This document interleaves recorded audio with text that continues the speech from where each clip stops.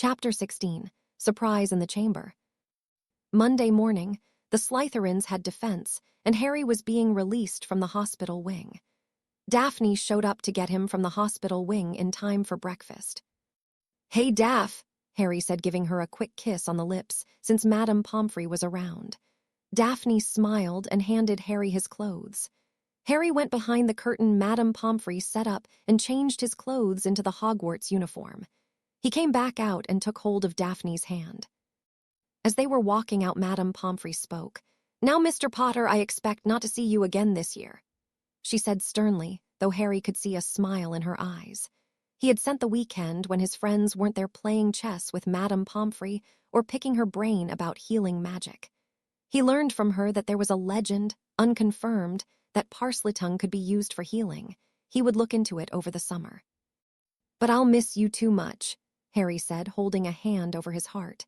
Pomfrey just shooed him out of the hospital wing with a smile. Harry, Daphne, Tracy, Blaise, and Neville walked into the defense room and took their seats, nodding their head to Professor Lupin in greeting. Lupin smiled wanly back. The rest of the Slytherins came in then the Gryffindors right as the bell sounded throughout the school. "Professor," Weasley whined, "Snape gave us 2 rolls on werewolves last week." "Yeah, we haven't even studied werewolves yet." Lavender Brown joined him. "Well, I'll talk to Professor Snape," Lupin stressed Professor. "For now, don't worry about the essay." The Gryffindors and about half the Slytherins sighed in relief. Harry's friends, though, had finished the essay over the weekend, Harry included. Seeing some of their looks, Lupin added, "If you've done it already and have it with you, hand it in and I'll grade it for extra credit." Harry, Blaise, Tracy, Daphne, Neville, and Theo handed in their essays. "Now today we're going to study hinkapunks." As he finished speaking, Remus took the cover off a glass bell jar, presumably showing a hinkapunk. The hinkapunk stood on one leg and seemed to be composed of smoke. Its head had a little antenna that lit up. "Now can anyone tell me why they're considered dark creatures?" Mr. Malfoy. "They lure people into bogs," Draco answered. "What's so bad about that?" Dean Thomas shouted out his question. The hinkapunk answered for Remus when it made a loud, squelching noise and latched on to the inside of the bell jar with an open mouth that showed off sharp, jagged teeth. It reminded Harry of the sharks he had seen at the zoo. "Correct, Mr. Malfoy, and does that answer your question, Mr. Thomas?" Remus asked with a slight smirk that reminded Harry the man was one of the marauders. Now, besides that, attack bogs can be very dangerous places, and usually if there is one magical creature, there is more. The hinkapunk attack can hurt, but the most serious injury ever reported was the loss of a hand. To fend off hinkapunks, either doesn't follow a strange light into a bog, or you can use any number of spells to ward it off. Generally speaking, you only need one spell to make contact to get a hinkapunk to retreat. The rest of the class was filled with nomming some low-level curses, hexes, or charms that would be useful against hinnypunks. After amassing a rather large list, Professor Lupin had them practice a few of them on each other. For homework, he assigned a sketch of a hinkapunk and an essay on them. "I'll see you guys at arithmancy. I need to talk to Professor Lupin," Harry told his friends as they packed up. "I'll wait outside," Daphne replied while the others left. "Professor," Harry started but was interrupted by Lupin. "Please, Hadrian, call me Remus or Moony." Remus motioned for him to sit at one of the tables. Remus took the other. "Okay, but only if you call me Harry," Harry said with a tentative smile. Remus returned it with the same tentativeness. "Harry, I want to apologize for not being there for you. I should have," Remus said, hanging his head.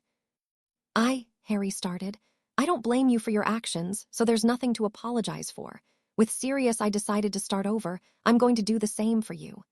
Harry's words were hesitant but sincere. "I would like to extend an invitation for you to stay at Potter Manor from now on, or at least during the summer. Sirius and Amelia and Susan already live there too." Harry gave the man a smile. Remus returned the smile but added, "Harry, I have a condition." He started, but Harry interrupted him. "I know you have your own version PMs," Harry said with a lopsided grin. Remus just glared a little. "We all already know, and you can transform in the Forest Plus. Well, I think I'll just show you." Harry trailed off. He stood and looked around, making sure there were no portraits around, and transformed into Fang. Remus's jaw dropped open, and he stood in shock at the large gray wolf that now stood before him. Fang let out the wolf equivalent of a laugh, which came out as bark growl type noise. He then moved towards Remus and nudged the man's hand with his nose, making Remus jump and close his mouth. Remus studied the wolf in front of him and saw Harry's green eyes and could very faintly make out a lightning bolt pattern in the fur. After the events in the chamber, his scar had faded almost to nothing, but with Remus's heightened senses, he could make out the scar in the fur. Harry transformed back. "You're an animagus," Remus whispered out, still in awe.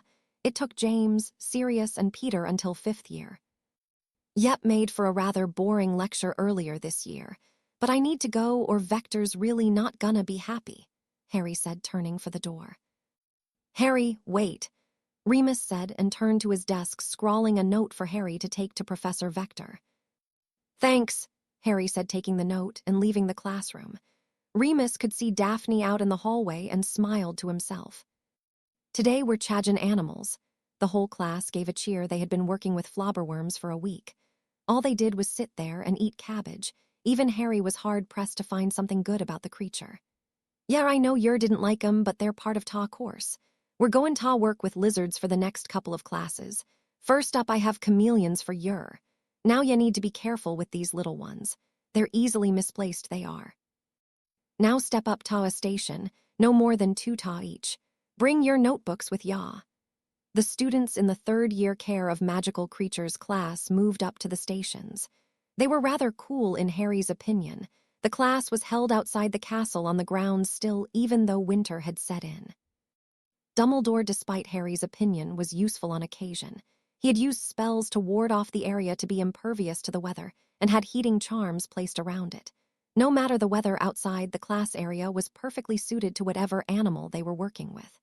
The station areas were made out of large tree trunks that had been smoothed down to give the students places to write and were waist-high. The class area was the paddock from early in the year. On the stations now were some branches with leaves left on and were supposedly hiding chameleons. As the students paired up and moved to the stations, they could make out the outline of the small lizards on the branches. Harry and Daphne moved to a station in the middle with Blaise and Neville, and the left and Draco and Theo on their right. Harry and Daphne's chameleon moved on the branch, and they could see it change from the brown of the branch to its normal color of a lime green color, and then it blended into the green leaves and brown branch almost seamlessly. Now chameleons are classed as magical creatures by the Ministry, but are known to the Muggle world, which is where they get their name. They blend into the environment or them by changing colors. It works as protection against larger animals. Chameleons can be kept as pets. Now I want you to draw the chameleon in front of it and identify it for the next class. I want you to put everything you can find about him in your essay, Hagrid told them.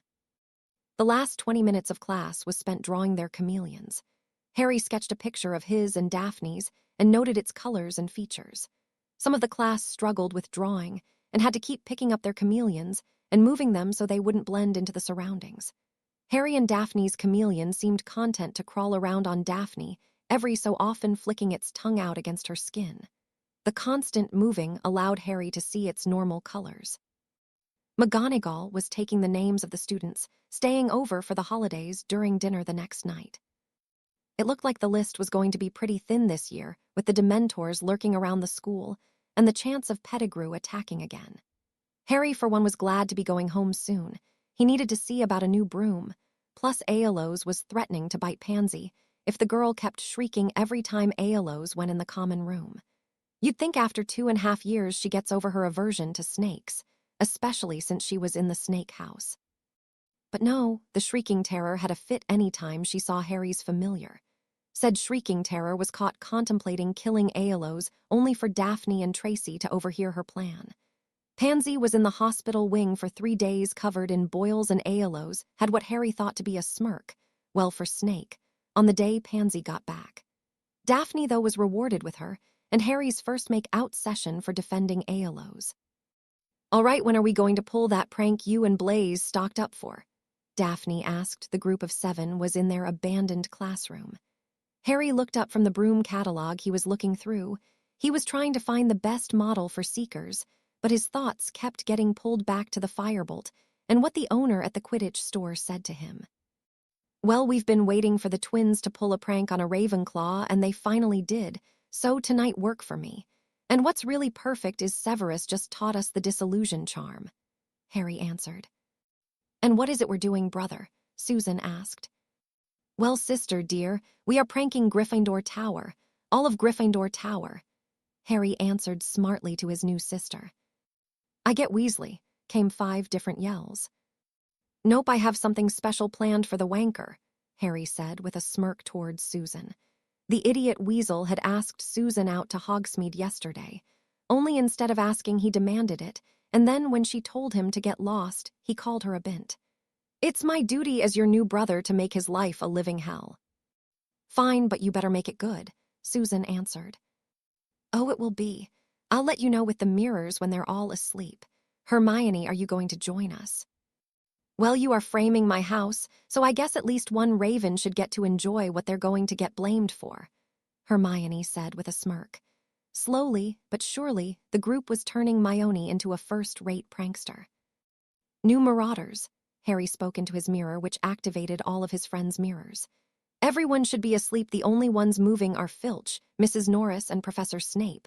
Well, pick up Susan first, then Hermione, Nev. We'll let you know when to open the door. Let's go, Harry said and deactivated the mirrors. Aelos, you want to come prank the Lions? Harry hissed to his snake that was curled up on his bed. She opened one eye and shook her head no. Blaise and Harry picked up their bags of pranking equipment and left the dorm. They met up with Daphne and Tracy out in the common room and disillusioned themselves and made their way to the Hufflepuff common room. Harry had the map out and the dungeons. The same floor Hufflepuff was on. Was clear Snape was patrolling the 3rd floor and Filch and Mrs. Norris were on the 4th floor. Sue, Harry whispered into his mirror. Her face appeared. We're here. Sue came out disillusioned, which made it appear that the Hufflepuff door opened on its own. Harry pulled out the map and made sure they were clear before the group started moving again. They made it up to the 3rd floor. Snape had taken a secret passageway down to the 1st. They went up to the 4th floor when Blaise hissed, "Shite, it's Mrs. Norris. She's going to smell us." "Sue, you have it," Harry whispered as Mrs. Norris came closer, ears pricked up, Filch not far behind her. "Yep." Susan pulled a bundle of something out of her pocket and wrapped Harry's invisibility cloak around her. "In here. Mirror, mirror on the wall, who's the fairest of them all?" Harry whispered. The mirror hanging on the wall opened, and Harry and the others got in and shot the mirror quietly. Outside, Mrs. Norris smelt the bundle and took off towards Susan, who threw the bundle down another hallway. Mrs. Norris gave chase, as did Filch. Susan knocked on the mirror, which opened, showing the outlines of her friends. All clear. They stepped up and moved on, coming to the stairs for the 5th floor. They moved up them, silently avoiding one of the stairs that liked to disappear. "What was that, Sue?" Daph whispered. "Catnip," she answered simply. "I can't believe no one's tried that before," Tracy said with a light chuckle. "Hermione, we're at the end of the stairs," Harry said into his mirror before calling Neville's. "Nev, go ahead and muffle the portraits, we're almost there." Hermione came down, and Harry led them to a secret passageway that led from the 5th floor to the 7th. They would come out next to the fat lady. "Nev, we're here," Harry whispered into the mirror. The fat lady didn't even stir. The door opened, revealing a disillusioned Neville. The fat lady only snored as the door opened and shut. "All right, everybody has their assignments. Be back here in 10 minutes for the redecoration of the common room." Harry, Neville, and Blaise each dumped bags of pranking gear quietly onto the floor of the Gryffindor common room. They all grabbed a smaller bag and filled it. Then they dispersed throughout the Gryffindor dorms. Hermione had the 1st-year girls, Daphne had the 2nd and 3rd-year girls, Tracy had the 4th and 5th-year girls, and Susan had the 6th and 7th-year girls. Neville had the 1st and 2nd-year boys, Harry the 3rd, 4th, and 5th years, while Blaise had the 6th and 7th years. Harry grinned viciously as he came into the 3rd-year boys' dorms. He was walking silently, but that would hardly matter with the snores coming from one of the beds. Harry decided whoever that was going to get it twice as bad. As luck would have it, was the Weasel. Harry smirked, setting his bag of goodies down and taking out his wand. Harry took aim and cast a very localized shrinking charm. Teach you to call my sis a bint, Harry thought with a vengeful look. The charm was obscure and very hard to detect. Harry found it while looking for pranks to pull on Sirius, but figured Amelia would kill him for it if he used it on Sirius. Harry then proceeded to sprinkle a powder he made into the weasel's hair. When hit with water, it would cause the hair to dissolve. Harry then took a spray potion he made it proceed to change the weasel's hair to a very bright hot pink that reminded Harry of Nim, ensuring that the weasel would shower. Harry then levitated out of the bag about 20 feet worth of fake spider webs, interlaced with fake spiders. Harry wrapped the web around Weasley, and the bed so tight he wouldn't be able to move much except to thrash around. He then placed catnip in Weasley's school bag, ensuring the redhead plenty of time with Mrs. Norris and any other cat in the castle. Harry moved on to Finnegan. For Finnegan, the plan was rather simple. Harry covered the boy in honey first. Then he took out a huge roll of clear cellophane and used his wand to wrap the boy and his bed in it. He then cast a mild impervious charm on the cellophane, which would make it all the more difficult to cut through. Harry then moved over to Dean Thomas. He used a charm Daphne taught him to make hair length double and cast it on the boy's afro 3 times. Then Harry took out another spray potion. This one left the person's hair the color of the rainbow and wouldn't wash out. Then Harry took a red ball that clowns were on their noses and stuck it Thomas' nose. He then placed a charm on the dean's uniforms and shoes. Once the boy put them on, they would turn into clown regalia. He also added a time-release charm so Thomas wouldn't be able to change clothes. Harry moved on to the 4th and 5th year Gryffindor boys after that. Harry and the others met back in the Gryffindor common room. "You red and gold are rather garish when there's this much of it," Tracy said as she joined the group. Neville snorted. "No shite. Try it year after year, at least your guy's common room is done rather tastefully even with the house colors." "Well, Nev, we're about to add some blue and bronze to it," Blaze said with wiry grin and tossed Neville a can of silly string. The Gryffindor common room was blue and bronze silly string, toilet-papered, egged, and covered in feathers that stuck everywhere thanks to the eggs and silly string. Not an inch of the common room except where the group of 7 were standing was clear. "Oh, Nev, you're going to have blue and bronze hair tomorrow," Harry off-handedly commented as they finished. "I added some stuff to the showers." "Babe, you're rather evil sometimes," Daphne said as she leaned her head on Harry's shoulder. Blame Valdi," Harry said with a shrug and wrapped an arm around Daphne. "Nev, see you tomorrow. Look irritated. Shouldn't be too hard with the snores Weasel gives off." Neville chuckled and his outline waved to the others as he made his way up to his dorm. Harry released the muffalato charm on the portraits, and the others slowly opened the portrait door, the fat lady still snoring away. Harry and the rest of Hogwarts awoke the next day to shouts and screams echoing throughout the castle. Harry and Blaze fell out of their beds, laughing hysterically, as some of the screams were louder than Lockhart's.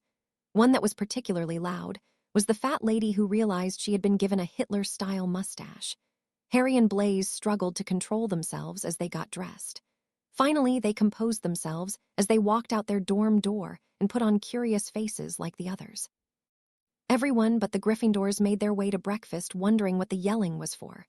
The Slytherins, Ravenclaws, and Hufflepuffs all sat down for breakfast, some looking curious, others anxious, and still others not caring and digging into their breakfast. Crabble and Goyle were 2 of those digging into breakfast, and Daphne made a disgusted face at Crabble's open mouth. Harry noticed and discreetly cast a langlock on both of the offending boys. They sat the rest of breakfast with a dumbfounded look, well more dumbfounded than usual, as they couldn't eat or talk and everyone else was distracted. As Harry cursed Crabble and Goyle, the Gryffindors trickled in groups. The 1st and 2nd years came in with little damage done. Only their hair had changed, and they rather enjoyed it. Well, the boys did. One boy had pink polka-dotted hair, while another had bright neon yellow. Colin Creevey, though, found himself worse off than the rest. The little pest was still trying to get pictures of Harry. He found himself with bright pink and red pajamas, which he couldn't change out of pink bunny slippers that squeaked when he walked, and a monk haircut. One of the girls seemed particularly upset with her neon purple hair. The hall just stared at the Gryffindors walking in. After the first 2 years came and the other Gryffindors got up their courage and walked in thinking the lack of laughter would last. It didn't. The third-year girls Parvati and Lavender came in glaring at the Ravenclaw table. Lavender's hair had been turned a deep inky black. Her face was chalk white. All her normal makeup had been turned to a deep black, and her clothes had been turned black, even her tie and Gryffindor crest. She looked like Marilyn Manson. Pavarotti, on the other hand, now looked like Malibu Barbie. Then the Gryffindor third-year boys came in and the whole school collectively lost it. Some were falling out of their chairs, they were laughing so hard. Dean Thomas looked like the stereotypical clown. From his over-large red shoes to his rainbow-colored afro, his red nose even honked every so often. Seamus Finnegan's skin was cycling through the colors of the rainbow, while his hair did the same only in reverse order. And then Neville walked in with bright blue robes that looked similar to Dumbledore's and Ravenclaw bronze hair. He walked over to the Slytherin table and took his seat and just started eating, ignoring the stares and snickers.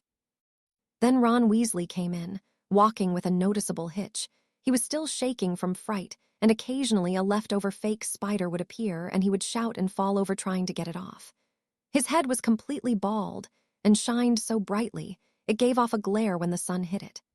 The rest of Gryffindor filed in various states, whether it was their clothes, hair, or skin something had been pranked. Alicia walked in and stormed over to Slytherin and sat next Vazey. "If I ever find out who did this, I'm going to string him up from the Quidditch goal." She was stuck in a pair of silk green and silver pajamas with hearts on them. Inside the hearts were pictures of her and Vazey snogging. A faint blush appeared on Vazey's face as he realized what the pictures were of. Flint, Montague, and Urquhart, who were sitting around him, were snickering quietly, trying not to further piss the Gryffindor chaser off. As she was talking, the twins walked in. They had their hair a neon blue color and standing up straight. They were in red body suits and shoes. One twin had Thing 1 on his chest and the other had Thing 2 on his chest. With them was their friend Lee Jordan, who was transformed into the Cat in the Hat. The twins had a compulsion charm on them that made them do the opposite of whatever you told them the whole day. Finally, McGonagall came in looking tired and haggard and pissed off. With her came Headmaster Twinkles. He looked, as he always did, annoyingly happy. "Before you begin your classes today, the Ravenclaws will be interviewed. If caught, there will be severe consequences." Dumbledore spoke, but his eyes still twinkled. Harry subtly glared at the old man. Hermione was interviewed for about 2 minutes before it was concluded that she was not involved. Her wand cleared their tests, and McGonagall liked her too much to suspect her. "I can't believe we still don't know who it was," Fred and George said in their usual manner of speaking. They were in the Three Broomsticks the Friday before they would go home for Christmas holidays. "I mean, that was epic. Nobody in the history of the school has pranked an entire house at once." The twins, Lee Jordan, and the Gryffindor chasers were at the booth behind Harry and his friends. Harry was listening to their conversation. So far, no one had any clue to that pulled the prank on Gryffindor Tower. The fat lady had to be replaced as she refused to go back to guarding Gryffindor Tower, so now they had a nutcase knight named Sir Cadogan. Cadogan challenged people to duels, changed the passwords, and chased people down hallways. Harry turned to Hermione and whispered, "Maybe we'll get into Hogwarts. A history for this." Hermione just rolled her eyes. Blaise was flirting with Madame Rosmerta as Minister Fudge walked through the doors with Professors McGonagall, Flitwick, and Hagrid. They a seat at a table near the booth Harry and his friends were sitting at. Harry and the others were in a corner both, and the teachers had their back to them. Fudge could see them, but Harry sat back into the shadows, pulling Daphne with him. They remained unseen to Fudge. Harry cast a listening charm at the table, and Fudge's conversation was heard. Hermione cast a notice-me-not charm on their own, and Blaise, and Susan cast a muffalato on the tables on either side of them. "Small gillywaiter," they heard Madame Rosmerta say as she went to serve the table. "That would be me." Professor McGonagall's brogue was heard. 4 pints of mulled mead, went to Hagrid. "A cherry syrup, and soda with ice and umbrella." Came from Professor Flitwick. Hermione shook her head and giggled a little at her head of house choice of drink. "This leaves the red currant rum, for you, Minister," Rosmerta said, handing a drink to the Minister. "Thank you, Rosmerta, Muddier," Minister Fudge spoke. Lovely to see you again. Why don't you get yourself one and join us?" "Don't mind if I do, thank you, Minister," Rosmerta said. She left and came back over with a drink and pulled up a chair. "What brings you here today, Minister?" "Pettigrew, of course. You heard about the attack on Halloween," Fudge said, lowering his voice. "Well, there was a rumor," Rosmerta answered, interrupted by McGonagall. "Really, Hagrid, did you tell the whole pub?" "Juste a few," Hagrid replied. "Remind me never to tell Hagrid a secret," Harry commented, and Daphne giggled. "Do you think he's still in the area?" Rosmerta whispered. "We're sure of it," Fudge answered. "But the Dementors have searched the village twice." Rosmerta's tone turned a bit frosty. "Nearly scared away all my customers, they have." "Well, they're necessary. Pettigrew is a danger to society. I was there for the aftermath of his spell in that village. I was junior minister in the Department of Magical Catastrophes. It was a horrible mess. There was blood and limbs everywhere. I still dream about it." The minister let his voice fade out. "They're right chuffed at Dumbledore as well, the Dementors. Just came from meeting one. They're furious he won't allow them on the grounds." "And for good reason," McGonagall spoke heatedly. "How are we supposed to teach with those things flying around? Not to mention they nearly caused Potter to fall to his death." Yes, certainly cannot have that. They were severely reprimanded," Fudge stated with finality. "Oh, we had better get going. Minister, if you're going to make it to the dinner with Dumbledore," McGonagall stated, and with that the table got up and vacated the pub. Harry cancelled his charm and Hermione hers. Severely reprimanded. Daphne hissed out, her anger rising. "You almost died." "Daph," Harry whispered, pulling Daphne into his side. "Calm down. I'm fairly certain killing the Minister of Magic is frowned upon." Daphne smiled a little into his side. Harry leaned down and gave her a lingering kiss before pulling away. "We should get back to the castle while it's still light out. Wouldn't want to piss Tonks off by making her stumble up in the dark." "She's still following you with Moody?" Tracy asked. "Yep, they've been on the map the last few times I've looked. They were on searching the grounds when we pulled our prank," Harry added at Hermione's alarmed look. The group stood and made their way back to the castle. "What are you guys doing for Christmas?" Harry asked, his arm wrapped around Daphne's shoulders as the group walked back. "We're going to visit some cousins in Australia." Hermione spoke. She sounded rather excited. "My cousin said he would teach me to surf. I've been reading on surfing techniques." The others laughed at that. "Never change Maione," Tracy said through her giggles. "We're going to Italy. Mama wants to introduce Severus to Grandfather. It's going to make for one hell of Christmas dinner," Blaise said with a smirk. "We're not leaving till the 22nd to give you guys time on the basilisk," Blaise said with a nod towards Harry. "Yeah, Severus thought it would be easier to dissect over the holiday since the school will be next to empty," Harry replied. "Well, we're going to my cousin's for Christmas dinner," Tracy said. "My Muggle cousins, which means I'll be watching whatever sport happens to be on their telly. But we're not really doing anything else for break." Same old," Neville said with a shrug. "Your house," Daphne said with a laugh to Harry.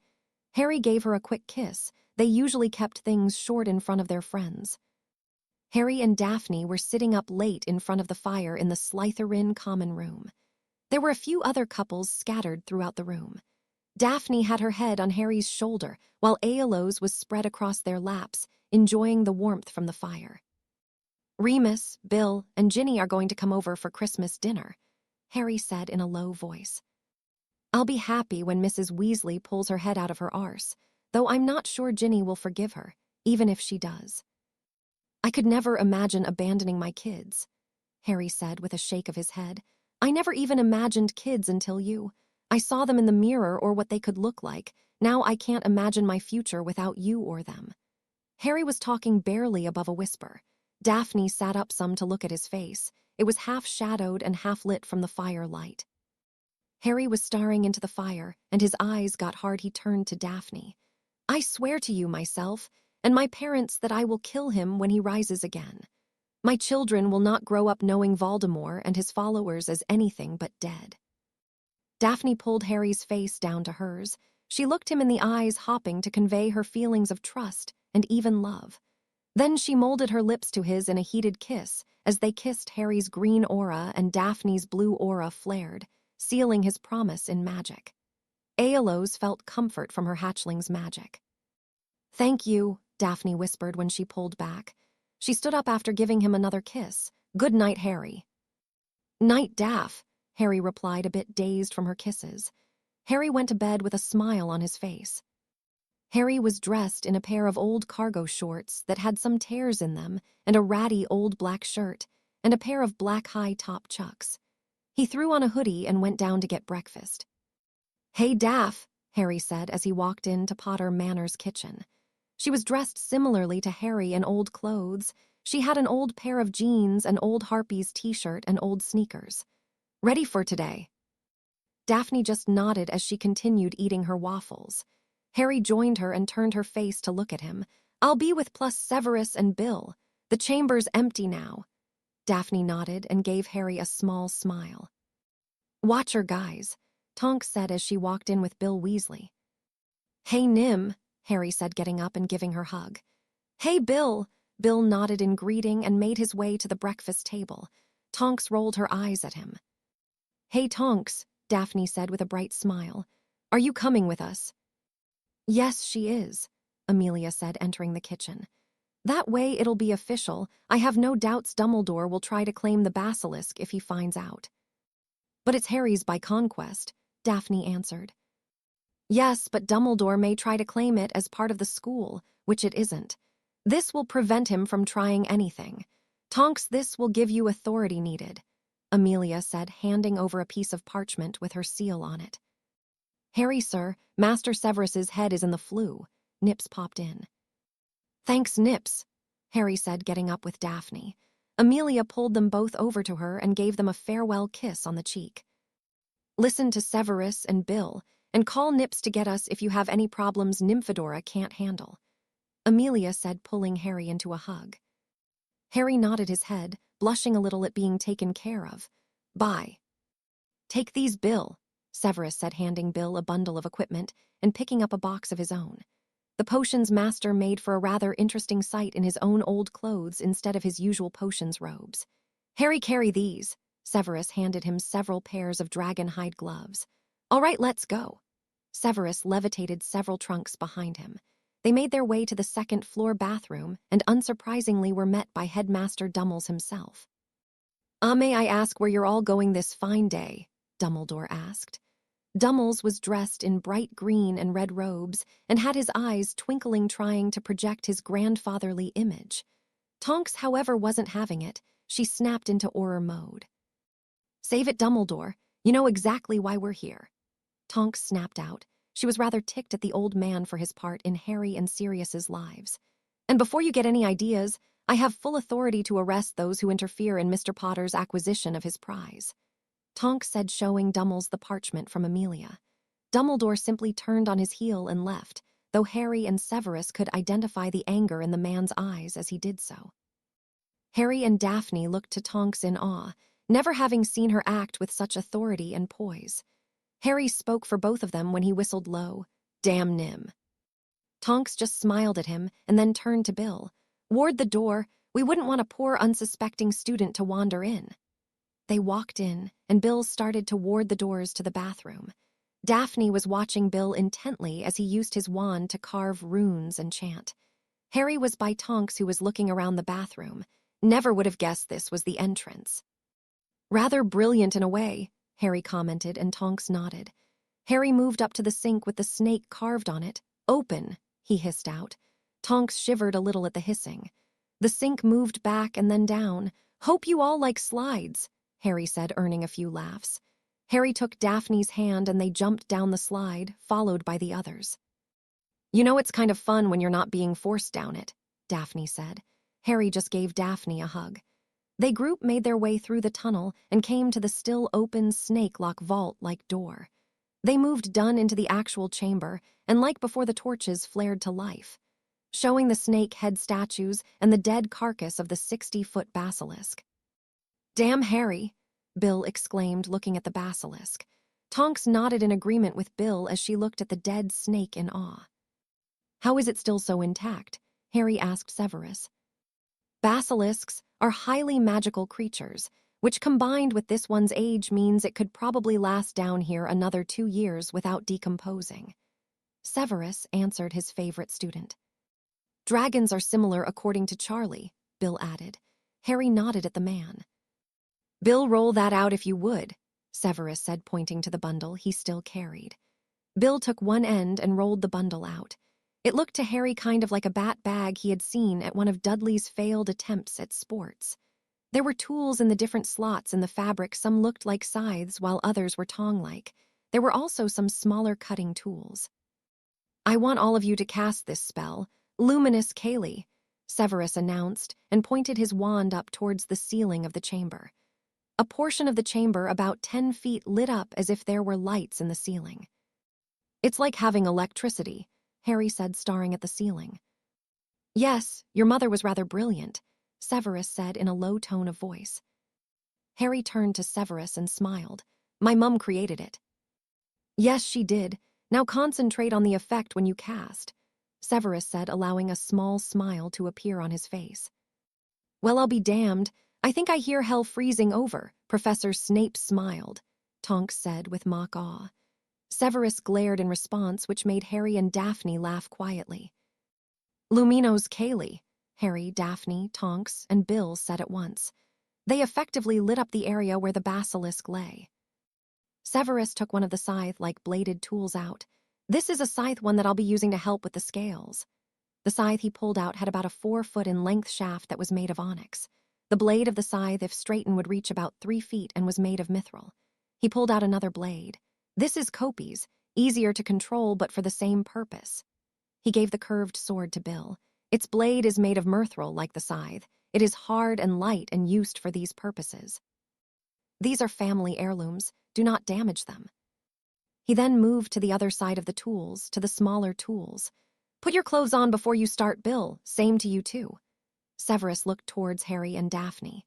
Harry put on his new dragon hide gloves from the Quidditch store. They flexed better and fit like a second skin. Severus studied them and nodded in approval. You will be working with the fangs, Hadrian, he said, taking out a pair of the tongs. They were about a foot long and made of onyx. They looked similar to ones he had seen in a chemistry demonstration during primary school. The edges are sharp, Severus said, pointing out the edges of the pincers. He also opened the crate he brought with him and pulled out a rather large beaker. Ever milked a snake, Hadrian? Severus smirked. Yes, actually, Aelos, Hadrian answered, smirking back. Well, you get to show your fiancé. This will require 2 people, Severus said. Harry nodded. Let me know when you finished. Severus then moved over to start on the hide, levitating the trunks he brought with him over. He joined Bill in working the skin off for later use. What about you, Nim? Harry asked as he and Daphne moved to the head of the basilisk. I was the most abysmal but good potions student Professor Snape ever admitted to his NEWT classes. Trust me, you don't want me near these potions tools. Harry and Daphne laughed in response, and Severus snorted from where he stood. Was she really that bad? Bill asked. Yes, but somehow she always managed to turn in at least an acceptable potion, and she did get an outstanding on her OWL. Harry was showing Daphne how to milk the venom from a fang. He had her pressing on the venom sac, while Harry collected the dangerous venom from 3 of the remaining fangs. The 4th and final fang that had broken off in Harry's arm was still in the middle of the chamber, and was going to stay filled with venom as it was already disconnected. Harry then took the tongs and gently worked the 3 fangs out of the basilisk's mouth and set them in one of the trunks Severus brought with him.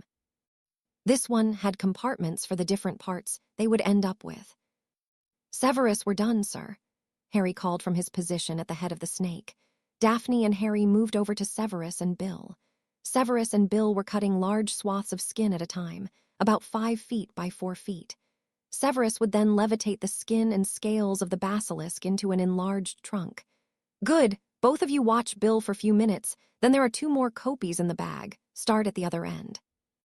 Harry and Daphne did as were told, and after watching Bill cut 2 swaths felt comfortable to start. They started near the head and worked seamlessly together. It took the 4 of them 2 hours to finish the basilisk hide, and by the end they were covered in basilisk gunk. Personally, I prefer the green scales to this, Daphne said, with a disgusted look on her face. The basilisk was now skinless, and what was visible to the eye was the inner tissue and muscles. Mips, Harry called. Mips popped in and gave a bow. When Mips looked up at Harry and saw some of the guts on Harry, and then Daphne, Mips sighed and snapped her fingers. Harry, Daphne, Bill, and Severus were cleaned of basilisk guts. How can Mips help? Can you bring us some sandwiches and water, please? Harry asked. Mips nodded and popped out. 2 minutes later, she popped back in with sandwiches and a pitcher of ice water with glasses. Thanks, Mips. Everyone spoke, grabbing for sandwiches. Mips nodded and stuck around until they were done. Then she popped out with the dishes. All right, now, I'm going to show you how to cut out the internal organs that we can use. Severus walked over to his equipment and took out a scalpel knife. The blade was made of copper, as was the handle.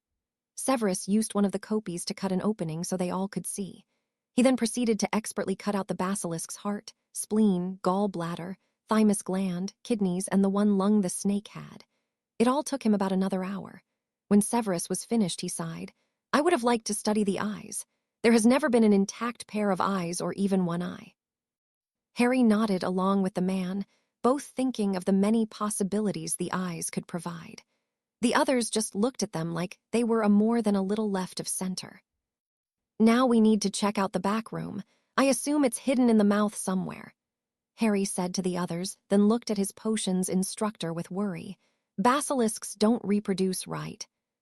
No, thankfully, as this one was female. Severus answered the others, breathed a sigh of relief. How could you tell it's female? Daphne asked. It was Harry that answered this time. There would have been a scarlet plume on the head if it was male. Harry walked towards the head of Salazar Slytherin, his ancestor, by passing the blood and fang. SS speak to me, SS Salazar SS Slytherin, greatest of the Hogwarts Four. Harry hissed towards the statue. Slowly the mouth of Salazar opened. Harry and the others walked up to it slowly with their wands out. Severus first shot off a luminous Cayley spell into the mouth. It lit up and showed them nothing was in the entrance. Harry and the others entered a large chamber. There was shed skin around the floor, so Harry guessed this was where the basilisk stayed. Bill was looking at the wall and noticed runes on it. This is a hibernation chamber. It activates by the basilisk's magic, he said, staring at the runes. There's something written about an heir activating the magic in here too, Bill spoke, still studying the runes. Harry looked at Severus, who nodded. Harry hissed out in a loud voice, I am the heir of Salazar Slytherin.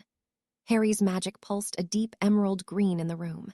As it pulsed around the room, his magic came to a spot on the far side of the chamber where it came to a stop, outlining a door.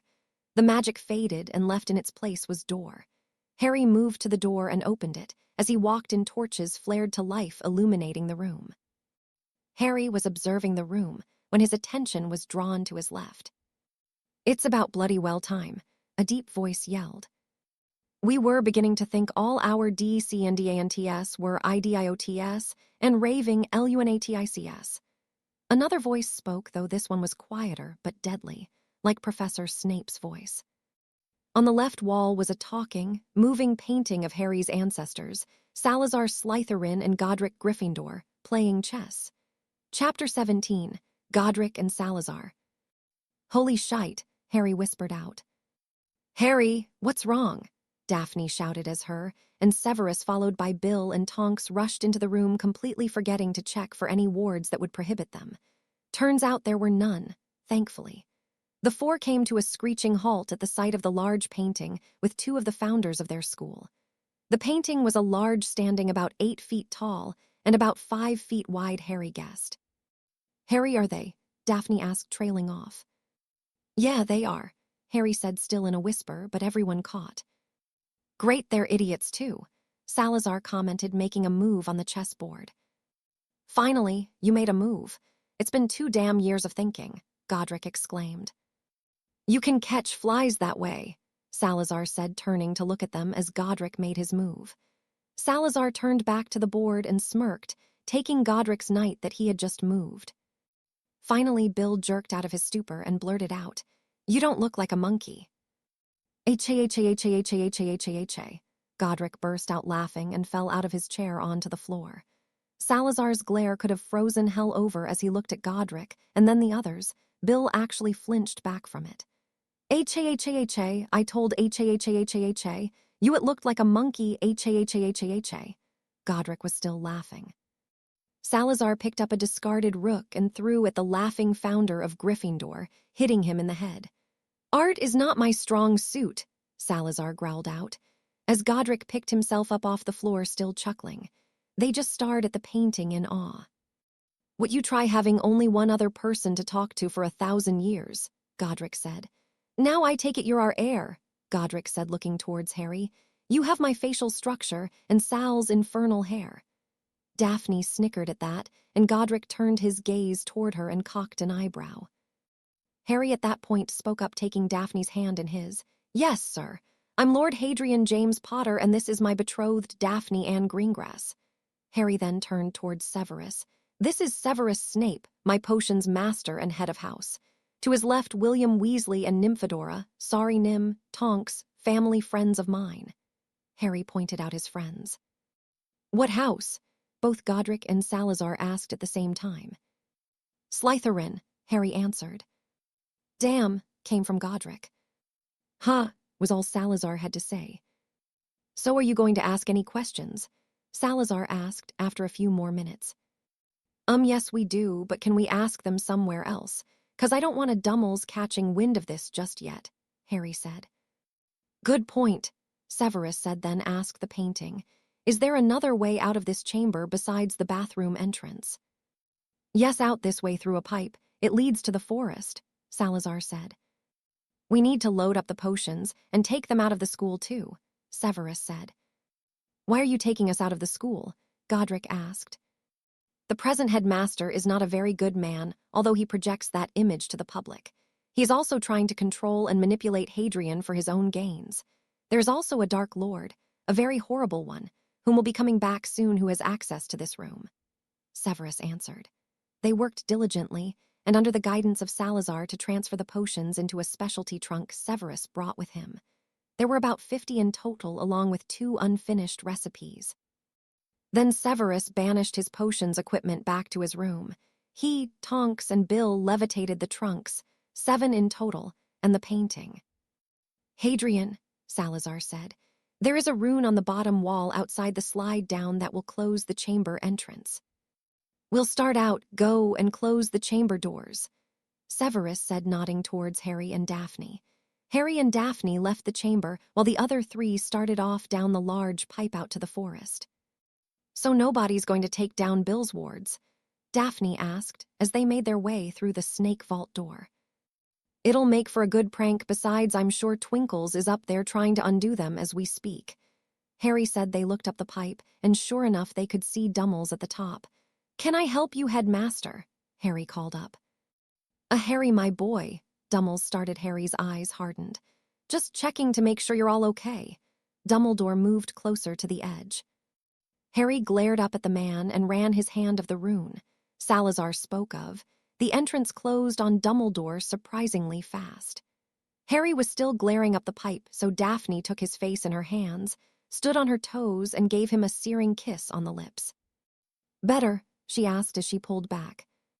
Better, Harry nodded, and they moved through the chamber to the pipe and ran to catch up with the others.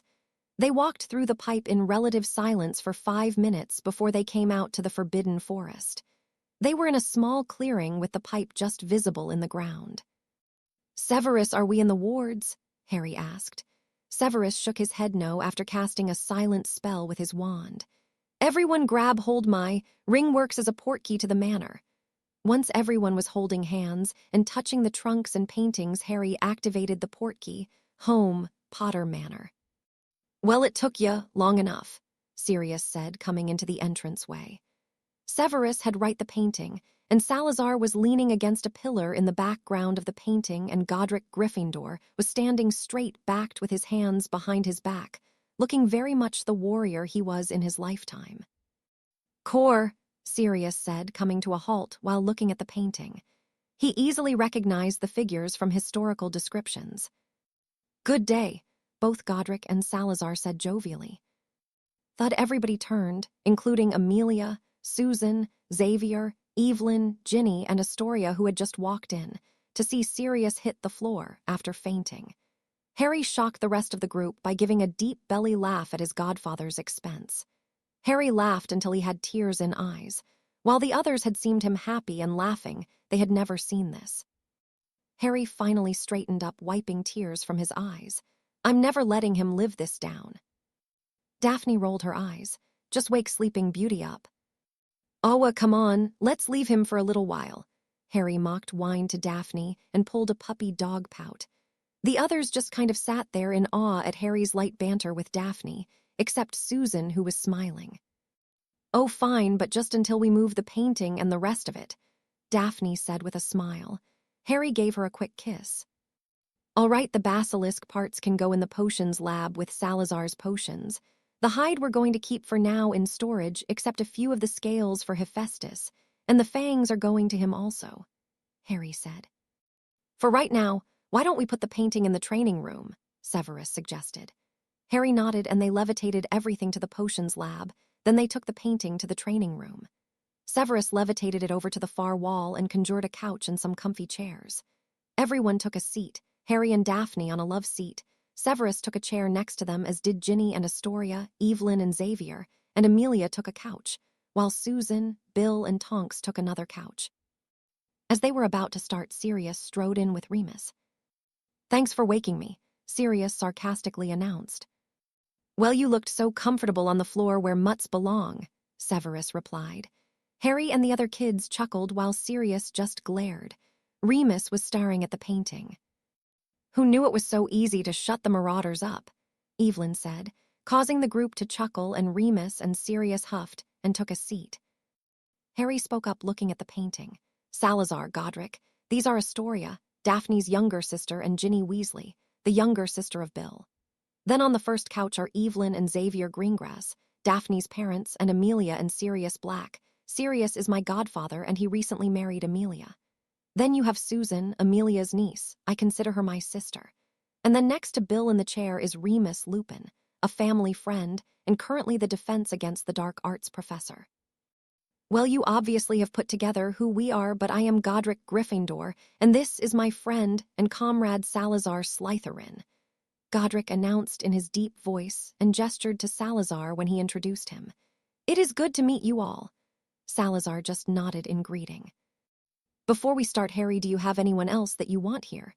Salazar asked. Yeah, I do, Harry said, then pulled out his mirror. New marauders. Neville, Blaise, Tracy, and Hermione's faces appeared in the mirror. Hey guys, do you have time to come over? Harry asked. Neville, Tracy, and Blaise nodded. All right, we're in the training room, just flew over and come down. Harry, I'm already in Australia, Hermione said. It's all right, Hermione. We'll hold the mirror up so you can see and hear, Daphne said, leaning over into the mirror. Hey, Daph, Hermione said. What's going on? We found something in the chamber, Daphne said, smirking. We'll tell you when the others get here. How's Australia so far? Good but hot. We just got in. I was unpacking when the mirror went off, Hermione answered with a shrug. All right, we're here. What's the big deal? Tracy announced, coming into the room. Tracy, look at the wall, Neville said in a shaky voice. Holy hell. Language, both Amelia and Evelyn said at once. Take a seat, Severus announced. Blaise, Neville, and Tracy chose to sit with their backs against the love seat Daphne and Harry were sitting on. I'll hold the mirror, Harry, Tracy said, reaching up behind her for it. Harry handed it to her, and she moved it so Hermione was seeing the painting. Oh my, Hermione breathed out. Salazar, Godric, meet Hermione Granger, Tracy Davis, Blaise Zabini, and Neville Longbottom, Harry said, gesturing to his friends. Are you a Longbottom of the Longbottom? Godric asked with a bit of awe to his voice. Yes, sir, Neville answered. Both Salazar and Godric looked impressed. Your family has been aiding mine for a very long time, Godric announced. Both Harry and Neville grinned at each other. I have questions since we're all here now, Sirius spoke. The wizarding world has been under the impression that you two were bitter enemies. The others nodded in agreement. We were never bitter enemies, but we were enemies, Salazar said, with a sigh sitting in his chair, which he had turned towards them instead of the chess board. Godric had done the same.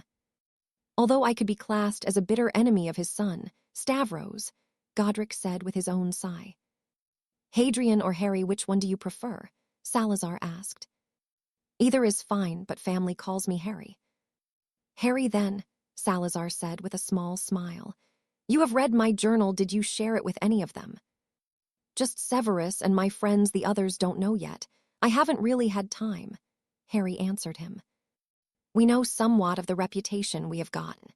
There used to be another painting of us and the others, but it was moved to somewhere in the castle and covered. We don't know where.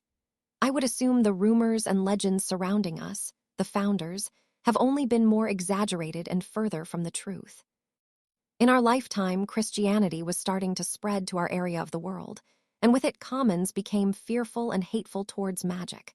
Where previously we had enjoyed a mutual beneficial existence, it had now turned to suspicion.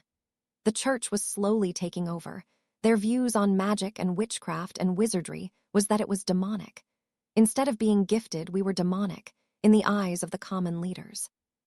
I was always the most worried of what their fears and hatred would turn into. Salazar had a faraway look in his eyes, but shook it away when Godric cut in. Rowena wasn't far behind Salazar. I and Helga wanted to give them a chance to prove themselves. Besides, there was always more commons than us, Godric said. Well, we ran the school and things were different but manageable. Then a student was sorted into my house by the name of William. William was the son of a serf and excited about his magic. He wanted a different life. William was the same age as Stavros, and they quickly became friends. They had an aptitude for the same magic, and William became a favorite of mine, like another son. He was adored by my young daughter Catherine as an older brother and by my wife Aurora. He was part of our family. Although we had to send him back to his parents every summer, he was a serf, and it was required while they were training that they still serve their lords if they were serfs. Each year was worse when he returned to us. Finally, in going into his last year, he had to return once more. Within days of his return, we received an urgent letter begging us to come and get him. He had never complained before, so we went, Stavros, Aurora, and myself, while Catherine stayed at the castle. She was only 14, and she and Liam, who had turned 17 and reached maturity, had left already to spend the day together. We arrived at his village to find most of the outlying buildings were empty. We could smell the burning of flesh in the air. As we moved closer, we found the town circled around a pyre. They had burned William alive. His own father had set the fire. Stavros and I lost it and started cursing the village, only to realize Aurora was not with us. She had fallen to the ground in her anguish. As I turned to look for her, William's father had called out. He had her and killed her in front of us. Salazar had tears in his eyes. Godric picked up the story for his friend. They both, Stavros and Salazar, were never the same. They both turned inward and shunned any common-born in the school. Salazar and I argued many times. I wanted him to let go of it and realize it wasn't all commons that thought of us like that. It didn't work, not that I expected it to, really. Salazar left the school soon after. He waited until Liam and Catherine were wed. This painting was made just before this all happened. Before he left, put it in the chamber for his heirs. Godric explained. After he left, he did not go and kill commons, as most believe, Godric stated heatedly. No one really knows what happened to him. He disappeared. Stavros, though, became worse. He was mad with rage. He became the one I fought with. He cursed his fellow students, the common-born ones. When he reached maturity, he left the school and eventually became a Dark Lord. He went on rampages against the commons. They were defenseless against them, and he became obsessed with keeping magic within magic families. When I started fighting against him, he turned on those who fought with me, including his sister and Liam. They went into hiding. He was actively trying to kill Catherine. His mind had become twisted, and he no longer recognized her as family. When I finally defeated him, I had no choice but to kill. However, he mortally wounded me first. That is the true story, Salazar spoke up. We were kept in touch with the magical world through our painting with Helga and Rowena, which was in the school. It was moved around 1100 AD. After that, we spent time between the chamber painting and that one. Rowena and Helga had no other surviving paintings to go to. Salazar explained as a loud popping noise was heard. "It being dinner, sir," Mips said. "Oh wow, thank you, Mips, we'll be right there," Harry answered. "That's enough for today, Harry, we can talk more tomorrow," Salazar announced, and Godric nodded in agreement. They all stood up and thanked the painting before moving to the formal dining room for dinner. All of them would be staying for dinner, so the kitchen was out. Harry was woken up by a bouncing Padfoot Christmas morning. Once Padfoot noticed Harry's eyes were open, jumped onto Harry's chest, and his tongue came up, drenching Harry's face. "Oi, Padfoot," Harry yelled, pushing the large dog off him. "Not cool." Harry wiped the drool off his face and Padfoot transformed. "Get dressed, it's Christmas," Sirius yelled and bounced on his toes. Harry couldn't help but laugh. Sirius was dressed in red and green pajamas that had little Christmas elves dancing on it. Harry threw on a pair of green and red flannel pajama pants over his boxers and put on black muscle shirt. "All right, let's go, you mangy mutt," Harry mumbled. "Hey, I am not mangy. Thank you very much," Sirius complained as they left his room. "Happy Christmas, Harry," was said by Susan, Amelia, and Remus as he entered the sitting room with their tree. "Happy Christmas," Harry said and gladly accepted a cup of hot chocolate from Susan. "Thanks, Sue." Padfoot wake you too?" she asked. "Yep." "This calls for payback," Susan whispered. "I'll drink to that, sis," Harry said, and they toasted to an upcoming prank. "Remus, thanks for coming." "Thank you for inviting me," the quiet man spoke from his seat. "Shall we open gifts?" Amelia asked. Susan and Sirius dived for the pile of gifts and had them passed out in seconds. "Remus, you're the guest, so you're up first," Harry said, still sipping his hot chocolate. Remus picked up the 3 presents he had gotten and opened the first from Sirius and Amelia. They had gotten him a gold chain that had a pendant of an anchor. Remus had tears in his eyes as he thanked them. Harry and Susan looked curious. "Your mother used to call Remus the anchor of the Marauders. He was the level 1 of the group," Sirius explained. The two nodded. He opened Evelyn and Xavier's next and was given a gold watch, stating every teacher deserved a good watch. Remus had a worn leather watch that looked like it was ready to fall off at any second. The third was from Harry and his friends. He opened it and let out a laugh. They had gotten him a gift certificate to Madame Malkin's. "You had better use it too," Harry and Susan both said. He just laughed again and nodded. "Susan, you want to go next?" Amelia asked as Harry seemed content just sitting there while Susan was bouncing around in her seat. Harry smirked when Susan ripped the paper off her first present. It was from Daphne and her family. It was tiny bamboo plant, and everyone got a laugh at that except Remus. "What's the joke?" Remus asked, a bit confused. Susan stood up and transformed into Kai Kai, her panda form. Remus gaped a bit and shot Harry a look. "I take all of your friends are animagi." "Yep," Harry replied simply, and Susan transformed back and went back to her presents. She got muggle clothes from Amelia and Sirius. From Tracy and her family, she got a book on Helga Hufflepuff written by Elsa Falkney Hufflepuff, her only daughter. From Blaze and his mum, she got an expensive bottle of Italian perfume. Neville gave her a painting by Monet, Venice at Twilight. Hermione gave her a pack of muggle pens. Susan went nuts over one of Hermione's pens earlier in the year. From Harry, she got thin gold necklace with a pendant that had the Potter family crest on it. Susan launched herself at Harry and grabbed him in a fierce hug, thanking him. The back of the pendant said "Sister of my heart." He had given one to Astoria and Nim too. "Harry, you're next," Amelia said with a bright smile on her face. Harry opened the first from Remus. It was an album of photos of paintings done by Michelangelo. "Thanks, Remus," Harry said excitedly, flipping through the book. "Sirius mentioned you were good at art," Remus replied. Harry went through his other gifts. From Amelia and Sirius, he got clothes, muggle clothes, including a leather jacket. "I'm going to teach you how to drive my bike. You're going to need that," Sirius said with a smile. Harry just grinned up at Sirius. "Boys and their toys," Amelia mumbled under her breath, causing the others to laugh. From Tracy and her family, he got old bronze pendant of the rod of Asclepius. He got an expensive art set from Blaze and his mum. There were oils, charcoal, colored pencils, and watercolor materials. From Daphne, he got a book on battle magic called Emulate the Sword and Other Weapons. Harry so far was head of all his friends when it came to spells that were suited towards dueling and combat. He got the spells first and perfected them first. His fire whip spell was deadly to be near. He could wield it as well as any cowboy could wield a lasso. From Neville, he received a picture of their parents at the Longbottoms' wedding, as well as a new magic-imbued sketch pad that allowed the pictures to move. Hermione gave him a broom tail-twig clippers, which he thought was odd considering he no longer had a broom. Tonks gave him a bootleg copy of the Auror Handbook. Susan gave him a dragon hide scabbard made for the sword of Gryffindor. It allowed the sword to be strapped across his back. Then Sirius brought out a long, thin box that he set in front of him. "This is from Amelia, and I as well as Xavier and Evelyn. Enjoy," Sirius said, and gestured to open the box. Harry carefully untied the ribbon and slowly lifted the lid off the box. "Holy shite," he whispered. "I think I'll excuse it this once," Amelia said with a smirk. Harry tried to look apologetic but failed.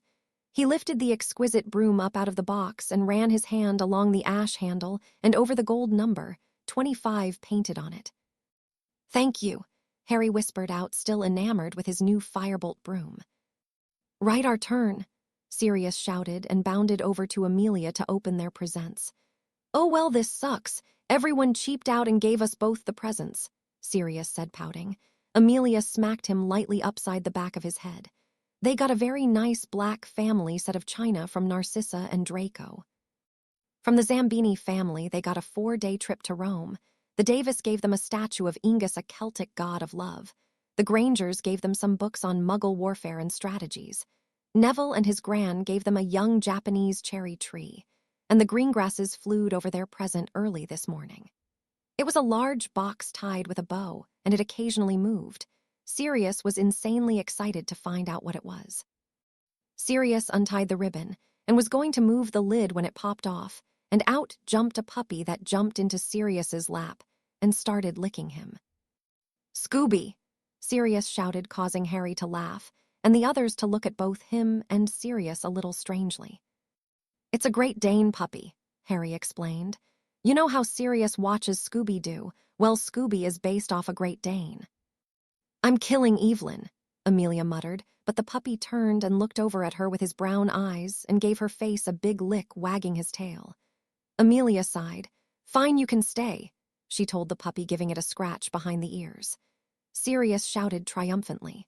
The puppy was about 8 weeks old and already about 20 pounds. He also was about 15 inches from paw to head, and he was a cute light brown color. "You're training him," Amelia said to Sirius as the newly dubbed Scooby peed on the floor. Remus was over at the manor. It was the full moon tonight, and they were going to go out with Remus and run tonight. The days after Christmas had been spent for Harry hanging out with Daphne, Susan, Astoria, Ginny, and occasionally Hannah. Harry had conceded to allow Hannah into the wards, but he took her off the ward list when she left. The less people who had access to Potter Manor, the better. Harry was outside in a heavy winter cloak, staring up into the air when Daphne came out the back doors of the house. She walked over to him, pulling her cloak tight. It was rather windy out, making it fell about 15 degrees out. She came up to Harry's left side and took his hand, and just stood there looking up, searching the sky.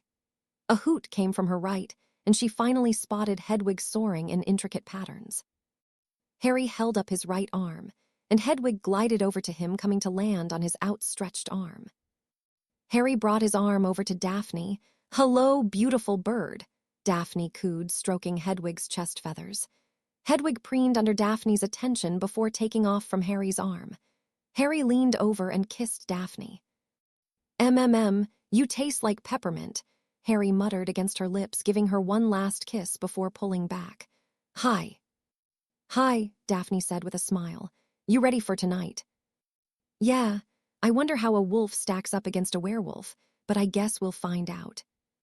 "Did Severus get him the potion?" "Yep, yesterday and today. He sent them by house elf. The wolfsbane smells rank, by the way." Daphne laughed. "So I take it becoming a werewolf isn't on your to-do list?"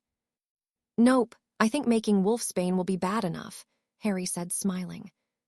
"Daphne, Harry, it's time for dinner," Susan yelled out the back door. "Come on," Harry said, wrapping an arm around Daphne's shoulders, and called for Hedwig. "Hedwig." The snowy owl flew down and landed on Harry's shoulder as they walked inside. Once they got close to the door, Hedwig took off and made her way over to the barn, where she liked to hunt with Aeolus. Harry and Daphne walked in, and Nips appeared taking their cloaks. "Thanks, Nips." The older house elf nodded and popped out. "Hello, Daphne," Amelia and Sirius said, as Harry and Daphne walked into the kitchen. Harry and Daphne nodded in greeting and took their seats opposite Susan. Just then Remus walked in. "Hello, all," Remus said quietly as he walked in. "Hi," they all replied. As he took his seat, Mips popped in, and the food appeared on the table along with a green-colored drink in front of Remus. "Special elf remedy for nausea caused by potions," Mips said, then she popped back out. Remus looked surprised, having never heard of that before. The others just chuckled. "Mips have a cure for almost anything," Harry said with a chuckle. Mips had outdone herself, and for once Remus could eat before a full moon. He ate the excellent pot roast and asparagus that Mips cooked, followed by the treacle tart. "You guys better head out," Amelia said, looking out at the sun starting to set. Susan, Harry, and Daphne stood up and went to grab their cloaks, while Sirius kissed Amelia goodnight.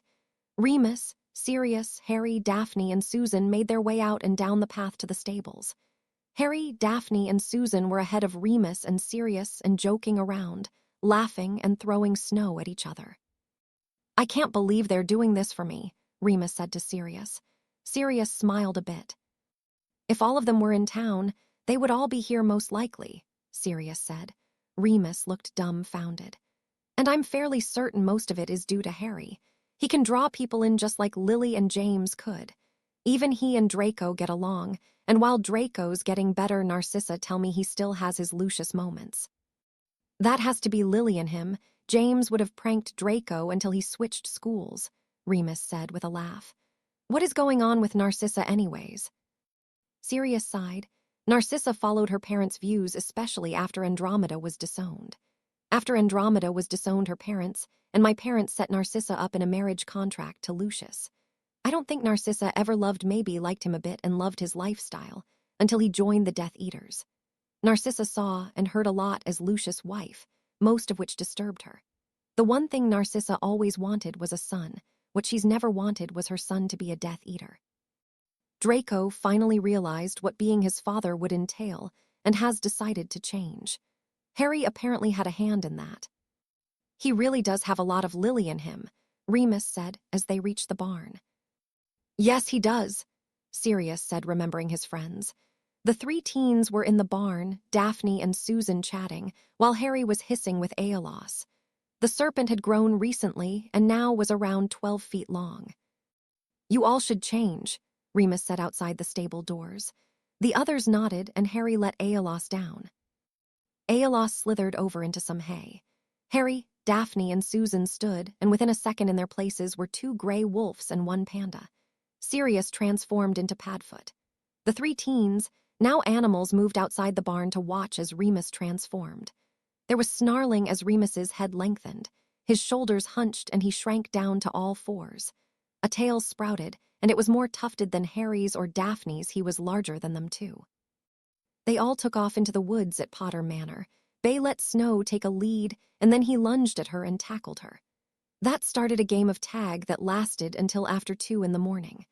After that, they all went back to the barn and slept through the night.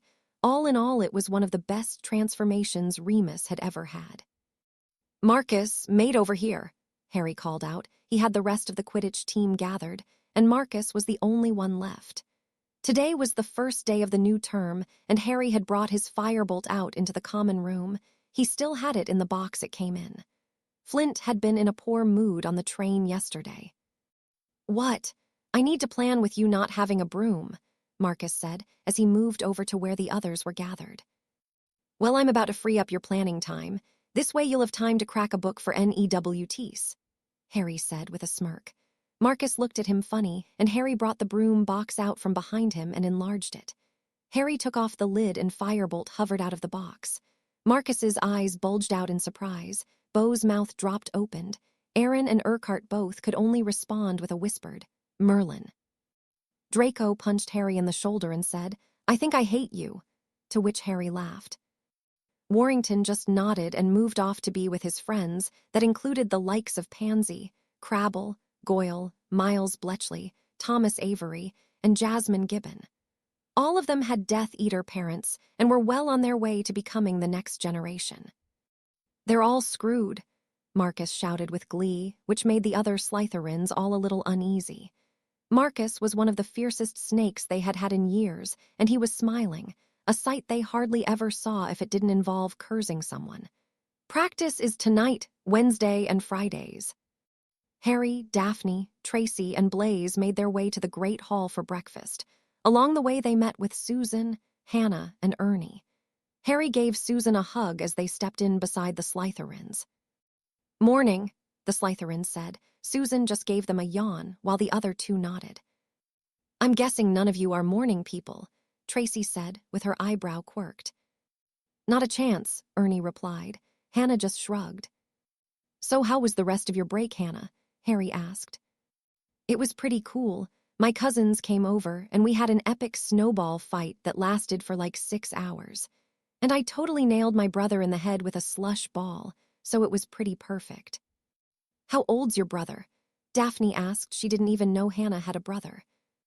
"He's an annoying yet lovable 4 years younger," Hannah said, making the others laugh. They separated when they got to the Great Hall. Breakfast passed with little fanfare, although Harry noticed the twins were eyeing everyone with speculation. "I think the twins widened their suspect pool," Harry said quietly.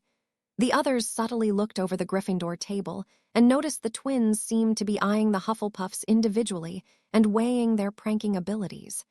Then they started with the Slytherin first years. "You think they'll figure it out?" Blaze questioned. "Yeah, they know we have our own map," Daphne answered.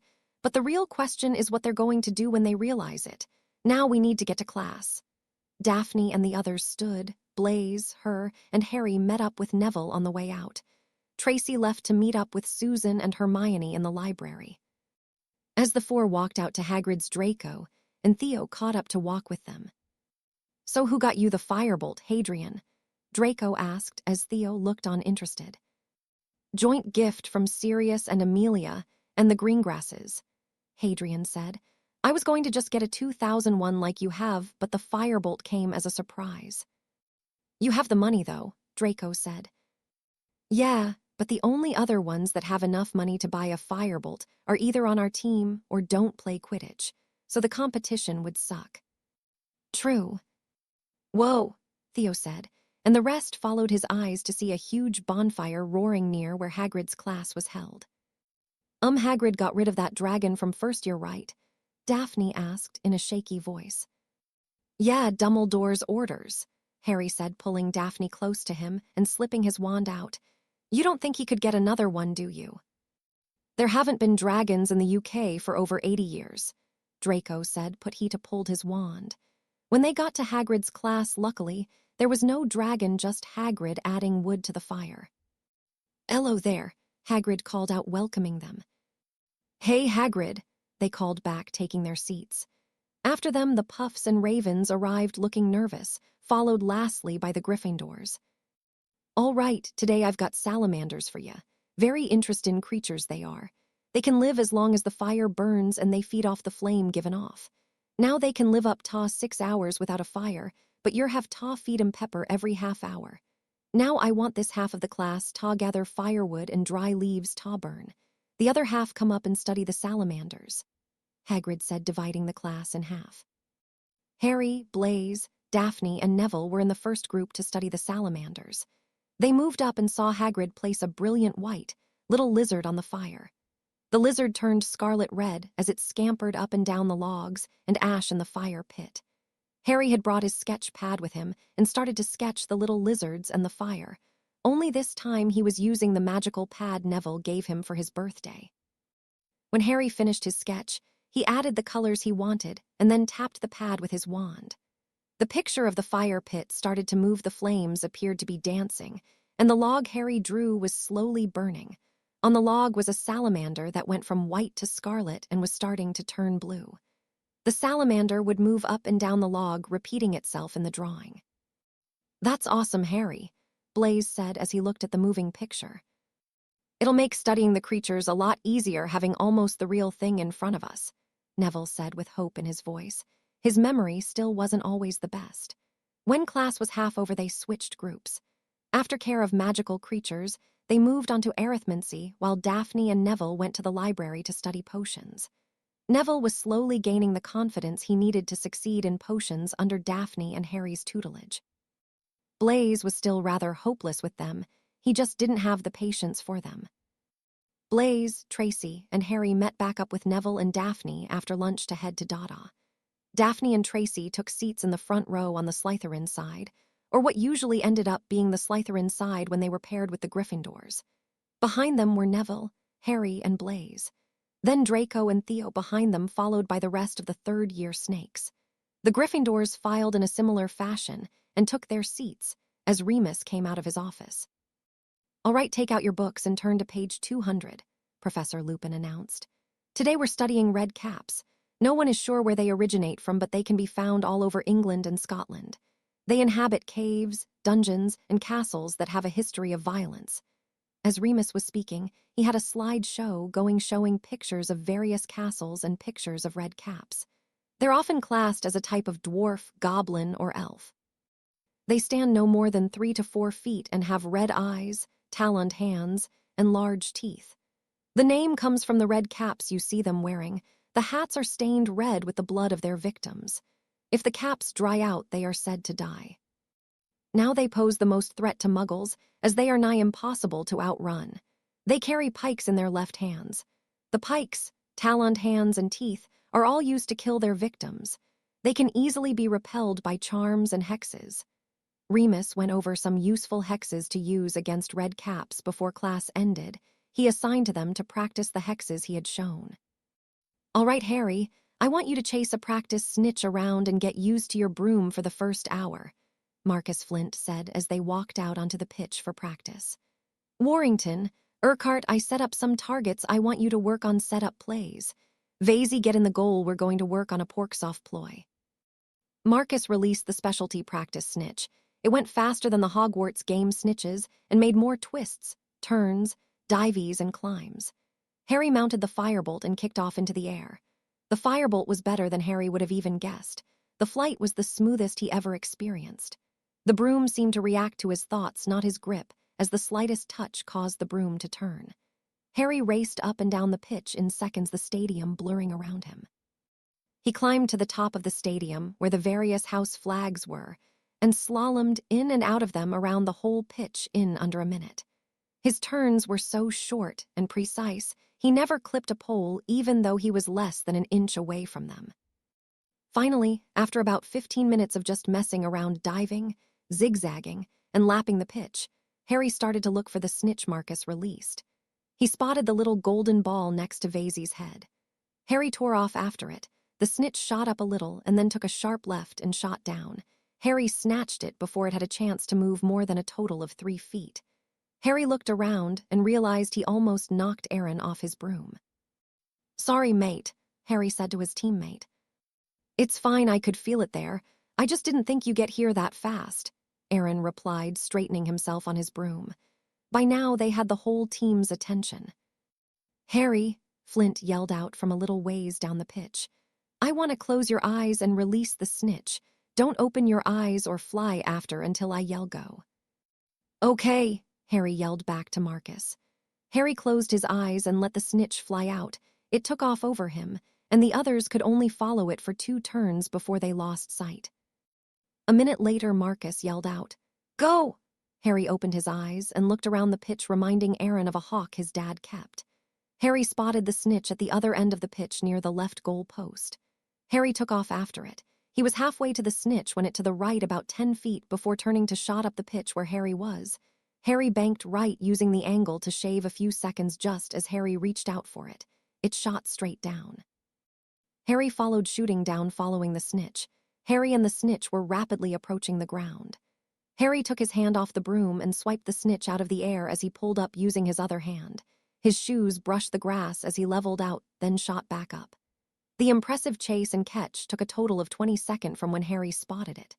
Practice after that consisted mostly of the team clocking the time it took Harry to catch the snitch. Not exactly productive, but interesting. At the end of practice, Marcus sat them down in the locker rooms. Gryffindor plays Ravenclaw in a week from Saturday, and then we play Ravenclaw 3 weeks after that. I want you all to be at the game. Our last games are Ravenclaw and Gryffindor both have put together extremely good sides this year, as did Hufflepuff.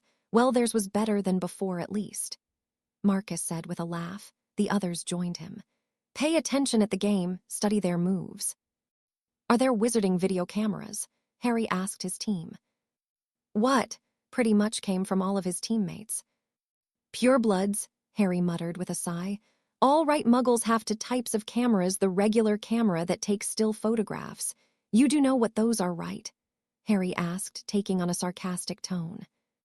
Of course we do, Warrington with an offended tone. Harry just smirked at the annoying fifth year. Yeah, we know, keep going, Draco said impatiently. Well, we also have video cameras. Video cameras, instead of taking stills, record the events so you can play them back and watch it later. Now, unlike magical pictures, you can record for hours if need be, and the people in the picture cannot change what they did. They can't talk back to you, or leave the frame, or anything like that. It records exactly what happened.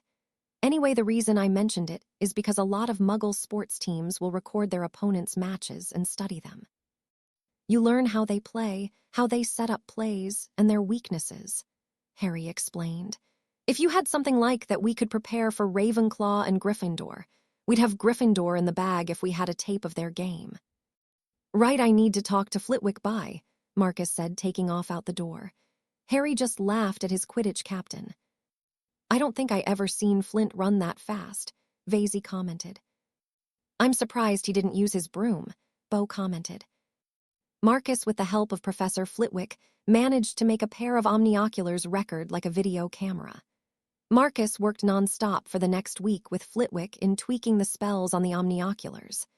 They turned the replay function, a charm, into a recording function. Flitwick gave Marcus 50 points for Slytherin and extra credit in charms for the work he did. The tiny professor even suggested to Marcus that they would be able to patent the charm, and it would most likely get the Quidditch captain an honorary NWET in charms. Harry and Daphne were in the Ravenclaw stands with Hermione, Tracy, and Susan. Neville and Blaise were with Professor Snape working on potions. Aof, Astoria, and Ginny were also with them, sitting in front of the group of third years. They had joined Hermione, who was decked in Ravenclaw gear, with Padma, although both girls also brought books with them. Hermione a runes dictionary, and Padma their arithmancy textbook. Tracy, Susan, and Hannah, who came with Susan, were chatting as they waited for the game. As far as Harry could tell, they were discussing who was cuter, Michael Corner or Wayne Hopkins, and which one Hannah should try to get to notice her. Hermione, who was reading her book out of nowhere, cut in with, Michael can be an Arsco with Wayne. The others looked at her, wondering how long she had been paying attention, and rather astonished that she swore. Padma, though, looked up and nodded in agreement with Hermione. Wayne it is then, Susan said with a laugh. Harry just shook his head as the girls giggled and wrapped his arm around Daphne, pulling her into his chest. You're warm, Daphne muttered as she laid her head on Harry's shoulder. Did you see Sirius brought Scooby with him? Daphne asked. Yeah, he already grew some more too. I get the feeling he's gonna be huge, Harry answered. True, so you think Sirius has him housebroken yet? Well, I think it'll be easier for him as Padfoot, so hopefully I don't think Amelia's gonna let him in the house if he isn't soon, Harry replied, laughing. Fang seems to appreciate having another dog around, although I think Scooby's a bit playful for him. Daphne started laughing, remembering Scooby, trying to Fang's ear only to have Fang roll over on him. As she was laughing, Lee Jordan announced, and here comes Gryffindor.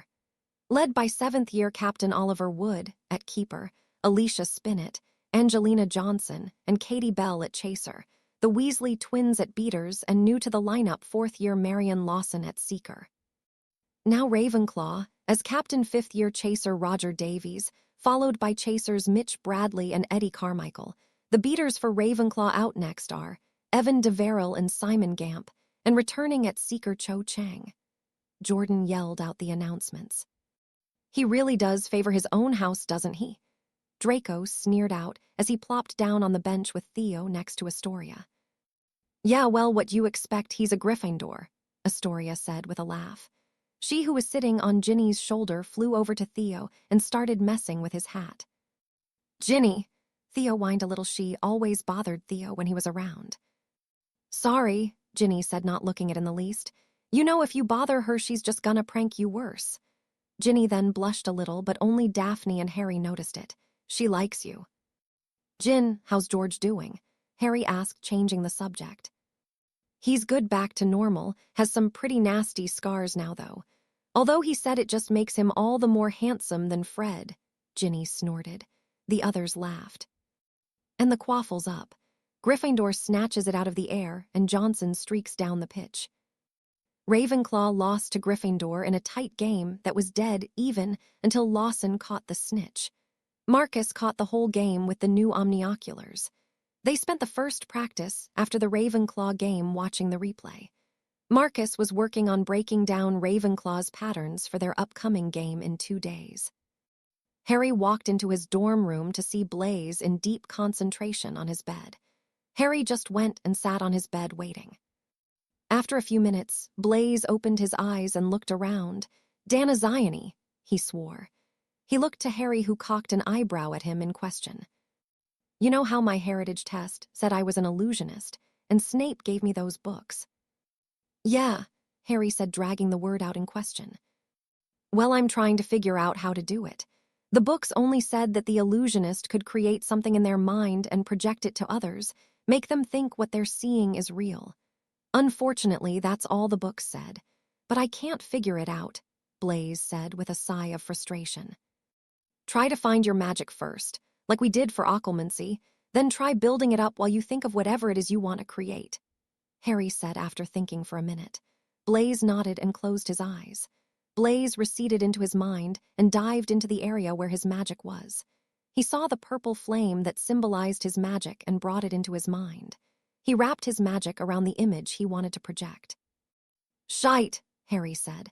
In front of him was what appeared to be a perfect image of Pamela Anderson in a bathing suit. Blaise's eyes shot open and he shouted, "Oh, hell yes." Blaise, that's awesome, and all but a Daphne will kill me. Try and change the image, Harry said. Blaise nodded. In his head, he imagined that there were 5 of him instead of Pam Anderson. His magic enveloped the 5 copies of himself. The image of Pam Anderson that Harry was seeing changed to the copies of Blaise. Each one was standing in a manner that Blaise was known for, with his hands behind his back. Another was leaning against the dresser, and the others were roaming around the room. Blaise closed his eyes and concentrated on his magic, lowering it down from around the blazes in his mind, which made the ones Harry was seeing disappear too. That was brilliant, mate. Can you imagine that in a fight? Harry asked. It could definitely save my arse one day, Blaise commented. Now I just have to get used to projecting the images. Come on, we need to go meet with Severus, Harry spoke, getting off his bed and discarding his robe. Harry and Blaise left their dorm, meeting up with Daphne and Tracy in the common room. Harry took Daphne's hand as they left to meet with the others at Severus's office. Hey guys, Harry said as they arrived at the door to Severus's office. Neville, Susan, and Hermione were there waiting. The door opened, revealing Severus and Sirius both. Sirius, how's the search going? Harry asked as they came in. Unfortunately, not well. The Dementors have done nothing except terrorize you and the surrounding people of Hogsmeade, and there's no trail of Pettigrew. The little shit must have picked up some tricks from the Death Eaters. Sirius said, growling out the last part. We're going to teach you 2 new spells. Well, 1 new spell and a new way to use the Patronus charm. The Patronus can be modified to work as a message-sending spell. Simply conjure your Patronus. When it turns to you, tell it your message and the name you want it to go to. Sirius will be in the closet awaiting your messages. The closet, Sirius whined. Well, you are damn sure not going in my lab, so yes, the closet, Severus said with a glare. Sirius glared back and flipped the potion Master the Bird when said man turned around. The teens laughed, and Severus sent a stinging hex at Sirius without turning around, causing Sirius to yelp and mumble as he made his way to the closet. Expecto Patronum, Harry spoke clearly. Out of his wand shot out a silvery replica of Daphne's animgus form Snow. The wolf looked around, seeing nothing threatening, padded over to Harry. Harry bent and whispered in her ear, "Sirius, I need you to pick up Daphne's gift for me at the Davis shop in the alley." The wolf disappeared into the closet, and soon after Sirius's dog Patronus came out and up to Harry. Sirius's voice was heard, "Sure thing, pup. Tomorrow you'll have it." The others each took a turn and were successful.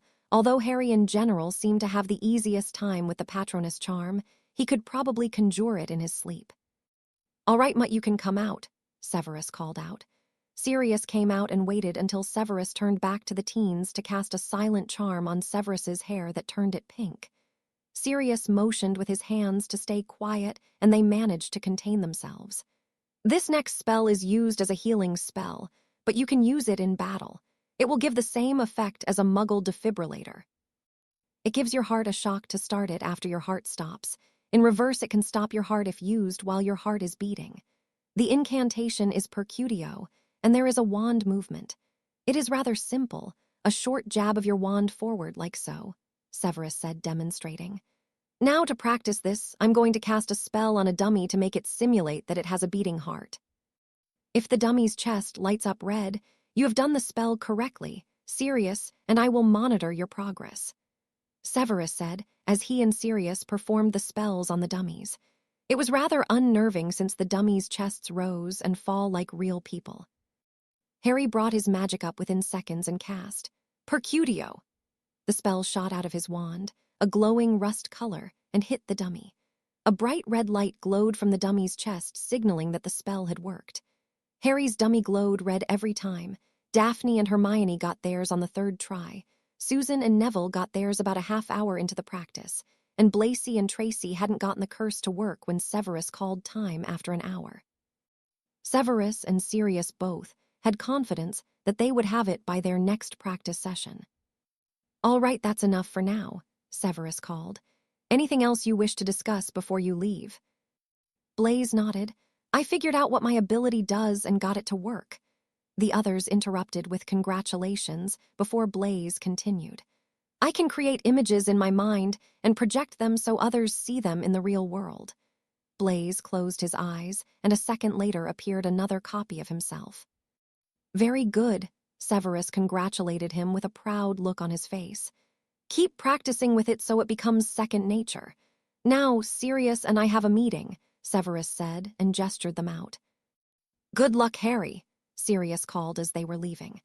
Harry smiled and nodded to show that he heard and made his way to the common room with Daphne. "Bill is coming by," Sirius asked once the teens left the office. "Yes, he said he made progress with the text you gave him," Severus said as they sat at his desk.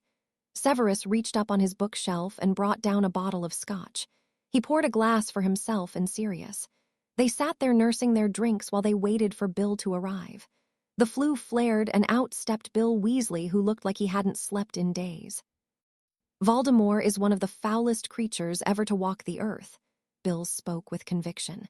He handed the Sumerian text back to Sirius. "I would suggest taking that and burning it or locking it up in a high-security vault at Gringotts. I have already burnt the translation I made." "It's that bad?" Severus asked, pouring Bill a drink. "Worse. I'll summarize it for you. Voldemort created a Horcrux, and since he's still out there, more than one, as Harry destroyed one already. I would guess he made more than two since you have one also." "The diary."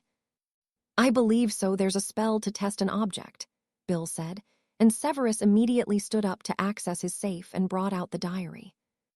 Bill took his wand out and said, "Continue anima." The diary glowed a sickening grayish-black color. "It's a Horcrux. There are 3 known ways to destroy a Horcrux: the killing curse, fiendfire, and basilisk venom, although that last one wasn't in the text. To create a Horcrux, you have to kill an innocent soul, which temporarily allows you to split your soul apart. Then you use a complex spell. That's more of a ritual to trap your soul in a vessel. It can be a living creature." Once you have split your soul, you can survive after the death of your body. The part of the soul your body still contains can survive as a wraith. The text alluded to there being rituals that can give you a new body, Bill said, ending his speech by downing his drink. Actually, he's made 3 Horcruxes, Severus said as poured another round. Harry, Sirius asked with a worried tone, putting together the events in the chamber with Fawkes poisoning Harry's scar. Yes, though it most likely was unintentional, as he planned on Hadrian dying, not him, Severus spoke quietly. Bill looked confused at both of them. Last year in the chamber after they defeated the Dark Lord, well, part of him, Fawkes the Phoenix, picked up the basilisk fang that had been dislodged in Hadrian's arm and used it to trace the outline of Hadrian's scar. Blaise and Daphne both witnessed the same black mist and subsequent bright light that signaled the end of the Horcrux in the diadem. Come from Hadrian's scar. How? Bill started and then stopped. How was Harry able to fend off Voldemort's soul for so long? I have no idea, but I believe Hadrian's magic has increased since the remnant of Voldemort was killed. He's now the fastest with learning spells and has the ability to sense magic around him, though I don't think he fully realizes it yet. He does the best at dodging as well, even if he's fully focused on myself or Severus. If one of us surprises him, he is still able to feel it coming, Sirius added for Bill's benefit. So we need to destroy this diary and hope Severus's mark fades away completely. Severus and Bill nodded in agreement. Severus stood and walked into his lab, returning a few seconds later with the 4th and final basilisk fang. This fang is the one still filled with venom, he clarified as he came back in and offered it to them. Sirius shook his head no. You deserve to be the one to do this, Severus. Severus nodded and silently made his way over to his desk again, where the diary sat. Severus took the fang in both hands and slammed it down into the diary, stabbing straight through to his desk. They heard a blood-curdling shriek come from the diary as ink poured out like blood, as it did a black mist rose and was destroyed by a flash of light. Severus was breathing hard as he pulled his left sleeve up. Damn, he muttered. The outline of the dark mark remained burned into his arm. Bloody hell, how many did the bastard make? Bill muttered fiercely. I'll study my memories of the Dark Lord and see if I can figure out a possible number he may have tried to make. Did the text make any mention of how many times it can be done? No, it didn't, although I can't imagine it would be a high number. I mean, the soul is not indefinite, I would think. All right, Sirius, you should inform Amelia. Ask her to check discreetly into any files the Ministry may have on the Dark Lord and Tom Marvolo riddle. Sirius nodded in understanding, and both Bill and he took their leave. Severus still had pink hair. He wouldn't find out until tomorrow morning, luckily before he left his rooms. All right, men, we going to own Ravenclaw today and continue on our way to having the best winning streak in all of Hogwarts history. Marcus Flint was extremely confident in his team despite Ravenclaw having their best side in years. They had been studying the film for the week nonstop. They had practice for 2 hours, and then an hour studying film. They were all confident, bordering on cocky, but it was well-deserved. Draco and Harry usually study together, offering tips and a different perspective on their positions. Draco was a Quidditch fanatic and a rabid Wimborne Wasp fan. He was able to offer Harry some advice and Quidditch moves Harry had yet to hear of. He also told Harry that Comet 260s pulled left and could easily be outstripped by the firebolt. Harry and the others stood and made their way over to the tunnel and mounted the brooms, flying out onto the pitch as they were announced. Harry heard a collective gasp from the crowd when Lee announced he was on a firebolt. Cho Chang narrowed her eyes at Harry, but when he looked over, she gave him a blinding smile and batted her eyelashes at him, causing Harry to roll his eyes and search out Daphne in the stands. Daphne watched the whole thing, and if looks could kill, Chang would be 6 feet under. Harry chuckled and hoped for Chang's sake she was good at defense. Madam Hooch whistled and Flint and Davies shook hands in the center before mounting their brooms. And the quaffle's up, Jordan announced. One by Flint, who passes to Malfoy. Malfoy's down the pitch, aims, and no, it's a fake to Montague, who shoots and scores. 10 points to Slytherin. The Slytherin fans cheered, including Amelia, who had come to support Harry. She had Big Black Dog sitting next to her too. Harry's smile was blinding when he spotted Amelia, who smiled and cheered him on. Daphne, who had, as always, been watching Harry's every move, smiled at Harry's amazement that Amelia was here. Harry was getting bored as Slytherin was shutting Ravenclaw down at every turn and were up 60-0. Harry saw Chang was following his moves intently. Harry shot to the right, making like he was chasing the snitch. He used his broom's maneuverability to block Chang's sight. She followed as closely as she could. Harry slowed a bit so she could catch up. She was behind just off the tail of his broom. Harry shot downward straight at the ground. Harry picked up speed and could tell Chang's broom was at its limit. He was 4 feet from the ground when he pulled up abruptly. Chang didn't have enough time to pull her broom up and plowed into the pitch, breaking her wrist and arm and her broom. Harry shot straight up into the air with a smirk and saw the snitch out of the corner of his eye, by Vasey halfway across the pitch. Harry banked left and shot off after it, pushing the firebolt to its limits, and caught the snitch within 15 seconds, ending the game.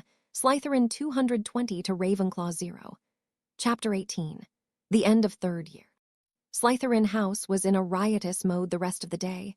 Their team had completely shut down Ravenclaw, and if Harry and his firebolt had anything to say about Gryffindor, was going down in the last game. They would have the longest winning streak in all of Hogwarts history. For the House of Ambition, it would be a supreme victory over the other houses that looked down on them. Dinner in the Great Hall was interesting to say the least. The most composed house of them all was acting for once like the children they were instead of their parents. The Slytherin Quidditch team was surrounded by the rest of the house, who was singing their praises. Even Professor Snape could be seen with a smile on his face. The Gryffindors, though, were staring at the Slytherins with contempt. Well, except Alicia, who was excited for her boyfriend, and Neville, who was excited for his friends in Slytherin. Tracy, Daphne, Harry, and Blaise were in the Slytherin common room, where a party was in full swing.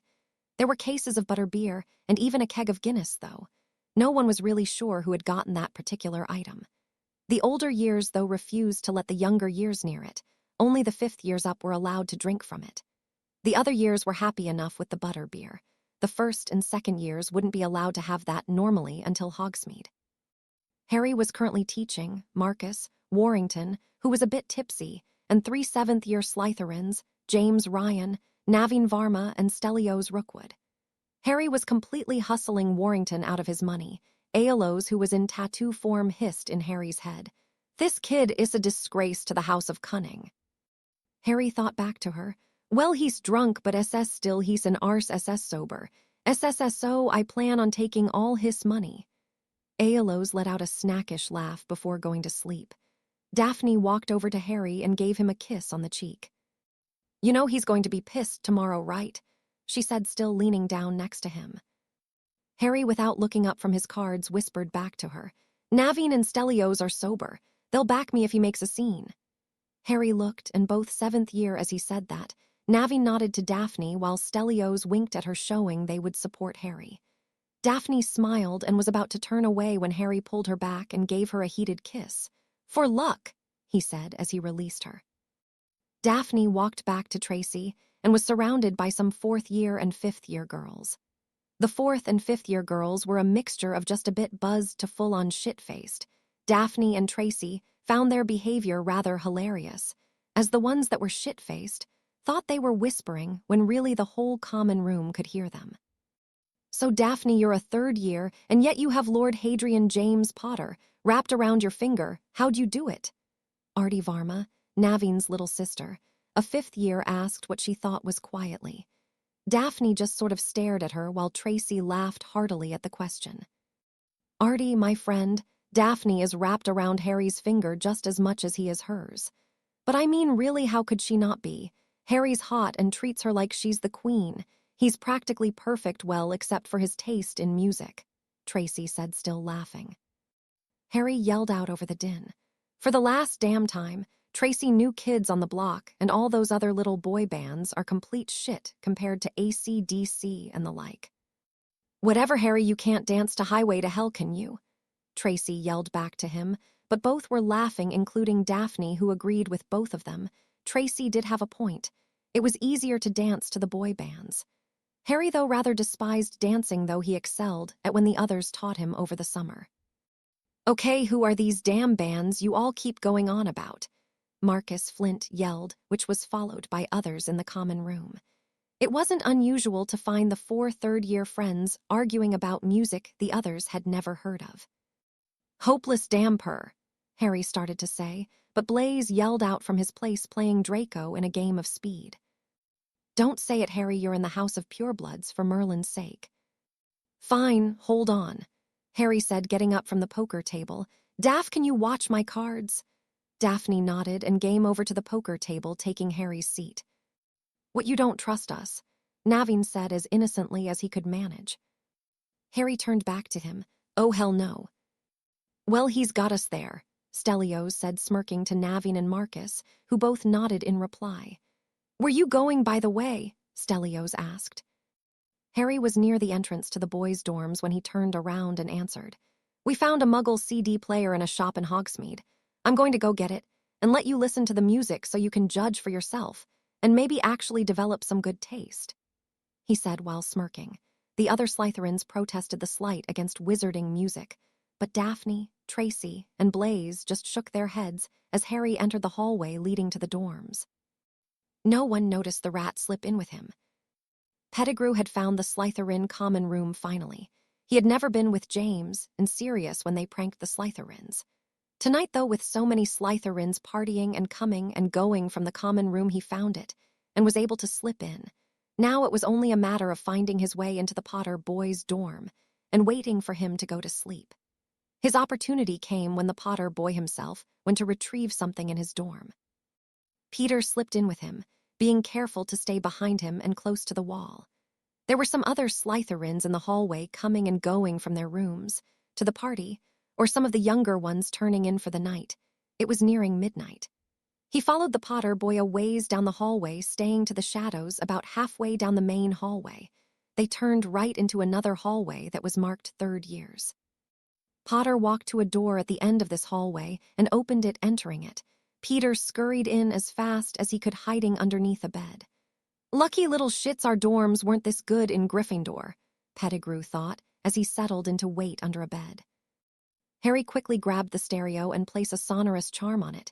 He grabbed some CDs and moved back off into the common room, Aelo's choosing to stay with him as a tattoo. She was rather fond of the Beastie Boys herself, and her hatchling had grabbed that CD. Harry walked back into the common room, floating the CDs behind him while he carried the CD player. Harry set the CD player up on a table near where they had the wizarding wireless. Harry traced the rune on the CD player with his wand, and then used the charm on it to get it to play. All right, everybody shut up for a minute," Harry called out. "You're about to be educated in music." He turned the volume up all the way and put in a license to Ill and Out on Fight for Your Right. He thought it was appropriate for a party.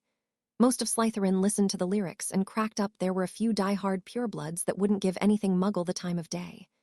Halfway into the song, though, people started dancing and rocking out to the music. Harry just grinned in success and moved over to the poker table to retake his place. Daphne stood and made to move away, but Harry tugged on her arm and pulled her down to sit on her lap.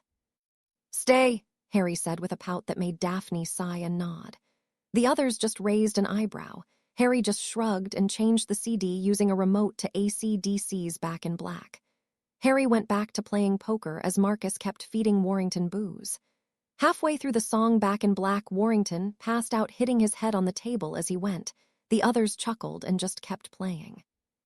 Daphne looked around and saw no one was paying attention and kicked Warrington in the balls, in retaliation for a pureblood rant the other day.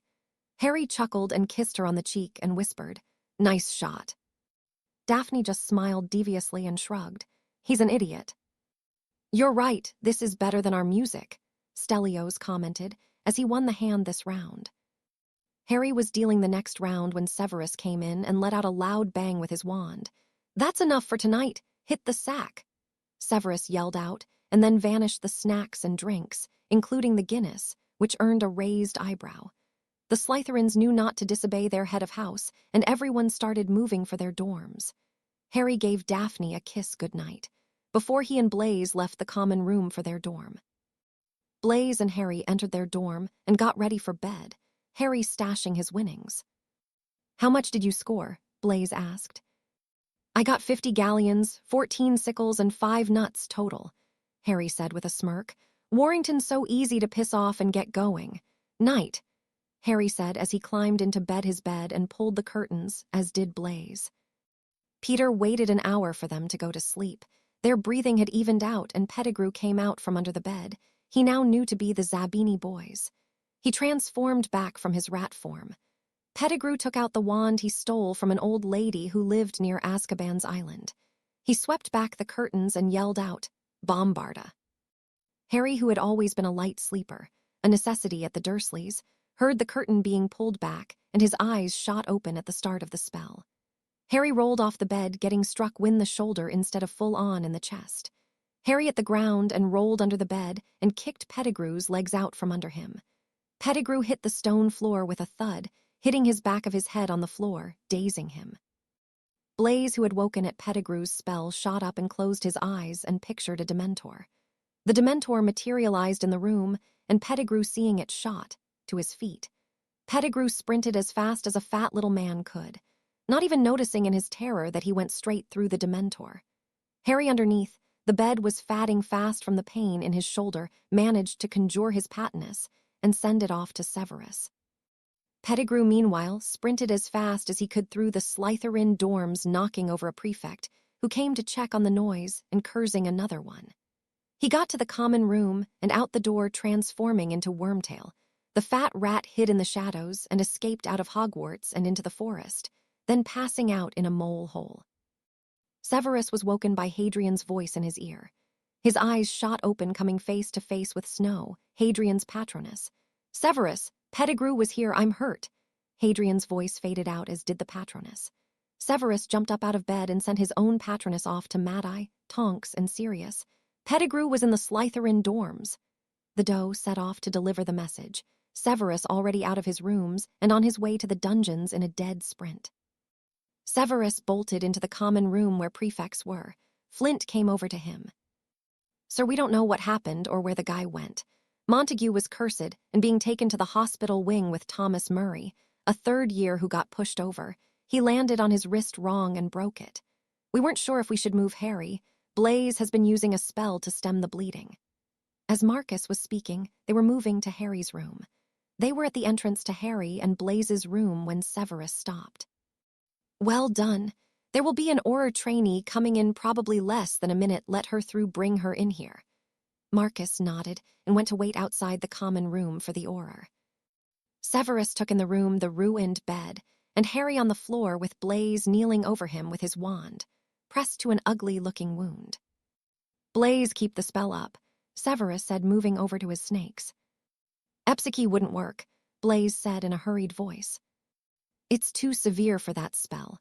All right, Harry, I'm going to, but your arm in a bind, you won't be able to move it. Don't try to. Harry, tell Aeolus to come out of that form." Harry nodded and thought to Aeolus. "I need you to assess stay with Daphne, Aeolus." Aeolus gave the equivalent of a nod in Harry's head and rose out of Harry's skin and curled next to her hatchling. Severus conjured a stretcher and levitated Harry onto it, and then strapped his body down on it. As he did that, Tonks came into the room. "Harry," she whispered, as she knelt down next to him. "Tonks, I need you to take the pictures necessary. He's need to be moved to the hospital wing as soon as possible," Severus said. Tonks nodded and pulled out a small camera given to Aurors and snapped a picture of Harry's wound and Blaze, who had blood on his clothes. "That's all I'll need. Take him," Tonks said. "I'll document the scene and then meet you there." Severus nodded and started levitating the stretcher with Blaze, still holding his wand on the wound for pressure. By now, Daphne was out in the common room and looking for Harry. Seeing Severus and Blaze, she rushed over and gasped, seeing Harry's wound. "Harry," she whispered out and reached for him. "Not yet, Daphne. You may come to the hospital wing with Tonks, but wait for her. We need to get to the hospital wing." Severus spoke quietly. Daphne just nodded, and Tracy wrapped an arm around her friend. As Severus moved Harry out of the common room, Aeolus moved over to Daphne and slithered up and wrapped around Daphne's waist a few times before setting her head on Daphne's shoulder and giving Daphne's face a nudge in comfort. Harry was levitated to the hospital wing. "Madame Pomfrey," Severus called out as they got into the hospital wing. Madame Pomfrey came bustling out in her night clothes, but at seeing another injured student on a stretcher, immediately snapped into action. "On the bed, Severus," she shouted. "What spell was used?" "Bombarda." The answer came from Blaise, who was obviously tiring. "Blaise, are you using the spell it taught you?" Severus asked as Madame Pomfrey moved around grabbing potions. Blaise nodded. Severus touched his wand to right above the wound and muttered, "Pressure. Take a seat, Blaise, you did well." Blaise nodded and heavily sat on the bed next to his friend. Harry was on his side, and Blaise could clearly study the wound for the first time. Harry's right shoulder was blown open down to the bone. In fact, it looked like some of the bone was missing. The wound covered the back of his shoulder and bit of his back. Madame Pomfrey rushed over. "Severus, keep the spell up until I tell you." Madame Pomfrey started a complex healing charm on Harry's shoulder. It summoned the missing pieces of bone from the wound, and luckily none had slipped into the bloodstream. The spell then closed the wound, muscle grew back as did tendons, and the skin reattached. "Severus, you can stop tens to Mr. Zabini for me." Severus nodded. "Hadrian," Madame Pomfrey said, getting her patient's attention, "I need you to swallow some potions for me, all right?" Madame Pomfrey spoke in soothing tones to Harry, who was fading in and out of consciousness. "Skelegro," she said, helping him swallow the dose. "Muscle-repairing draft." Once again she helped with the potion. "Tendon-repairing draft." He managed to swallow. "Skin-rejuvenating potion." She helped him and gave him a few moments of rest before leaning over for another potion. "Hadrian, I'm going to give you a dreamless sleep potion mixed with a pain potion. Your shoulder is still dislocated, and I need the potions to work before I reset it tomorrow. I'm giving you the potion to control movement. I'm also leaving Severus's paralyzing spell in place." She then helped him drink the final potion. Harry drifted to sleep seconds later. Daphne and Tracy raced over to the bed as soon as Tonks released her hold on them. They had come in while Madame Pomfrey was administering the potions to Harry and tried to move to him, but Tonks held them back, whispering that Madame Pomfrey needed to finish first. Tonks held onto the two distraught girls as older sister would. She too was worried for Harry. Tonks moved at more sedate pace over to Madame Pomfrey and Severus, who were standing between the beds of Harry and Blaise. Blaise was currently propped up drinking a smoothie. A potion vial was on the table next to his bed. "What's the diagnosis?" Tonks asked. "He was hit with a bombarda. Luckily, according to Blaise. Harry was already moving out of the way when the spell was cast. That stopped it from hitting him directly in the chest, and he didn't get hit by the complete curse, only part of it. Luckier still, none of the bone fragments entered the bloodstream, and the curse didn't do any damage to his heart despite being hit on the left shoulder. He's going to have a painful time of it even after he wakes up. The dreamless sleep should knock him out for the next 8 hours. The potions, though, will still be working for 2 hours more than that due to the doses. After that, we'll have popped his shoulder back into place. The Bombarda Hex also leaves a nasty bruise for the next week afterwards. He'll need bruise paste and possibly a sling. But with his threshold for pain, he may be able to forgo the sling as long as he doesn't move it too much." Madame Pomfrey announced loud enough for Harry's friends to hear. "He should wake later today at 11 o'clock or noon, the latest 1 o'clock. Blaise here has some magical exhaustion, hence the smoothie and the pepper-up potion next to him," Severus answered before Tonks could ask her question. "Sirius and Mad-Eye tracked his scent to the forest. There it gets muddled, but they're still looking," Tonks informed them.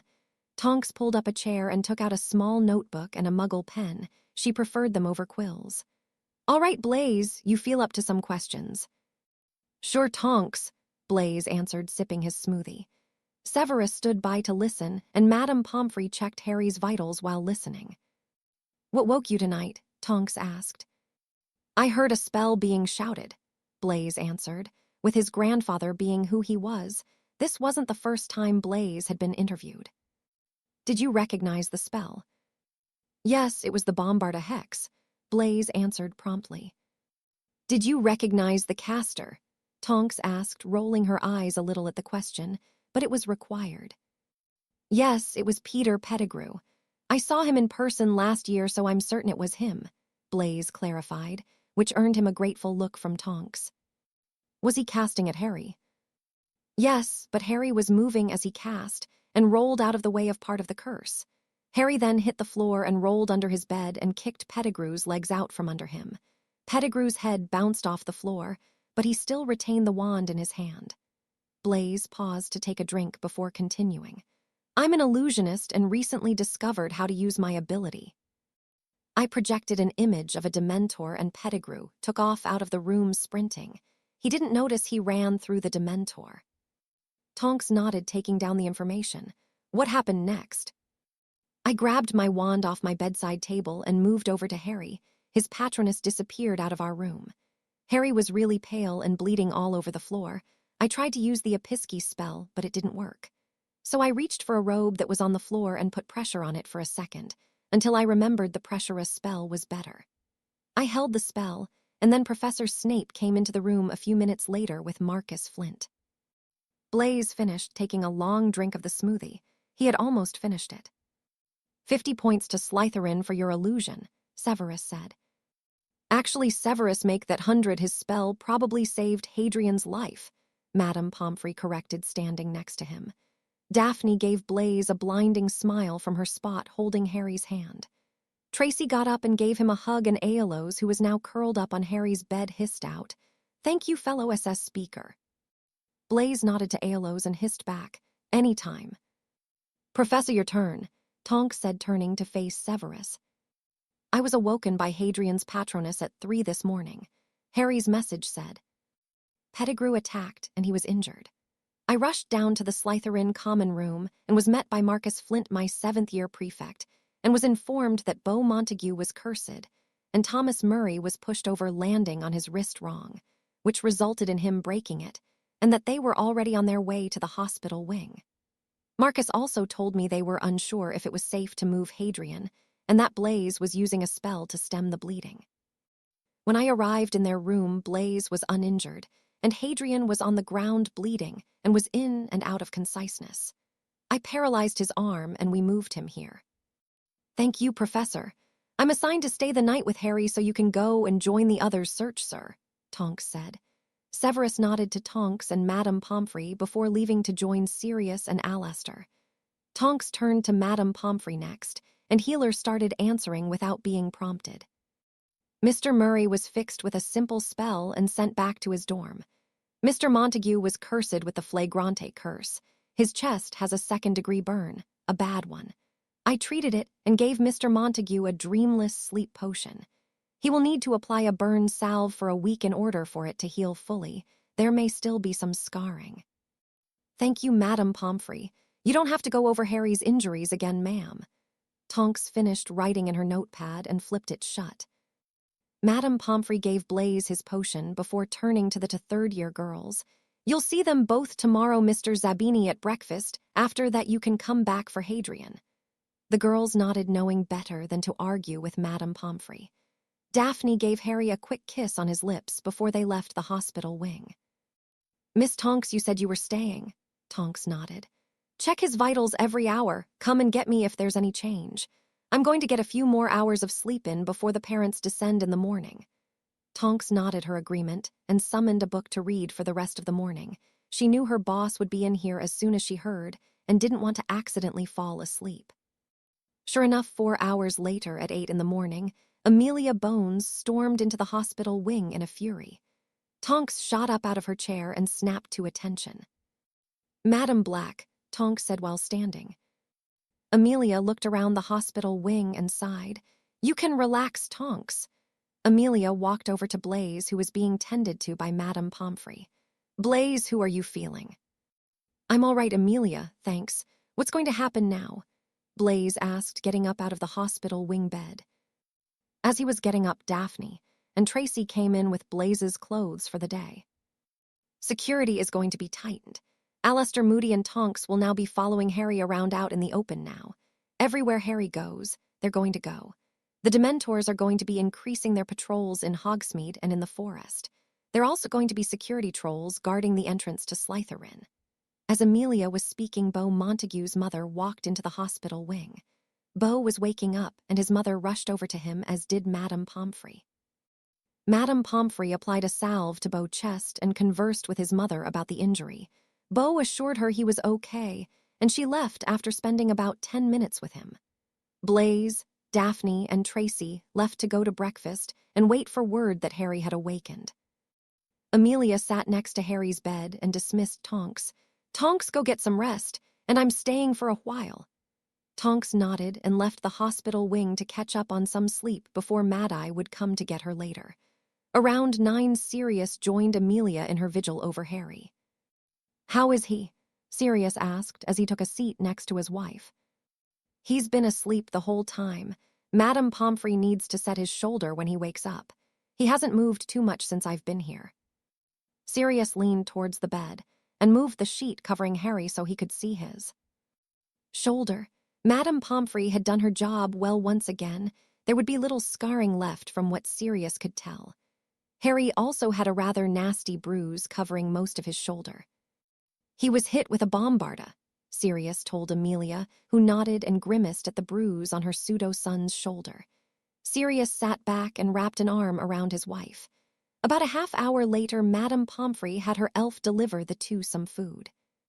At exactly 11, Daphne, Tracy, Blaze, Neville, Susan, and Hermione invaded the hospital wing to sit with their friend, hoping he would wake soon. The 3 snakes checked on Montague while they waited for Harry to wake. Beau was released at noon and told to apply the salve every 4 hours for the next 2 days. Finally, at 12:30, Harry woke up. The first face he saw was Daphne's, who had tear tracks still on her face. Daphne gasped when he woke, alerting the others who had been talking quietly. Sirius and Amelia immediately leaned over to see Harry's face and give him a small smile. Hermione alerted Madame Pomfrey, who came bustling over. Madame Pomfrey waved her wand over Harry's shoulder, scanning the injury. "Well, Hadrian, everything looks good. We just need to set your shoulder now," Madame Pomfrey said, and summoned a jar to her, and ending the paralyzing charm on his arm. "This is a numbing salve. I'm going to put it on your shoulder before I set it." Madame Pomfrey applied the salve and waited for about 5 minutes before using a spell to set Harry's shoulder. Harry grunted in pain when his shoulder was popped back into place, but other than that showed no signs of discomfort. Sirius helped Harry to sit up in the bed, which made Daphne stare and blush as she ogled Harry's bare chest that was now showing. Tracy whistled appreciatively, while Hermione and Susan just rolled their eyes. Harry looked down to see what Daphne was staring at and blushed bright red. Sirius and Amelia laughed at the young teens.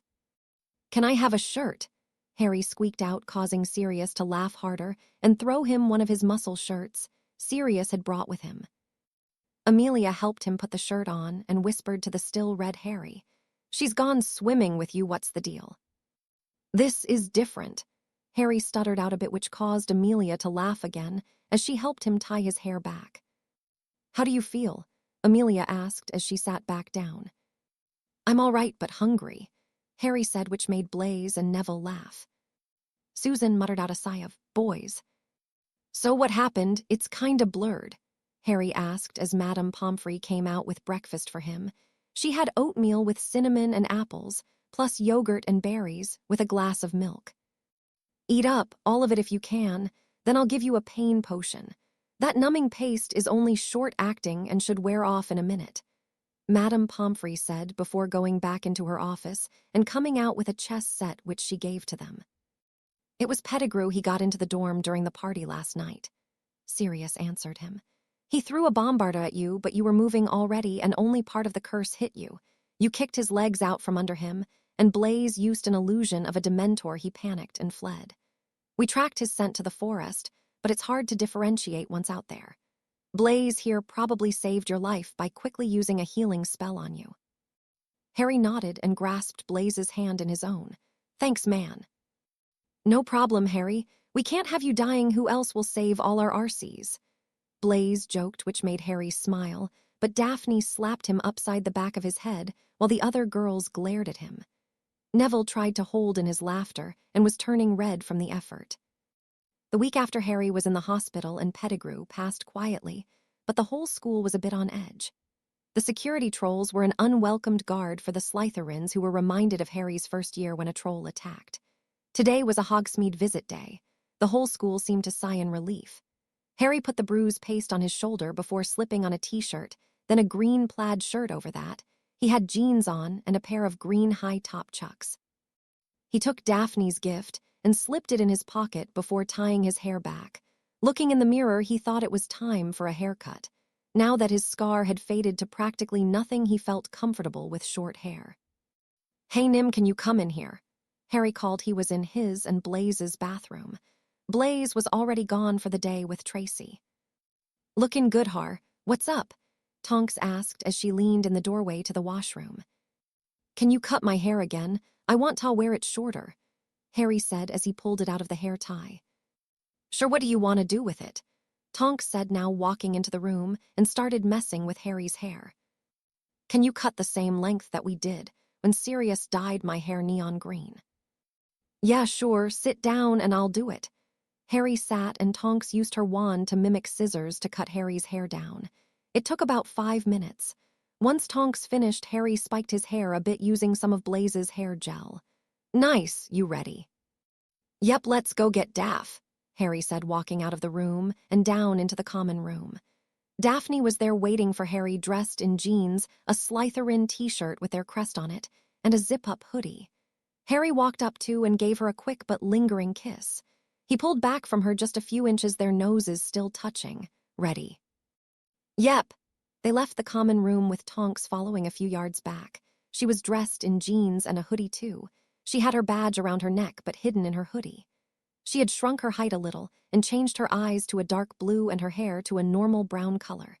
She looked like she was student out with the others, which was what they wanted. Even if Pettigrew had seen Tonks before, her ability allowed her to shadow Harry without Pettigrew being able to recognize her. Harry and Daphne wandered down to Hogsmeade hand in hand, taking their time and enjoying the nice weather. It was a bit muddy out, but that was normal. "I like the hair, by the way," Daphne said as they walked. "Thanks, I got kind of sick of long hair," Harry answered as he pulled Daphne closer into his body. "How's your shoulder?"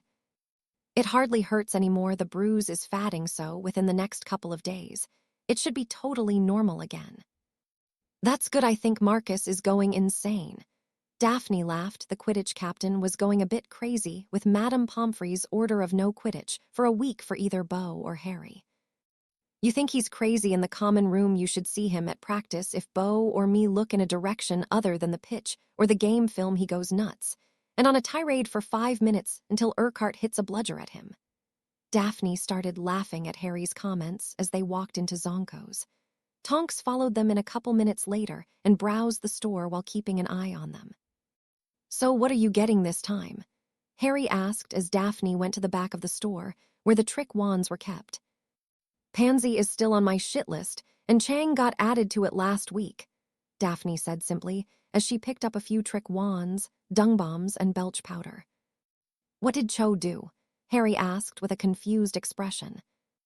Daphne looked at him like he was stupid before sighing and saying, "At the game, she was eyeing you up. She should know. Hell, all of Hogwarts should realize by now that you're mine."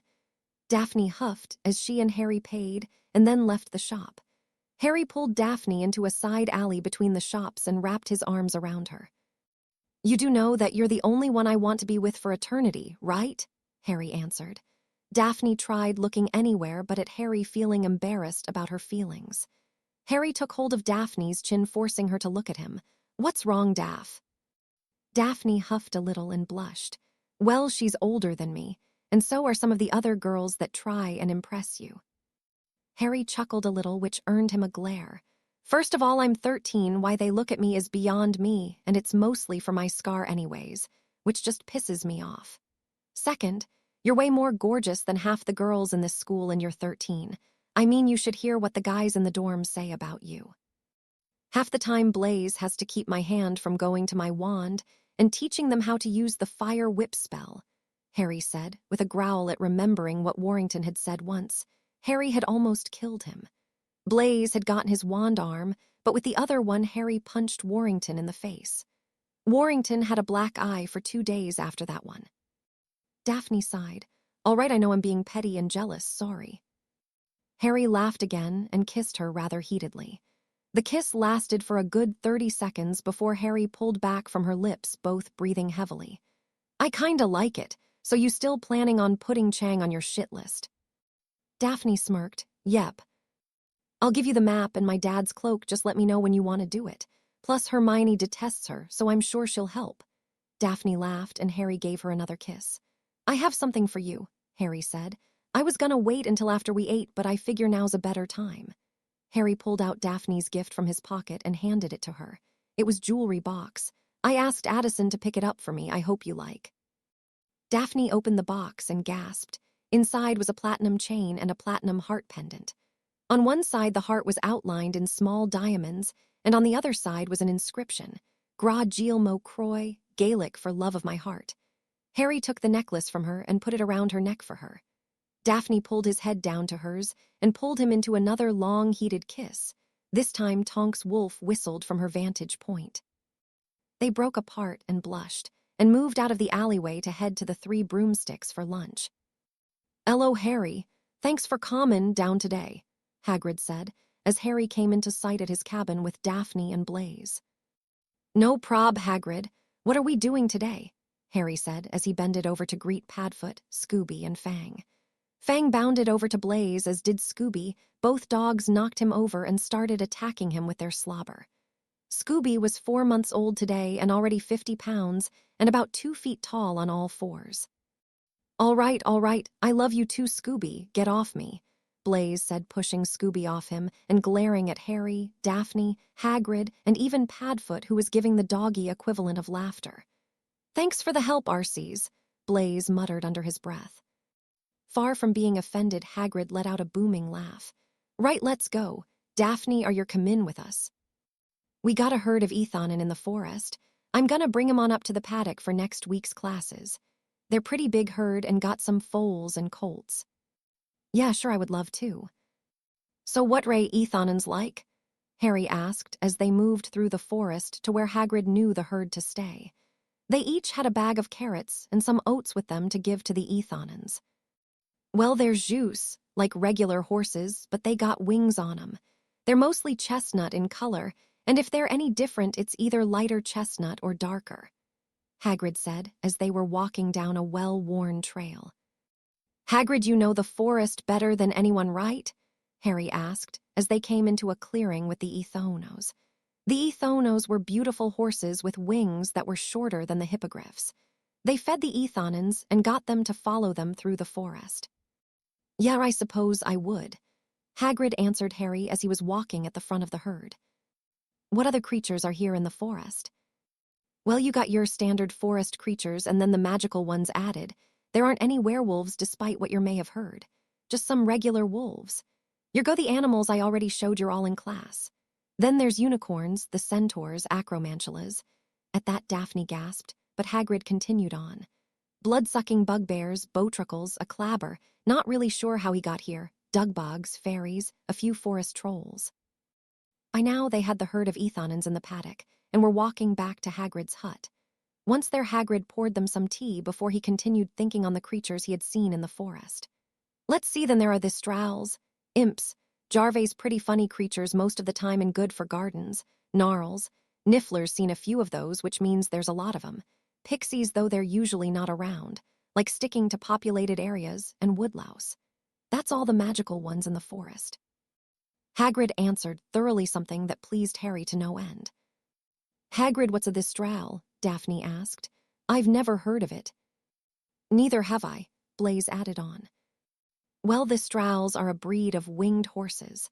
You study 'em in 5th year, but they're only visible to those that have seen death and can remember it." "How do you forget seeing someone die?" Blaise asked, which got him elbowed by Daphne. "You're too young like I was," Harry answered with a sad smile. Hagrid cleared his throat. "Yes, well, they're beautiful creatures in their own way, very fast and docile most of time. Well, you're 3 better get up to the castle for supper. Thanks for your help," Hagrid said and waved them out. Harry, Blaise, and Daphne left the Hagrids with Tonks in front of them and Mad-Eye following behind. March came, and with it Blaise and Susan's birthdays. Blaise's birthday was on the 4th, while Susan's was on the 27th. For both birthdays, they hung out in the abandoned classroom they always used when they were together, but not at the library. Blaise received a silver-engraved lunoscope, a pair of Ray-Bans, Italian leather boots which he went crazy over, a Juventus Quidditch jersey, a book on defensive charms, and a few t-shirts with sarcastic sayings on them. Susan's birthday was much the same, only Hannah and some other Hufflepuffs and a few Ravenclaws. They hung out in the abandoned classroom, listening to music. Susan got a lot of candy from Honeydukes, some Zonko's products, an ancient runes book, a bracelet with the Bones family crest on it, a pair of emerald earrings, Holyhead Harpy's gear, a collection of Jane Austen's books, and a rapier of her own that had aquamarine gems in the gold hilt. An interesting development at the party was Neville spending an inordinate amount of time with Hannah in a secluded corner of the room. "Class dismissed," Professor Flitwick's cheerful voice announced. The class stood and gathered their things. "You guys go on, I want to ask Flitwick a question," Harry said to his gathered friends. They nodded and left for the Great Hall for lunch, except for Daphne, who hung back outside the classroom. "Professor, can I speak to you?" Harry asked with his backpack slung over his shoulder. Sure. Hadrian, come on into my office," Flitwick said, getting off his stack of books and moving to the side where there was a door. Flitwick opened it, and it led into his office. That was on the 5th floor, even though the classroom was on the 3rd floor. Harry goggled a bit at the wonders of magic before shaking his head and entering. The office was circular and large. In one area of the office was various trophies and awards for dueling. Another area was dedicated to posters of charms and their movements. One area had what seemed like hundreds of books, and the last designated area was of students and Professor Flitwick, or of them when they were older. Harry was fixated by a picture of his mum in school robes bowed over a desk, performing a complicated charm with Professor Flitwick standing next to her giving aid. As the picture was snapped, they both looked towards the camera and smiled up before going back to their work. Another was of his mum, his dad, and Harry himself. His mum was holding him and bouncing him while his dad was waving Harry's little arm at the camera. "Your mother was a favorite of mine and one of the most brilliant charm students I've ever taught." Professor Flitwick had come up behind where Harry was standing. "She sent me that about 6 months after you were born. I believe right before it was taken you levitated yourself out of your playpen." As he said that, the baby Harry floated in the air over his mum's hands a few inches, laughing like only a baby can.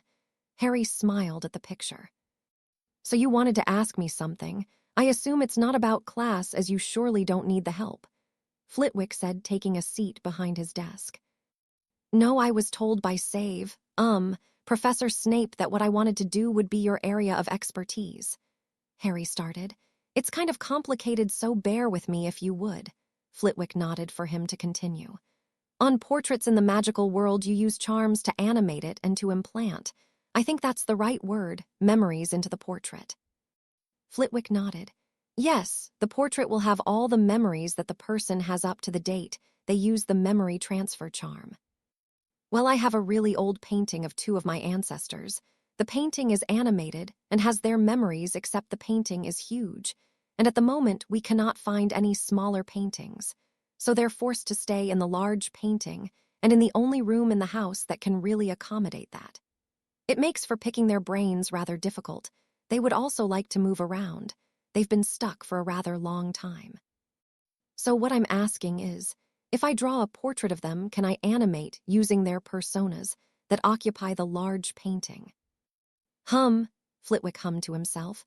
"The only problem I see is that the person who casts the charm has to be the one whose picture it is. It's their magic that gives it their personality and magic." Flitwick paused for a minute or two before speaking again. "Why don't you work on drawing the portraits and getting them to your liking, and I'll work on tweaking the charm. With you being their blood relative, it may work. I'll let you know when I think I have something." Harry smiled his crooked smile at Flitwick. "Thank you for your time and help, Professor." "Don't mention it. I could use the challenge," Flitwick said, dismissing him. Harry met Daphne outside the classroom. "So what did he say?" She couldn't help but smile at Harry as he was still sporting his crooked grin, which was her favorite. "He said he thinks he can make it work, but he's not sure. He wants me to work on the portraits, and he'll work on the charm." He smiled again, taking Daphne in his arms and giving her a kiss before taking her hand and going to lunch. Today was the last match of the year, Gryffindor and Slytherin. All of Slytherin House was practically vibrating with excitement. If they won, their house would go down in Hogwarts history for something they could be proud of. Severus was sporting a grin and was having entirely too much fun with pointing out to McGonagall that Slytherin was not only in first, but also undefeated these last 3 years. McGonagall was scowling at breakfast while sitting next to the potion master. The two professors had made a bet earlier in the week that the loser of the match would wear the victor's house colors for a whole school day. Harry was sitting with his Quidditch teammates with Daphne, Tracy, and Blaise to one side. Marcus was as focused as anybody had ever seen him his whole entire time at Hogwarts. It was rumored that there were going to be scouts at the game. Harry and Beau were both feeling fine with no after-effects from either curses. Beau had no scarring at all, while Harry had very light scarring around where the skin was blown open, but it looked better than all the scars he had gotten from the Dursleys. The Slytherin team stood to leave for the locker rooms. Daphne gave Harry a kiss on the cheek. "See you after the game," she said. Erin walked over to the Gryffindor table where Alicia sat, picked her up, and gave her a searing kiss in front of the whole hall. Wolf whistles rang out from the twins as Vasey released his girlfriend.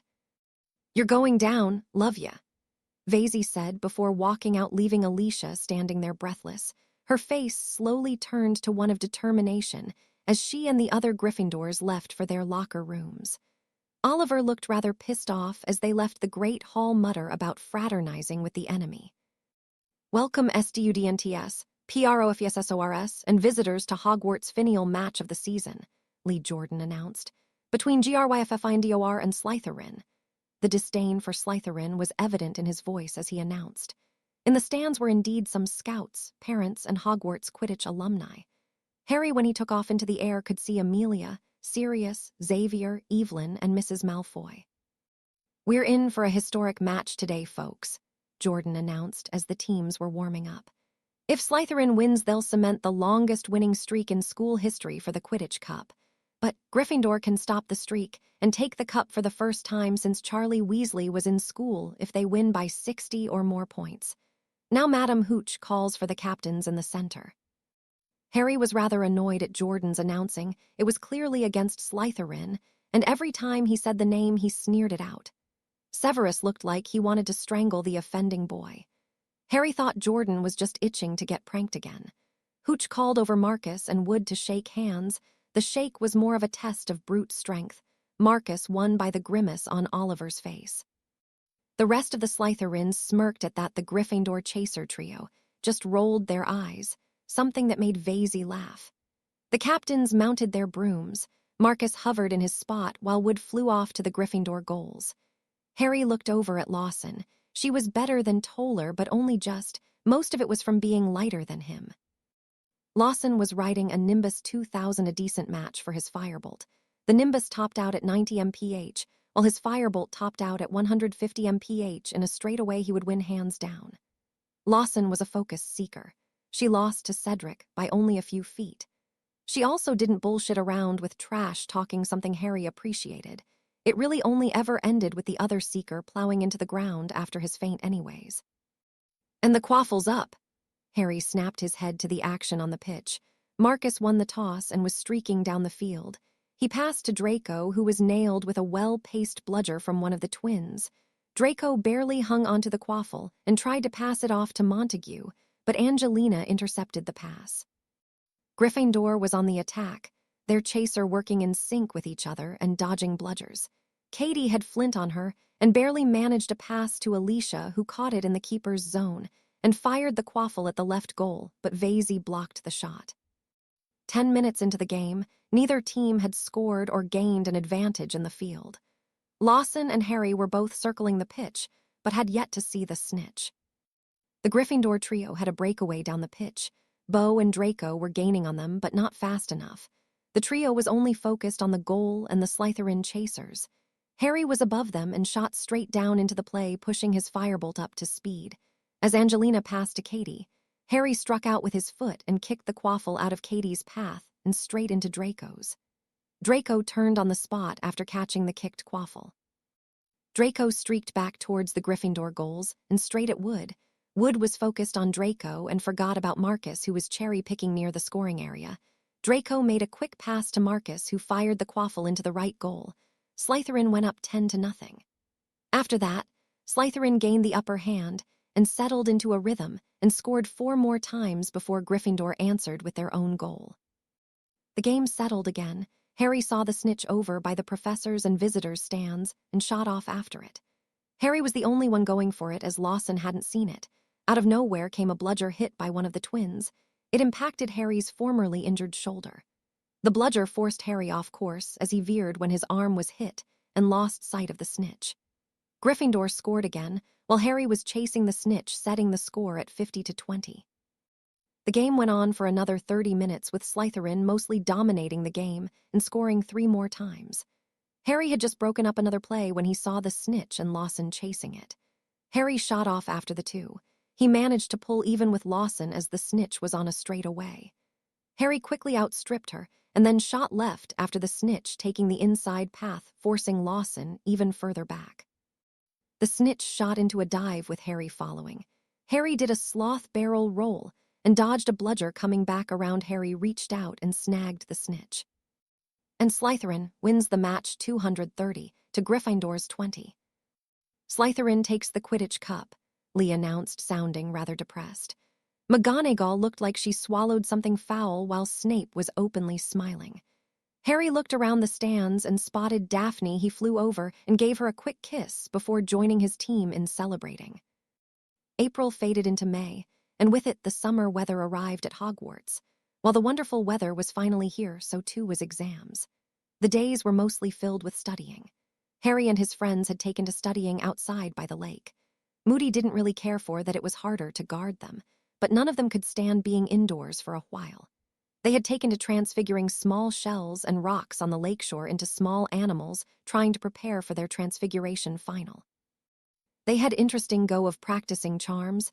The cheering charm, unparticular, was fun. They focused on the cushioning charms and the air charm, which dried a person instantly. Harry pushed Blaze in the lake to practice that one. Studying outside made subjects like arithmancy more tolerable for them. Harry and Daphne were walking out by the lake after dinner, one night, just enjoying the weather before exams started tomorrow. "You guys are coming with us to the continent. Did Sirius tell you?" Daphne asked as they walked.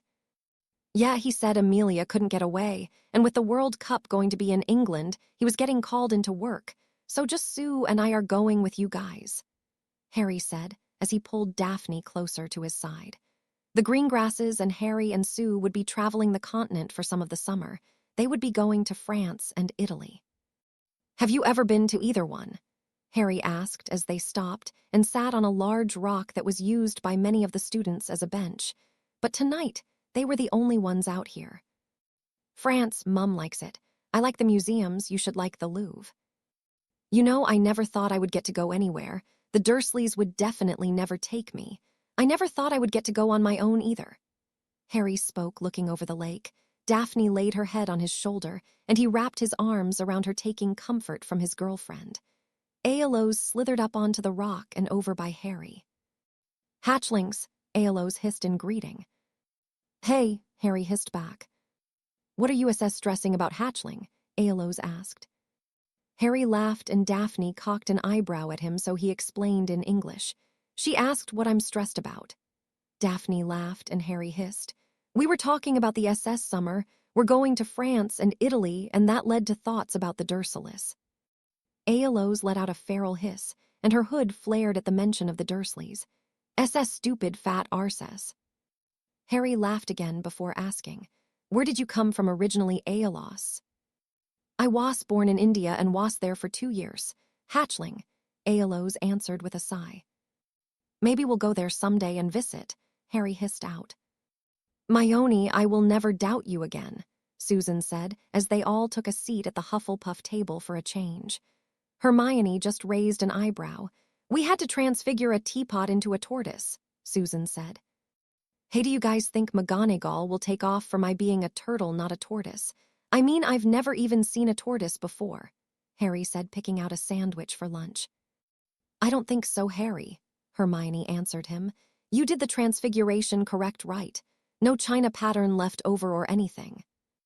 No perfect turtle." You should be fine. I imagine you're not the only one to do a turtle instead of tortoise, Hermione replied. I wonder what I'll have to do. Wait, Blaise said, making the conversation pause. There's a difference. Hermione rolled her eyes. Point. The others laughed, including the other Hufflepuffs around them. After lunch, they didn't have time to rest, as their next exam was Charms with Hermione this time. The friends were all reasonably satisfied with their written half of their Charms exam and their practical portion.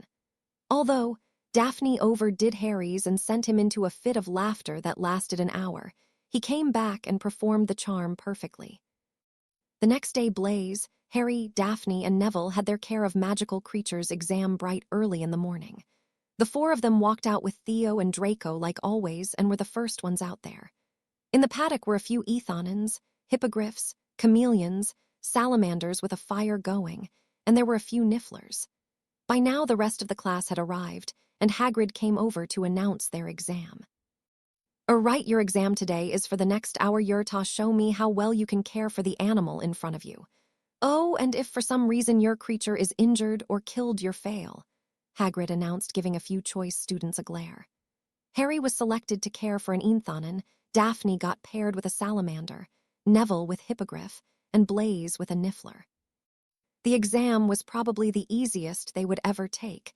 Caring for the animals in the paddock was rather easy as they were docile animals, unless you angered them. Hagrid paired Weasel with a niffler, not wanting him near an Ethonin or hippogriff. They went to lunch and met up with the rest of their friends, and then made their way to the potions classroom for their next exam. Blaise and Neville were both nervous, but nowhere near as nervous as they were at the beginning of the school year. They had to brew a confusing concoction. Harry breezed through it, while Neville had some trouble with getting his to thicken. Severus was lurking around the classroom like he usually did, although during exams he didn't comment out loud about their potions. The students weren't sure what was worse, out loud, or just sneering and walking away. When Severus came to Neville's, he paused and caught the boy's eye and motioned, making a deep breathing motion. Neville closed his eyes and breath, trying to focus his thoughts. He finally remembered how to thicken it and added the necessary ingredient. Severus nodded and walked away, marking in his grade book. Later on at midnight, they sat for their astronomy exam. Holding an exam at midnight and having one the next morning seemed rather stupid, but they did. History of magic at that. The third-year exam for history was on the witch hunts. Harry had never particularly paid attention to Binns, but he had a little of it in primary, and Tracy thankfully went over the witch hunts in depth when he asked about them once. He felt confident he would pass the exam. That afternoon, they had herbology, which ended up being difficult, if just for the sun beating down on them as they harvested areca nuts. After their herbology exam, and after the ancient runes exam, the group of friends plus Astoria, Ginny, Aoife, Draco, and Theo celebrated Tracy's birthday. The friends welcomed the distraction from the exams and stress they brought with them. They asked the elves to help them with some food and drinks and just listened to music and talked, trying to unwind a bit. They even got Hermione to put her arithmancy book down. Tracy's favorite present came from Daphne, who had gotten her friend a set of amethyst earrings that were charmed to eavesdrop on conversations if you tapped them. The next morning they had their Dada exam with Remus. Remus led the class outside the castle, where an obstacle course featuring some of the creatures they had dealt with all year. Harry made his way through the obstacle course without problems. The very last obstacle was a boggart. Obviously, Remus hadn't heeded Severus's warning earlier in the year. Harry, though, thought facing your fear was a relatively good thing. At least the obstacle course was more private, as only Remus was watching. Harry got the boggart without showing any signs of tiring. In fact, he felt like he could do the obstacle course 5 more times and still not break a sweat. The boggart came out of trunk stationed at the end of the obstacle course, the area around the trunk freezing as the boggart took the appearance of a Dementor. Harry paused for a second before shaking off the effects and thinking of kissing Daphne. Expect Patronum. Out of Harry's wand came the silvery form of snow. Harry forced the boggart down into the trunk, finishing his run of the obstacle course. Well down, Harry, Remus said as Harry came out. You can wait for your friends if you'd like. Thanks, Remus, who's up now? Daphne. So the boggart. Yes, despite what Severus may think, it's better to face your fear sooner rather than later. I agree, but I think he was more upset about it being in front of the other students, Harry replied. Hence why only I can see it, Remus answered with a grin that turned into a grimace at what he was watching. Daphne's boggart took the appearance of Harry dying with a dark figure standing over the body. Remus moved forward to intervene, but stopped when Daphne's pale white face became determined, and she shouted out, "Ridiculous!" The boggart turned into Harry getting tackled by Scooby. Daphne walked out of the obstacle and straight into Harry's arms, letting tears fall from her eyes. Harry just held her and running his hands up and down her back, trying to comfort her. As Harry was holding her, Blaze came out looking rather pissed off, but at the sight of Daphne, so upset he calmed and went and laid a hand on her shoulder. Tracy was the next to come out of the test. She didn't look upset until she spied Daphne. Tracy moved over to them, and Harry handed Daphne off to her best friend before walking over to Remus. What was her boggart? Harry asked with cold fury behind his words. Remus sighed, looking sadly at Harry. It was you, dead with a figure standing over you. Remus's voice broke as he tried to say dead, but turned questioning at the end. Voldemort, the figure was Voldemort, Harry said before walking back to his friends and girlfriend. Harry took Daphne back in his arms. I'm fine, Daph, and not going anywhere. He gave her a kiss, and when he pulled back, she smiled at him and nodded. As Daphne calmed and took Harry's hand, Tracy wrapped an arm around her friend's shoulders. Draco had come out while this was going on. He was paler than usual and looked like he was going to be sick. Theo came out looking just as bad, and he was the last of the Slytherins. Pansy, Millicent, Crabble, and Goyle had gone before them. Draco and Theo nodded to them and left for their dorm. Neville came out of the obstacle course 5 minutes later, looking determined. Remus nodded at the group who left for their dorms to calm down before lunch. Daphne was still holding tight to Harry's hand. After lunch, those who had arithmancy went to their exam. It ended up being an essay on everything they knew about the number 7 and its magical properties. Harry finished early along with Hermione. They left the classroom and met Daphne at the door. Harry grabbed Daphne's hand and put his arm around Hermione's shoulder. Our last exam feels nice, doesn't? Harry asked with his crooked grin on his face. Daphne shared his sentiments, but not Hermione. Now I just really want to know what I got, Hermione said. And since you guys are going on vacation, I'll have to wait to get any interesting books. Harry and Daphne laughed at their bookish friend. Hermione, I promise to send you some long, interesting books to last you while we're on vacation. Hermione grinned in response. Thank you. As they were chatting and laughing walking through the hall, they came across Professor Trelawney. Trelawney, the insect-looking professor, came to a dead stop in front of the friends. She seized up, and she stood there unnaturally still. Hermione spoke in a questioning tone. Professor. She looked at Daphne and Harry. Professor, do you need? As Hermione spoke, she was interrupted by a harsh, loud voice coming from Professor Trelawney. It will happen tonight. The Dark Lord lies alone and friendless, abondnd by his followers. His servant has been chained these 12 years. Tonight, before MINDNIGHT, the servant will break free and set out to rejoin his master. The Dark Lord will rise again with his servant's AID, greater and more terrible than ever he was. Tonight, before midnight, the servant WLL set out to rejoin his master. Oh, my apologies, Professor Trelawney said, stepping out from in front of them. Must have gotten days in the heat. Sorry to hold you up, dears. Professor Trelawney said, willowy voice that they assumed was her normal voice.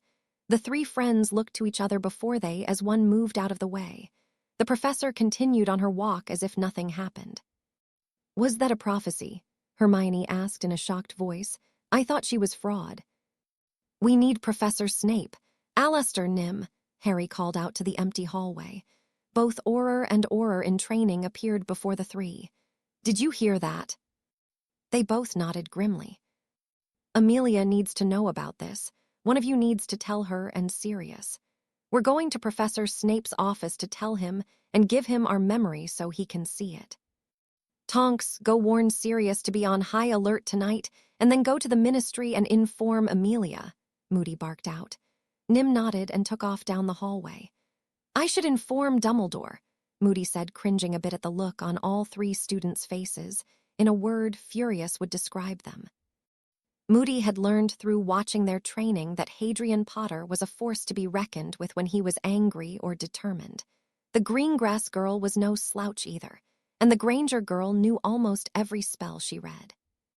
He's the only one you know who ever feared him knowing will go a long way. Fine, but you're on your own. Twinkles can rot in hell for all I care, Harry almost hissed out. We're going to tell Severus.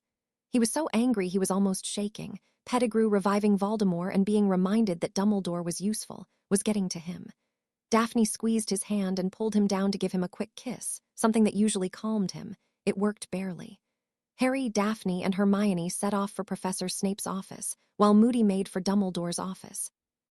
Daphne pulled out her mirror. New marauders, she spoke into it. Moments later, Neville, Blaise, Tracy, and Susan's faces appeared in her mirror. You need to meet us at Professor Snape's office now. They arrived at Professor Snape's office at the same time as Neville. Blaise, Tracy, and Susan were already there, but unfortunately Severus was not. As they waited for him, Aeolus slithered up to Harry and sunk into his arm as a tattoo trying to help calm her human down. She could sense his anger and frustration building. Hatchling, you must calm yourself or your aura will assess start to assess show, and your magic may take over. Us your alcumancy technique, Aeolus hissed in his head. With Aeolus's help, Harry slowly calmed down and was breathing evenly. He could feel his magic recede. When he opened his eyes, Professor Snape was coming down the hallway. The door opened as he approached, and the teens filed into the office. My office sensory charm tripped. It also informed me that one of you was on the verge of releasing accidental magic, Severus questioned, with a raised eyebrow. The others looked to Harry, who sighed and hung his head, a bit ashamed he still didn't have his anger under control. Sir, it's well known that Professor Trelawney is supposed to be a fraud, is she? Harry asked quietly. Not entirely, Severus said. Hermione looked rather shocked. Everyone she had asked in Ravenclaw and even Professor McGonagall all alluded to the woman being a fraud. Your research was correct, Hermione. She for the most part is a complete fraud.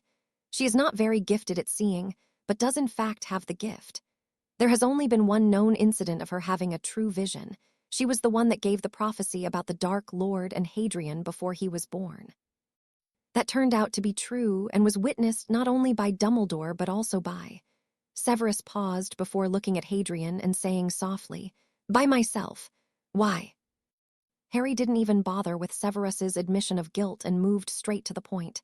We think she gave one today, in front of Daphne, Hermione, me, as well as Nim and Moody. We would like you to view the memory to make certain. The others too, Harry said with a gesture to his friends. Severus nodded and stood to get his pensive. Bringing it back, he set it on his desk for the others to access.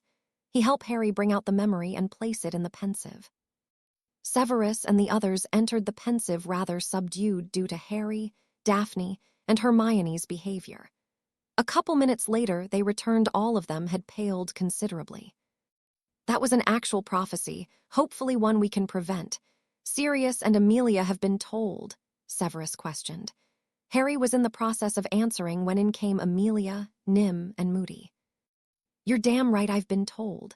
I have 10 Aurors along with Alastair, Sirius, and myself that will be searching the castle and grounds for Pettigrew tonight. Sirius caught his scent again close to the border of the forest. Amelia said as she stormed in. We need to speak to Dumbledore. I want all students confined to their dorms until tomorrow morning while the search is going on. And you all, Amelia said, turning to the teens gathered around Severus's desk. If you so much as think about stepping one toe outside your common rooms tonight, I will personally see to it that you can't sit for a week. Do you understand me? They all nodded, thoroughly chastised, and any and all desired to help out squelched. Good, go to your dorms, and Auror trainee Tonks will be accompanying the 4 snakes in the room for the rest of the night. Tonks nodded and saluted her superior. The teens nodded, Susan and Harry giving Amelia a hug before they left the office. The friends parted outside the office, the 4 Slytherins being escorted by Tonks to their common room. 10 minutes after they arrived, an announcement came on over the system. All students are to return to their dorms immediately. It took about 20 minutes for all the students to return to their common rooms. Once all of Slytherin was gathered, Severus entered the common room, robes billowing out behind him. Silence descended in the common room as Severus raised his hand for quiet. All students are to be sealed into their common rooms until morning, for their own safety. Severus paused before continuing. He was going to inform them of some of the details, knowing they would take their incarceration better that way. When the din died down, Severus spoke. "We've been tipped off that Pettigrew is planning something for tonight. Right now, Madam Black and a team of her Aurors are here to do a sweep of the school and grounds with the Dementors. After I leave, you will be sealed in using an old defense of Hogwarts. No one will be able to break the spell, so do not try." Severus bit the last part on and glared at each and every Slytherin for good measure. "I will see you all in the morning. Dinner will be served here in the common room at the usual time. Good night." With that, Severus left the common room, and the place where the door was in the wall glowed gold before the door faded out of existence. "Well, that sucks." One of the older Slytherins deadpanned, making the others laugh and effectively diffusing some of the tension. Harry, Blaise, Tracy, and Daphne spent their time at table in one of the corners of the common room. Harry had before him the Marauders' map and was following the movements of the Aurors as well as his godparents. He cursed at himself earlier for not giving the map to Severus, but he couldn't get it at the time, so now they were waiting and watching for Pettigrew to appear anywhere on the map. Most other Slytherins had gone to bed, and it was just after 11 when they saw him on the map. Harry snapped his wand out of the holster as fast as he could. "Expecto Patronum," he muttered. Snow appeared and saw nothing, so the wolf turned to Harry. "Sirius, he's by the Whomping Willow." Harry spoke to his patroness, which disappeared in search of Sirius. About 2 minutes later, Sirius, and only Sirius, arrived at the Whomping Willow. By the look of the dots on the map, a fight ensued, and a minute later Amelia and Moody's dots appeared on the map. Then all the dots disappeared off the map. All 4 Slytherins and Tonks gasped when that happened. "Don't freak out yet," Blaise interjected. "They could just be off the map, and the Whomping Willow is on the edge of it." The others nodded, but everyone was still tensed and barely breathing. Then 5 minutes later, their dots appeared on the map, Sirius's and Amelia's, along with some other Aurors who were rushing to them from the other direction. Severus was among them. An hour later, Severus came into the common room to see them all sitting around drinking hot chocolate, graciously provided by the house elves of Slytherin. "He got away," Severus growled out. "Damn it," Harry hissed out in Parseltonage. The others didn't have to speak it to know what he was saying and nodded their agreement. There was an altercation with Sirius and Pettigrew, during which they both were knocked down the hillside into the forest. Sirius's head struck a rock, and he was knocked unconscious. Pettigrew appeared it out. He must have mapped out the wards during the year. The Dementors, instead of doing their job and going after Pettigrew, went after the unconscious Sirius. They almost gave him the kiss, but were driven off by Amelia's patroness. Alastair was able to track Pettigrew's operation to France, and then Germany, but the trail ended there. Severus said, trying to hold his anger in at the fact that the little turncoat had gotten away. There was silence, followed by Severus's speech as they all looked at each other. "There's nothing we can do except wait for him to come back. Then we'll kill him," Harry stated in a hard, determined voice after the long silence. Chapter 19, The World Cup. "Come in, Hadrian," Severus's silky voice called out as Hadrian was about to knock on the door to his office. Hadrian walked into the office in his street clothes, classes being out this last week. Hadrian took a seat across from the man he thought of as his mentor, with his sketchbook in hand. "Hello, Severus," Harry said as he sat. Severus nodded. "First order of business, here are your grades. I'm very impressed as well as proud to announce you managed to be 3rd overall this year." Harry smiled and took the parchment, looking it over. He had an O in potions, charms, care of magical creatures, defense against the dark arts, astronomy, history of magic. His exam pushed him to an O, and he bumped up his transfiguration grade to an O. He was left with an E in arithmancy. Harry's jaw dropped a bit at his grades. He wasn't expecting his transfiguration or history grades to be that high. "How has your drawing been coming?" Severus asked, quietly sipping some tea. He poured Harry some tea. Harry took it and handed over his sketch pad. "It's been good." "Your parents?" Severus questioned as he flipped through, and some more pictures of Lily and James than he ever had from Harry. "They've been on my mind a lot lately," Harry whispered out his thoughts. "The Dementors, I may hate them, but they've given me memories of them back."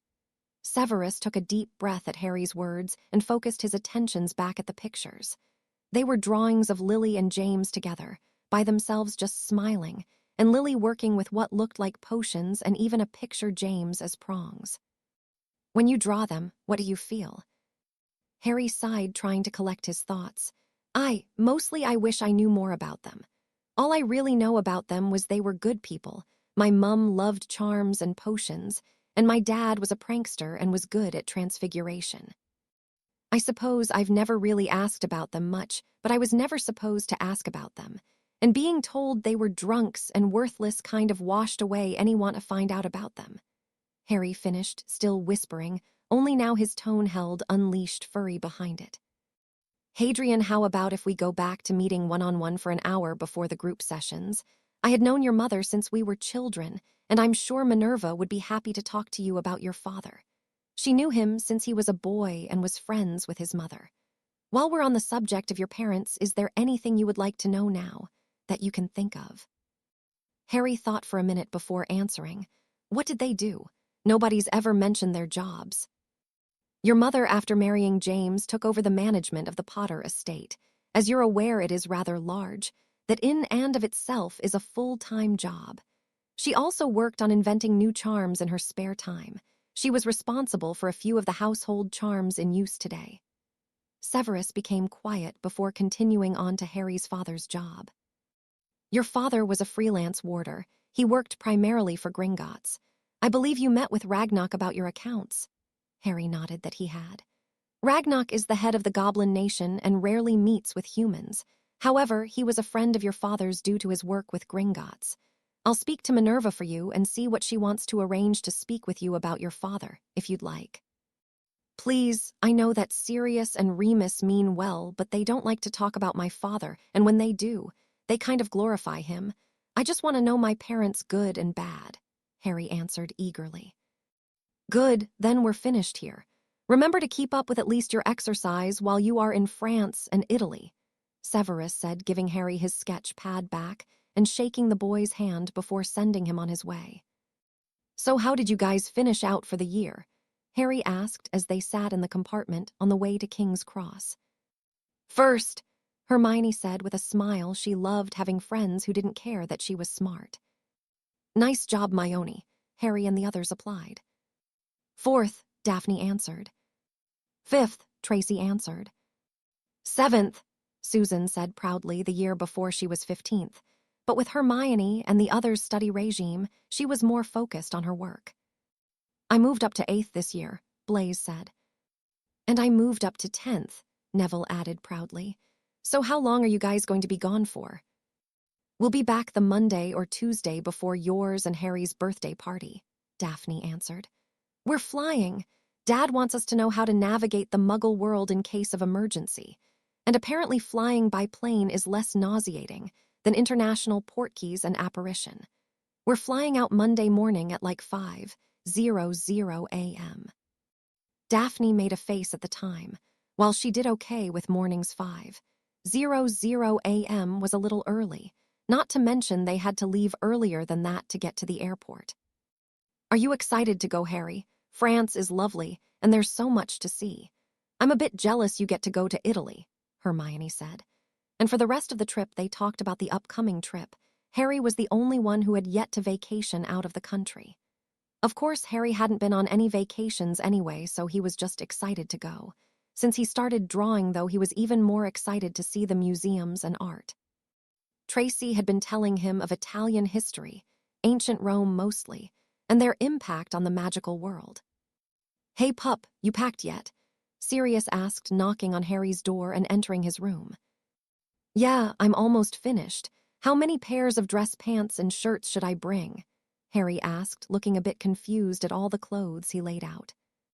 Well, you should do okay with 2 dress pants, maybe a black pair and the gray pair you have. Then just take 3 dress shirts and some different ties.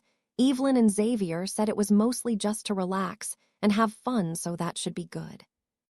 Right, Harry said, and added another pair of dress pants and another shirt, and for safe measure a coat to match his black dress pants.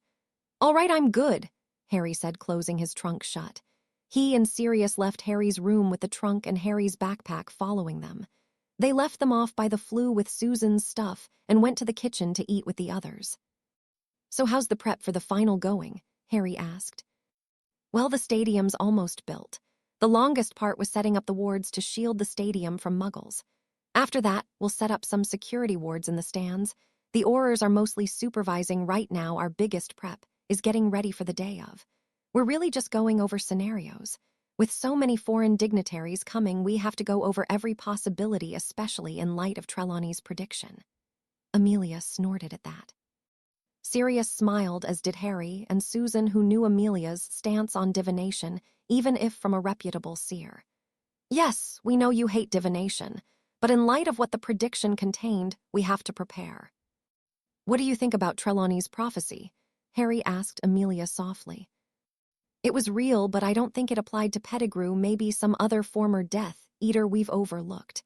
However, the future changes with each decision. Trelawney could have another prophecy tomorrow, statting the servant drowned in the bathtub.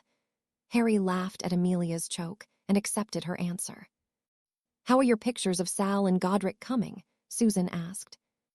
Good, I've got 2 done of Sal in black and white.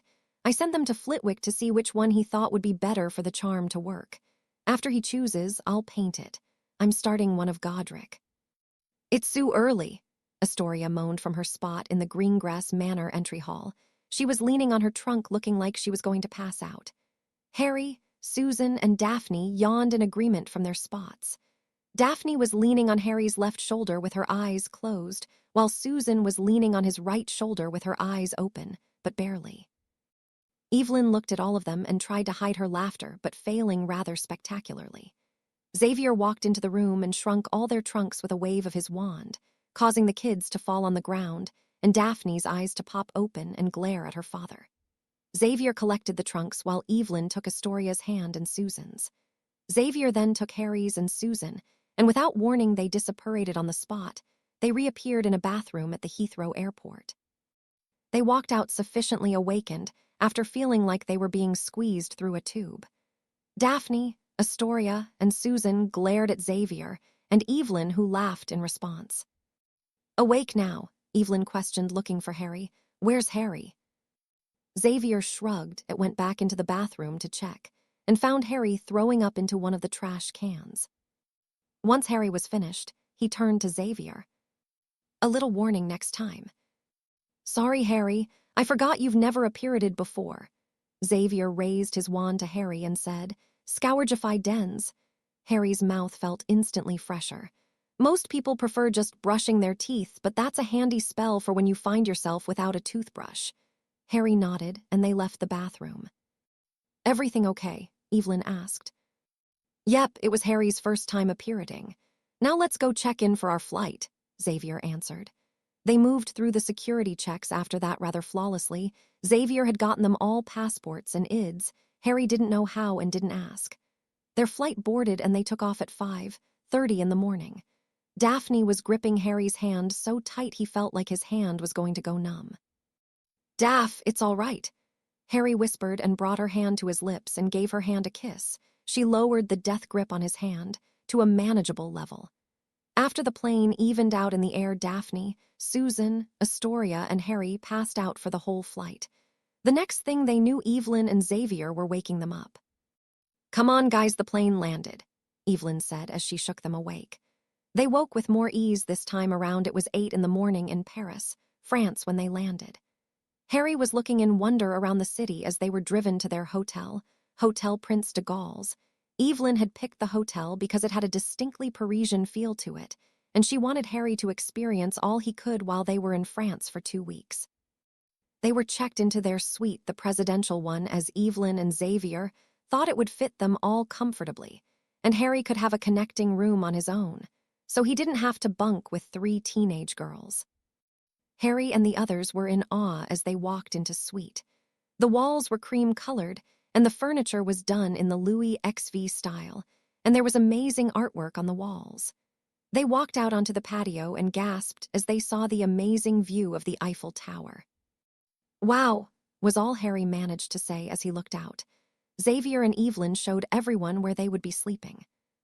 "I thought you might appreciate your own room," Xavier said, placing his hand on Harry's shoulder. Harry sighed in relief, which made Xavier let out a laugh. "All right, we're going shopping," Evelyn stated, followed by squeals from all 3 girls. "You ready for this?" Xavier said with a grimace. "No," Harry said, shaking his head, staring at the girls bouncing and squealing. "Smart man, grab a book or your sketch pad. You're gonna need it," Xavier said, grabbing his own file of stuff to read. 4 hours later, the ladies finally took a lunch break, and Harry and Xavier sighed in relief. They had endured boutique after boutique, either sitting there watching the girls model clothes or being forced into clothes by the girls. Xavier had managed to balance his greenhouse books, and Harry had finished 1 picture of Godric. They sat down to eat at a little bistro near the shops to eat. They ordered their lunches and chatted about where they wanted to go. "So are we done shopping?" Harry asked. Xavier snorted.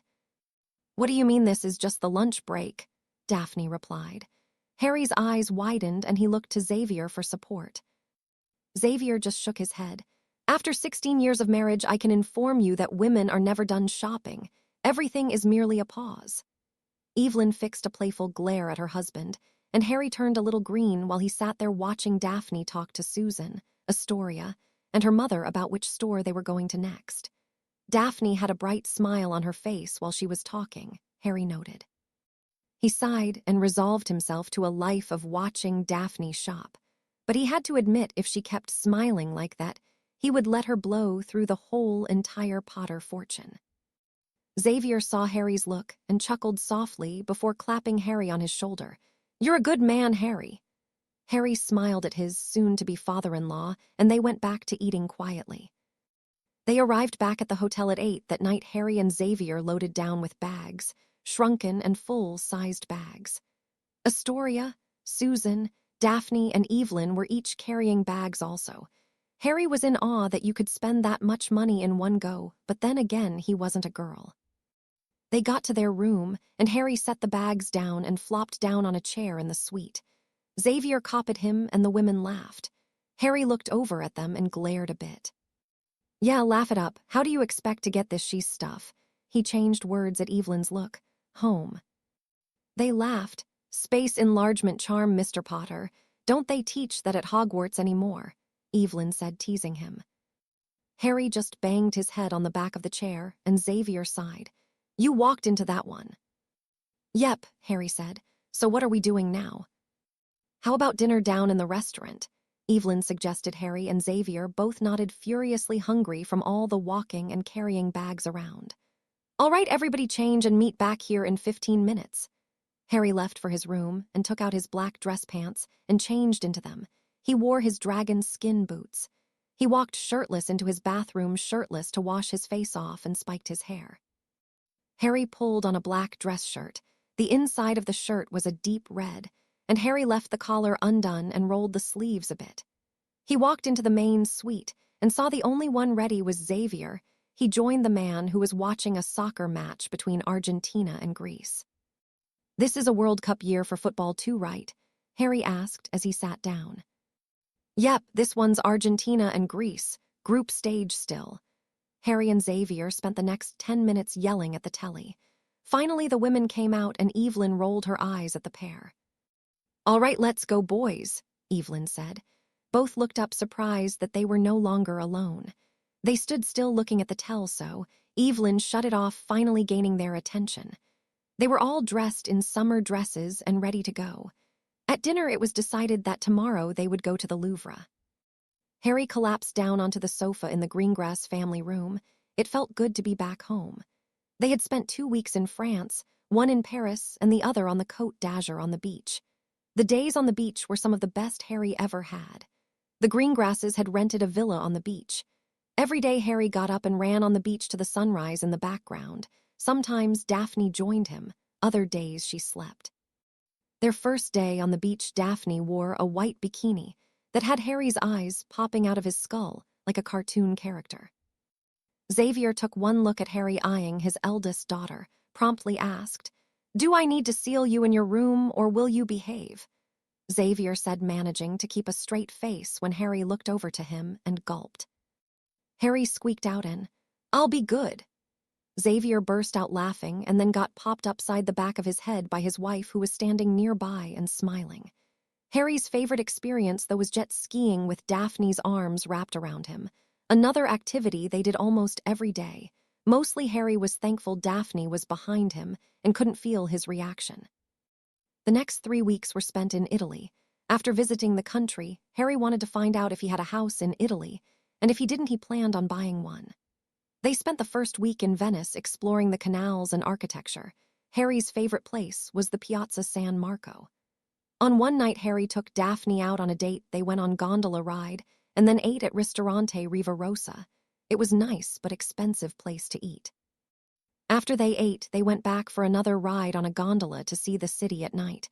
Well, they were going to, but it was a bit difficult to see the city while they were attached at the lips. Harry discovered that night Daphne was very sensitive on her neck right below her ear. Their second week in Italy was spent in Florence. In Florence, they visited the Duomo, the Fountain of Neptune. Harry drew a beautiful picture of the fountain with Daphne sitting on the ledge of the fountain, blonde hair flowing. They visited the Ponte Vecchio, which was amazing, lit up at night, the Basilica of San Lorenzo, and the Uffizi. The third week was spent in Rome, where they spent time chatting with the ghosts of gladiators at the Colosseum. They went down into the catacombs, though Evelyn didn't really share their enthusiasm for the catacombs, the Vatican, the Pantheon. Daphne was rather upset that not a single magical artifact remained at the Pantheon. The Trevi Fountain, the Forum, Trajan's Market, Trajan's Forum, and Harry took Daphne on a date to the Villa Borghese Gardens, and the last place they visited was Castel Sant'Angelo. "You awake there?" Daphne asked as she came into the room. Harry cracked his eyes open, still flopped out on the couch, and barely nodded. Daphne sat on the couch next to him, brought her feet up and curled into Harry's side. Harry wrapped an arm around her and brought her face to his, leaning into a knee-weakening kiss.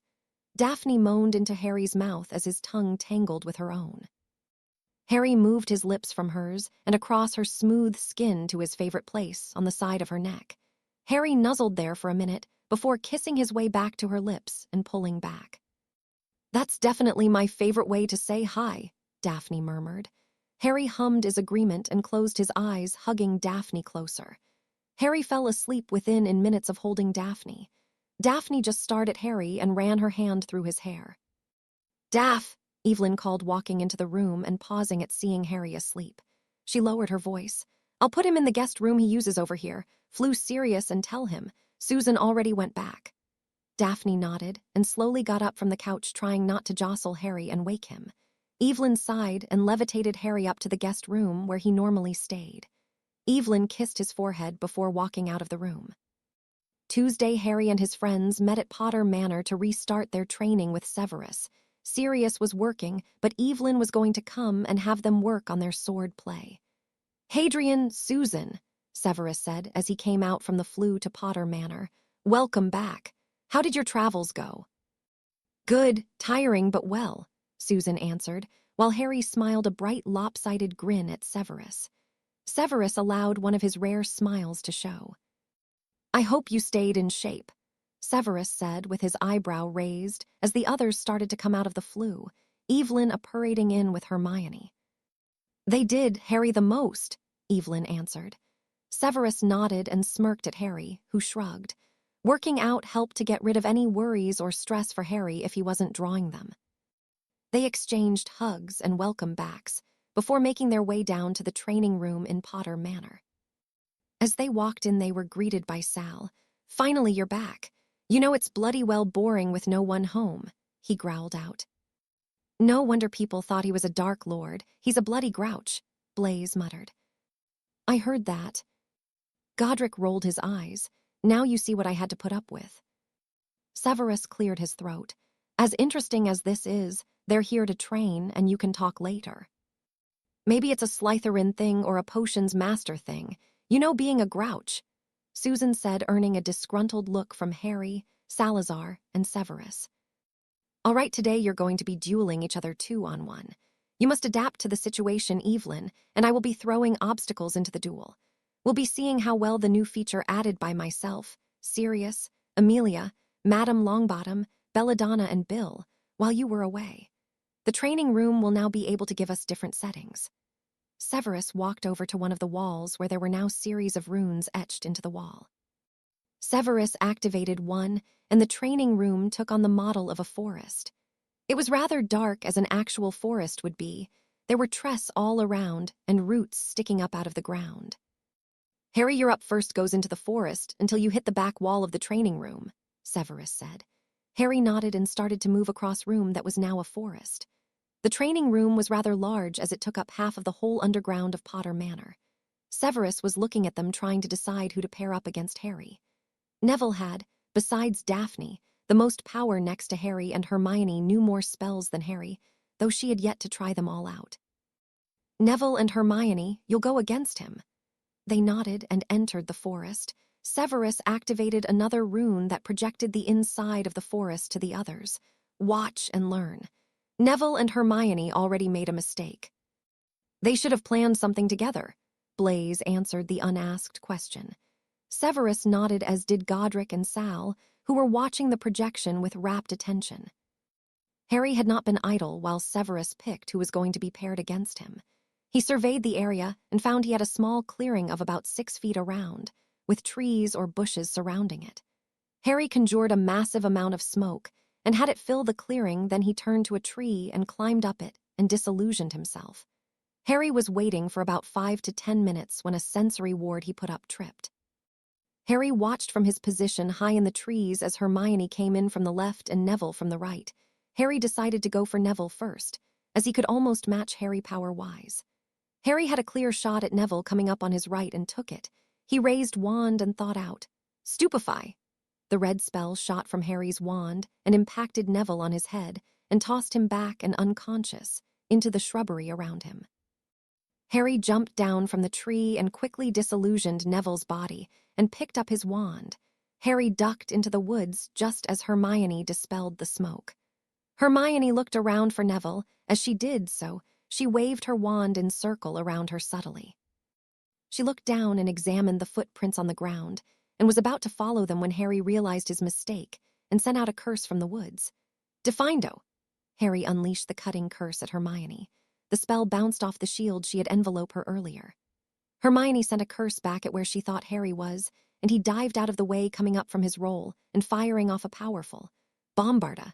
At Hermione, her shield shattered under the power of Harry's spell and cracked a rib or two. Hermione bent over and Harry fired off an Petrificus Totalis, Expelliarmus. Hermione's wand came flying into Harry's hand and Severus deactivated the runes. The room reverted back to its original form. Severus went over to Hermione and headed her while Harry disillusioned Neville and woke him up. Neville stood up wearily and shook his head. "Well done, Hadrian," Severus said. "Now who can tell me what they did wrong?" Severus asked as Harry gave his friends back their wands. "They didn't plan anything," Blaise answered. "They walked into a spelled area without doing a revealing spell or dispelling the smoke," Daphne answered. "We didn't look up," Neville added, rubbing his head. "Sorry, mate," Harry said with a chuckle. "Good," Evelyn said. "Now what did they do right?" "They flanked him," Susan said. "Yes, but planning would have made it better and more useful, especially if we would have communicated," Hermione answered. Severus nodded. "Harry set a trap and disillusioned himself," Daphne said with a smile towards her boyfriend. "Good, good. Next, Daphne versus Tracy and Susan," Severus announced and activated another rune scheme that turned half the training room into a section of what looked like a small part of Diagon Alley. "Harry!" Daphne squealed a bit and ran to him as he came out of the flue at Longbottom Manor. Daphne jumped on him, and Harry caught her as she wrapped her legs around, gave him a kiss, Sirius made a barfing noise that interrupted what was on its way to becoming a steaming kiss. Harry let Daphne down, and they both blushed a bit. "You think the last time they saw each other was last year, not 2 days ago," Susan said, rolling her eyes and giving Hannah a hug, and then Neville. "Happy birthday, Nev." "Oh, common on Sue there in Louvre," Hannah sang out in a teasing voice. Susan grumbled a bit, and Hannah added, "Maybe it's time for you to get a boyfriend then." "No," both Sirius and Harry said. Harry added to his shout by saying, "She doesn't need one of us hanging on her and thinking the things we think." Harry finished with Sirius nodding along with him. Neither paid attention to the glares they were getting from Susan and the other women and the girls. 2 thumps were heard and followed by both Harry and Sirius yelling, "Ouch, what?" Both Daphne and Amelia smacked them upside the back of their heads. "Thank you," Susan said, still glaring at her brother, and the man she thought of as a father now. "Idiots." She muttered and walked away, hooking her arm with Hannah and Daphne and joining the party. Amelia shook her head at Sirius as she too walked off to talk with Madame Longbottom. "Oh, get up, Neville," Harry said to his friend, who was currently on the ground laughing at him and Sirius. "So how'd you talk your grandmother into a small party with only a few parents?" Harry asked as he, Neville, and Sirius joined the party. "It was rather easy. She's exceedingly proud of me and was willing to let me have the party I wanted. She and Uncle Algy have even been bragging about me to their friends," Neville said with a smile as they joined Blaise, Draco, and Theo, who were discussing the upcoming finale. Harry smiled at his friend, who was obviously happy about his new relationship with his guardians.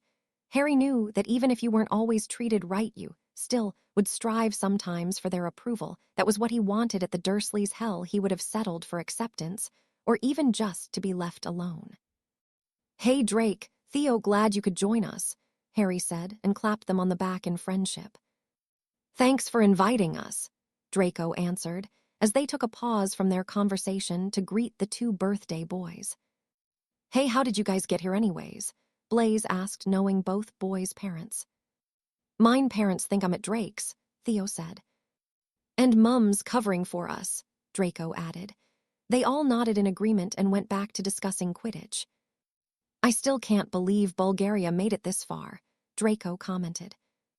"Yeah, and all on the back of Crumb," Harry added with a smirk towards Draco. "It's all in the Seeker. Please, everyone knows it's the chasers that make the difference.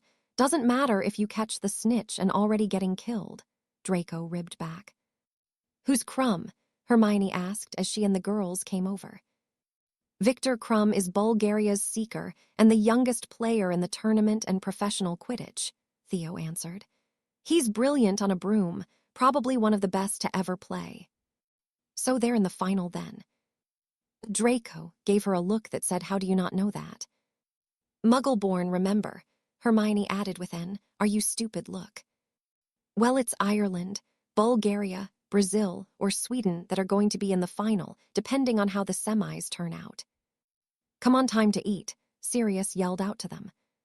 Frank Bryce was the old caretaker of the Riddle mansion on the outskirts of Little Haggleton. He was supposedly the killer of the former tenants of the house, but was released when the autopsy reports on the Riddles came back as natural causes in 1945. Frank was now 70-some years old with a false leg left over from the war. It was his leg that woke him this night as he fixed some tea. He saw flashes of light coming from the old mansion, which he was still caretaker of. "Damn kids," Frank muttered and grabbed a flashlight and his key to the mansion. Frank moved up from his small cottage and through the Riddle graveyard and into the house. He moved to where he could hear voices and looked through the cracked door. In a dark, dank room of what looked like an old mansion from the 1920s in Dacre, a fire was roaring. In front of the fire was a high-backed stuffed chair. A short, squat man was standing in the shadows cast by the firelight. He seemed to be bowing a bit, and Frank could just make out something else sitting in the chair from the light. "Wormtail," a wheezy voice hissed out. "Where is Nagini?" It wasn't asked as a question, rather a demand. "SHE, she's out exploring the house, I think, master," a familiar voice stuttered out. "There's more in the bottle, master, if you're still hungry," Wormtail managed to get out without stuttering. "You will need to milk Nagini. I will need more," the voice hissed out again. How long will we be staying here, Master? A week. We need to wait for the Quidditch World Cup to end before the plans can go through. Why must we wait, Master? Couldn't we have used Bertha Jorkins? Because, you fool, the Ministry has added security to everywhere with all the foreigners coming into the country. We wouldn't want the Muggles catching on. Jorkins served a different purpose. Stop stuttering before I cut your tongue out. And does it really need to be the Potter boy, my lord? Wormtail said, and then stuttered to correct himself. Not that I have any feelings for the boy. No, none at all, but another wizard would be easier to get at and take, Wormtail muttered. Yes, it could be another wizard, but Harry Potter will be used, and then I shall kill the boy, and perhaps feed you to Nagini, if you do not stop questioning me. Frank Bryce was getting more nervous as time went on while he was listening. First, he was hearing made-up words and things of fairy tales, then something about the Ministry and murdering a boy. He turned to leave, but as he did, a huge green snake slithered through the hallway and into the room. The snake looked towards the chair and was moving his head. The hiss-like voice actually turned into hissing. Frank had a fleeting thought that whoever was in the chair was talking to the snake before he shook it off. He was turning to leave when he heard the hiss voice speaking normally again. Wormtail, Nagini tells me the old Muggle caretaker is standing outside the door listening to our discussion. A small hand pointed towards the door. Why don't you turn me around so I can give our guest a proper greeting? Wormtail complied and turned the chair around. A hideous fetus-like thing was the last thing Frank Bryce saw as an eerie green light enveloped him. Across England, Harry shot up in his bunk, sweating and breathing hard. He stumbled out of his bunk and into the main area of their tent. Harry, Susan, Amelia, and Sirius were at the World Cup campsite 2 days early as their jobs required it. Bill and Ginny had come with them as Amelia and Sirius spent most of their time working. Their tent was practically as large as the Dursleys' house. Harry moved into the kitchen and started to make some tea. Scooby came trotting up to him. Hey, Scoob, Harry said. Scooby had grown a lot and fast. At 8 months, he weighed 120 pounds, more than even Daphne weighed, and he stood at nearly 3 feet. Scooby wagged his tail as Harry scratched behind his ears as the tea was steeping.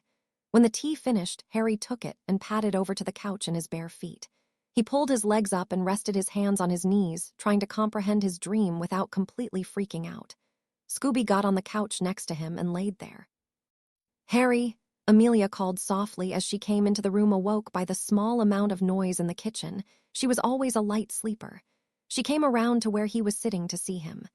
Scoob, she said, and the puppy scooted down the couch so Amelia could sit. She sat and wrapped an arm around Harry's shoulder. Harry turned a bit so he could face her. What is it, Harry?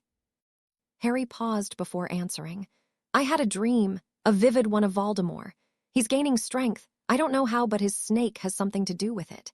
He now has a solid for it. It looks like a deformed fetus, baby thing, but with arms and legs.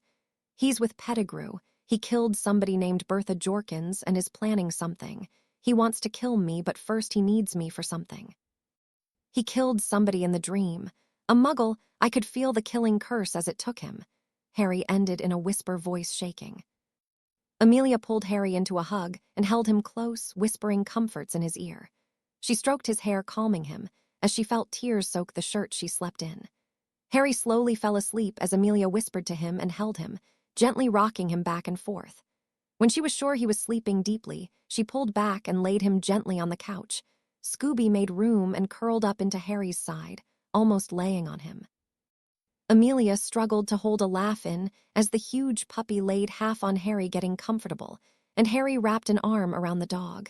Keep him company, Scoob, she whispered before going back to hers and Sirius's room. The next time Harry woke that morning, Severus was there in the tent with Sirius and Amelia and Bill. They were sitting at the table, each drinking tea. Good, you're up, Sirius said. Good, get ready, and then you, Susan, and Ginny can go explore the campgrounds, Sirius said, walking over to him and giving him a wink. We'll fill you in after the match is over, he said quietly. Harry nodded and went into his room and changed into some cargo shorts and an Ireland t-shirt. He put on matching green chucks. Harry came out and looked to Susan and Ginny, who were dressed similarly, on Muggle shorts and t-shirts. Ginny had a shamrock painted on her cheek. She was on her shoulder wearing a tiny, tiny Ireland shirt. You two ready? Harry asked. Yep, they both answered, and the three of them set out to explore. They were right near the stadium, and closest to them seemed to be the Ireland supporters. Everywhere they looked there were Ireland colors. Tents had shamrocks painted on them, leprechauns, and Ireland flags. Irish flags hung everywhere. This is awesome, Ginny said, rather awed as she took everything in. They passed on tent, and Ernie Macmillan called out to them. Hey, Susan, Hadrian. They stopped walking and came over to Ernie's tent, where his parents were sitting. Mum, this is Susan Bones and Hadrian Potter and Ginny Wright. Ernie asked, and Ginny nodded. Ginny Weasley. They shook her hands and chatted with Ernie for a bit, finding out that Muggles were actually manning the entrance areas because the land they were on was a campground. The ministry workers had been handing out warnings and fines to some of the partiers as they were using magic openly. The Bulgarians were getting hit the hardest because they had huge moving posters of Crumb on their tents. They said goodbye to Ernie and moved through the camp to the souvenir section where vendors were all over, selling anything and everything Ireland and Bulgaria. You guys want something? I've got my money on me, Harry asked the two girls he thought of as sisters. Ginny usually spent her time with Tori over at the Greengrasses. They squealed at the thought of shopping, and Harry inwardly shot himself thinking back to France and Italy, where 3 days of the trip were shopping from the ass crack of dawn until closing. They moved from booth to booth, browsing the goods. Harry was actually the first to buy something, purchasing omnioculars for the three of them. Hey, face paint, we're gonna need some more when the others get here, Ginny said as they passed a booth selling various paints in Ireland and Bulgarian colors. Oh, I so want one of those, Susan said, pointing to some guy's giant cloth hat in Ireland colors with a dancing leprechaun on it. They moved over to the guy selling the hats and bought one for Susan with the leprechaun. Harry got one with a shamrock that would light up around the hat, and Ginny got one with a leprechaun that was in a fighting stance and would move around the hat like a boxer. They walked over to a stand that was selling memorabilia like signed posters, game snitches from previous matches, quaffles, beater bats, and uniforms. Some were signed like the posters, others weren't. She seemed quite taken with one of the snitches that were on the stand. She looked like a kid in a candy store as her big eyes grew even wider while she was looking at the shiny snitch. Harry moved over a purchase the snitch, which was unsigned, but was from an Ireland group match. Harry took the snitch and let it fly in front of she, who chased it around. The snitch had a spell on it to stay near the buyer, so Harry wasn't worried about the snitch getting away from she.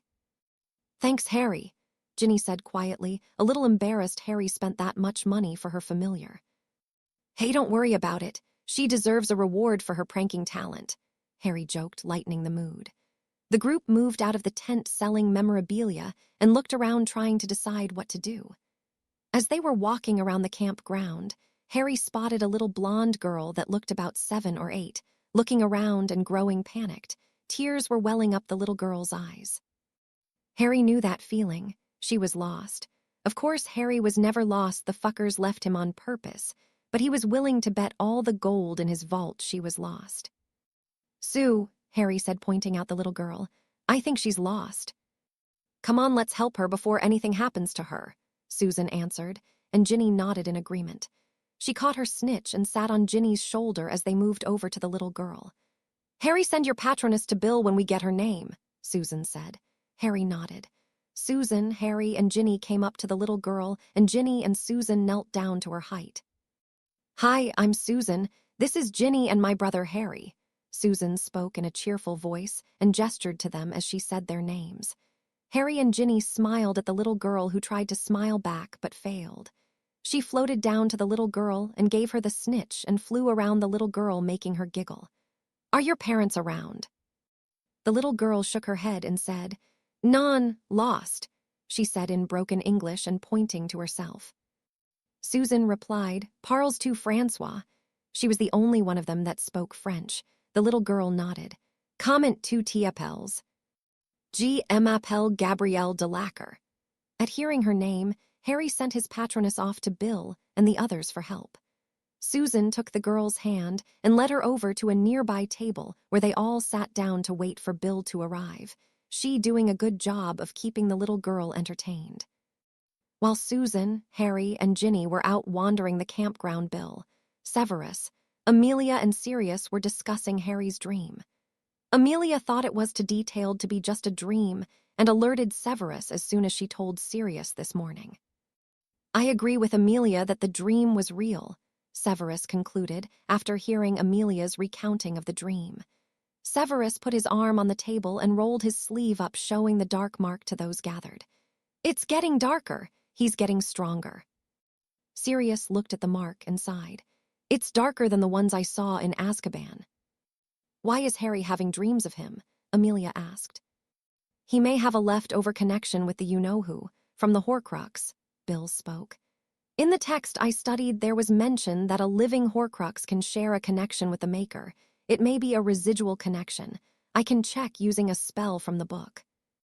Can the Dark Lord use this connection? Severus questioned. If it's residual, no. Only Harry will be able to, because the link he has to Harry is shut. And Harry won't be able to go into his mind or anything. He may just pick up some glimpses in his dreams from time to time. If the Horcrux wasn't destroyed, Harry and Voldemort may have been able to access each other's minds. Since Harry still lives and the Horcrux in his mind was destroyed, Harry's magic took on some of you-know-who's and cleansed it so Harry could use it. It will work as a sort of warning system for Harry. I think he also may have used Nagini as Horcrux with the death of Bertha Jorkins. It would be the only way he could gain strength the way he has, Bill added. I agree. He already had a bond with Nagini. This will strengthen it, Severus said. We need a way to get Fudge used to the idea that Voldemort will be back. With Lucius at his side, he won't accept it easily. We need solid proof, and saying Hadrian has a link with a sociopath isn't going to cut it, Sirius said. Amelia nodded. Fudge will bury his head in the sand if this is sprung on him without evidence. How could he just not believe a warning like this? Bill questioned. I mean, he's the head of the government. He has a duty to his people. He may, but he's a politician, William, Severus answered using his teacher voice. He's greedy and was chosen by the pureblood voting bloc supported him. He's easily manipulated and sympathetic to them. Granted, he's not an idiot. He would never join the Dark Lord just because he likes his traditions. However, if he acts like a chicken shit, he may do more harm than good. He's also become cautious of Dumbledore lately. Whatever we do, there cannot be Dumbledore supporters involved. I might have an idea, but I'm going to need Narcissa's help. I'll fill you in later. I need to check something out, Sirius said, getting up from the table and kissing Amelia before exiting the tent. Severus, will all the marks get darker? Amelia asked. Yes, and as he gains more power, they may start to move. Right now it's still faint, but it will get darker the longer he's out there. I'm going to contact Jacob Carey. He's one of our Aurors on duty at Azkaban. I want him to watch the marks. He'll then add it in his reports, and I can take those to Fudge, Amelia said, standing and moving over to the flue in the tent. You're welcome to stay, Severus, if you want to. Thank you, but I have a potion to get back to, Severus answered and left through the flue. It was a perk of being the head of the DMLE. As Severus left and Amelia was about to start her flue call, Harry's patroness came into the kitchen. Bill, we found a lost girl. She's French and her name's Gabrielle Delacour. We're in the concessions area where they're selling everything just outside the memorabilia tent. Harry's voice came from Snow. Let me check the listing, Amelia said. The Delacours are a prominent family in France. They're probably going insane with worry. She moved into her and Sirius's room and brought out a large parchment scroll and started to look down it. They're in this section about a mile away from our tent.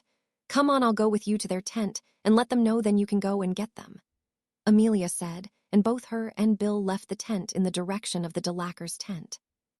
They arrived about 10 minutes later and found the Delacour patriarch discussing with the Aurors while the mother was packing, as was their other daughter. Bill came to a halting stop at the sight of the Delacour daughter. She was beautiful. She had silvery blonde hair, deep blue eyes, and a perfect face with ivory white skin. Amelia elbowed Bill, who started forward again, this time focusing on the father. Madam Black, the Auror with the father, snapped to attention. Jennings, you can go back to your post. We found his daughter, Amelia said, and turned her attention to the Delacour patriarch. Mr. Delacour, your daughter is safe. She was found by my niece and godson and William's sister. I wanted to let you know before William goes and retrieves them. Pierre, I'll go with him, stay with Mir. The daughter spoke, coming up to them. This is my eldest daughter, Fleur. She'll go with William to meet with Gabby. Thank you, Madam Black. Bill and Fleur set out to bring the wayward girl back to her parents. They had about a 30-minute walk to the area where the Harry, Susan, Ginny, and Gabby were waiting. Thank you for helping find Ma Sower. Fleur spoke in French and English, choosing her words slowly. Bill thought she probably hardly ever spoke English if she knew it. It's no problem. Harry probably recognized your sister was lost. He's good with his surroundings. You don't need to worry about her with them. They all know what to do, Bill said, trying to ease some of her worries. Oh, by the way, I'm Bill Weasley. Bill introduced himself formally with a dashing smile. Fleur Delacour, Fleur said with a small smile. There they are, Bill said, pointing out the small group at a picnic table where Gabrielle and the others were laughing at something she was doing. Gabby, Fleur shouted and raced to her sister's side. Gabby got up and met her halfway. They were speaking fast in French to each other. Gabby was crying and holding tight to her big sister. Harry, Susan, and Ginny moved over to meet Bill near the sisters. Hey, Bill, they said, coming over to him. Hey, guys, what happened? Harry shrugged. She looked lost. Bill chuckled, and Susan and Ginny just rolled their eyes at Harry, acting like he did nothing. Thank you for helping her, Fleur said as she came over and gave all three of them a hug and kissed their cheeks in thanks. French, Harry muttered loud enough for only Sue to hear. She hid upside the back of his head. So everyone ready to go back to the tent? I'm hungry, Bill said, and Ginny nodded along with him. Weasleys, both Harry and Susan chuckled, earning them mock glares, and got Fleur and Gabrielle to laugh. Let's go, Harry said, shaking his head. She hovered around them as they walked back. They chatted with the Delacours for a while after they returned Gabby before making their way back to their tent. Harry, I'm going to run a check on your scar, Bill said as they were sitting in Harry's room talking about Fleur and Daphne. The text I went over said once you destroy a living Horcrux, if the vessel remains alive there may be a residual connection. Harry nodded and closed his eyes as Bill pointed his wand at him. Harry heard Bill saying something in a different language, a chant, Harry thought. About 2 minutes later, Bill stopped. All right, Harry. Harry opened his eyes and raised an eyebrow at Bill. Your scar has a residual connection. Seeing Harry's panicked look, he added quickly. It's not what you're thinking. Your mind is closed off to him. He can't access it. You can't actively go into his and search around either, but you can get glimpses of what he's doing while you sleep. The unconscious mind is still a world fully understood either by magic or muggles. Your scar, what's left of it, will act as a warning system of sorts. You'll know when he's around, though, when you're conscious. Harry nodded. Bill, you have experience with girls, right? Harry asked. Bill smirked at him, trying to decide whether or not to tease him. Tell the master what's on your mind. Harry rolled his eyes. I want to ask Daphne to marry me. You're already contracted to marry at 15, but you want to ask her anyway, Bill said. Yeah. Well, you're already doing that, right? When do you want to do it by? Before summer, since I suspect they'll be planning. Daph's birthday is the 27th of August, so we have to be married either before that or on the day. Right, then I suggest Christmas, and make it special. Now, special doesn't necessarily mean thousands of roses and candles and the like. Do something you'll know she'll love, and that's unique to you too. Harry nodded. Thank you, Harry said, and Bill nodded and left the room so Harry could go to sleep. Harry woke up the next day to Daphne sitting on his bed smiling at him. Well, this is a nice way to wake up, Harry commented sleepily. Daphne giggled at him. His hair was sticking up on only the right side. He looked like he had been in a wind tunnel, and his eyes were only half open. She leaned forward and caught his lips into a sweet, lingering kiss. She pulled back a bit, leaving her lips just inches away from his. Good morning, she whispered, and then pulled all the way back as Astoria came in and jumped on the bed, fully waking Harry up if the kiss hadn't. Get up already. she said before bouncing out of the room again and doing the same to Susan. Blaise and Neville are here, and Tracy and her parents are bringing Hermione, soon, Daphne said, giving him a kiss on the cheek before leaving the room. Harry smiled to himself and made his way to the shower and to get ready. He dressed in jeans and another Ireland shirt with Troy's name and number on the back. Harry entered the kitchen about 20 minutes later to see Susan and Ginny eating at the table. The others are sitting outside, Susan said, standing up from the table. Harry nodded and sat down to eat a quick breakfast. Ginny left after a few minutes and Daphne walked in as Harry finished eating. Harry cleaned up his dishes and Daphne pulled him into the living area and pushed him down on the couch. Daphne lay down next to him and Harry wrapped his arms around her, pulling her closer. Harry ran his nose along hers and smiled at her, looking into her eyes for a minute before bringing her lips to his in a slow kiss.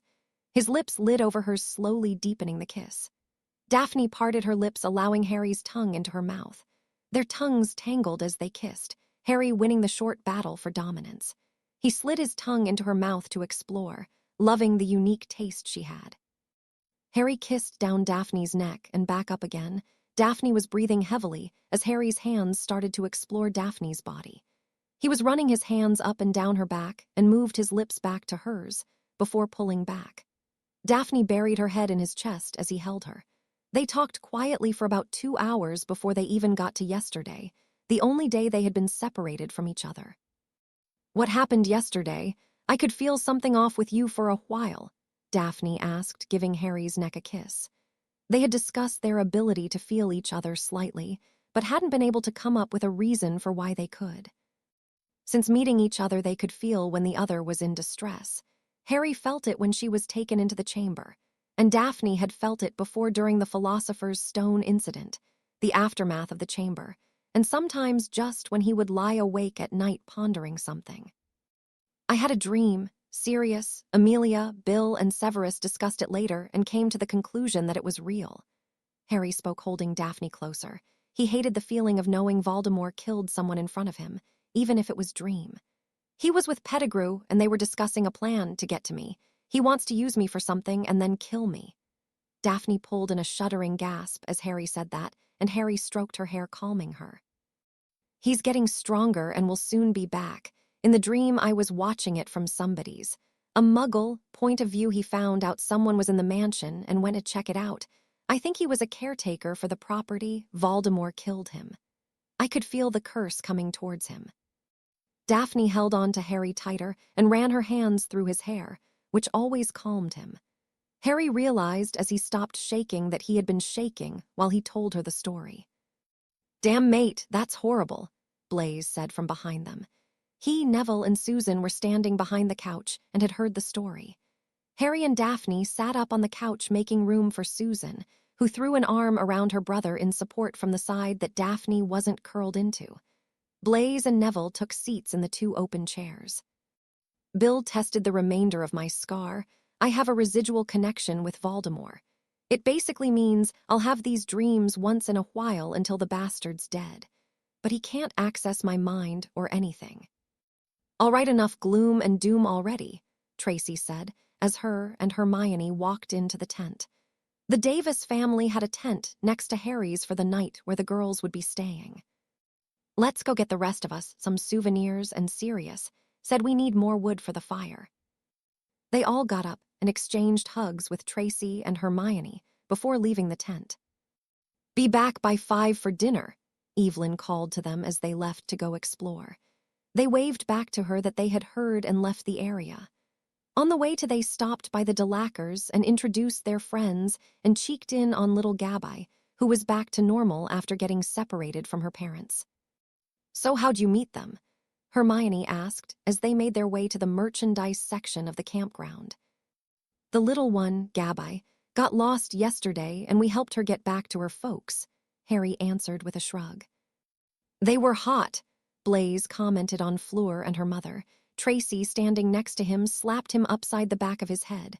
What they were, Blaise said, then ducked behind Neville to avoid another hit. Hey, don't drag me into this just 'cause you put your foot in it again, Neville said, stepping out of the way and giving Tracy another shot at Blaise.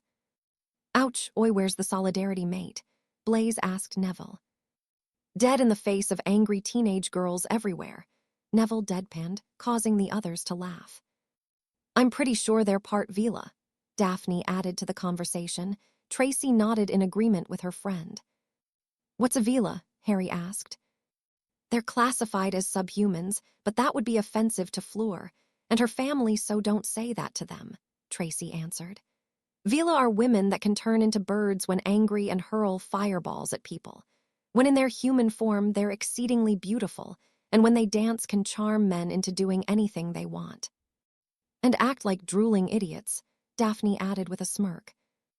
Right, but that's not very hard anyways, Tracy said, making Hermione, Daphne, and Susan giggle, while the boys tried to look outraged.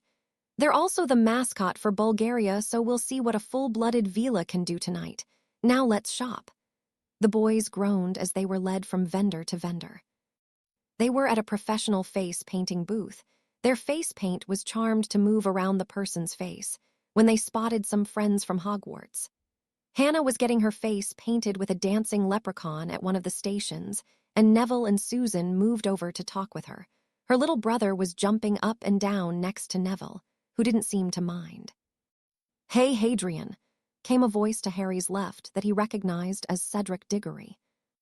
Hey, Cedric, Harry and Daphne moved over to chat with him. Hadrian, Daphne, this is my dad, Amos Diggory. Cedric introduced them to the older man next to him that shared Cedric's brown hair and nose from what Daphne could tell. They shook hands with the man.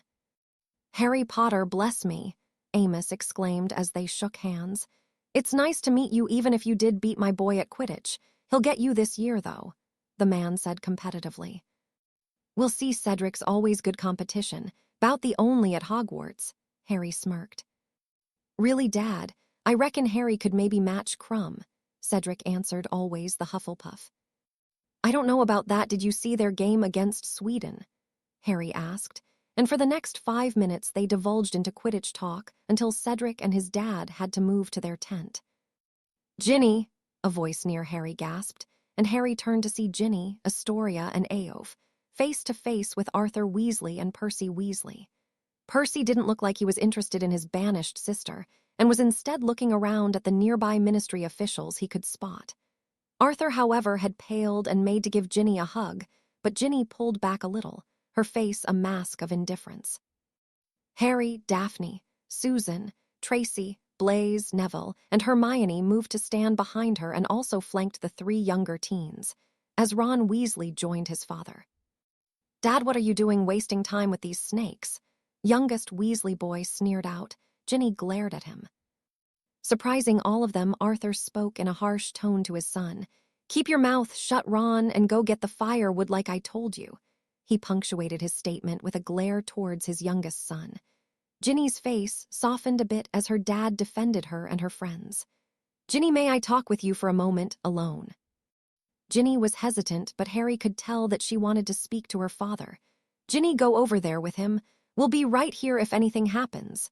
Harry spoke, and glared at the man pulling up some of his magic, which caused Arthur to pale slightly. Take that as a warning to not upset your daughter, Daphne hissed out from her spot beside Harry. Arthur nodded, and he and Ginny moved off to the side to talk. Harry, I'm fairly certain he almost wet himself, Hermione scolded. Well, he shouldn't have abandoned his daughter, Harry said without looking remorseful. Yes, but it looks as if he's trying to mend that somehow, and he should be given that chance, Hermione said, still taking him to task. Fine, Harry sighed. I'm sorry, but Merlin help him if he makes her cry, Harry growled, and Hermione smiled at him, glad Harry accepted her point. Fair enough, Hermione said as they went back to watching the conversation taking place. Ginny gave her father a tentative hug before rejoining her friends, and Arthur smiled sadly at his little girl. At around 8 o'clock, a loud gong rang out through the campground, signaling that seating had opened for the match. Come on, you lot, Sirius said, calling them all together. Time to go. They made a 20-minute hike through the woods, laughing and joking around as they walked. As they came to the huge stadium, Sirius spoke again.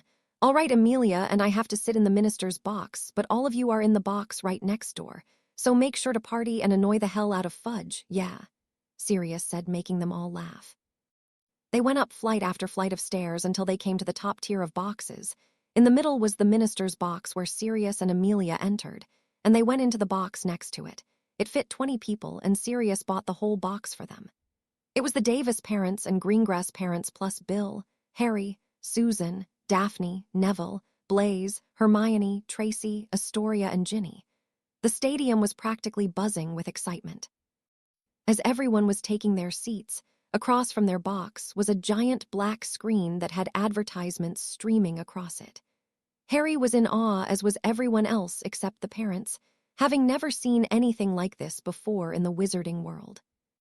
The stadium fits 100,000, Xavier told them, having to shout somewhat because of the noise. It's the largest one built yet. A few minutes later, they heard a booming voice echo throughout the stadium. Welcome to the 420 SEVETH Quidditch World Cup Final, the voice of Ludo Bagman sounded throughout the stadium. The black screen changed to say Bulgaria 0, Ireland 0. And without further ado, allow me to announce the Bulgarian national team mascots. A solid block of red and black fans to their right roared out in approval as about 100 Vila came gliding out onto the field. Harry, like every other male, was looking at the Vila in awe, and then the music started, and they started to dance to it. Almost every male experienced a feeling of pure bliss wash over their mind. Harry felt it but quickly shook his head clear and turned away from the field, and noticed both Xavier and Marius were looking away as well as plugging their ears. The song really wasn't doing that much to Harry, so he didn't bother. Instead, he turned towards Daphne, who had been watching his reaction. She gave him a blinding smile as she realized Harry was able to ignore the effect of the Vilas. Harry pulled her in for a deep kiss that lasted until the music stopped. He pulled back and smiled at her before releasing her to watch once more. He laughed at Blaze, who was smiling stupidly as if he were high. Neville, he noticed, had one foot on the railing like he was going to jump down to the Vilas. They both smiled sheepishly as they came out of it. And now, kindly put your wands in the air for the Irish national team mascots. As Ludo finished, a wave of green and gold swept into the stadium. It made a circuit around the stadium before separating and shooting to each goal post, and then a rainbow appeared between the two clouds of light. The crowd was roaring like they were watching a fireworks display as the two clouds formed up again, and then formed a shamrock in the sky. The shamrock danced overhead, and Harry realized it was made up of tiny red, bearded me holding green or gold lamps. The shamrock faded, and the leprechauns took their spot on the pitch across from the Vila. Leprechauns, Harry shouted to Daphne. What else from the Irish? She replied back, laughing. Now, ladies and gentlemen, help me welcome the Bulgarian national team, Bagman roared. Here's Dimitrov. A scarlet and black flyer flew out from the entrance far below them to the applause of the Bulgaria supporters. The man was a blur as he flew around the stadium. Ivanova. Another scarlet-clad flyer came out from the entrance and zoomed out across the pitch to join Dimitrov. Zorgraf, Levski, Volchanov, Volkov, AANNDDDKRUM. Harry focused his omnioculars on the last flyer, Bulgaria's famous seeker. The Bulgaria seeker had the usual lean build of a seeker and was dark and sallow-skinned, with a large curved nose and thick black eyebrows. Harry thought he looked like an overgrown bird of prey on his broom. He was hard-pressed to believe Crumb was only 18. The crowd was going insane as Crumb was announced. Everyone was cheering for the young seeker, even Irish fans. And now please greet the Irish national team, presenting Connolly, Ryan, Troy, Mullet, Moran, Quigley, and Lynch. Harry swerved the omnioculars to the Irish team's entrance and watched the 7 green-clad players fly out onto the pitch. Bagman was announcing about the referee, but Harry was sizing up the players. Harry, they're opening the case, Daphne said, and Harry nodded and gave her a quick kiss on the cheek as thanks. He focused his omnioculars on the ref as he kicked open the box, and the 4 balls shot into the air. Harry focused on the snitch and watched it fly up and then out of sight. You're off, screamed Bagman. And it's Mullet, Troy, Moran, Dimitrov, back to Mullet, Troy, Levski, Moran. It was Quidditch like never before seen by Harry even at the other professional matches he had seen. The speed of the match was incredible, and Harry wondered how much of it was the players and how much of it was the firebolt. Bagman's play-by-play had turned to him, only saying the names as he had no time for anything else. Harry's omnioculars were listing the plays by the Irish chasers. They were streaking down the pitch in the Hawkshead formation. Troy was in the center, flanked by Mullet and Morin. Porskoff ploy, and it worked as Bagman announced. Troy SCORES, 10-0 Ireland. Within 10 minutes after Troy's victory lap, the Irish had scored twice more. The game got even faster as they scored, but the game also got more brutal. The Bulgarian beaters Volkov and Volchanov stepped up their hits on the bludgers, sending them fast and furious at the Irish chasers. They were causing the chasers to have to scatter, and finally Ivanova broke through the Irish ranks, dodged the keeper, Ryan, and scored Bulgaria's first goal. The men in their box all looked away from the field as the Vila started to dance after the goal. They danced for a few seconds, and when Harry looked back, they had finished, and Bulgaria had the quaffle back. Dimitrov, Levski, Dimitrov, Ivanova, oh I say, roared Bagman. The whole stadium gasped as Crumb and Lynch plummeted through the center of the chasers. Harry thought they could have been free falling from an airplane with how fast they were going. Harry was searching for the snitch in front of them but couldn't spot it, and he realized it was feint. It's a feint, Harry yelled at the same time that Hermione shouted next to him. They're going to crash. She was partly right as at the last second Crumb pulled up and spiraled into the air as Lynch nailed the pitch with a dull thud that rang out in the stadium. Nice call, Harry, Blaise said. It's a timeout, Bagman yelled. Lynch will be attended to by trained Mediwizards. No, I thought it was trained bears that were gonna help him up. Neville deadpanned and Xavier next to laughed. That was rather unnecessary, wasn't it? As they tended to Lynch, Crumb was searching the pitch for the snitch without interruption. Harry had never seen anyone fly that well as Crumb seemed to be flying without a broom at all. It seemed like it was inconvenience. Lynch was back to his feet at last and mounted his firebolt, kicking off back into the air, to the cheers of the Irish supporters. After 15 more minutes, Ireland pulled ahead by 10 more goals. They were leading by 130 points to Bulgaria's 10. The game got dirtier as it went, Bulgaria being called for most of the fouls. The mascots started to go back and forth at each other, with the leprechauns teasing the Vila. In response, the Vila started dancing, and this time the referee was pulled into their dance and was posing in front of them. A Mediwizard had to come on and kick him in the shins to snap him out of it. As revenge, Mostafa, the ref, tried to send the Vila off the field.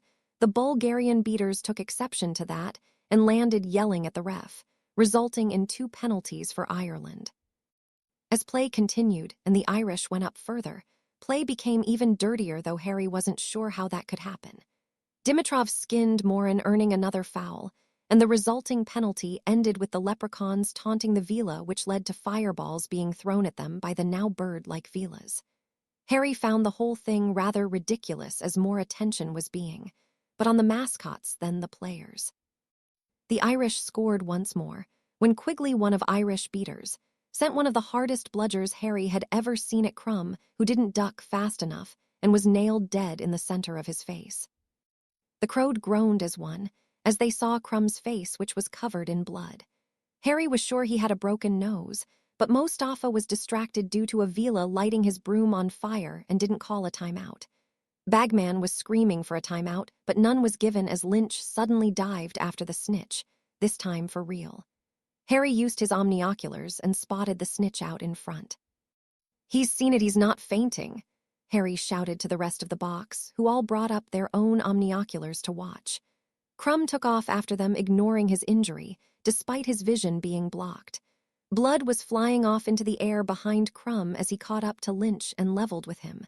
They were going straight at the ground again. They're going to crash again, Hermione shouted. Nope, just Lynch, Harry yelled back, not looking up from his omnioculars.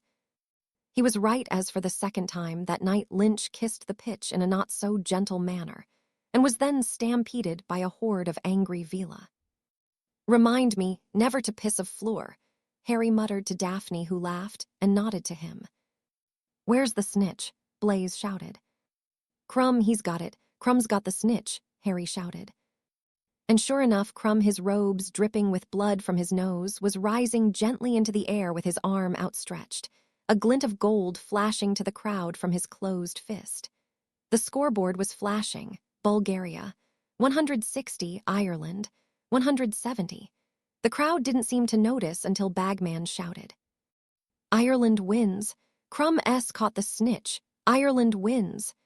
The players seemed taken aback at the sudden end to the match, but the supporters for Ireland were going crazy. The sound was deafening. "That was unbelievable," Harry said as they arrived back at their tents. "You could do that, Harry," Daphne said as they took seats around the living area of the Blacks' tent. "Damn right he could," Sirius said as he and Amelia entered the tent about 5 minutes after the others. They had to stay for the ceremony. "And then England will finally win the cup again, hopefully. It's been 75 years since the English won." Harry was smiling as his friends and family discussed the match they had just seen along with his own prospects of playing for England. He had never had so many people believe in him. It felt good. Daphne, sitting next to him, pulled him in for a kiss. "What is the odd look for Babe?" Harry looked down at his girlfriend. "It's nice to have a family," he said simply, and kissed her again. It was later going on later when Ginny was the first to fall asleep, so the parents decided that was it for everybody. The girls left for the Davis tent, while the boys got ready for bed. Harry went to sleep with dreams of his name being announced at the final of a Quidditch World Cup. Harry was sleeping, but not very well. The Irish were still going strong, but around 2 in the morning Bill came into his room that he was sharing with Blaze tonight.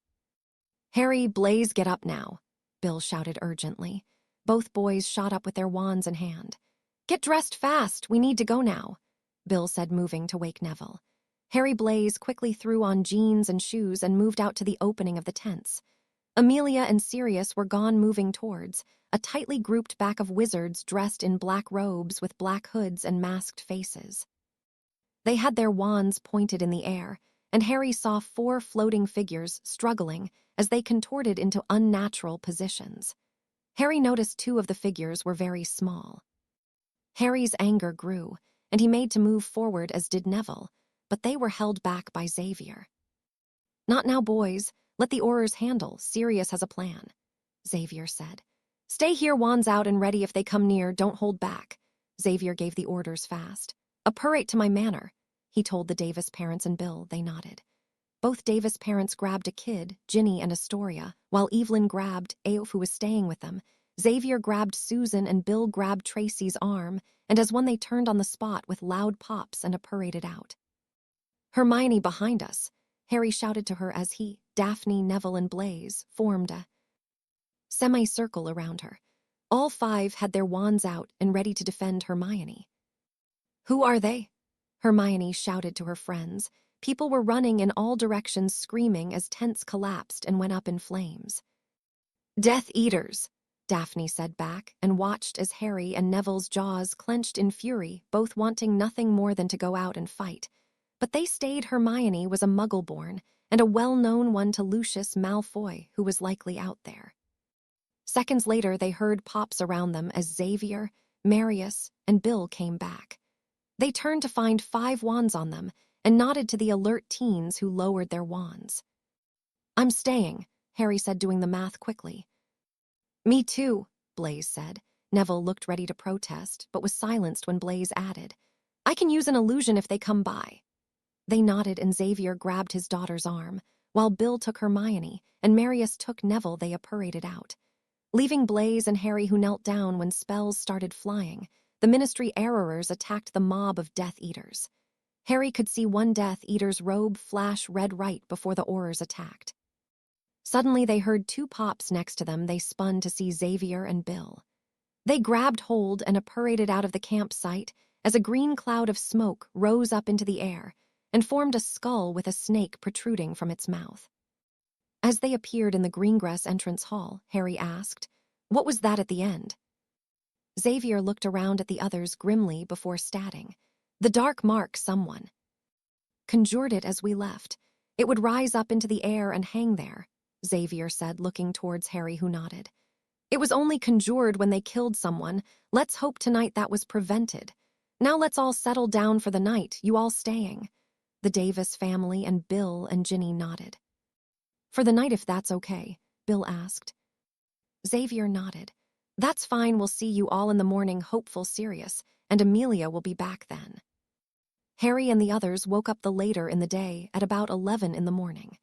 Harry walked down to the Greengrass kitchen and took a seat next to Daphne at the counter. Have you heard from Sirius or Amelia yet? Harry asked. Xavier lowered the paper he was reading and smiled at him. Yes, and they're going to be busy. They only caught one Death Eater, but it was Lucius Malfoy. Xavier said with a vicious grin. He never liked Lucius Malfoy, who was ahead of him in school. But the paper said, Daphne questioned as Harry shouted gleefully. Yes.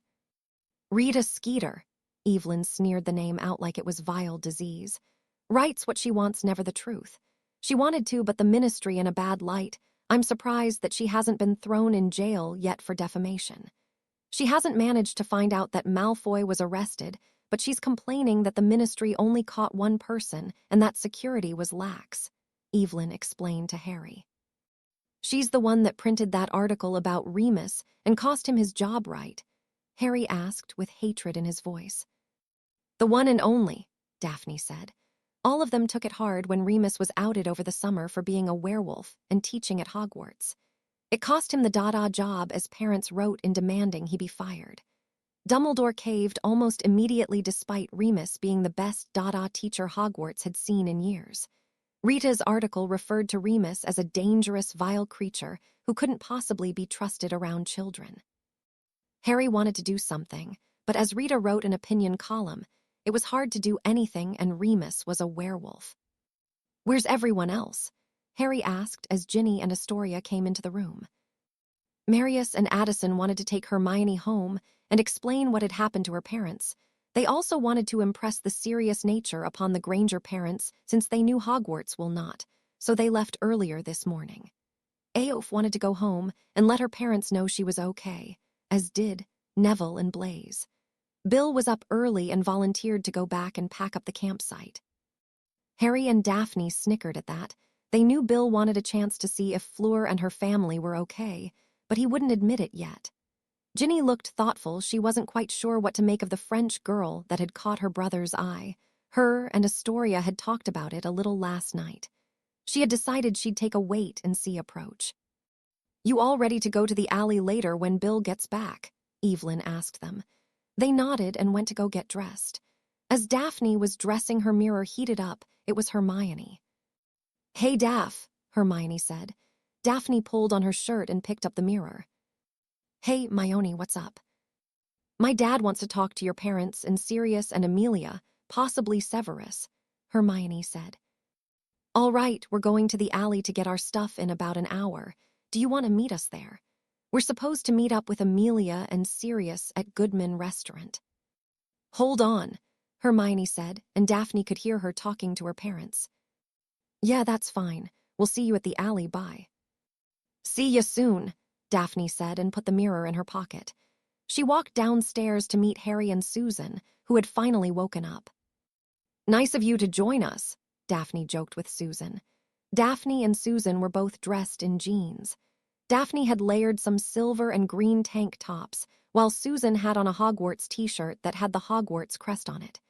Harry was wearing black jeans and a navy t-shirt that hung tight to his muscles. Daphne noticed. Susan had to flick her to get her attention.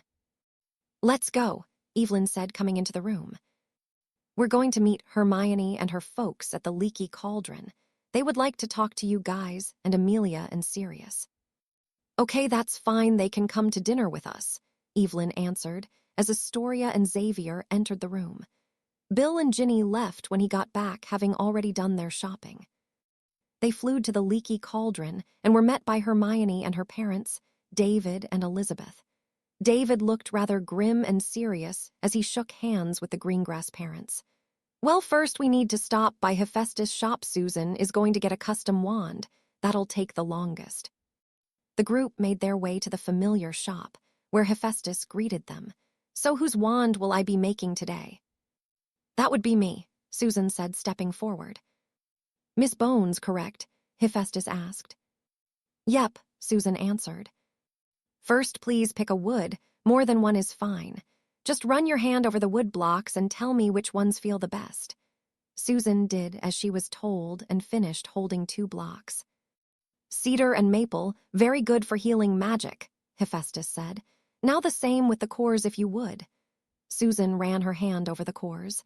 She had 2 jars pulled out when she finished. Feather of a griffin and phoenix tears, you must be good at healing spells and protection spells, Hephaestus said. Lastly, the gemstone, the same way as before. Susan ended up with an aquamarine, stone for the focus stone. I'll need an hour, are you staying? Not today, Harry sighed sadly. They left the store and went to get Harry's school pants altered as he had grown 2 more inches, and they were a bit short. His robes still fit fine. Harry felt for Neville, who this year needed a new wardrobe as he had bulked up some with muscles, and had grown a couple inches too, though he was still shorter than Blaise and Harry. Harry stood at 56 and Blaise at 57 on the tall side for their age. They got Harry some new school pants and some new jeans. They moved on to restock their potion supplies, and Harry got some more magical art supplies. After that, they made their way back to Hephaestus's shop to pick up Susan's wand. It was an enjoyment making your wand, Miss Bones, Hephaestus said, handing over the new wand that was a light brown in color. The wand was about 9 inches in length, and the hilt was done in the shape of a bare paw with the claws stretching onto the wand shaft where it connected to the hilt. Hadrian, something in me wouldn't rest until I made you and Daphne an extra wand. Hephaestus brought out a box that held a copy of both Harry and Daphne's wands. Thank you, Harry and Daphne both said. They paid for the wands. Hephaestus gave them wands holders made of dragon hide free of charge. All right, now we're going to go into the Muggle world. Harry wants a tux, not dress robes. Evelyn said the group made their way back to the leaky cauldron and shrunk their purchases and put them in Evelyn's purse. David rose an eyebrow at Harry, who replied, They're too bulky. I feel like I'm drowning in robes most of the time. David laughed, probably why togas went out of style. Xavier nodded. He mostly dressed in Muggle clothes also. The only ones always in robes were the die-hard traditionalists. Harry ended up buying a Kenneth Cole 3-button notch lapel tuxedo. At least that's what the lady said it was.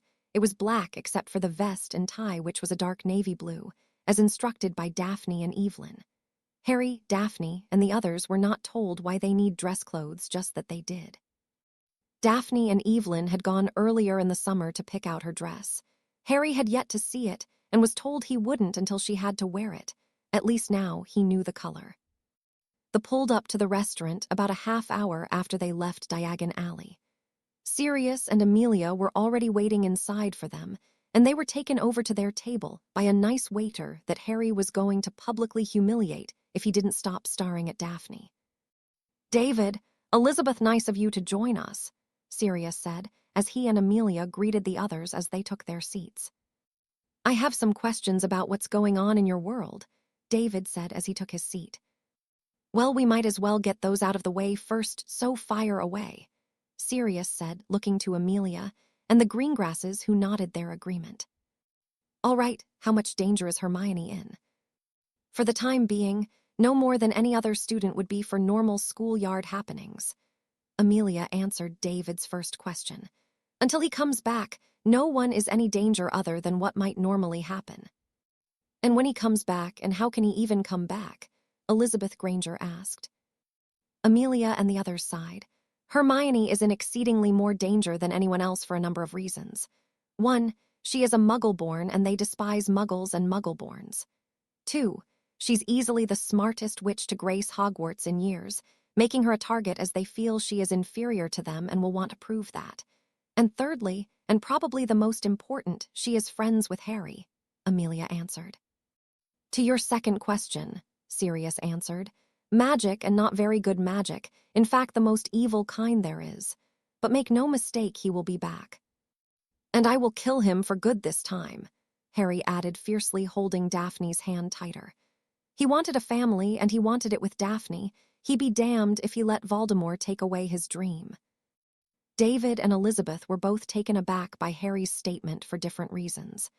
David for the fact that the others seemed to agree a kid would be the one to kill someone Marius Davis compared to Hitler, and Elizabeth for the fact that someone as young as Harry was talking about killing someone else, no matter how evil they may be. You all seem to accept Harry will be the one to kill this terrorist, yet he's only 14, David said skeptically. Sir, Harry spoke before the others could, I know you want to protect your daughter, so I won't take offense to your incredulous tone. Voldemort wants to kill me more than anything. You see, a prophecy was made stating I will be his downfall.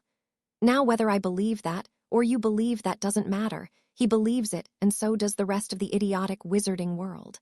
So I will be the one to kill him.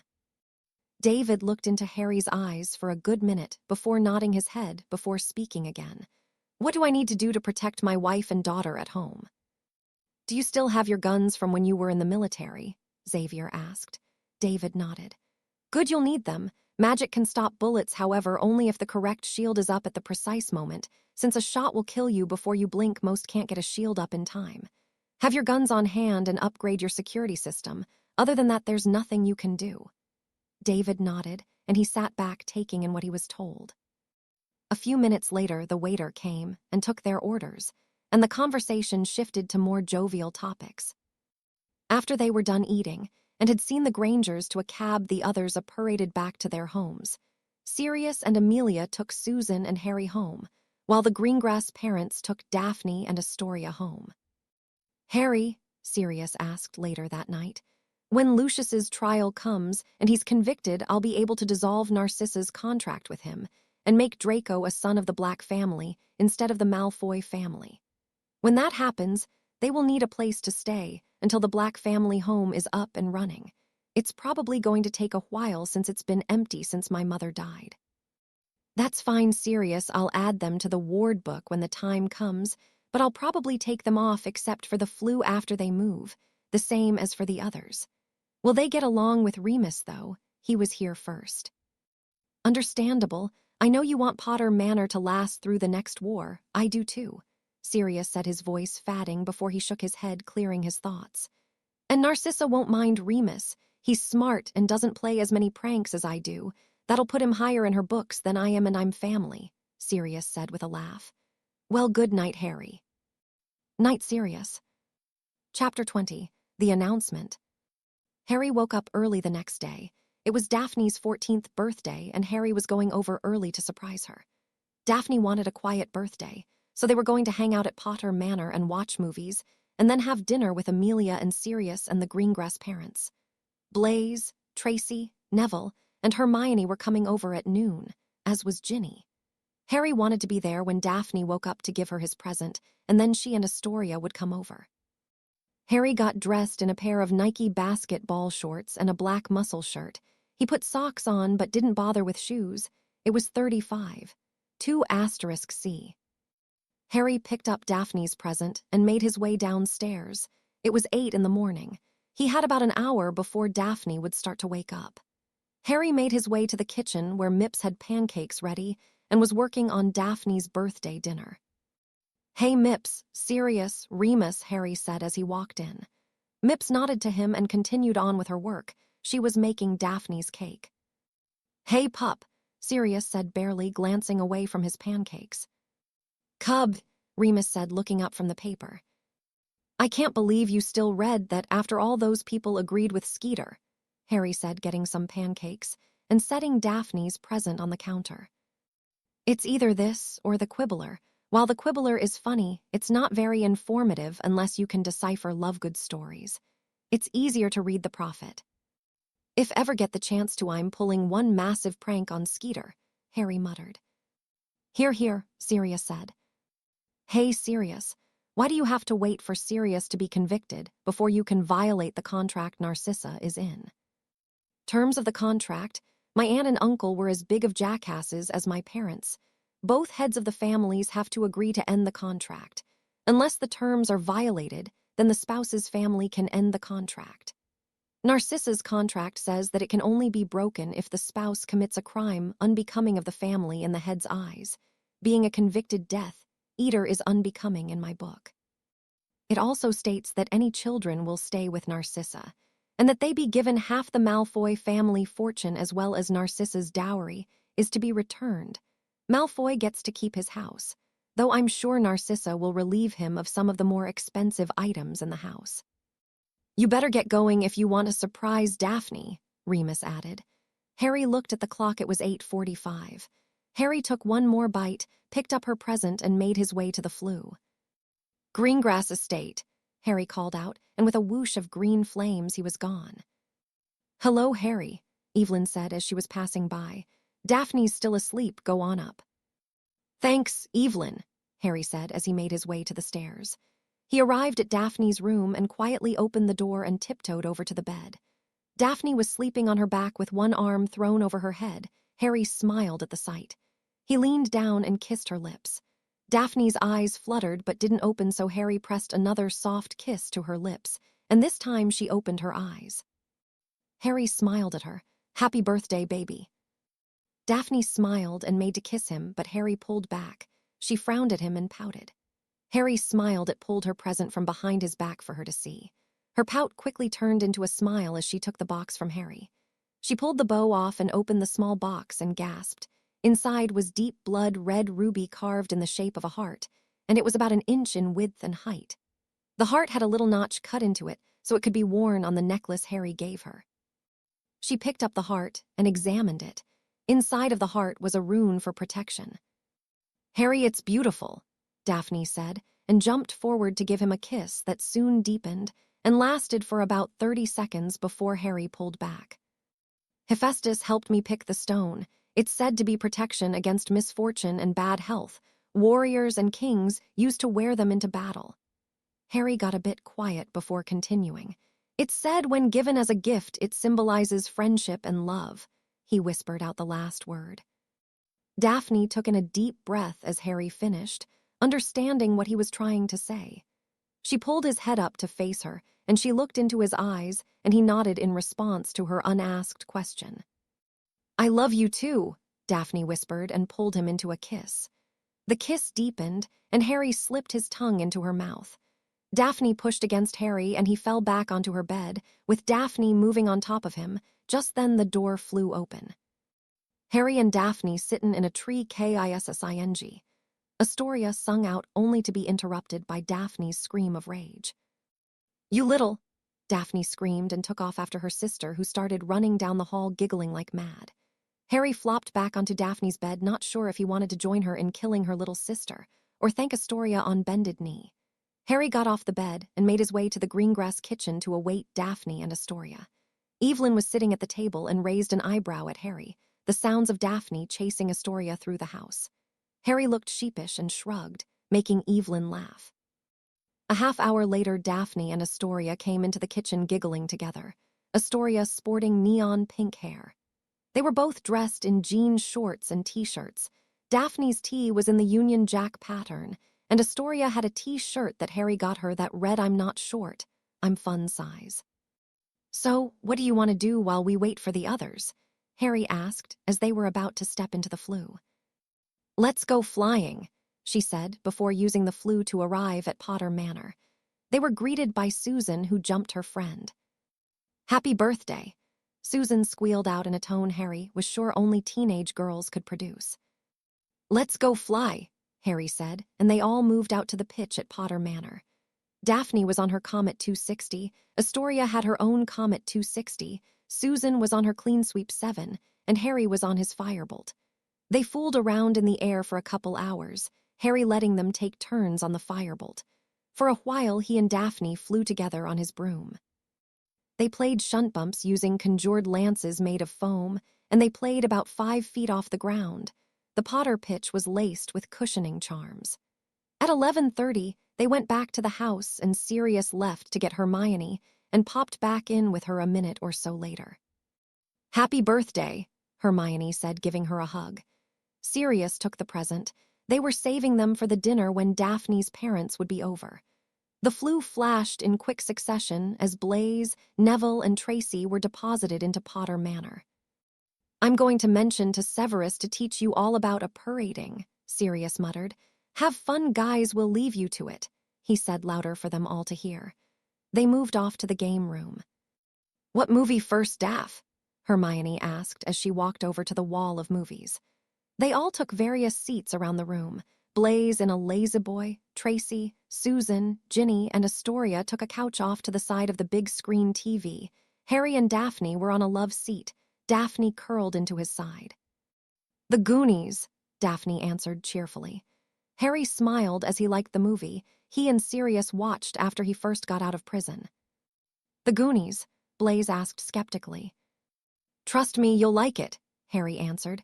"Besides, it's Daph's day." Blaise snorted in response. After the Goonies, they watched Gremlins and were given 2 bowls of popcorn by Mips.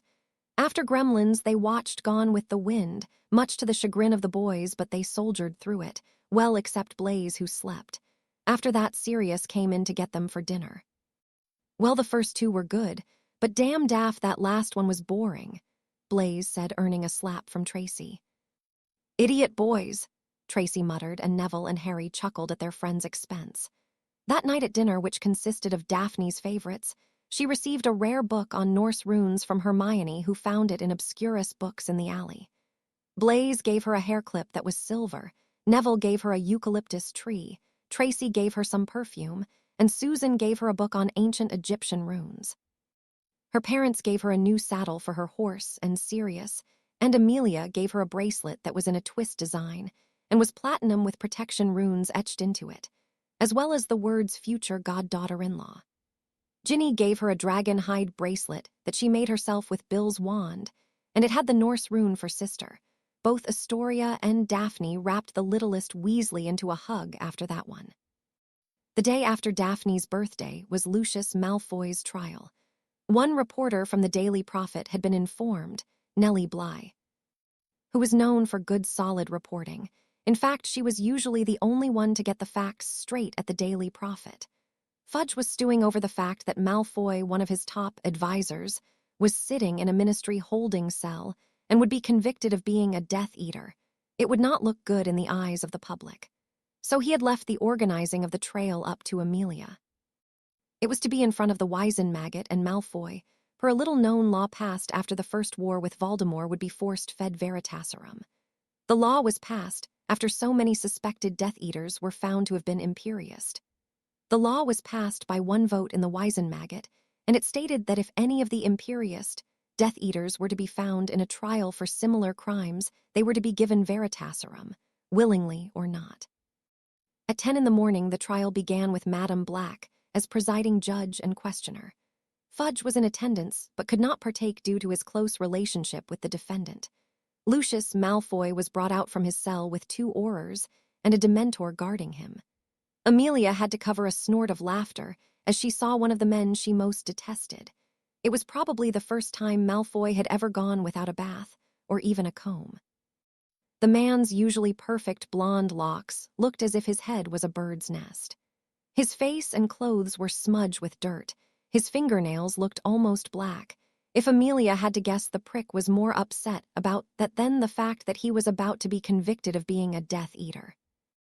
"Lucius Abraxas Malfoy, you are hereby charged with 4 counts of assaulting muggles, 2 counts of assaulting muggle minors, 4 counts of usage of an unforgivable curse, the Imperius, 6 counts of assaulting a ministry official, and 1 count of disturbing the peace." Amelia read his charges that were the result of the World Cup attack. "If found guilty of these crimes, the court will review pervious charges against you. How do you plea?" "Not guilty," the Malfoy patriarch tried to sneer out as if the whole court was below him. However, he failed rather spectacularly, as his voice was shaking from the presence of the Dementor. "Very well, the court will note he pleaded not guilty. As per Law 1128b, you are to be given Veritaserum and questioned. Aurors, please administer the potion," Amelia said, nodding to Dawlish and Shacklebolt as Lucius paled, quiet considerably. Shacklebolt came forward and wrenched Malfoy's mouth open, and Dawlish poured the potion into the man's throat. Shacklebolt forced him to swallow and then released Malfoy. "State your name and birthday for the record," Amelia spoke in a loud, clear voice. Lucius's eyes were clouded over from the potion, and he spoke in a monotone. "Lucius Abraxas Malfoy, May 19, 1954. Describe the events that took place after the Quidditch World Cup on August 25, 1994. The old crew and I were sharing some drinks after the match and going on about the disgracefulness that there had been Muggles present and that we had to use Muggle property for the Quidditch World Cup. And as if that wasn't bad enough, I had to spend the game in the same box as those damn blood traitor Weasleys and a damn house elf because Crouch, the old bastard, didn't show up. So in retaliation, we decided to have a little fun and took out our old robes and masks. We imperioused the mudblood filth and tortured them in the air, and we burned tents and threw spells at random. It was almost like the good old days. But then the worthless Aurors had to go and spoil our fun with the Muggles. I was petrified by a spell and saw the dark mark go up, so we all scattered. Our lord would be displeased with us having claimed Imperius. Malfoy finished his statement. Most of the court had gasped throughout it, as they now realized the implications of his statement. Amelia banged the gavel for quiet. In light of the nature of your statement, the court is now allowed to examine old charges. Lucius Malfoy, was you a loyal Death Eater to the Dark Lord Voldemort? The crowd gasped as she said his name. Amelia tried to stop from rolling her eyes at them. Yes. Are you still a loyal Death Eater? Absolutely, and when my lord returns, I shall be rewarded. Who do you know of that was also loyal but claimed Imperius? As soon as Amelia asked the question, a loud bang was heard throughout the courtroom, and smoke filled the air. Spells rocketed towards Malfoy, but Kingsley dove for him and knocked Malfoy chair and all over to the ground. Dawlish and Shacklebolt managed to unchain Malfoy and drag him out with the Dementor following. When the smoke cleared, panic was rampant. People were screaming and shouting and trying to flee. And another loud bang was heard, this time from Dumbledore's wand. Silence! The old man roared at the crowd of Wizen Maggot members. Thank you, Dumbledore, Amelia spoke once the crowd quieted. She spoke next in a loud, clear voice as more Aurors filled the courtroom. Everybody is to remain in their seats and will not move as the Aurors check wands. Amelia's tone broke no opposition, not that it mattered while the smoke was still there. Those that threw the spells had cleared their wands. After 20 minutes, the Aurors all shook their heads at Amelia, confirming they had no suspects. The rest of the trial will proceed without the defendant being present. In light of his testimony, Lucius Malfoy is guilty on all charges.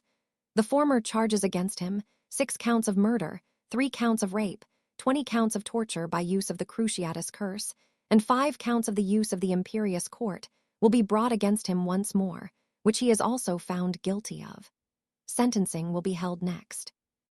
As Amelia was speaking, a loud cry of "Expecto Patronum" was heard. Amelia recognized the voice of Shacklebolt. Suddenly, Dawlish burst back into the courtroom. The Dementor went rouge and kissed Malfoy before we could stop it, he called out loud enough for the crowd to hear. Murmurs and gasps went through the crowd once again. Amelia banged the gavel for silence. Case closed, court adjourned. She formally dismissed everyone and sat heavily back down in her chair. Once the room had cleared of the wizened maggot, Amelia shouted, "Damn it to the bloody depths of hell." Her Aurors were taken aback, never having heard their boss swear before. "Take his sorry carcass to Azkaban and let him rot. Where's that Dementor now?" She barked out her order to Dawlish. "Gone, ma'am." "Fuck."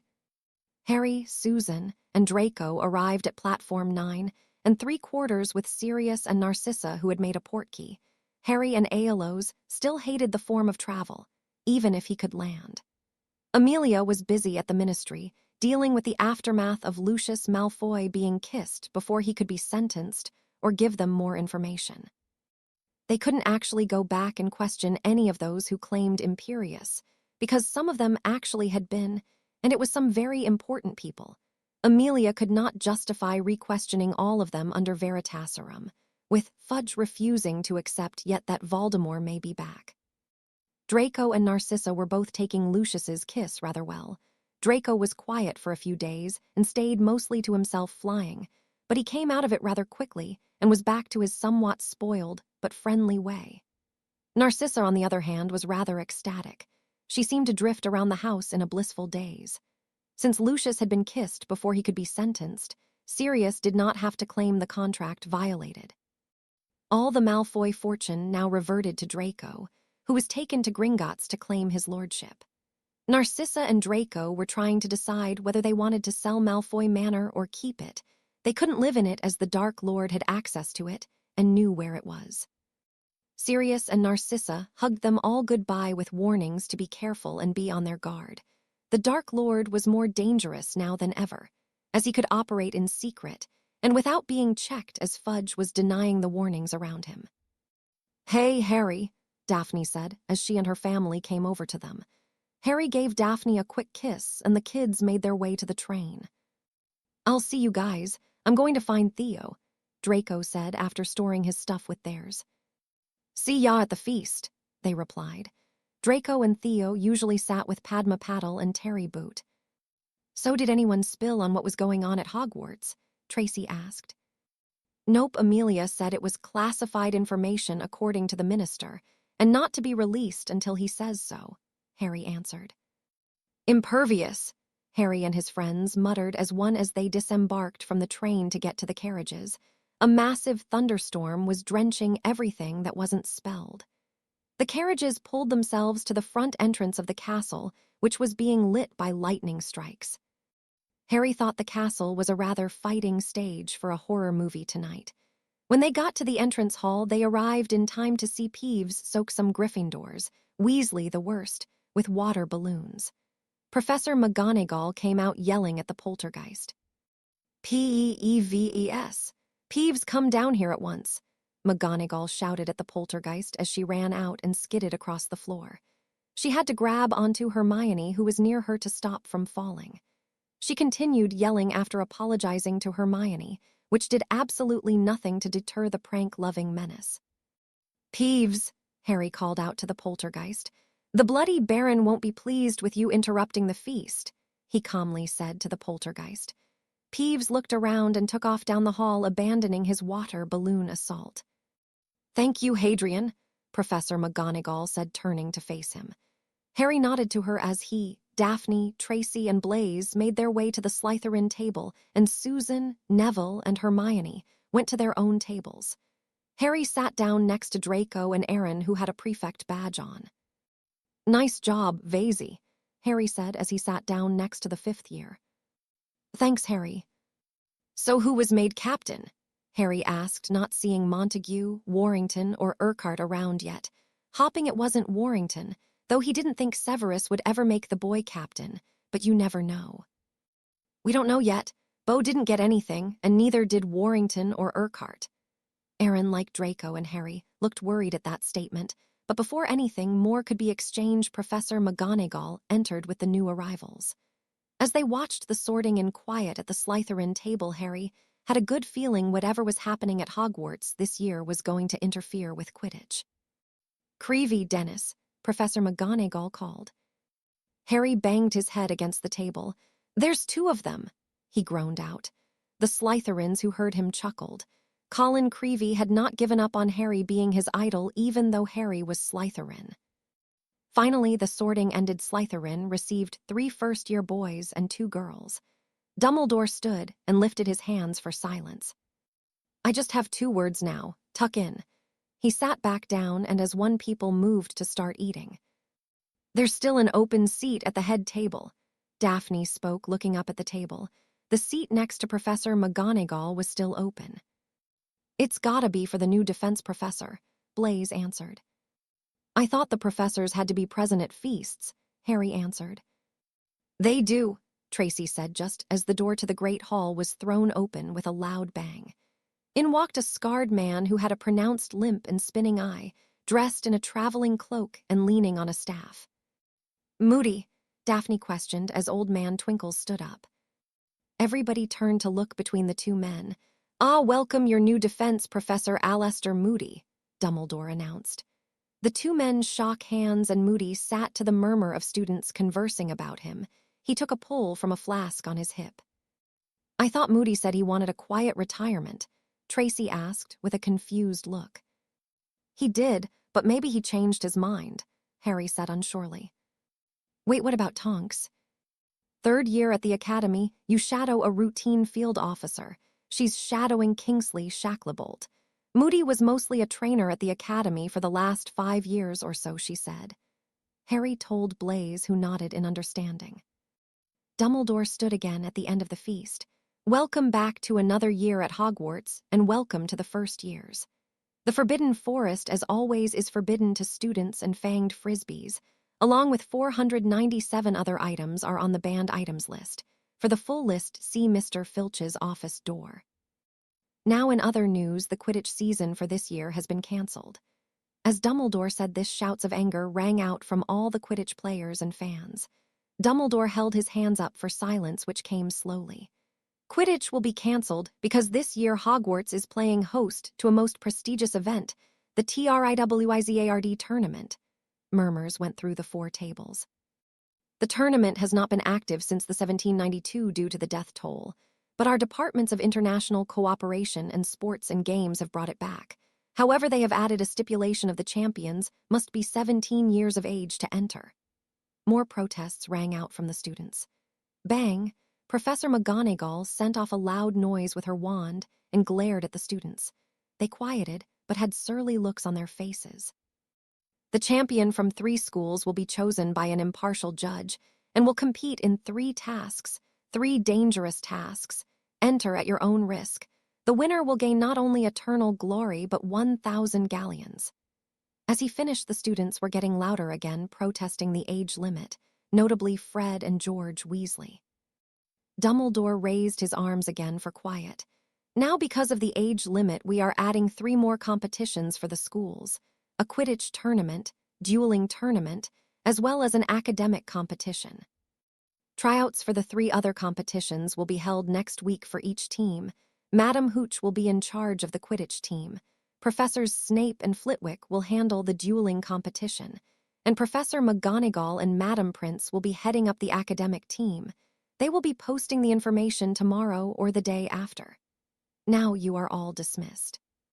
The next day at breakfast, Hermione joined the Slytherins, while Neville sat with Hannah and Susan at the Hufflepuff table.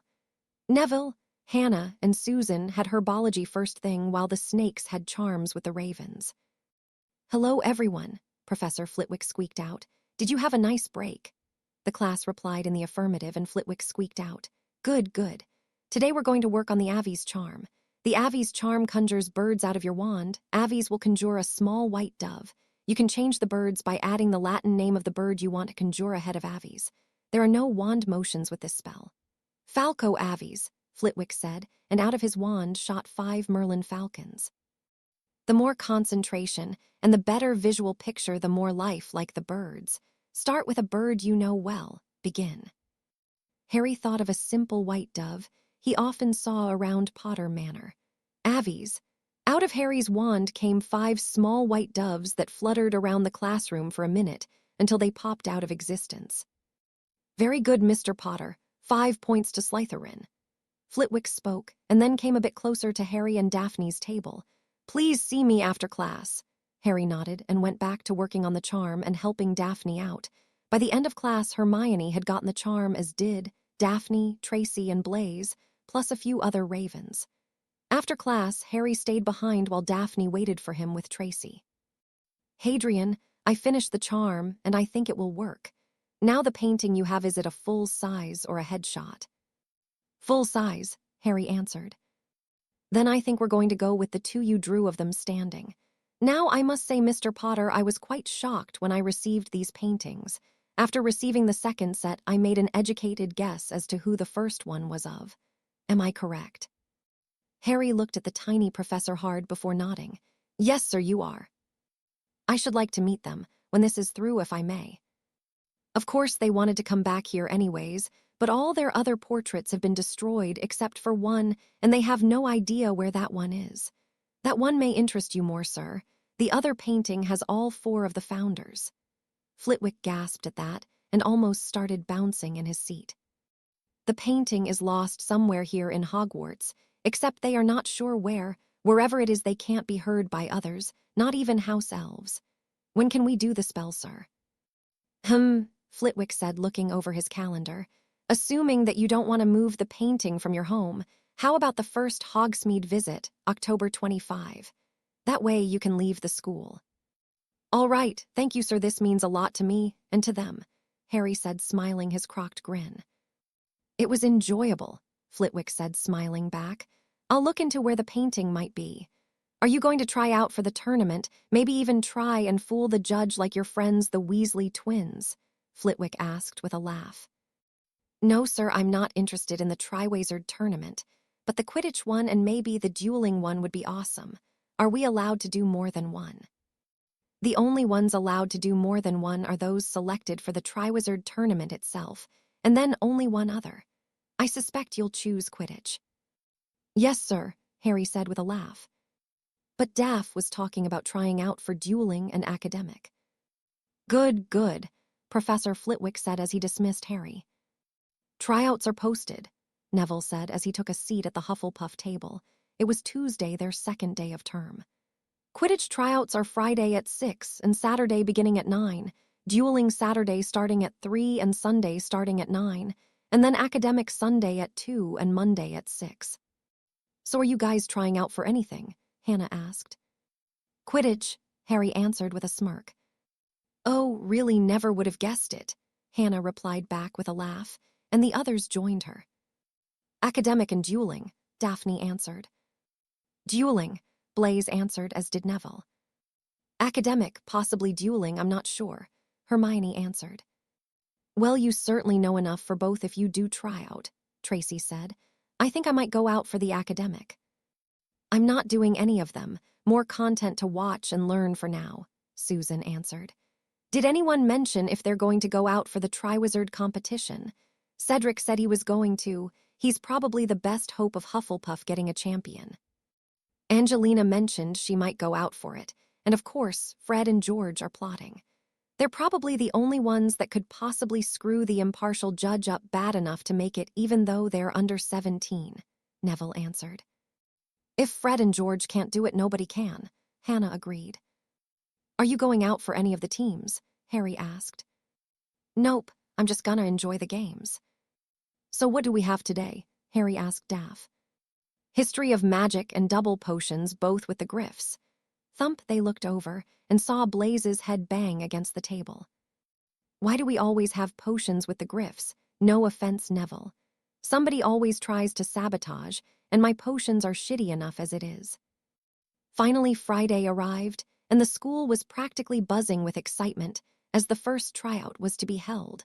For Quidditch, Madam Hooch was there with another younger woman who was wearing practice uniform for the Holyhead Harpies.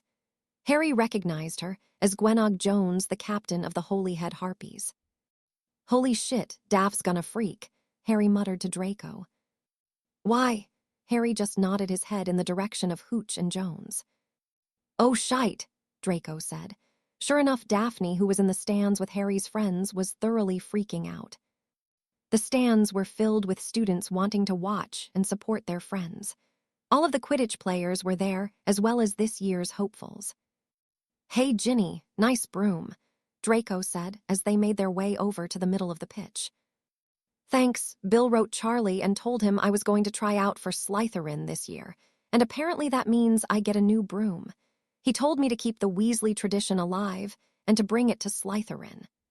Ginny was holding a Nimbus 2000 curtsy of Charlie Weasley. All right, listen up, Madam Hooch yelled out. As you may have noticed, beside me is Gwenog Jones of the Holyhead Harpies. A cheer went out from the Holyhead fans. She has graciously given us her time for the tryouts today and tomorrow. Now first I want the keeper hopefuls over here, Hooch said, pointing out to a spot on the pitch. 9 hopefuls made their way over. The chasers over there, a mass of 20 people moved over. Beaters over here, 10 people made their way over. And seekers, there were only the 4 house seekers from last year trying out. Hey, Cedric, Harry said as he moved over to where Hooch had pointed out. Sue and Hannah said you were going to enter the Triwizard tournament. Yeah, I figured I'd give it a shot. Well, you're the best in 7th year. Good luck, mate, Harry answered with a grin towards his Quidditch competition and friend. Harry ignored Cho Chang, who was trying to decide who to flirt with, Harry or Cedric. Tryouts lasted until 10 at night, and they only got through the seekers and keepers. The next day, Gwenog was back again and signing autographs before the tryouts started. They went through the day by Gwenog watching the beaters and Madam Hooch breaking the chasers into 2 large groups before further breaking them down. They used most of the allotted time for the tryout, finishing with an hour left. Madam Hooch dismissed them, and she was going to make up the teams and post them later tonight or tomorrow morning. "Harai," somebody called in a sing-song voice. "Harai, wake up." Harry blinked his eyes open to see Daphne standing over him. As his eyes fluttered open, Daphne leaned down and pressed her lips to his in a sensual, lingering kiss. She pulled back and smiled at him. "I wanted to be the first to congratulate you," she said, giving him a radiant smile and handing him a piece of parchment. Harry sat up and pulled Daphne onto the bed to sit next to him. He wrapped an arm around her, and she absent-mindedly ran her nails softly over his chest. Harry shivered a little and opened the parchment. Hogwarts Quidditch Team. Keeper, Aaron Vasey. Alternate, Cormac McLagan. Beater, Fred Weasley. Alternate, Jess Urquhart. Beater, George Weasley. Alternate, Evan DeVerrell. Chaser, Angelina Johnson. Alternate, Katie Bell. Chaser, Roger Davis, co-captain. Alternate, Beau Montague. Chaser, Alicia Spinant. Alternate, Draco Malfoy. Seeker, Hadrian Potter, co-captain. Alternate, Cedric Diggory. Alternate flyers, Ginevra Weasley and Edward Carmichael. First practice Monday at 7:00 p.m. All flyers must attend. "Wow," Harry said quietly. "She made me a co-captain." "Harry, people listen to you. You're going to have to get used to it, and best of all, it's not because you're the boy who lived," Daphne said, rolling her eyes at the hyphenated name Harry detested. "It's because you have a certain presence about you that people are intimidated and drawn in by. It's rather hot," Daphne finished with a grin. In response, Harry tickled her for 5 minutes until she screamed, "I'm gonna pee." "You ready for this afternoon's tryout?" "Yeah, I'm just wondering what Severus has planned for a tryout. Now you need to get dressed. I'll see you in the common room." She gave him a quick kiss and left the room. Harry got dressed in street clothes and made his way to join his friends. As he walked into the common room, more than a few people congratulated him like they had with the other Slytherins who had made the team. It hadn't surprised most people that it was comprised mainly of Slytherins and Gryffindor. They were the only houses with consistently good teams at Hogwarts. The dueling tryouts were being held in the Great Hall with Professor Flitwick and Professor Snape presiding over it. There were a lot of students trying out for the dueling team. Harry wasn't sure how they were going to finish the tryout in 2 days. The team was open to those who wanted to try out, but a trained observer could already tell about half of them didn't stand a chance, simply by the way they were dressed or their stance. Harry was in the stands that had been set up for spectators, with Susan, Hermione, who had decided not to try out, and Susan. Neville, Blaise, Tracy, who decided to try out, and Daphne were standing in a group down on the floor with Draco and Theo. Neville was looking determined and glaring at Ron Weasley. Earlier in the day, when Neville had been talking about trying out, the weasel had called him an almost squib who didn't stand a chance. Severus and Flitwick walked up to the center of the main platform, where Flitwick let off a loud bang with his wand, bringing the room to attention.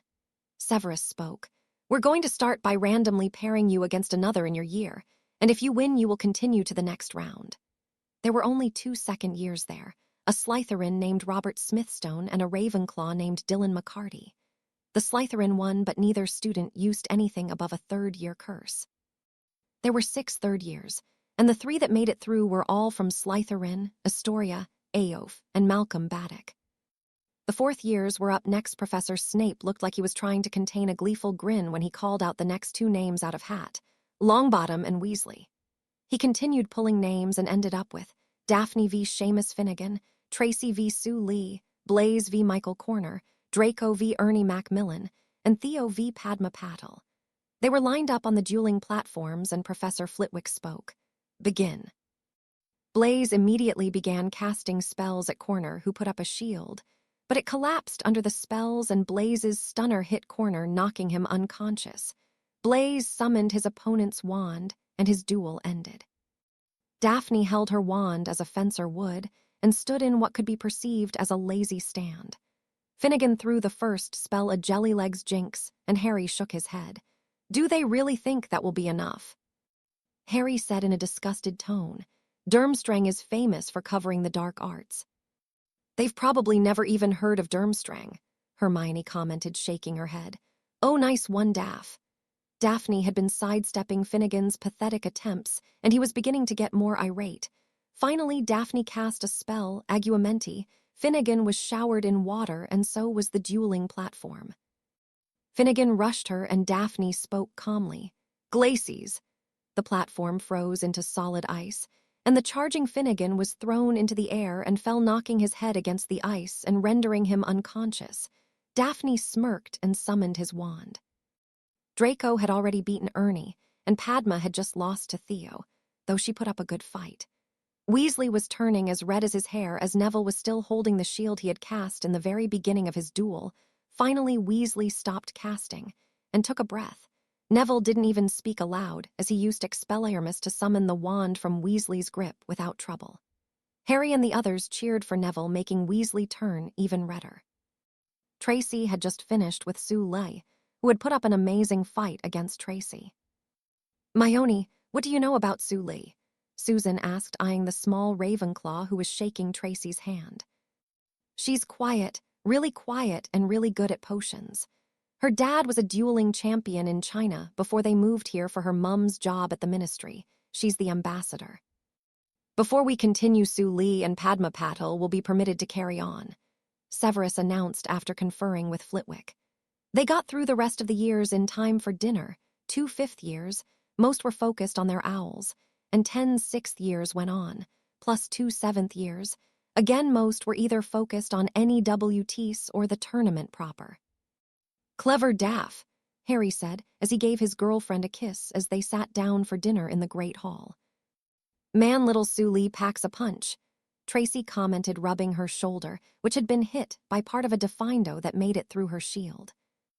The next day, Severus and Flitwick had them dueling against the others no matter what year, randomly chosen again. Theo lost to a 7th-year Ravenclaw in his first duel, Thomas Kensington. Draco won against one of the 5th years, Marietta Edgecombe, with a well-placed reducto that launched her off her feet. She dropped her wand and was left open to his stunner.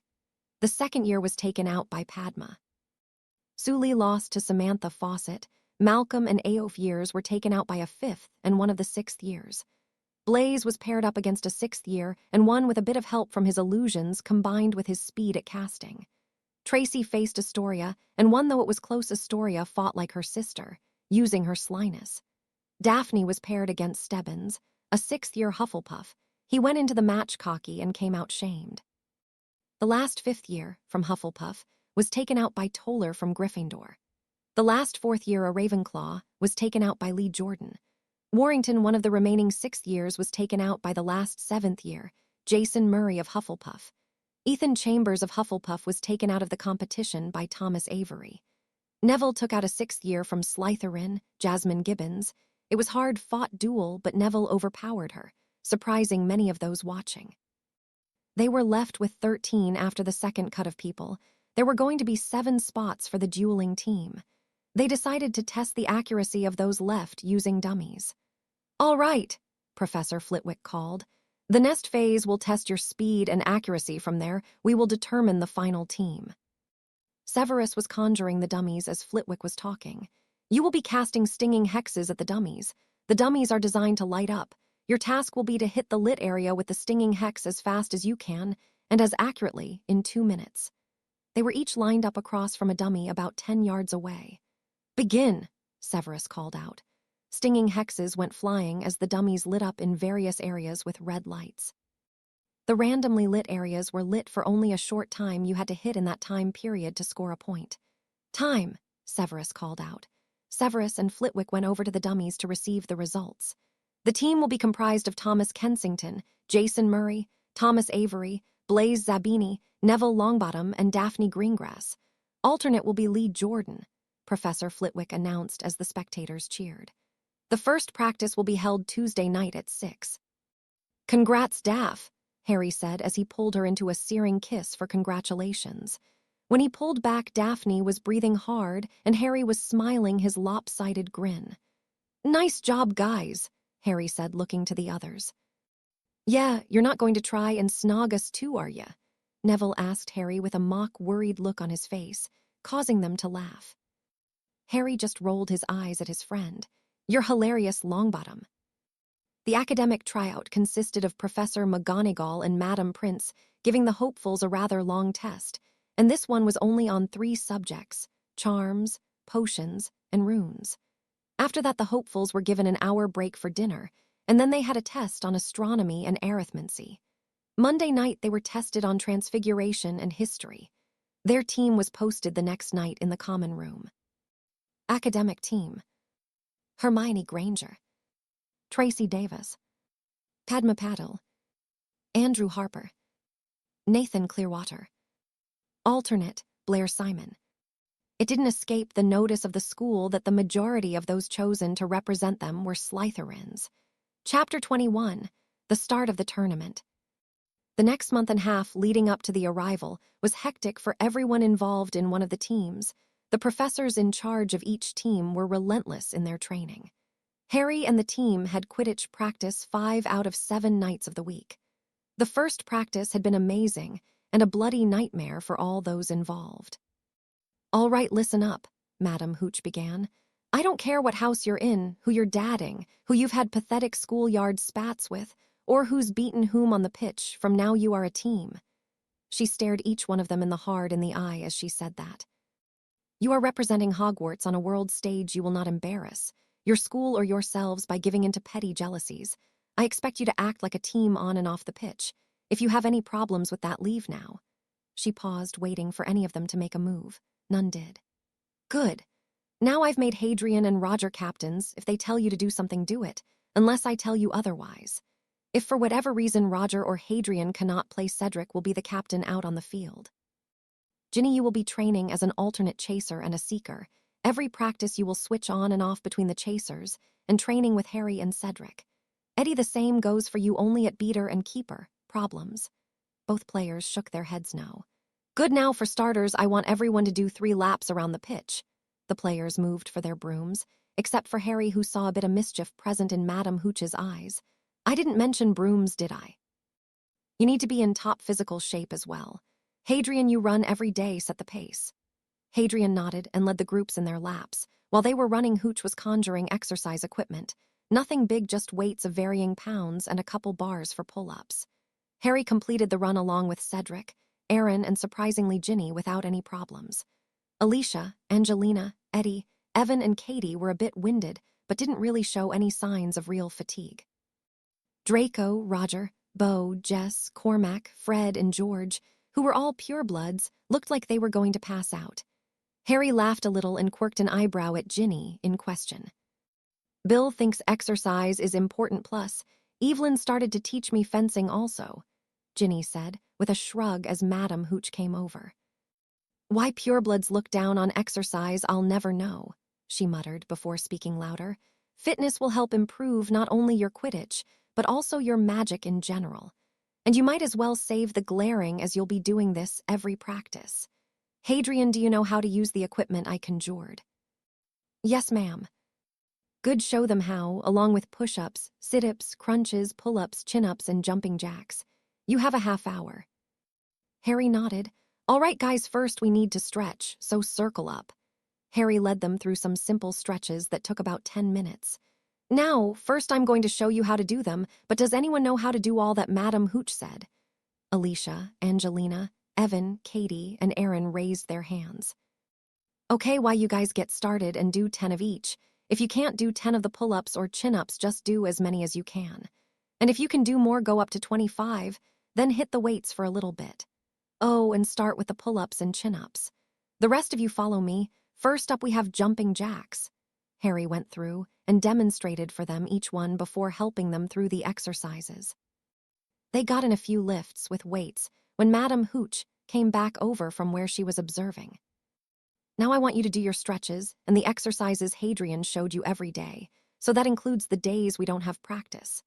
A few of them groaned and Madam Hooch grinned. "The more you do it, the easier they get. Now let's fly." The next hour and a half of practice was spent getting everyone used to flying with each other for the first time.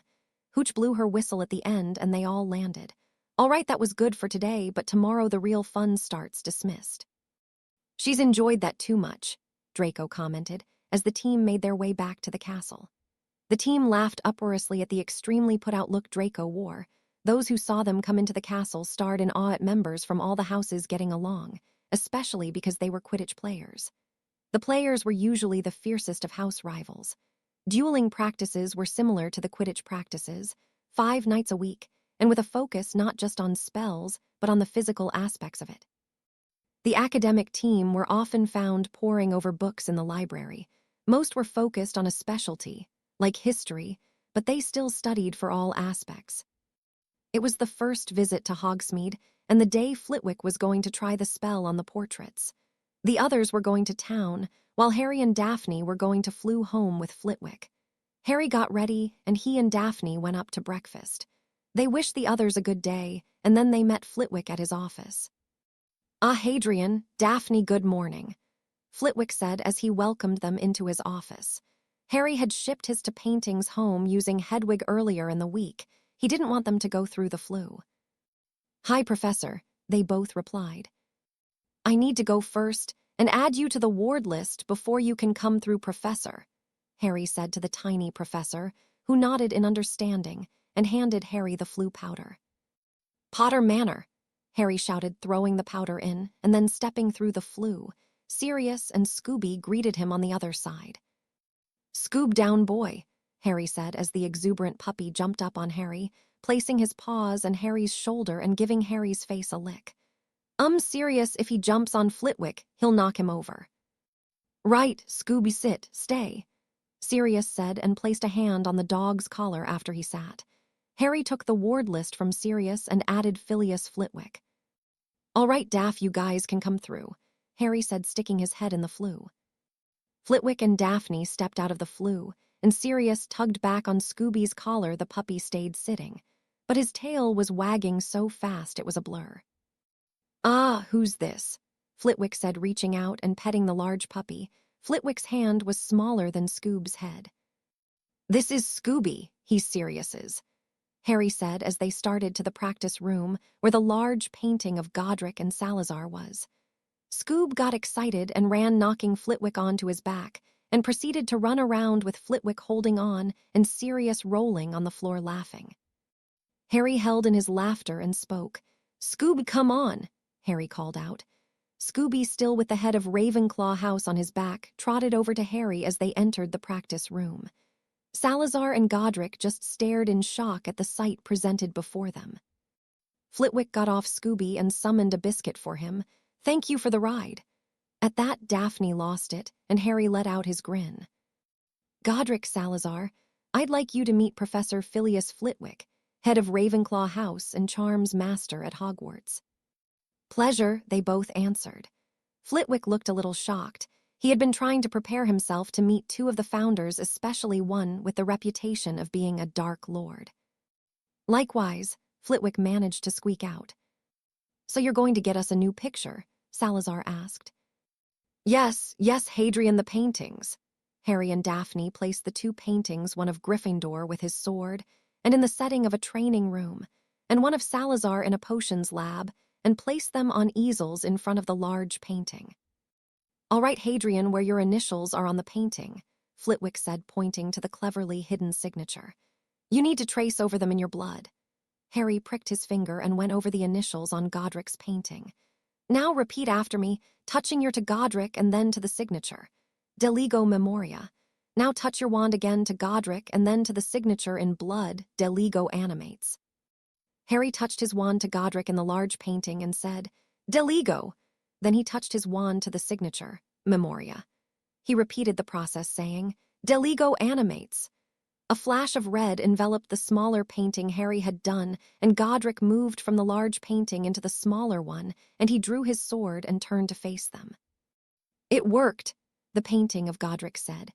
Harry repeated the process for Salazar, who was happy to have some potions to fiddle around with. "So where should we put them?" Daphne asked. "Severus's office.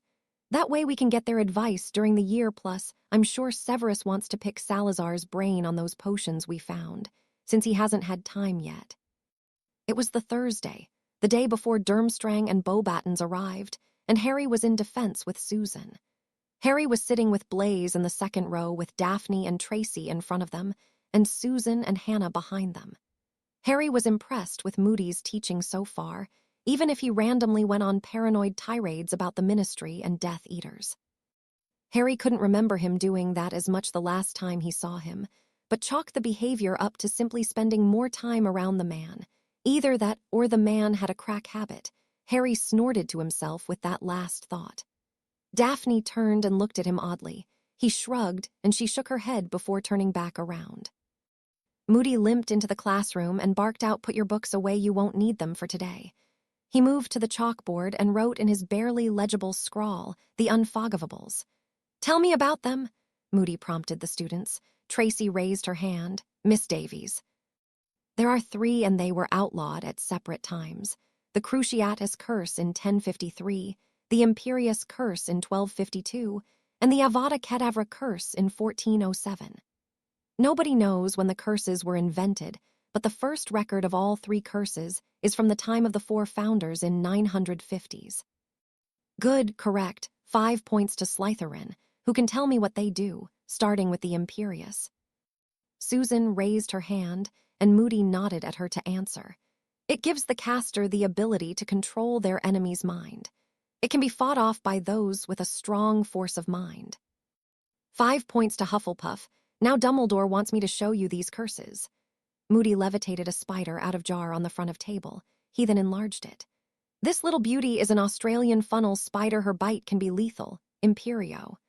As Moody moved his wand, the spider danced across the front table. Moody then, to the shock of the students, had the spider jump from desk to desk and scaring some of the students. Many of them were laughing. Harry, though, was stone-faced as he watched. Daphne and Blaise had similar looks while Tracy and Susan just looked disgusted. "You think that's funny, do you?" Moody asked in a bit of a shout. "What should I have her do?" Ness jumped out the wind. And with that the spider flew to the window. "Drown herself." The spider flew over a jar of water, cringing away from it. Moody's next words were in a whisper as the class was dead quiet. "Or perhaps bite one of you. This curse is not a joke. You can be made to do terrible things with it, even kill your own family. Now the next curse, the Cruciatus Curse, anyone?" Draco raised his hand hesitantly, and with a haunted look in his eyes. "It causes immense pain unlike anything the victim has ever felt." 5 to Slytherin, Crucio. Moody cast the spell, and the spider made hissing noises unlike anything Harry had heard from a spider before, and it curled inward on itself, trying to escape the pain. "Prolonged use can cause the victim to become insane," Moody said in an odd tone that only Harry caught. It caused Harry to look hard at Moody, who abruptly stopped the curse. "And the last one," he paused for an answer to his question. "No one it kills. Avada Kedavra." A green jet of light shot out from his and rocketed towards the spider. The spider was enveloped by the green light and tossed a little ways down the table. Harry stared at the spider as he thought of his parents and the countless others who died without so much as a mark left on them, but on those left behind. "Everybody up, form a line," Moody called to the class, who stood and did as he said. "I'm going to cast the Imperious on you all. Dumbledore wants you to recognize and perhaps be able to fight it." He took turns casting the Imperious at them. Justin Finch-Fetchley made a rather good squirrel. Ernie Macmillan jumped in a circle on 1 foot. Hannah did an amazing series of acrobatic flips across the room.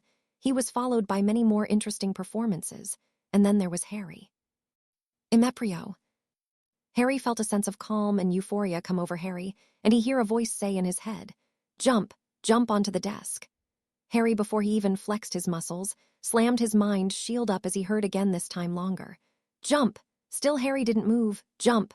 "No." Harry spoke and forced the presence out of his mind. Moody actually stumbled back as Harry's magic pushed against him. No one except Daphne noticed Moody look worried before he masked it. "Good, excellent. Potter fought it off and beat it," Moody declared excitedly. Harry just nodded to the man, still contemplating his thoughts on the killing curse. "Greengrass, you're up. Imperio."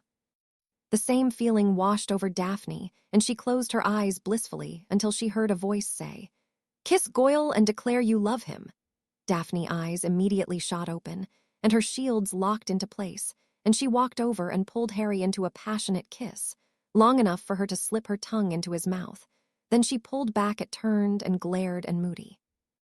Harry was once again in a euphoric state, but this time he embraced it, and wrapped his arms around Daphne's waist, pulling her close to him, so that Daphne's back was against his chest. Harry leaned his head down on her shoulder and smiled goofily back at the rest of the class. Good, 15 points to Slytherin, Greengrass, Potter, and Zabini are the only ones to fight it off. The rest of you need work. Davis just a little more and then you'll have it. Class dismissed. Hey guys, how did Transfiguration go, Nev? Tracy asked as they sat down to eat dinner that night. I completely cocked up my switching spell, and McGonagall was pissed. They're really going all out on getting ready for this tournament. Neville sighed as he took his seat. Yeah, no shite. Hooch is like a slave driver. I think I've gained like 7 pounds of solid muscle since we started, not to mention my arse is starting go numb whenever I look at my broom. That got the rest of the table laughing. They were at the Slytherin table, but Cedric, Susan, Hannah, and Jason Murray of Hufflepuff was sitting with them, as was Hermione, Padma, Roger Davis, Eddie Carmichael, and Evan DeVeril of Ravenclaw, plus the Gryffindors from the Quidditch team and Lee Jordan. Some of the Slytherins had to sit at the other tables with their friends in Ravenclaw and Hufflepuff to make room for all of them. It was past midnight, and Harry was up in the Slytherin common room with Daphne leaning against his shoulder. Aeolus was in front of them, curled by the fire. They are all a celeb hatchling, Aeolus hissed to Harry. The last of the Slytherins had left the common room about 20 minutes ago. Everyone else is asleep, Harry mentioned. So are you going to tell me what's bothering you, or am I going to have to torture you to get? Daphne said, wiggling her eyebrows at him. Harry chuckled a bit at her, which was her intended result. He sighed, seeing the curse today being used. Harry trailed off, and Daphne moved to sit in on Harry's lap facing him. She laid her head on his shoulder. Harry wrapped his arms around her and held her. There's not even a mark left on the body. Daphne just nodded, and they sat there for a while, Daphne trying to comfort Harry.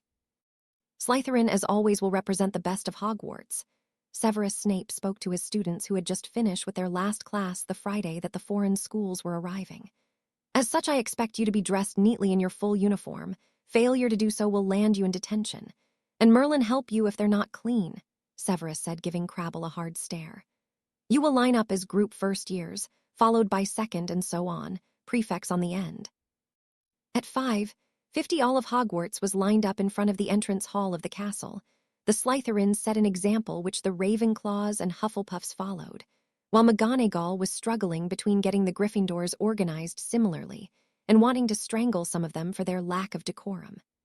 The Slytherins were trying to hide their smirks. All of them were dressed in their finest school robes and cloaks. Well, are they going to get here or what? Blaise muttered, and Tracy elbowed him. What? He replied indigently. They're French. Did you really expect them to be anything but fashionably late? Tracy answered with a smirk. Harry and Daphne laughed along with the others in earshot. Finally, at 6:10, one of the Creevy brothers shouted. It's a flying house. Hogwarts turned to where he pointed, and they saw a flying something, which turned into a giant carriage being pulled by what Harry could identify as a Braxton, rather large white flying horses. The carriage landed, almost knocking Hagrid on his arse, a feat in and of itself. Hogwarts waited, and finally, a squirrely-looking boy came out and set a step down for the carriage, and out came the biggest woman Harry had ever seen. The woman was probably about no more than an inch taller than Hagrid, and she was dressed in fine silk robes and decked in jewels. Following Madame Maxine was a group of 30 students, all appearing to be in at least their 5th year, with the majority probably being 17-year-olds. They were dressed in fine silk blue robes that Harry assumed must have been cold, considering they were all buried under scarves. Why don't they just use a warming charm? Harry asked. Who the hell knows? Daphne answered with a bit of sarcasm directed towards the French contenders who were acting rather haughty. She was looking for Fleur and couldn't spot her or her signature silvery blonde hair. Can you see Fleur? No, she must be one of the ones covered up, Tracy answered. As they were talking, Madame Maxine had made her way up to Dumbledore, who greeted her with open arms. Ah, my dear Madame Maxine, Hogwarts welcomes you. Would you like to wait inside for Durmstrang, or would you like to stay out here? I think we will head inside, Dumbledore, Madame Maxine said, looking over her students. "Mr. Filch, please take Madame Maxine and her students to the Great Hall," Dumbledore spoke, and the caretaker ran over huffing and puffing, with Mrs. Norris following. The students had taken to staring back at the stars in hopes of spotting Durmstrang first. They began to hear a rather odd bubbling sound coming from the darkness, and Lee Jordan called out to all of them. "The lake!" Once again, the Hogwarts students and professors turned, this time towards the lake. As they watched, the surface began to bumble and swirl like someone had pulled the plug on the Black Lake. Then a dark wooden pole started to rise from the surface. As it came out, Harry recognized it. "It's a mast for an old warship or something," Harry said quietly to his friends. As Harry spoke, a loud squelching noise was heard, and up out of the water came, as Harry said, an old-fashioned warship that looked like it could have been a wreck at one point. It bowed back and forth before it settled in the water of the Black Lake. A plank was thrown out as a walkway, and once again about 30 or so people came towards the Hogwarts. A tall, sleek-looking man in silver furs came up to Dummels. "Albus, it is good to see you again," he greeted with open arms and gave the headmaster a strong hug. Harry instantly disliked the man. "Igor," Dumbledore spoke jovially as he embraced the man. The man looked like an idiot movie villain that you saw in old black and white movies, who tied damsels in distress to railroad tracks with his goatee and beady eyes. "Ah, dear old Hogwarts," the man said in what was supposed to be a tone of longing and happiness came out off, as the man grimaced while he tried to smile, showing off horrible yellow decaying teeth. Daphne and Tracy both flinched away from the man's teeth and made gagging noises. Harry Blaze tried to hide their smiles. "Victor, come, we must go inside," Karkaroff said shortly. "I hope you don't mind Dumbledore. Victor has a slight head cold." He motioned a student forward who walked past him, rolling his eyes. The student had large hooked nose and thick eyebrows that were instantly recognizable. Ron Weasley, with all the tact of a rampaging dragon, shouted, "Blimey, it's Victor Crumb," in a high-pitched squeak. The Slytherins laughed while the other houses tried to get glimpses of the star Quidditch player as he led the fur-cloaked Durmstrang contingent into Hogwarts. The Hogwarts students filed in after the Durmstrang students. Gryffindor and some of the Hufflepuff and Ravenclaw girls rushed in, while the rest orderly went in, starting with the Slytherins, then Ravenclaw, and then Hufflepuff. The students of Durmstrang were still gathered around the entrance trying to determine where to sit. The Weasel was practically bouncing trying to get Crumb's attention. The Beauxbaton students had chosen to sit at the Ravenclaw table, and they saw Fleur and waved as she was now sitting next to Hermione, conversing quietly. A few seconds into the conversation, Fleur and the rest of the Beauxbaton students momentarily looked like they wanted to bang their heads against the table in idiocy, and Hermione smirked. Harry figured she asked about the warming charm. Seeing nobody moving to help the Durmstrang students out, Harry motioned for Daphne to go ahead to the Slytherin table, while he stopped and walked up to Crumb, figuring he would be the best bet at understanding English out of the Durmstrang students. Victor, for his part, was rather surprised somebody approached him without fawning or looking dazed and crazed like a fanboy or girl did. "Hello, I'm Lord Hadrian Potter," Harry said, formally bowing to Victor. Victor's eyes widened, the only sign that he recognized Harry before he bowed back. "Victor Crumb." "You and the rest of Durmstrang," Harry spoke, gesturing to the other Durmstrang students and making eye contact with a few of them, "are welcome to sit at Slytherin table with us."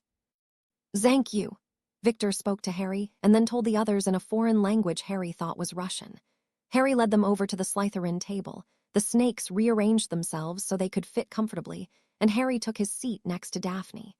Daphne had sat towards an open end of the table, which was usually open, after Harry had approached Victor. Victor and the other Durmstrang students chose to sit near them. Victor sat next to Blaze, who was across from Harry. While they waited for the staff to enter the hall, the Durmstrang students took off their heavy outer fur coats and hats, leaving them in blood-red robes. The robes were done in a military fashion. They had a blood-red shell coat with 2 rows of bronze buttons and a high collar that stood straight up and was strapped with a thick black belt at the waist. They had a cape that was hung over their right shoulder, blood-red dress pants, and high black boots. The few girls wore blood-red skirts and capes that attached at both shoulders. Altogether, they made for a rather imposing sight. Finally, the teachers walked into the Great Hall, where 4 extra chairs were instead of 2. They were all added to the sides of Dumbledore. The last in line were Headmaster Karkaroff, Dumbledore, and Madame Maxine. The Beauxbatons students stood when they saw their headmistress enter and remained standing until she took her seat, despite some snickers from the Hogwarts students. "Welcome, everyone, students, ghosts, and most especially honored guests." Harry snorted at Dumbledore's speech. Who the hell thanks Ghost for being present before their guests? "I trust you will all find Hogwarts satisfactory during your stay here." Fleur giggled a bit from her spot, and they looked over to see Hermione roll her eyes at the older French girl.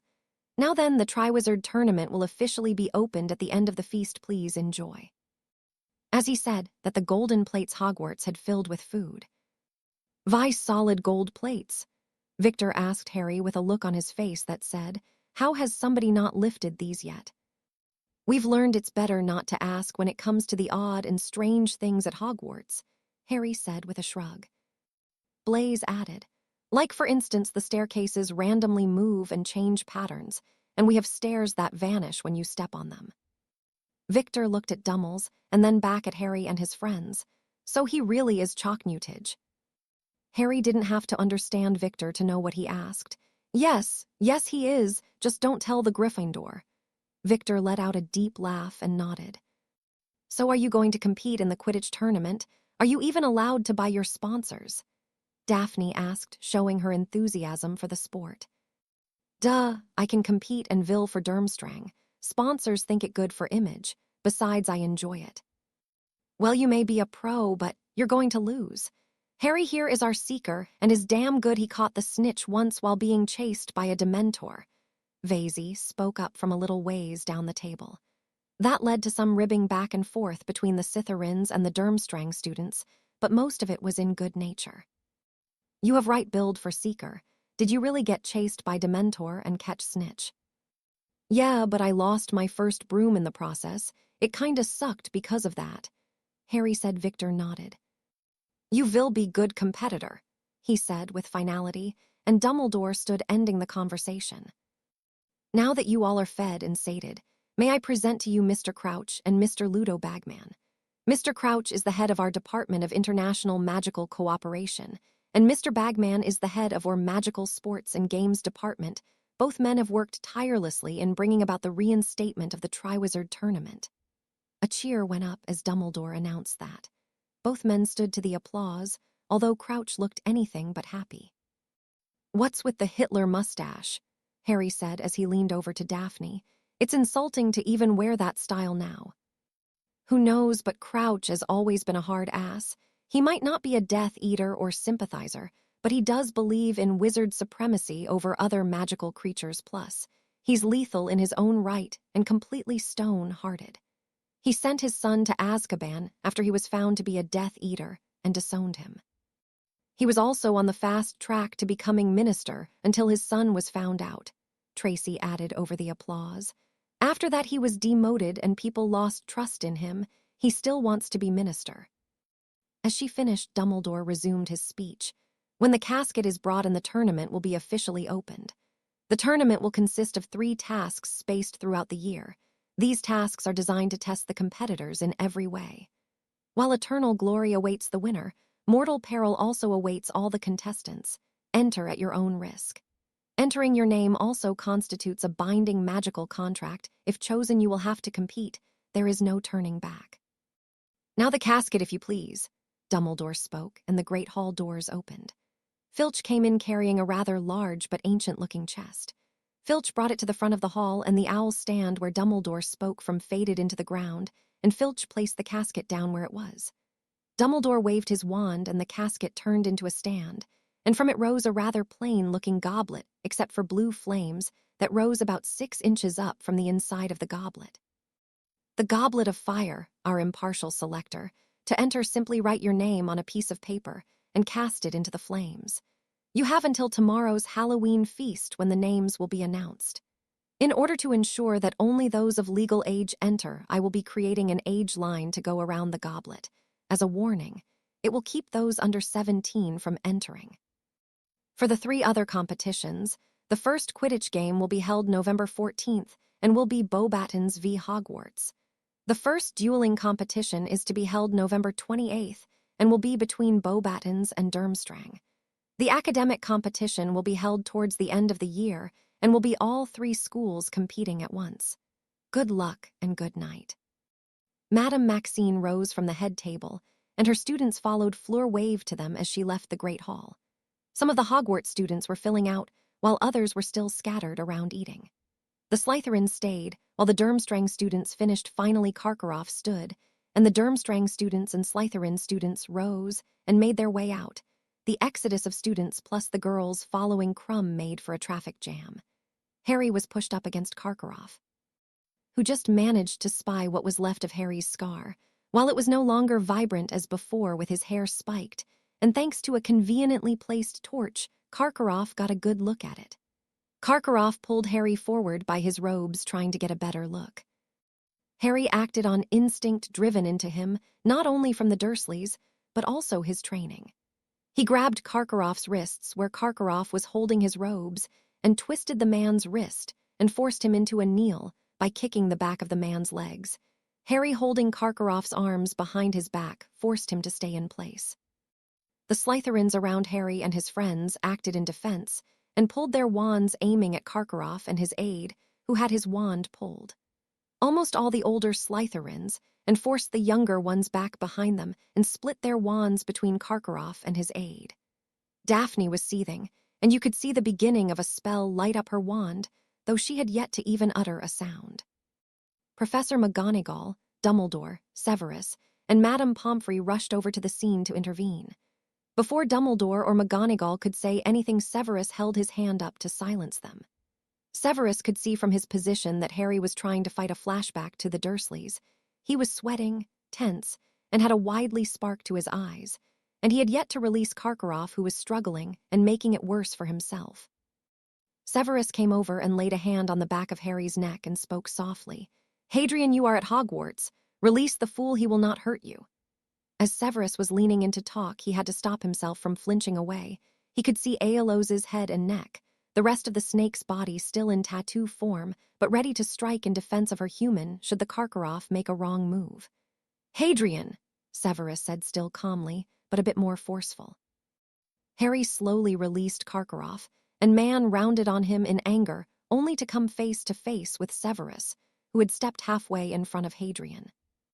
"Karkaroff," Severus said bitingly, "it would be in your best interest not to lay a hand on one of my students, ever again." Severus put more bite to some of his words with the intention of reminding Karkaroff just who he was dealing with. "As you can see, my snakes will defend themselves and each other." Severus nodded to his Slytherins, who all put their wands away and started to leave towards the dungeons again. Karkaroff spun angrily and marched out of the school. Most of Durmstrang looked like they found the incident funny, while Victor looked thoughtful, and a few others with backgrounds not unlike Harry's looked understanding, having seen what Severus saw. "Hadrian, explain," Severus prompted when it was only him, Professor McGonagall, and Twinkles. Madame Pomfrey had left intending to get Harry a small dose of dreamless sleep potion for him. "We were walking out and I got forced into Karkaroff. I turned intending to apologize, and then he grabbed me. I defended myself without thinking. Everything's kinda blurred," Harry explained in a calm voice. "Daphne," Severus prompted. Karkaroff grabbed him and pulled Harry close to him. He looked surprised and angry at the same time. Then Harry twisted out of his grasp and forced him to the ground. Severus nodded and then turned. "Come, Madame Pomfrey wants to see you." "Severus, this requires more discussion." Dumbledore spoke, his annoying twinkle still present in his eyes. Severus looked at Dumbledore like he had grown a second head. Aelos had come out of Harry's skin and was now wrapped around the outside of Harry's robes and was hissing angrily. Daphne's wand glowed again. Harry closed his eyes and took deep breaths, and McGonagall looked completely shocked, but it was she who spoke first. "Honestly, Albus, the man knows you never lay a hand on a student, especially one that is not yours." And Mr. Potter reacted without harm, but to defend himself from an older, more experienced wizard. He did nothing wrong, and he has a whole house as his witness. Enough of this. Dumbledore tried to mask his anger at his deputies dressing down, but his eyes lost their twinkle, showing it to Severus and Harry. "My mistake!" With that, the old man turned on his heel and left the hallway. "Good night, Mr. Potter, Miss Greengrass." McGonagall spoke before leaving. They nodded in return. The three Slytherins started on their way to the hospital wing. It was about 3 minutes into the walk when Harry spoke. "Severus." Severus turned and looked at Harry, as did Daphne. "Karkaroff, he's a Death Eater, isn't he?" Harry asked with a hard tone of voice. Severus stopped walking, as did his two students. "Yes, he was. How did you know?" "I could sense his mark when he grabbed me. His left arm had Voldemort's magic on it," Harry answered, and Daphne squeezed his hand in support. "Can you sense my also?" "Yes, but yours is fainter, like he lost a bit of control of the mark, and it's only when you touch me with that arm." Severus nodded, and they resumed walking, not noticing the figure limp away from behind them. Severus spoke a minute or so later when they were almost to the hospital wing. "Igor Karkaroff was a Death Eater, but when he was caught after the downfall of the Dark Lord, he turned traitor and ratted out a number of other Death Eaters. In return for his testimony, he cut a deal and only had to spend 2 years in Azkaban. Be careful around him. The Dark Lord will want Karkaroff dead when he returns, as such Karkaroff might try something stupid. I will keep a closer watch on him." Harry and Daphne both nodded, and they entered the hospital wing. Madame Pomfrey was waiting for them and came over with glass that had a very small amount of dreamless sleep potion in it. "Well, Hadrian, I see you're back." Madame Pomfrey spoke in a mock scolding manner. "I missed you. After all, you're my favorite healer, and visiting, just for the sake of visiting, isn't quite the same," Harry replied back charmingly. Madame Pomfrey shook her head and smiled. "Drink up. It's a smaller amount, as such it won't knock you out like normal. This will just be enough to keep dreams at bay, but I would hurry up and get to the dungeons after you take it. It will make you tired." Harry nodded and downed the small amount of liquid and smiled his lopsided goodbye before he, Daphne, and Severus left for the dungeons. Everyone woke the next day early on in the morning despite it being Saturday. They were anxious to find out who had put their names in. Harry and his friends, not so much. The only Slytherin who was putting his name in was Warrington. The rest were either too young or were focused on the big picture of passing their NEWTs to get a job. They knew Cedric was entering as well as Angelina. Besides those two, they really didn't care. Plus, they all had practice. Harry and the other Quidditch players ate a quick breakfast. Angelina tossed her name in, and they took off for the pitch, Cedric having already put his name in. They arrived outside the locker room to find Hooch standing there waiting for them. "I have a surprise for all of you," Hooch said, and opened the doors to the locker room. It had been redone. There was a gathering place for the whole team to meet with Hooch that had a dry erase type board and comfortable chairs instead of the usual benches. Then there were 2 doors, one for the guys and one for the girls. They entered and saw brand new uniforms. There were 2 practice jerseys, one in white and the other in black. Each had the Hogwarts crest on them with their number and name. Harry was happy to see they looked and felt more like Muggle football jerseys. They were more of a silk material and were long-sleeved. The pants were in a style like Muggle American football, with the pads on the inside instead of outside. They seemed more aerodynamic as the uniforms forewent the outrobe. The game uniform was done in a sleek-looking silver that was lighter than Slytherin silver. The front of the uniform had the Hogwarts crest on it. The sleeves had the house crest that the player was in on the left, and on the right sleeve was the animal of their house in a fierce pose. The Gryffindor players had a roaring lion. The Slytherins had a snake in mid-strike. The Ravenclaw members had an eagle that looked ready to catch its prey in its talons, and the Hufflepuffs had a rampant badger. The back of their jerseys had their name and number on the back in black. The pants for the games were also black, and once again done in the American football style. The pads were silver and more modern-looking. Harry noticed all the equipment down to the new silver and black shoes featured the Nike asterisk symbol. They got dressed in the practice uniforms and made their way back to Hooch, raving about the new uniforms. When the girls joined them, Hooch motioned for them all to sit. As those of you who are familiar with the Muggle world of sports will notice, these uniforms and equipment were all donated by the Nike Corporation. The CEO found out his daughter was a witch 3 years ago and was introduced to our world in America. He wants to get into the wizarding sports since his daughter will be a part of it, and he sees it as a good business opportunity. He donated uniforms to all 3 schools. The Half-Blood players and 2 Muggle-born players looked particularly excited about this development. "We also have had another piece of equipment donated," Hooch said, and with a flourish of her wand, a broom-size box flew to each player, including the alternates.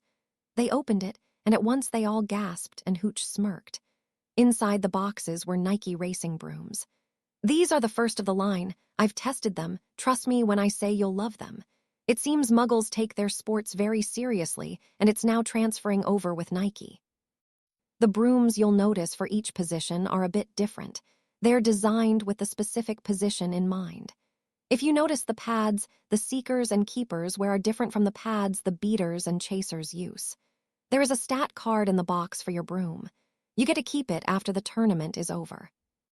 Harry pulled out his stat card and read it over. Aerodynamic shaft, made using TCT carbon technologies, lined with Cuban mahogany wood. Tail twigs handcrafted bamboo, and perfectly aligned for best aerodynamic result. Perfectly balanced, shaft equals weight of twig and footholds. Footholds made using TCT carbon technologies. Goes from 0 to 170 mph in 6.5 seconds. Harry looked over his broom, which was painted black, and had the Nike check across.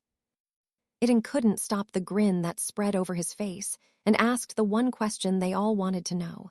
"When do we get to try 'em?" "Right now, today's practice will just be getting used to the brooms," Hooch said, and they all bolted out of the locker room, practically sprinted through their warm-ups, and then took to the skis. Harry and the other Quidditch players came into the castle exhilarated. Their new brooms and equipment had brought them even closer together as a team. "Harry," Daphne said as she came into the common room to find her boyfriend still smiling stupidly while playing chess with Draco. Harry pulled Daphne into her lap and gave her a kiss. "Why are you both grinning like fools? Move your knight," Daphne said from her spot. Harry did as he was told and got checkmate. Harry's grin got wider. "That's cheating," Draco said petulantly before he grinned again. "Okay, you two really need to tell me why you look like the Cheshire Cat," Daphne said, shaking her head. "You know the Muggle sporting company I like, Nike?" Harry asked while Draco reset the board, this time to play against Blaze, who had come in with Daphne. Daphne nodded and Harry continued talking. "They're sponsoring the Quidditch tournament. The CEO's daughter is a witch, and they found out 3 years ago. He wants to bring Nike to the wizarding world and has given the Quidditch teams new uniforms, equipment, and brooms. Really, really awesome brooms, better than my firebolt." Harry's smile grew wider, if that was possible. "Boys and their toys," Daphne muttered, and in response Harry nuzzled her neck. Harry kept Daphne in his lap as Tracy came back to the common room, and Draco, Theo, and Blaze were having a small chess tournament. Harry alternated from kissing Daphne and nuzzling her neck to watching the chess match as she and Tracy talked. An hour later, they were all gathered in the Great Hall for the Halloween feast. Due to it being a feast, students were required to sit with their houses. Durmstrang joined the Slytherins, and Beauxbatons once again joined the Ravenclaw table. Fleur was sitting next to Hermione, Padma, and Sue Lee. Krum was sitting with Harry and his friends plus some of the other Durmstrang students. "Why is there so much candy?" Victor asked. "Dumbledore celebrates All Hallows' Eve the Muggle way. Besides, most celebrate the tradition this way in our country. Of course, that's not all people celebrate now," Tracy answered. One of Victor's friends translated it to the others. "So there's always a feast." "Yes, what do you guys do?" "We light candles and move on," Victor said simply. "I wish we did that," Harry said, looking around the room with an annoyed expression, and pushed his plate away from him. Daphne laid her head on his shoulder in comfort. Victor seemed a bit confused, but then Tracy's comment made sense: the downfall of Voldemort and the death of Harry's parents. "I hate this day," Harry muttered. Dumbledore stood, and the plates and candy vanished from the hall. Dumbledore raised his hands, and all the lights except those in the various jack-o'-lanterns went out. The goblet was still burning blue. "And now the time has come for the contestants to be chosen," Dumbledore's voice boomed throughout the hall. Everyone was quiet as they waited for something to happen. Finally, the goblet flared a scarlet, and a piece of paper floated out into Dumbledore's hand. "The champion for Beauxbaton's Academy of Magic is Fleur de Lacquer," Dumbledore announced with dramatics. The Beauxbaton students applauded, but those who were here for the Triwizard Tournament were crying. They were so upset, though there was an enormous amount of applause from the men and boys gathered. Harry and his friends were whistling for their French friend. Fleur was ushered into a chamber at the side of the Great Hall to await for the others. The applause died down and the goblet sparked scarlet again, and Dumbledore's arm shot out for the paper that was emitted. "The champion for Durmstrang Institute is Victor Krum." A roar of applause and cheers rang out in the hall, and the Durmstrang students were chanting his name. Victor stood and walked to the side chamber. "Bravo, bravo, Victor. Knew you could do it," Karkaroff shouted as he passed, though Victor didn't acknowledge the man. Once again the applause died down and the goblet sparked scarlet. "The champion for Hogwarts is," Dumbledore boomed, "is Cedric Diggory." The whole of Hufflepuff jumped to their feet shouting for their champion. The rest of Hogwarts joined them, although some looked disappointed. The Quidditch team, Harry included, were on their feet cheering for their friend. Cedric was smiling widely as he made his way to the side chamber. He inspired the same reaction from a lot of the girls as Fleur had the boys. "Now that our champions have been chosen, they will be told the information of the first task. It will be held November 24th. I'm sure both Beauxbatons and Durmstrang will be able to give their champions." As he was speaking, the goblet started sparking and turned scarlet once more as the hall went quiet. Daphne looked at Harry with a worried look. If tradition held today wasn't going to end well for Harry. Dumbledore's hand automatically reached out for the piece of parchment. He started at before he finally cleared his throat and said, "Harry Potter." Harry paled in his seat. He didn't want this. Daphne had his hand in a death grip as an angry buzz started to fill the hall. Finally, Harry stood. Daphne was pulled up with him, and Tracy and Blaise stood also and nodded to Harry. Harry walked with Daphne still gripping his hand up to the front of the hall. Karkaroff and Maxine were glaring at him.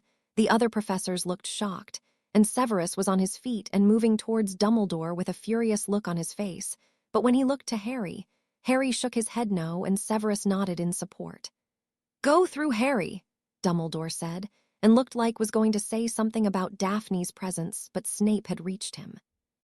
Harry entered the antechamber of the Great Hall still pale and grabbed Daphne into a hug, holding tight as she ran her hand through his hair. Aeolus rose from his skin and wrapped herself around both of them.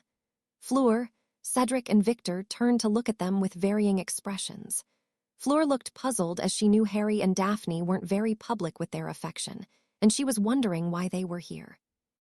Victor looked confused, and Cedric, who knew them the longest and was friends with Harry, immediately looked concerned.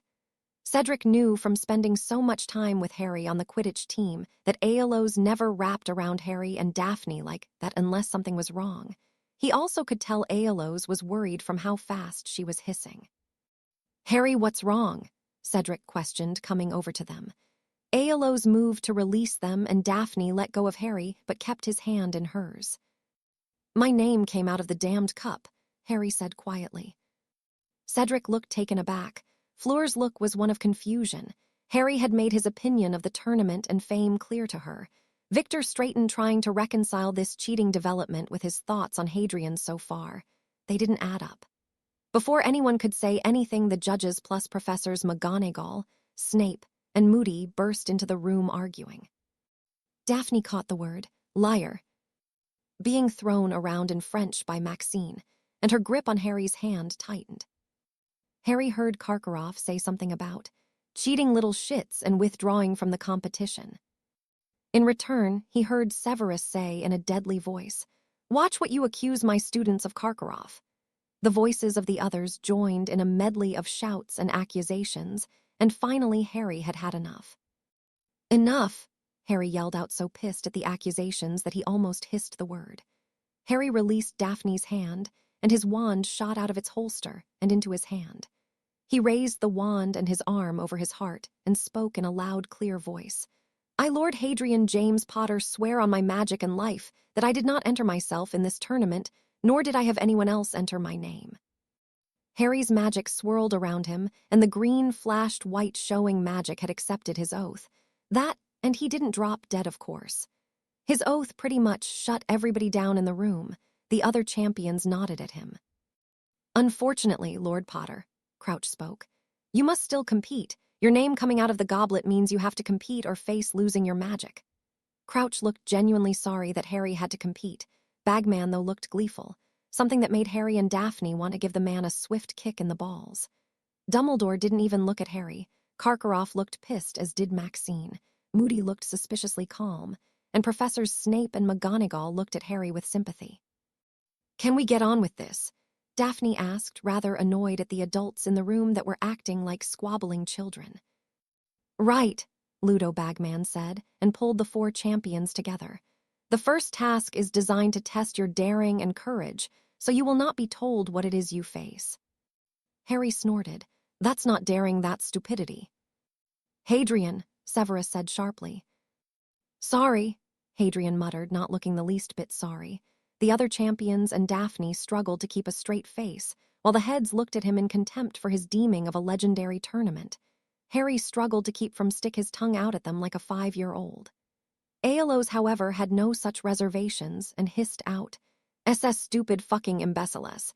Too bad you killed the basilisk, you could have fed thes idiots to it. As it is, that goat-looking one needs to watch it, or I might get hungry." Harry lost it and started laughing while everyone stared at him like he'd lost it, and Severus, thinking, quickly stepped up to his student who was still laughing and placed a hand on his shoulder. "If you'll excuse us, I think my student needs some time to adjust," Severus said, ushering Daphne and the still laughing Harry out of the room. The others just stared after them, Maxine and Karkaroff looking rather shocked. Cedric snorted at their expressions, and when they turned to look at him, he shrugged. "You do know Harry's a Parselmouth, right? By the way he was laughing, I take it Aeolus doesn't like you very much." At that, he too left the room chuckling. Chapter 22. Dragons and the First Match. "Harry, what exactly did Aeolus say?" Daphne asked as they walked to the dungeons with Professor Snape. "She called them imbeciles and said it was too bad the basilisk wasn't still alive because we could feed them to it. And then she said she would eat the goat-looking one," Harry said, chuckling. "I'm not sure if she meant Karkaroff or Dumbledore." Daphne started laughing and rubbed Aeolus under her mouth, and Aeolus let out a hiss of content. Severus had a smirk in his face as he thought that. "I'm going to make an announcement when we get to Slytherin Common Room, so don't go anywhere. I suspect most of the house is already throwing a party," Severus said with a wry grin. They came to the Slytherin Common Room entrance. Cupiditas. The entrance opened, and indeed there was a party going on in Slytherin. Harry recognized his Green Day CD being played. As they entered, the music was caught off by a spell from Severus's wand. The students of Slytherin turned and started to cheer, and some started shouting, "How'd you do it?" until Severus cut them off by holding his hand up for silence. "First off, Mr. Potter has given a magical oath stating he did not, nor did he have someone enter his name into the goblet. He swore it on his life and magic. As you can see, it was accepted. Second, Mr. Potter still has to compete in the tournament and will be a Triwizard champion." Here the Slytherins gave a cheer. Severus again raised a hand for silence. Despite the oath, there will still be those that see Mr. Potter as a cheater and fraud. "I expect Slytherin House, as always, to stand beside one another. Lights out by 1 a.m. Severus turned and left the common room to their party. Severus left the common room and went straight to his office, robes billowing behind him. He walked into his office and went straight to a bottle of whiskey that was in his office and poured himself a glass and downed the contents. "What's happened, lad?" Salazar spoke up from his painting above Severus's desk.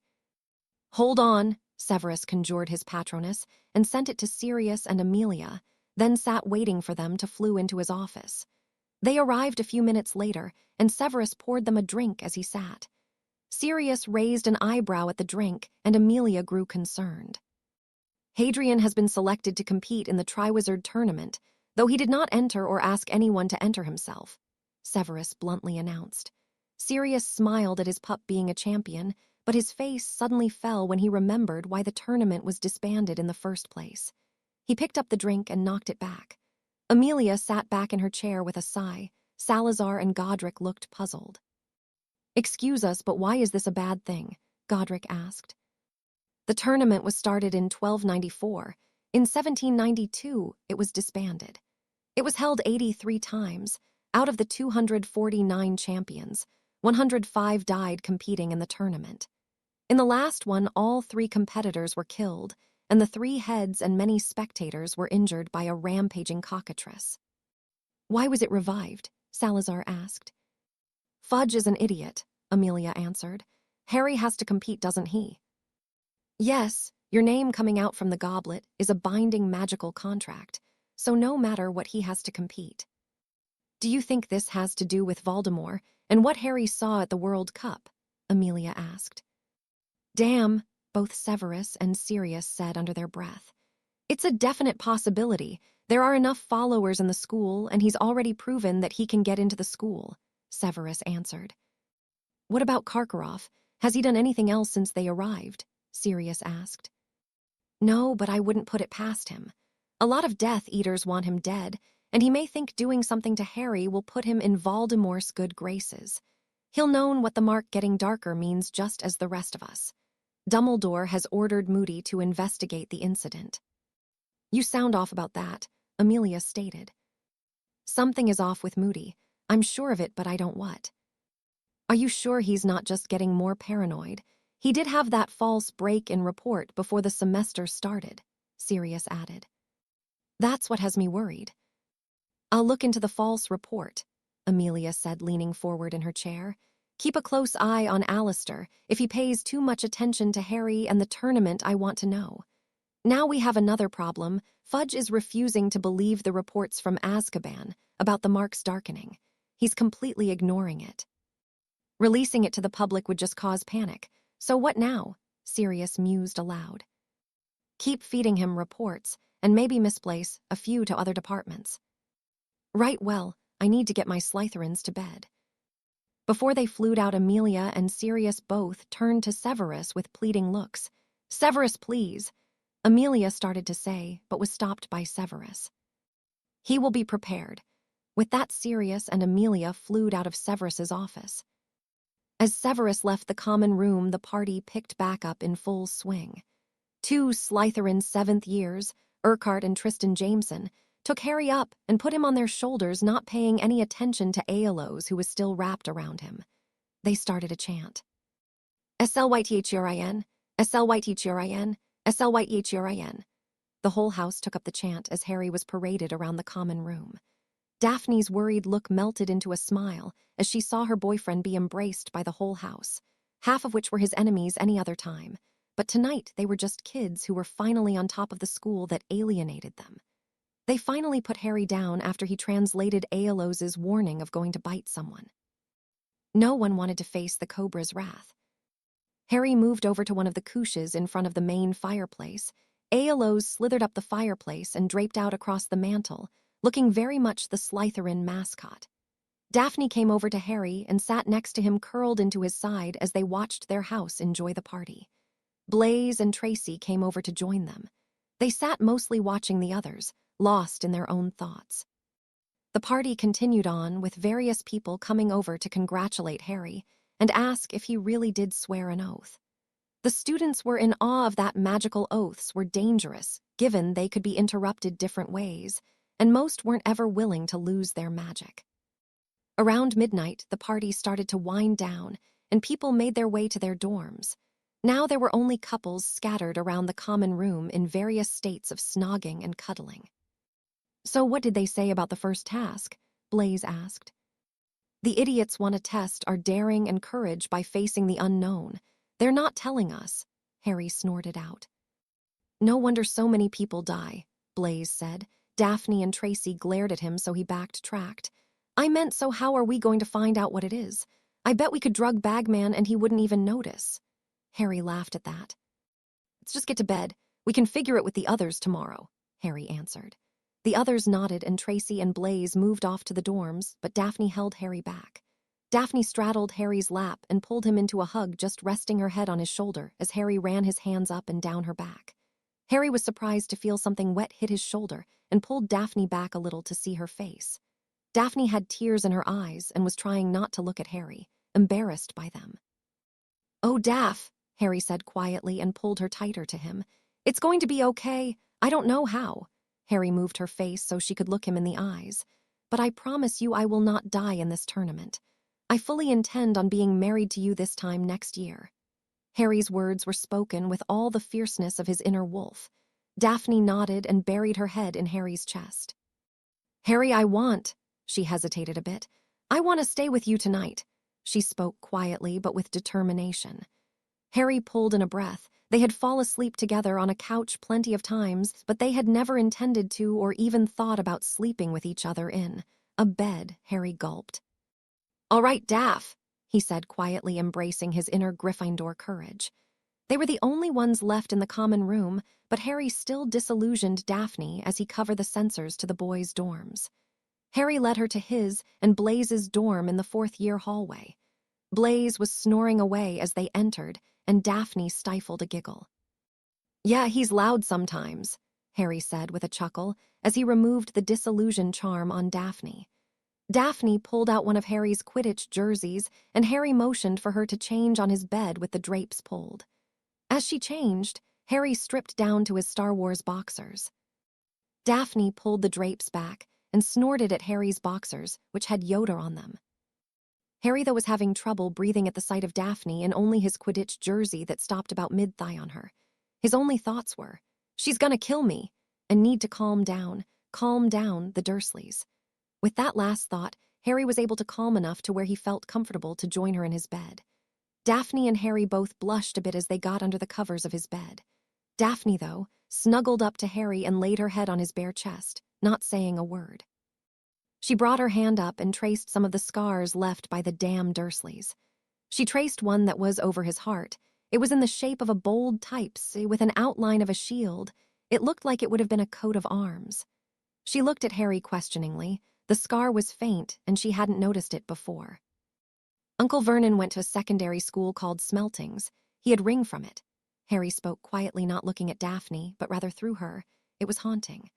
"I don't really remember what I did, but he heated the ring a little and then punched me while I was against a wall shirtless. It burned into me the symbol for the school." A tear dropped from Daphne's eye onto Harry's chest onto the scar. She gently kissed it, lingering for a moment, before reaching up and brought Harry's lips to hers. She pulled him into a soft, lingering kiss that made Harry forget all about the Dursleys. Hell, he forgot his name momentarily. She then rested her head against his chest and drifted off to sleep. Harry followed soon after. The next day, Harry awoke before Daphne. Thankfully, in his opinion, as he had the reaction any 14-year-old boy would have after spending the night with their dream girl, even if it was just sleeping. Harry spent the next 10 minutes trying to keep his mind from running wild and calm down enough so he wouldn't be mortally embarrassed when Daphne woke. It worked until Daphne rolled over in sleep and ended rubbing her arse over Harry's most sensitive area. "Damn," Harry muttered as his efforts were instantly shattered. Daphne woke and stretched like a cat, not helping Harry, before she realized where she was and stopped. She paused her stretching and felt Harry behind her. A wicked smirk crossed her face, and she twisted a little, rubbing up against Harry. Harry groaned, and a deep red blush came over his face as he said, "You're completely evil." He kissed her cheek and shot out of his bed. Daphne rolled over and smiled at him. She was about to say something, and the door opened. "Well, it's about time, lovebirds," Blaze said as he walked in without opening the door all the way. "Daph, Tracy's waiting in the common room to get you back into the girls' dorms." Harry caught on and gave Daphne his invisibility cloak. She covered herself in it after giving Harry a kiss, and Blaze opened the door and walked back out. Harry dressed fast in jeans and a t-shirt, glad he didn't have practice today. He met with Blaze in the common room and waited for Tracy and Daphne to join them. Blaze wagged his eyebrows at Harry, who shoved him a bit. "Come off, all we did is sleep," Harry said, and then lowered his voice. "She's really worried, mate." Blaze noted the serious tone, and his face set in determination. We'll get you through without problems, mate, and you know the girls will make sure she's all right." Harry nodded, and the girls joined them. Tracy smirked and said, "I hope you don't want that jersey back, 'cause you ain't gonna get it," she said in a teasing tone that made Daphne blush. Harry blushed a bit too, but then smirked. "She looks better in it anyway." Blaise laughed and Tracy looked a little shocked before she joined him and Daphne blushed deeper. Harry wrapped an arm around her and whispered, "Payback for your wiggle this morning." "All right, break it up," Blaise said. "Hermione's waiting to get to the library and research the tournament." They moved down to the Great Hall for breakfast where Harry's mood instantly soured. Half of Gryffindor. It seemed all of Hufflepuff except Susan, Hannah, Cedric, and surprisingly Ernie Macmillan, and a few Ravenclaws were wearing badges that said "Support Cedric Diggory, the real Hogwarts champion." Then the words spun off the badges, and in a sickly green color flashed, "Potter stinks." The Slytherins weren't wearing any though Pansy, and some of her friends looked like they wanted to but knew Snape would flay them alive. Hermione, Susan, Neville, Hannah, and Fleur moved to sit at the Slytherin table with them when they came in. "Right, I hate Z-School," Fleur said, glaring at one of the students passing by wearing a badge. Harry laughed. "Thanks, Fleur." "So, Fleur, what is Beauxbatons like? You never did tell us why you snorted at Dummels, though. We love that you did," Tracy asked. Fleur thought for a minute, trying to think of a way to describe her school, and then smiled. "Have you ever been to Versailles?" Fleur asked. They nodded, and Neville asked, "The French palace?" Fleur nodded, and Neville said, "I've seen pictures but never been there." "It is very similar to that, and it is much, much warmer and smaller. And if one of you mentions Z-warming charm, I'll throw a fireball at you, They laughed at that. "Now I must go before Madame Maxine has a fit." Fleur laughed, and they all laughed as she scared a first-year Hufflepuff glaring as fiercely as she was. Ginny spoke up from a little ways down the table. "I think she might be sprouting feathers. I hope she doesn't light anyone on fire." "Are you done yet? We need to get to the library," Hermione said, and stood from the table. "Yeah, I'm done, let's go," Harry said, standing up. They made their way to the library without incident, but Hermione groaned when they entered the library. "What?" Harry asked, looking around. He spotted some other Hogwarts students, and Victor was in it. "Victor's here," Hermione said. "Is that a problem?" Harry, Blaise, and Neville all asked, going for their wands, ready to curse their new friend if he had done anything to upset Hermione. Daphne, Tracy, and Hannah grabbed their arms to stop them, and Hermione spoke. "No, you overprotective Neanderthals. He didn't do anything. I haven't even really talked to him much. It's just wherever he goes his fan club follows." Hermione pointed out the giggling gaggle of girls that were at the table one over from Victor, staring at him and talking rather loudly. The three boys chuckled, and Hermione glared at them, so they quickly and quietly sat at a table and folded their hands like angels. The girls giggled, and Hermione sighed, pulling out a book from her bag and joining them. "I ordered this when the tournament was announced. It's a history on the tournament and chronicles the tasks each tournament had. Now the tournament's been held 83 times, every 6 years usually. The tasks seem to follow a pattern. The first task almost always involves getting past a dangerous creature of some sorts. Now, in the really olden days, it involved killing the creature. But since the tournament in 1636, it involved getting past the creature, not killing it. In fact, killing it was and is against the rules." "What kind of creatures are we talking about?" Susan asked, looking concerned for her brother. "Most famously a cockatrice. It then went on a rampage, which is why they closed the tournament," Hermione answered quietly. Daphne, Tracy, Neville, Blaise, Hannah, and Susan gasped at that, but Harry asked, "What's a cockatrice?" "A cockatrice is a cross between a rooster and a dragon. Nobody's sure how it came about, but it's one of the most deadly creatures in our world. It can kill and petrify like the basilisk can. It can also fly, and its talons are razor sharp," Daphne answered. "What other creatures have they used?" "Really anything rated a 5 and over on the Ministry rating guide," Hermione answered. "They even used a basilisk once. 2 champions died, and the one who killed it barely survived." "Well, at least we know I can kill one of those," Harry joked. The only one who laughed was Blaze, and then they both got glared at again. "Damn," Blaze muttered, and Harry nodded in agreement. "All right, so let's make a list of possible creatures and then go from there," Daphne said and turned to Harry. "Where are the creature books again?" "I'll go get a copy of Fantastic Beasts and Where to Find Them. It has all the ratings in there," Harry said and went off to find the book. When he came back, Hermione had a parchment divided in half. It read, "Possible and Not Possible." Harry had brought 2 copies of the books and gave one to Daphne. "Start at the back, I'll start at the front." "I think we should add some of the 4 rated ones too," Tracy added. It took about 5 minutes to list the creatures. They had on the possible side acromantulas, banshees, bicorns, dragons, graphorn, kelpie, lethifold, manticores, occamy, quintaped, runespore, and sphinxes. On the not possible list was basilisks, cockatrices, nundos, and chimeras. "Well, I doubt they'll use a sphinx. It's too easy to get past. Just figure out the riddle," Susan said, and it was crossed off the list. "Add Cerberus. We missed it and Hagrid owns one, so..." Neville drifted off at the thought of Fluffy. "Star it too, and acromantulas. Hagrid used to have one as a pet, and he said they were in the forest," Harry added. "He kept one as a pet," Hannah exclaimed, and Harry just shrugged. "Cross off bicorns. They're near impossible to find and demonic, so I doubt the Ministry would use them since they're trying to prevent deaths. I'm going to star dragons. They seem to be the most popular used," Hermione spoke, and the others gulped. "The first task has always taken place on land too, so no kelpies.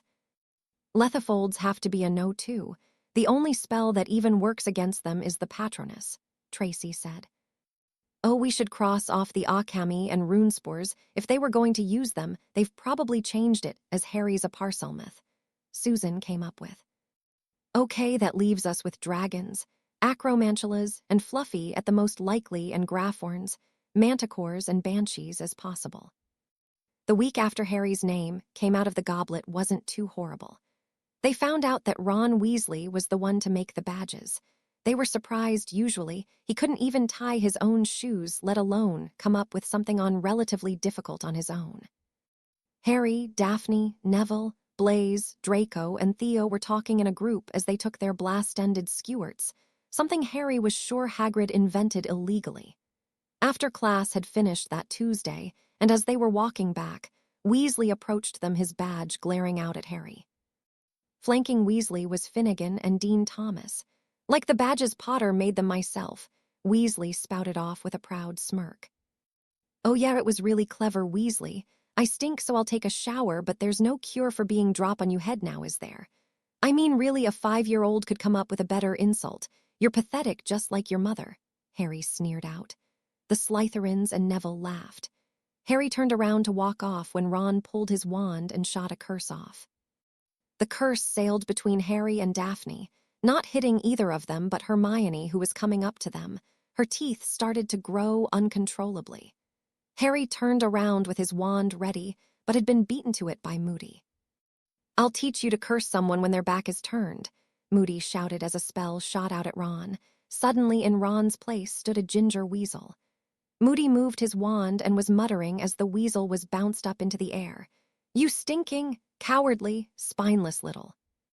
By this time, a crowd of students had gathered and were laughing Ron Weasley's plight, including Harry and his friends, except for Daphne and Susan, who had taken Hermione to the hospital wing. Moody then pointed his wand at Finnegan, and the ginger weasel was put down his pants. Seamus's face turned red, and he was yelling at Thomas, "Get him out! Get him out!" as the weasel ran around in his pants.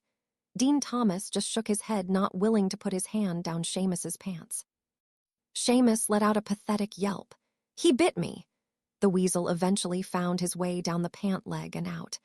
Moody raised the weasel in the air and made it do spins, and then Professor McGonagall came running out into the courtyard they were in. Professor Moody, what are you doing?" "Teaching," Moody bit out. Is that a student?" McGonagall asked, appalled. "Technically, it's a weasel," Moody said, and Professor McGonagall ended the spell, and Ron Weasley appeared looking pale and crazed. He took one look at Moody and bolted out of the courtyard, Dean and Seamus following. "Professor Moody, We never use transfiguration as a punishment. Dumbledore surely told you that, McGonagall said sternly.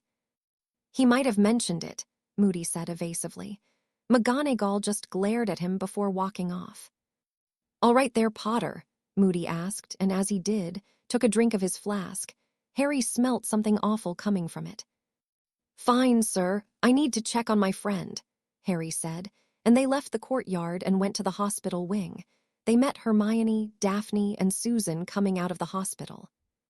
You okay, Hermione? They asked at once.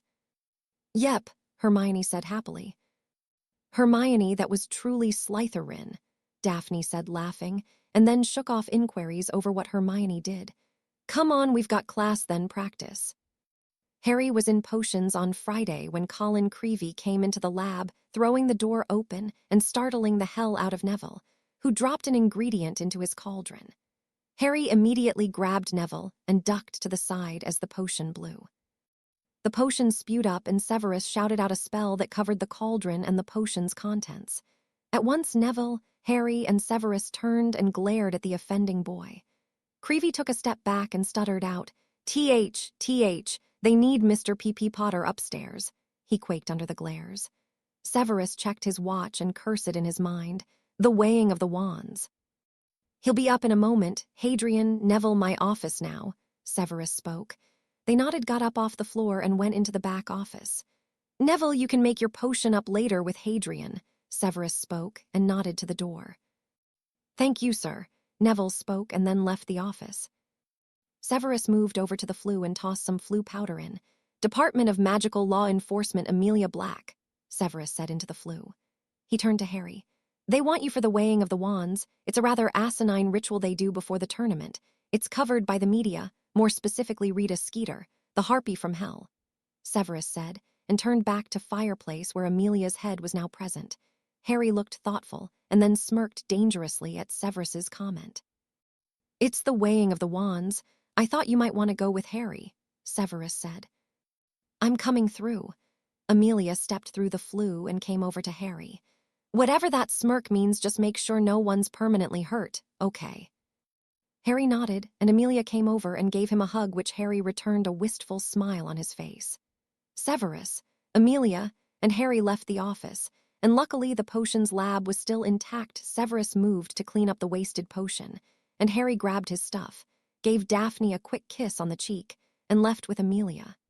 Amelia put her arm around Harry as they walked up to the small classroom that was being used. So how are you taking all this? Harry was silent for about a minute before he answered. It sucks. I really just want a normal year of school where all I have to do is worry about Quidditch, my grades, and Daphne, but it doesn't look like that's gonna happen. And Daphne, she hasn't shown it since my name came out, but she's worried. I don't like it. I've had ALOs stay closer to her lately.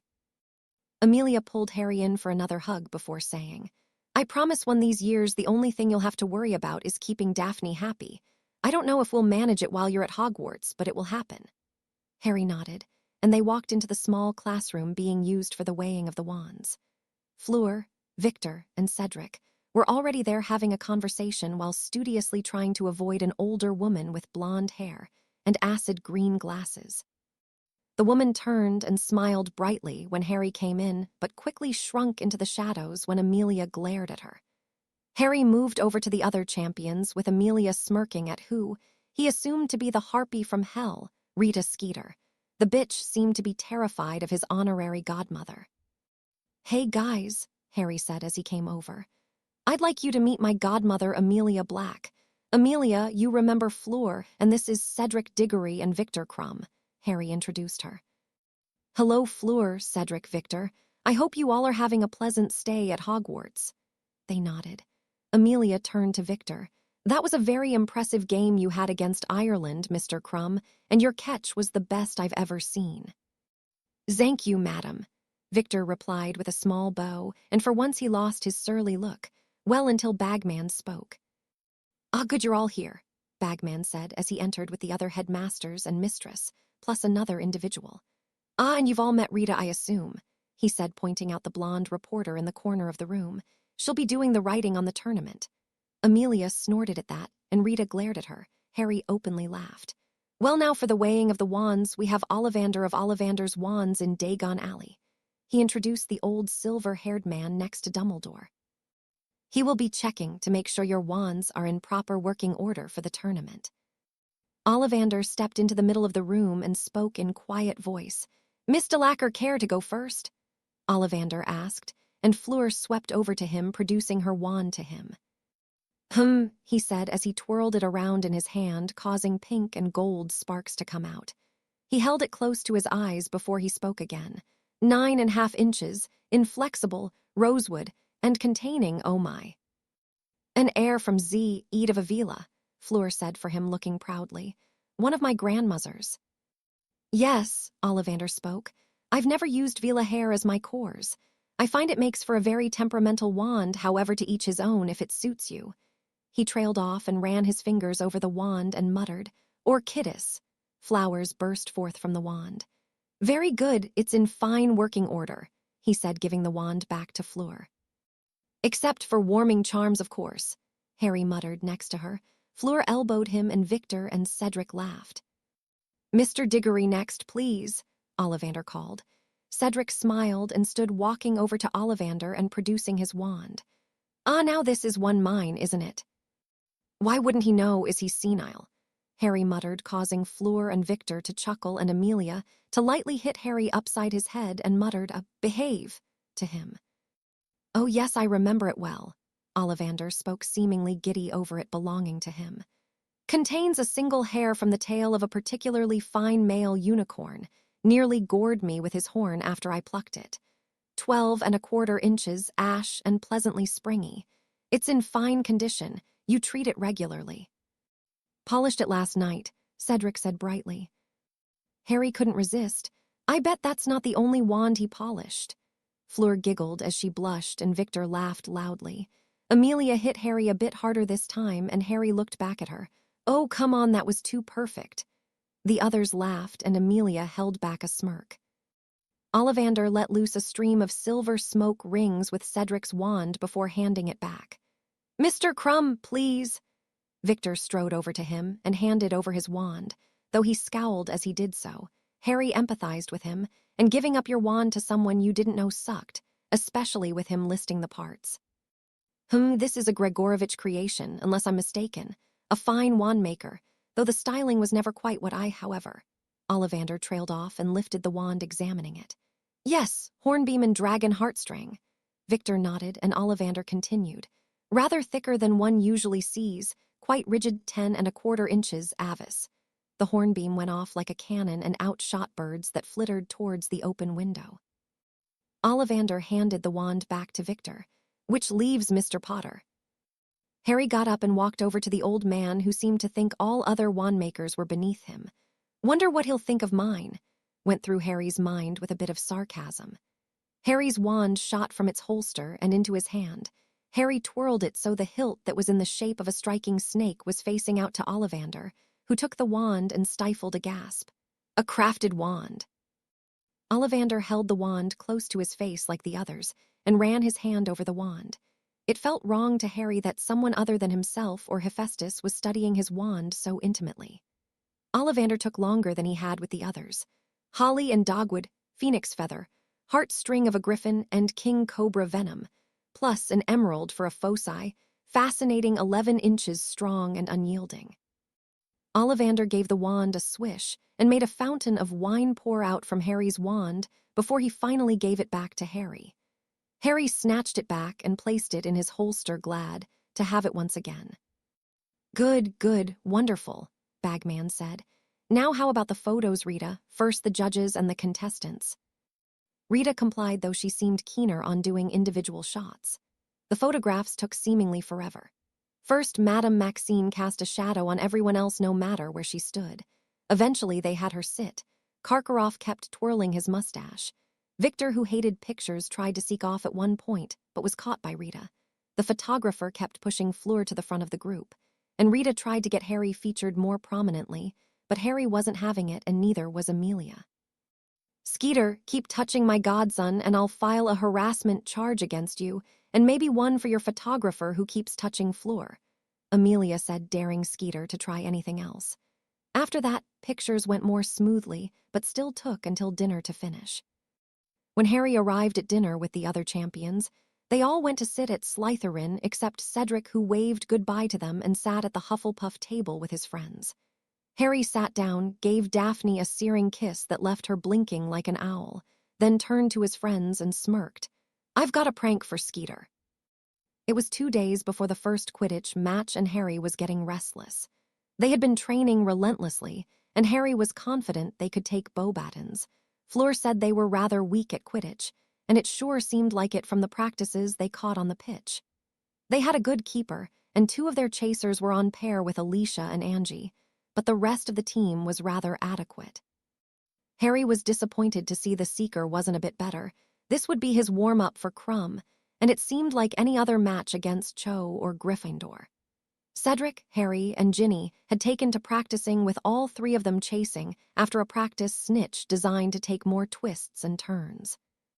Harry was sitting in the common room and was fidgeting in his seat, something unusual for the boy who had had fidgeting beaten out of him by the time he hit 5. Daphne noticed and set her ancient runes book down and leaned over, laying a hand on Harry. Harry jumped a bit and whirled around. Daphne was sure he should have gotten whiplash from how fast he twisted. "How about we go for a run as Snow and Bay?" Daphne asked quietly. Harry nodded eagerly, and they left the common room holding hands. The rest of the house thought they were going to snog somewhere. Once outside, Harry took out his mirror. New marauders. He waited for all his friends' faces to appear. "Hey guys, we're going for a run in the woods. If you want to join, meet us out back of Hagrid's." They nodded, and Harry put his mirror away once again, taking Daphne's hand. They walked quietly and fast thanks to Harry's nerves until Daphne pulled him into an empty broom cupboard. "Daph, what?" Harry was stopped by Daphne pressing her lips against his. Daphne pulled him down. She ran her hands through his hair, and Harry gave himself over to the kiss. Harry always managed to be surprised at how soft and warm Daphne's lips were. He felt like he was floating when he kissed her. Daphne slipped her tongue into Harry's mouth. Harry moaned at the taste of Daphne's mouth, and then groaned when she pulled away from him minutes later. "Now will you stop speed walking?" Daphne asked with her eyebrows raised. Harry grinned. "I don't know if that's the result I get." Harry trailed off, wagging his eyebrows at her. Daphne giggled and pulled him out of the cupboard. "Come on, they're waiting," Daphne said. They arrived behind Hagrid's hut without any further interruptions, though neither were sure if that was a good thing or not. When they got there, only Tracy and Susan were there. "Hey guys," Tracy said. "Hermione's helping Neville and Blaise with potions." "All right, let's go," Daphne said, looking around, making sure no one could see them, and she transformed into Snow. Harry, Susan, and Tracy followed suit. The 4 animals went bounding into the Forbidden Forest. Cinnamon started a game of tag. They went back and forth, chasing each other down and occasionally tackling one another. Kai was the hardest to pin. Snow had just been tagged by Cinnamon, and she bolted after Bay. Bay cut around a tree and jumped over another down branch and turned fast to the right. Out of nowhere, Snow pounced on him and brought him down. They went tumbling down a hill and landed with Snow on top of Bay. Snow gave a wolfy grin at Bay and then jumped off abruptly when they heard a thundering roar coming from in front of them. Bay got up off the ground and onto his paws like lightning and jumped in front of Snow, growling. They had landed on the edge of a clearing in the Forbidden Forest. It was what was in the clearing that had Snow and Bay on edge. 4 enormous dragons were gathered. Harry recognized a Norwegian ridgeback from Hagrid's description of Norbert.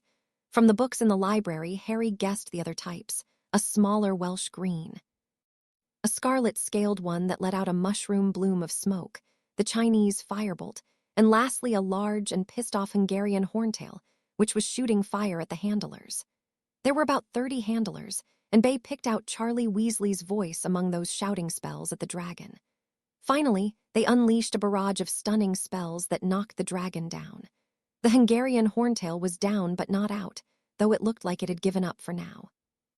The horntail's eyes were darting around, looking for something. The dragon looked helpless, and Bay didn't like it. He recognized the look. He wore it at the Dursleys. Bay looked towards Snow and nudged her shoulder and nodded to the small hill top.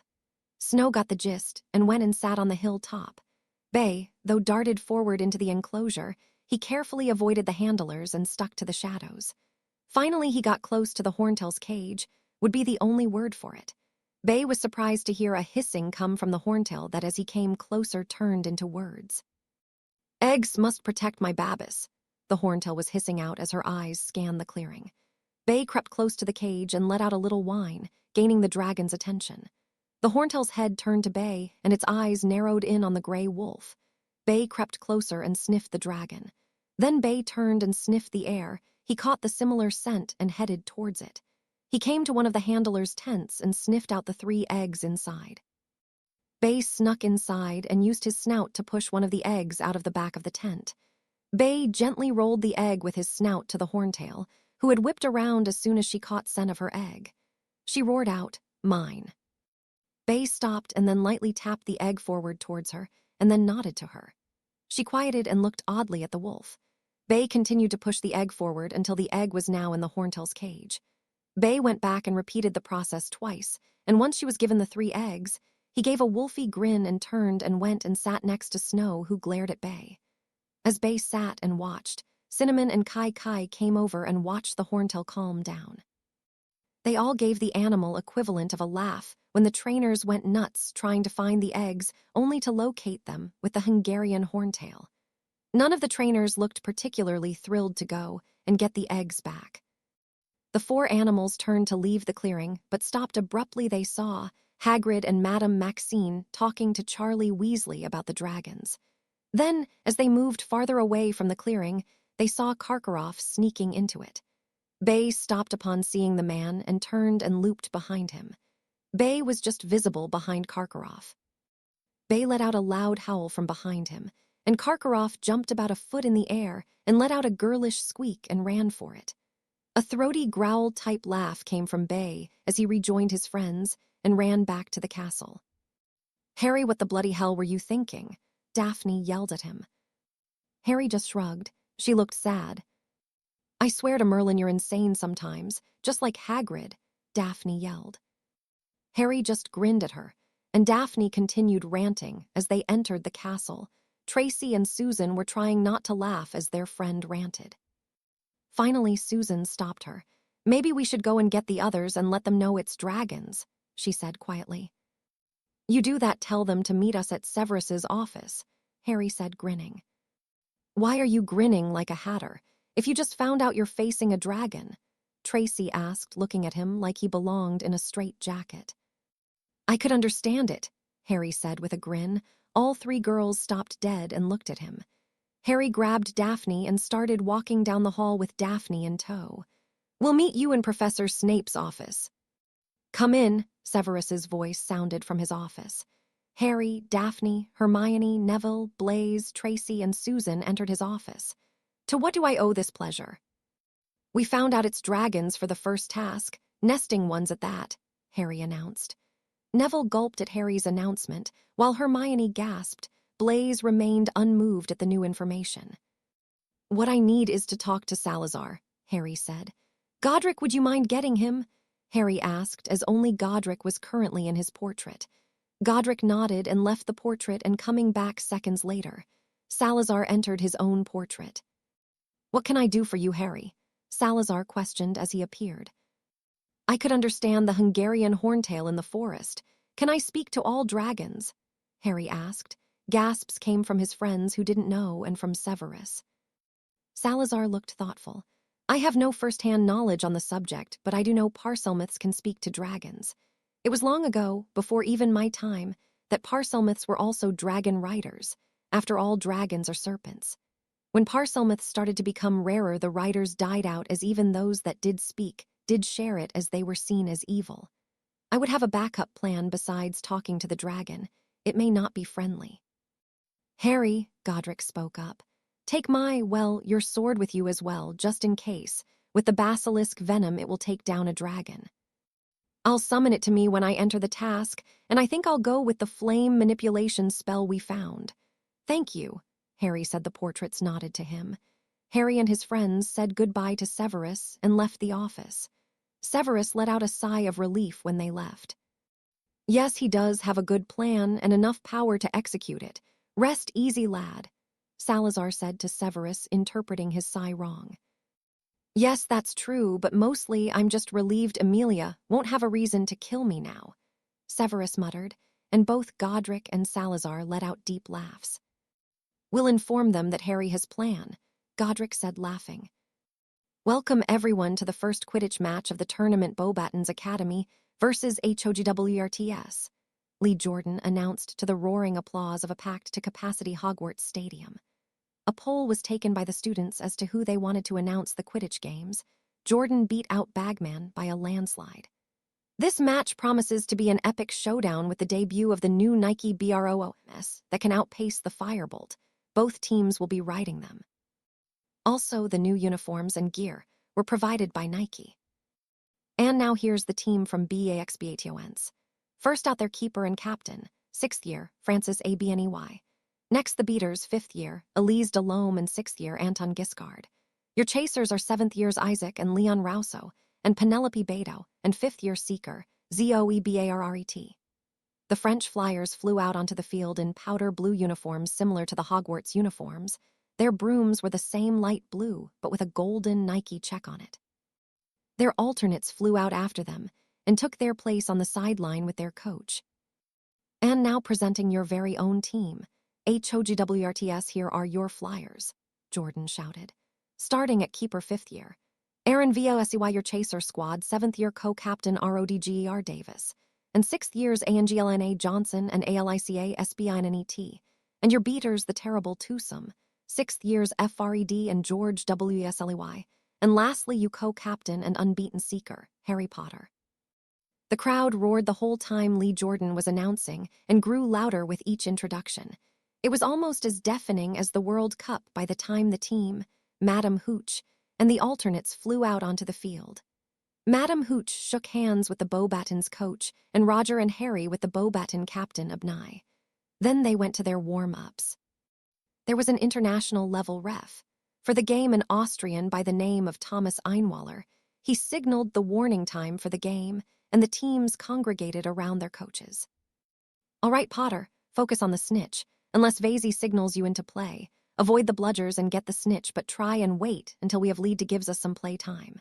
Roger, girls, do your thing and keep up the teamwork. Their twins are just as good as Fred and George with knowing each other's next move, but the third one they can't incorporate. Vasey, stay between your goals. You tend to favor your right, so watch it. Gred, forge, kick arse," Hooch said with a yell causing everyone to laugh. "All right, Hogwarts on 3. 1, 2, 3. HOGWRTS, they all shouted and took to the air. Harry took his place above the other players, and looked around the stadium. He spotted Sirius and Amelia in the stands and smiled. Next to them was the Greengrasses, and Belladonna was sitting next to Severus with a Hogwarts jersey on. Harry had never seen the elegant women in a t-shirt before. It made for an odd sight.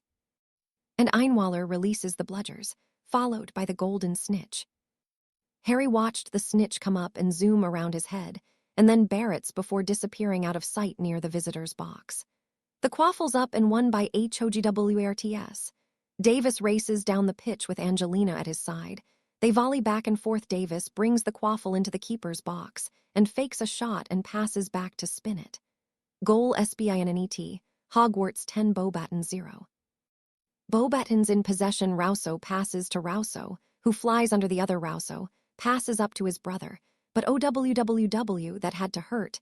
Fred nails Isaac with a bludger to the shoulder. Gryffindor in possession. Davis takes it down the pitch. He's alone. He tosses it, nails it with the tail of his broom, and it soars past.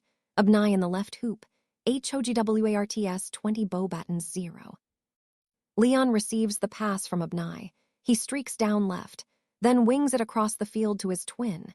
Intercepted by Angelina. Angelina takes it down the pitch, leading Davis and spin it. Nice one. George intercepts a bludger meant for Angelina. Angelina pulls back to shoot, but drops it down to SBINNET, who shoots, saved by Abnai, who comes up just in time. Abnai passes out to Badiou. Badiou takes it down, ducks Davis, and rolls out of the way of a well-aimed bludger by Fred. Passes off to Leon. Leon fakes left and shoots right, but Vasey doesn't fall for it, saved by Hogwarts. Harry tuned out Jordan and the crowd and focused his search on the snitch. Harry circled to his left, keeping an eye on Barrett, who looked to be seeking Harry instead of the snitch. Harry would have to remember to thank Jordan for his intro, and Barrett seemed shaken by it. Harry dropped down lower, about level with the rest of the game, to scan lower. So far, he hadn't seen a speck of gold. And Bobaton's is finally on the board with that one by Isaac, HOGWRTS 50, and BAUXBA21S 10. Harry looked up and saw the replay on screen provided by Nike. Vasey had gotten his fingertips on the quaffle, but it wasn't enough for the bullet fired by Isaac. Harry shot back up to the top of the pitch and right through a box batten's attack, giving Hogwarts the quaffle back. Davis scores on the breakaway orchestrated by Potter, HOGWATS 60 BAXBATONS 10. Harry scanned the pitch and saw Barrett still on his arse. Enough was enough, and Harry decided and tore off down the pitch towards the Hogwarts goals. About 10 yards from Vasey, who, by this point, was used to Harry fainting near him, didn't even blink. Harry went into a dive, hopping. Jordan caught it, and he did. It looks like Potter's seen the snitch. Barrett, who was unsure, decided she had to commit with Jordan announcing it, and dived after Harry. Harry stayed in her line of sight, never letting her actually see in front of him. The pitch came closer, and closer, 20 feet, 15 feet, 10 feet, 5 feet, and Harry shot back up out of the dive barely in time to miss the pitch. Barrett wasn't so lucky and plowed into the pitch hard. Ooh, and that one had to hurt.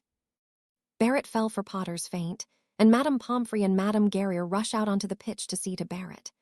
Harry searched the field while Barrett was seen to. Harry spotted the snitch near the Gryffindor spectator tower, blending with the gold except for one wing, which was in the scarlet. And Barrett's up but looking woozy as she takes back into the air. Play resumes. OHHH, and a beautiful reverse pass by Davis to Angelina puts Hogwarts up 70-10. The quaffle's thrown in by Abnai to Isaac, who passes to Leon, who ducks spin it back Isaac. Davis missed the pass to Beto, who passes quickly back to Isaac. Isaac narrowly got out of that bludger. But wait, George performs a perfect BLUDGER backbeat, nails Isaac, who drops the quaffle and slumps over his broom. SBINNENT SCORES off the dropped pass with a long shot. HOGWRTS 80, BAUXBA21S 10. Harry, who had been tracking the snitch, which was now by the Bobaton goals, decided to end the match and shot off after it. He pushed his Nike broom to the max and grabbed the snitch seconds later, but kept his speed up, stopping in front of the professor's box where Jordan was and held up the snitch. Harry Potter has caught the snitch. HOGWRTS wins 230-10. Chapter 23. The first task. I added the first dueling match since I forgot it. Sorry if it sucks, it wasn't really planned, just need to get it in here. Harry finally caught up to Cedric after having been mobbed on the pitch. Hey Cedric, wait up mate, Harry called out. Cedric was with some other Hufflepuffs on their way to their dorms for Hufflepuff's celebration. It seemed each of the houses would be partying tonight. Cedric sent his friends on their way and waited for Harry to catch up. Nice catch, mate, Cedric said, throwing an arm around Harry's shoulder. Thanks, man, so I found out what the first task is, Harry spoke, lowering his voice. Cedric stopped, looking shocked. It's dragons, one for each of us. How'd you find out? Cedric asked. Went for a run in the forest and came upon them. But more importantly, Maxime and Karkaroff were both out there. I'm betting Fleur and Victor know already. So why tell me? Cedric, you're a friend. Besides, the only way to be the best is to beat the best. In order for that, you gotta know. Harry responded with a shrug. Thanks, mate, Cedric said as he turned to go an opposite way to Hufflepuff. Daphne, Tracy, and Blaze caught up to him. So why'd you really tell him? Daphne asked as Harry pulled her into him and wrapped an arm around her shoulders. Fleur and Victor know, it just wouldn't be right, Harry said with conviction. Sure you weren't supposed to be in Gryffindor there? Blaze asked sarcastically. Shut up, Harry said and pushed his friend playfully. Visai, Tracy spoke the password for Slytherin. As he, Vasey, Draco, and Urquhart entered, a cheer went up through Slytherin House, who looked to be just starting their party in celebration of Hogwarts' win. Potter, come with me, Moody barked out at Harry, who was walking with Daphne on his way to the dungeons. They had just came in from a run as Snow and Bay. Harry had wanted to visit the dragons again and see if he could understand them all, and Daphne refused to let him go alone. Plus, they enjoyed running alone together in their forms. Their animals seemed to be more in tune with each other instinctually. Harry and Daphne were walking with Daphne curled into Harry's side and kissing every few feet, still exhilarated by their run and the knowledge that no matter what dragon, Harry could indeed speak to them. Harry looked up abruptly from Daphne's neck. "All right," Harry said, trying not to let his hesitation show. Something wasn't right with Moody, but he couldn't figure out exactly what it was. He started to move towards where Moody was standing a little ways in front of them, but Moody called out again. "Only you, Potter. Miss Greengrass can find her own way back to her common room," Moody barked again. Harry looked Daphne in the eye before nodding just enough for her to notice, and then leaned in and kissed her, so Moody wouldn't get suspicious. Harry started walking towards Moody, who set out before Harry could come even with him. Once they rounded the corner and Moody's staff faded away, Daphne took off at a run for Severus's office. Harry and Moody reached Mad-Eye's office, Moody well ahead of Harry the whole time. Moody pulled over a stool for Harry and took his own seat about 4 feet away by the time Harry entered the office. He nodded to the stool, and Harry sat as Moody took his false leg off and rubbed the joint achingly. Harry looked around the office and was instantly on edge, though he hid it well, thanks to the Dursleys. All the dark detectors Moody had in his office were currently active. Harry was particularly drawn to the faux glass. It was showing a blurry Mad-Eye Moody in it. "Like my dark detectors, do ya?" Harry simply nodded, but looked a little questioning, as he decided to play dumb. Moody simply thought he didn't know what they were and explained. "Sneakoscopes and secrecy sensor. Mine were made specially to be sensitive for up to a mile away. Damn thing's been going off since I got with the lies and things students try to hide. And that's a faux glass. They're useful to know if your enemy is sneaking up behind you, as that's when they become clear in the mirror." Harry nodded. "Professor, why am I here?" "The first task is come in up. There's a tradition as old as the tournament that Dumbledore doesn't believe, but personally I think he should, as you could get killed too easily." "What's that, sir?" Harry asked, still playing possum. "Cheating," Moody said simply, then followed up with, "The first task is dragons." Harry put on a shocked look. "Now don't panic, that's the worst thing you could do. The best course of action is make it simple and play to your strengths. Flying, for instance." Harry looked thoughtful and then nodded. "A summoning charm would work to get me my broom." "Good, good, now off you go," Moody said, taking a drink from his flask. Harry had to fight to keep his face straight and not show surprise when Moody opened his flask. It smelt like Moody, exactly like Moody. Harry sniffed again subtly and noticed Moody didn't smell quiet like Moody, not like whatever was in the flask. "Thank you," Harry said as he walked out from the room, closing the door. As soon as Harry turned the corner, he broke out into a dead sprint for the dungeons. He only stopped when he threw open the door to Severus's office, where Severus was packing, and Daphne was on the edge of her seat fidgeting. "It's not Alistair," Harry said as he burst into the room. Severus stopped shortly, and Daphne pulled Harry into a hug and then pushed him down into a seat and sat on his lap. Severus took his seat behind his desk. "Are you sure?" "Positive," Harry said in a calmer voice. Daphne's presence often calmed him. It didn't hurt that she was tracing patterns on his hand. "Well, he hasn't been right all year, but when I went into his office with him, it was obvious. First, when he sat down, he took his fake leg off and then rubbed it. Alistair never shows weakness in front of others." Then all the dark detectors in his office were going off, but he gave some bull about it being caused by the students. Except in the faux glass, I could make out his own blurry face floating in it. Lastly, you know how after you're in your animagus form for a while your senses are a bit heightened? Severus nodded. "Well, I think he has polyjuice potion in his flask. It's not the antidote that's usually in it, and it smells exactly like Moody's scent. When I sniffed again while he was still drinking, I focused on him. His scent was off." "Damn," Severus muttered and got up and threw some Floo powder into his Floo Potter manner. "Mips, I need to speak to Amelia, please." He waited for about a minute before Amelia came into view. "I need you at the school in full director mode." Severus pulled his head out and moved into the private lab attached to his office. When he came back out, Amelia and Sirius were being greeted by Harry and Daphne. Both were dressed in their Auror attire. "Alistair Moody is being polyjuiced," Severus announced. "We need to capture whoever it is so they can talk," Sirius said right away. Severus nodded, as did Amelia. "There's a problem," Severus responded. "Hadrian has just come from his office, and he has a faux glass that I'm willing to bet he never takes his eyes off of."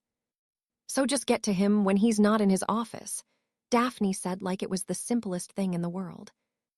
"We can't, Aurors cannot act against professors while on school grounds without the approval of the headmaster. It was a ward enacted in the 1820s, and the headmaster controls the school wards," Amelia explained. "If Dumbledore hasn't figured out by now that Moody isn't Moody, he's certainly not going to allow us to arrest one of his friends without hard proof. Our suspicions aren't enough." Seeing Harry's look at mentioning Alistair was one of Dumbledore's friends, she added.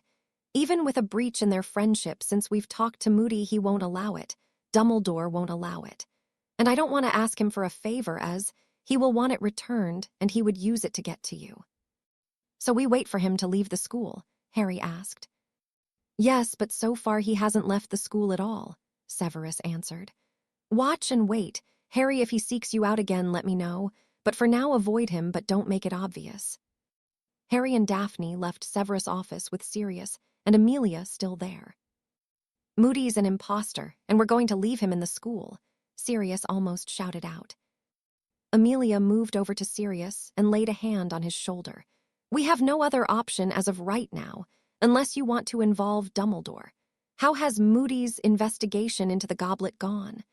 Amelia said, turning to look at Severus as Sirius put his head in his hands. "Nowhere. The only thing he's turned up is a confundus charm. By now it's safe to say he is responsible for putting Harry's name in the goblet." "But how does this play to his favor? Voldemort wants him alive based on the dream. The tournament is most likely to get him killed, then captured," Sirius added. "I have yet to come up with an explanation either," Severus answered. "What did your investigation turn up on Moody's incident from the summer?" "Amos Diggory was the first to hear about it for some reason, and tipped off Arthur Weasley to it. Considering Muggle objects were involved, he did the right thing. Arthur kept it from moving any farther than a warning for Moody about charming Muggle items, instead of a trial. Even as an Auror, Moody has had warnings before he should have been on trial. Other than that, nothing. There was no investigating about the supposed intruder. It was just assumed Moody's paranoia got the best of him. Amelia sighed. Her Aurors should have been called in, not Arthur, no matter how well-intentioned. "What were you getting from your office?" Sirius questioned. "Veritaserum. I'm going to carry it if we get the chance to capture Moody. I'm not wasting time on questioning him without it. Has Dumbledore been active at the Ministry? He's been too quiet lately." "He's been getting closer to the Chang family.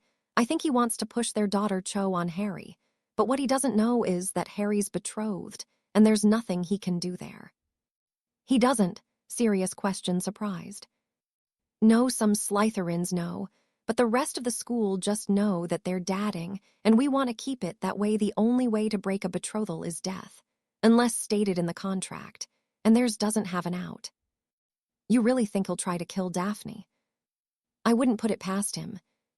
Harry woke up the day of the first task rather excited, but then he remembered he still had class this morning, history of magic and arithmancy.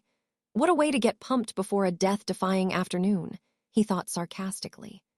Binns, as usual, had half the class asleep, a quarter doing homework for other classes, and the rest actually taking notes, but then they were Ravenclaws. Harry and Daphne spent the class passing notes to each other. "I'm bored," Harry read off Daphne's note. "How about we sneak off for a while, after the task today, just you and me?" "Please." "Well, go to Hogsmeade for a bit." Finally, Harry was fetched by a Severus to take him down to the champion's tent to await the start of the first task. It was at the end of arithmancy. Daphne stood up with him and pulled him into a heated kiss in front of the whole class. Harry joined Severus at the door in a daze. Severus just shook his head at the display and maneuvered Harry down the hallway, since he didn't seem to want to move. "Come on, lover boy, you have to change first," Severus said, smirking. Severus led him to a nearby bathroom to change. Harry was given black combat-style pants, which had a bold silver stripe that was outlined on either side with green. Severus had given him his Doc Martens for shoes that went well with the combat pants. Harry was given a green and silver shirt, and for once a robe that didn't look like it would hamper him. The robe was made of dragon hide and some other material that made it light but durable. It buttoned from the waist to about where his heart would be. From there, he could lace it to how tight or loose he wanted it to be. At his waist, the robe was slit and only hung to the sides and behind him. The robe's sleeves went to his elbows. Down the sleeves were silver stripes. He noticed Severus had given him his scabbard for his sword. He strapped it to his waist and put on the fingerless gloves. "Thanks for the shoes," Harry said as he came back out. "I figured you would be more comfortable with your own worn ones than those provided for you," Severus answered as they started walking out. "Who made the robes?" "Raymond Dagonet. He owns a small shop run out of Manchester. He does leather working for muggles and dragon hide for wizards. Your robes and Cedric's are a combination of dragon hide and the same material used in windbreakers." Severus said they had reached the stadium built for the first task, and to one side was a large tent that Severus led Harry into. Inside, Cedric in his own robes that were different from Harry's only in color, yellow and black. Fleur was there, as was Madame Maxime. Fleur's uniform for the tournament had blue trouser-style pants, a padded lame fencer's use, and she had a light blue-colored jacket on. Harry wondered how much protection hers would offer, but Victor's was worse in that manner. Victor had on dark combat-style pants and shoes like Harry, but besides that he only had on a Durmstrang turtleneck and red outer robe. They were either packing or staring at absolutely nothing with intense concentration. "Well, no need to look like it's a funeral," Harry said sarcastically. "At least not yet." Harry's statement got some chuckles as the atmosphere lightened. At least until Rita Skeeter walked in and snapped a photo of the four of them. They all tensed at her presence, and Harry wondered why the Daily Prophet had a tabloid bitch like Skeeter covering the tournament. Skeeter had quick notes quill out and was mouthing words to it. Harry made out something about a Bulgarian bonbon, who he could only assume meant Victor. "Bloody bitch," Harry muttered and looked at her with a glare that could freeze hell. Severus laid a hand on Harry's shoulder, getting him to calm down. The tent opening flew open, and in walked Ludo Bagman, Mr. Crouch, and the three heads of the school. "Good you're all here," Ludo Bagman spoke in his normal upbeat tone, which annoyed everyone around him. The headmasters went to their students and stood behind them, Dumbledore in between Harry and Cedric with Severus still at Harry's shoulder. Gather round," Bagman stated, and Crouch looked like he wanted to throttle the man. The four gathered around Bagman and Crouch, and this time Crouch started speaking. "Today you will face a beast that once roamed all over the earth, often terrorizing people, hoarding treasure, and feasting on the flesh and bones of those weaker. Your task today is to get past these beasts and collect a golden egg, which will lead you to your next task. You will pick one from this bag. Miss Delacour ladies first." Crouch held out a bag for Fleur to pick from. Fleur reached and flinched back a little, and then came out with a miniature model of a Welsh green dragon. "The Welsh green, Mr. Crumb, you next," Crouch said, holding the bag open once more. Victor reached in, his face hardening as he pulled out his miniature, the Chinese firebolt. Victor looked at Karkaroff and nodded shortly. "Mr. Diggory, please." Cedric cracked his neck, a nervous tic Harry had noticed Cedric displayed. Cedric pulled out a model of Norwegian Ridgeback. Cedric nodded to himself as he studied it. "The Norwegian Ridgeback, and now, Mr. Potter."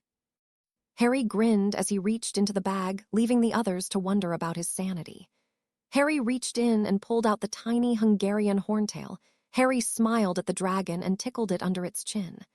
The mini horntail seemed to hiss in content as Harry did so. The others stared at him with looks of wonder, and Severus muttered, "You and your damn pets." Harry's smirk grew. "Right, you will go in the order marked on your model.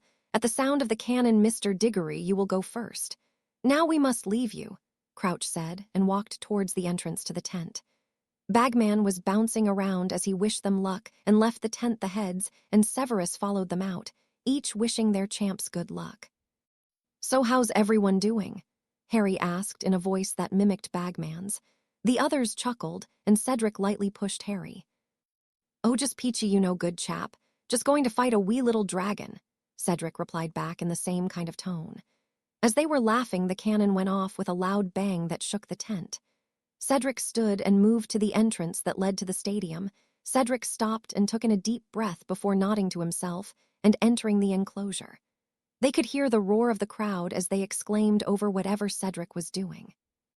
About 10 minutes into it, the crowd let out a gasp and then roared with approval. Finally, they quieted. In the champions' tent, they could only hear the crowd, not the announcers or the scores. About 2 minutes after it, the crowd quieted down, the cannon went off again, and Fleur stood. "Good luck, Fleur, and remember you only get to date Bill if you survive," Harry said. As Fleur turned, looking like she didn't know whether to curse him or smile dreamily. She settled for the latter. "Do you really think I could get a date with William?" Fleur asked with her dreamy smile in place. Victor shook his head. "FLE you are." Fleur snapped out of it and glared at him. "Your dragon is waiting." Victor simply replied, not at all fazed by her glare. "Oh, oyu, thank you." Fleur made her way to the entrance to the stadium and pulled her wand. She swept the tent flat back and ducked under entering the enclosure. Harry and Victor started laughing once she left. Victor spoke when they sobered up. "You flew well. I look forward to our match."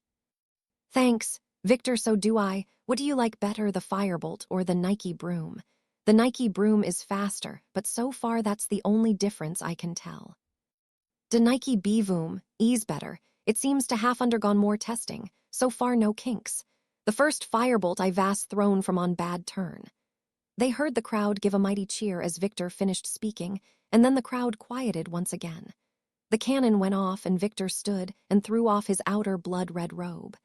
Harry stood with him and nodded to him as he turned to leave the tent. Harry was bored once Victor left and contented himself fooling around with his model dragon. His dragon seemed quite content to be with Harry. He got the model to fly around doing flips and figure eights.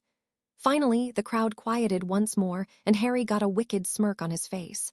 "Let's really freak him out, Pyro," Harry said to the mini horntail in his hand. The mini dragon seemed to grin as well. Harry and the newly dubbed Pyro went around the champion's tent and lit small fires in the corners. After they finished, Harry went and waited by the flap for a few seconds before the cannon went off. Harry exited the tent laughing. Harry was in what looked like to be a mimic of a mountainous region. There were rocks and boulders everywhere you looked, and sitting high on top of the largest of them all was the Hungarian horntail herself, in all her glory guarding her nest. She was looking around widely at the crowd, and Harry was now more worried about their safety than his, well, Daphne's at least. "Accio sword of Gryffindor," Harry thought, holding his wand out. He remained undetected by the horntail. As Harry held his wand up, the sword flew into his hand. Harry sheathed the sword and then had to duck out of the way. The wind changed as the sword had come into the clearing at the horntail, picked up the scent of someone far too close to her eggs for comfort, and immediately breathed out a stream of fire in the direction she detected the scent. Harry waited for the stream to die down and then shot back up and dive into a roll, coming up closer to the horntail. The horntail was about to shoot more fire towards the annoying human pest when she breathed in again. The scent was familiar. It was the wolf that gave her eggs. She stopped and hissed out, "Wolf." Harry stepped out from his place behind the boulder. He jumped up onto the nearest one with his hands out so the dragon could see them. She sniffed and hissed towards him, "Wolf."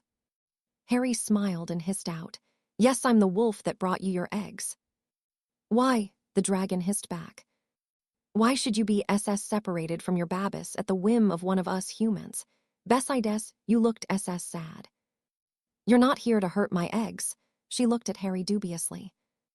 "Never," Harry hissed with conviction. "I'm an orphan. I would never separate a mother from her child, unless she was a poor mother."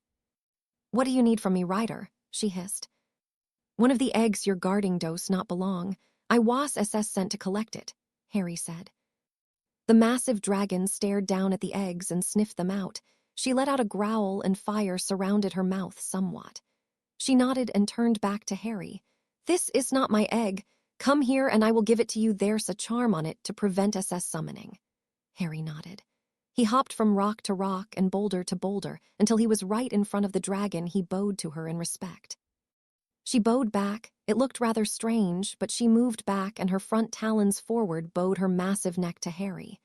She then picked the golden egg up in her massive jaws and extended it to Harry. Harry reached out and took the egg from the dragon's jaws. The crowd, which had gone silent except for whispers while Harry and the dragon conversed, now gasped in shock and terror as Harry reached into the dragon's jaws to take his egg. Then he did something that shocked them even more. Some fainted, and others screamed in terror. As Harry took the egg, he spied the chain that tethered the dragon to the earth. It looked tight and uncomfortable. "Thank you, my lady," Harry hissed with a bow as he took the egg. Then Harry raised his wand. The dragon looked uncomfortable, but knew one wizard, and a rider at that, would not damage her much if at all. "Relatio," Harry spoke clearly with his wand pointed at the collar of chains. The chains broke with a snap, and the horntail shook it off and the other chains. Nobody, including the dragon handlers, could move as they all stood terrified. "Can I ask for one more favor?" Harry hissed. "You may, rider," the horntail spoke, bowing her head to Harry. "Can I go for a ride?" Harry hissed with a lopsided grin. "Yes, I don't see why not." Harry left the golden egg on the ground and climbed onto the dragon's back. "Hang on to the Spicus." She let out a roar of flames, and with a flap of her massive wings, they started into the air. "What's your name?" Harry hissed loudly to the dragon. "Kaji," she hissed back to him. They were getting higher in the air. They were far above the stadium and rising. She rose far into the clouds. Then they started gliding in the air. She started to fly in figure-8 patterns and great swooping dives. Harry moved so that he was straddling the Kaji's neck and lifted his arms out so that he was no longer holding on as Kaji flew around the skis of Hogwarts. They flew for about 10 minutes before Kaji landed back into the stadium. The first task was being held in. Kaji looked at her eggs, inspecting them as Harry petted her on the snout. Everyone in the stadium still looked shocked and unmoved, except Hagrid, who was beaming with pride, and Daphne, who looked like she wanted to laugh and kill him at the same time. Harry grinned at her and shrugged his shoulders. "Ryder, what is your name?" Kaji hissed to Harry. "Hadrian James Potter, my lady, but friends call me Harry," he hissed back. "Ryder Hadrian, you have shown kindness, strength, and cunning. Today you are as worthy as any dragon," she said, bowing to Harry, who bowed back. "Now I need to go back to my stupid human handlers who haven't even noticed their stadium is about to catch fire." She sounded rather depressed at that thought. Harry turned and saw the tent was indeed completely alight and ready to spread to the stadium. Harry laughed out loud and then cast a sonorous charm on his voice. "You know the stadium's about to catch fire, right?" he asked sarcastically and gestured to the burning tent. That seemed to knock everyone out of their stupor, and the Slytherins let out a roar of approval. The others followed, though most still looked shocked. Harry turned back to Kaji. "Just to let you know, most of us humans may have a tendency towards idiocy, but the red-headed handler over there," Harry pointed out Charlie Weasley. "He's the brother of a good friend of mine, and I think if he could have himself turned into a dragon, he likes you all so much." "I'll give him a chance, but tell him to keep our eggs with us," Kaji said. "No problem," Harry hissed back. Harry waved Charlie over, who flew down from where he was stationed. "Blimey, Harry, that was insane she let you fly her," Charlie exclaimed. "Yeah, I asked her to give you chance, so she said she'd try and listen to you, but you need to keep the mothers and their eggs close, all right." "Yeah, sure, no problem, Harry. That was bloody fantastic," Charlie said in awe and waved the Kaji to follow him. She gathered her eggs and did so without problems. The other handlers damn near fall off their brooms in shock. Harry just smiled and left the stadium without even glancing at the judges. "Hadrian, how on earth are you the only champion to come out without a scratch on you?" Madame Pomfrey exclaimed, looking over one of her favorite and most frequent patients. "Dragons can understand parcel tongue," Harry said with a shrug. He had exited the stadium to find himself walking directly into the hospital tent set up for the task. Madame Pomfrey shooed him off to the other side of the tent, where the other champions were sitting. Fleur was sitting in a chair off to the side, looking concerned at the state of Victor and Cedric. He noticed her pants were burned a bit, but that was all. Cedric was leaning up against a table and had some kind of blue paste on his right arm and right side of his neck and face. He was grinning, though, so Harry guessed Madame Pomfrey had already fed him a pain potion. Victor was in another chair off to the side. He had some minor scratches on the side of his face and hand. He looked physically fine, except for those, but Harry noticed he had a depressed look on his face. "What's wrong, Victor?" "Some of the real eggs were smashed in my attempt. I feel horrible for Dragon," Victor replied. Harry looked sad to hear that. "If you like, I could tell her you're sorry about it." All three looked at him sharply at that statement, and then Cedric groaned. "Parseltongue, you could bloody talk to the dragon, couldn't you?" Harry smirked. "I even got her to take me for a ride."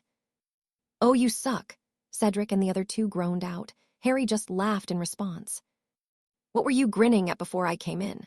Harry asked, and as he was finished, just had time to set the golden egg down before a blonde missile jumped into his now open arms. Daphne grabbed his face in her hands and looked him over and then looked him in the eyes, checking to see if he was hurt. When he shook his head slightly no, she pulled him in for a searing kiss. Harry moaned into the kiss as Daphne's tongue traced his lips, begging for him to open them. He complied. Their tongues danced together as they kissed. Harry pulled Daphne tighter to him and moved the kiss to the spot right behind her ear that drove her wild. Daphne unconsciously rolled her hips into Harry's groan and was about to bring his mouth back to hers when a throat cleared and made them pull apart. "Ahem," Madame Pomfrey cleared her throat as she walked in on them snogging. Daphne disengaged her legs from around Harry's waist and dropped to the ground, blushing furiously, and trying to hide behind Harry as all their friends plus the three other champions started wolf whistling and cheering for them. Harry was wishing he had someone to hide behind as he blushed even redder when Fleur added, "You French kiss almost as good as moi." The others laughed at the couple's expense, and even Madame Pomfrey cracked a smile. After about a minute, they finally calmed down. Hermione was the one to ask, "Harry, what did the dragon say to you, and did you even look at your scores?" Harry shook his head no to the last question and answered the first. "Kadji said I was kind, strong, and cunning, and she also thinks her handlers are idiots." "Kadji?" Blaise questioned. "Kadji is the Horntail's name."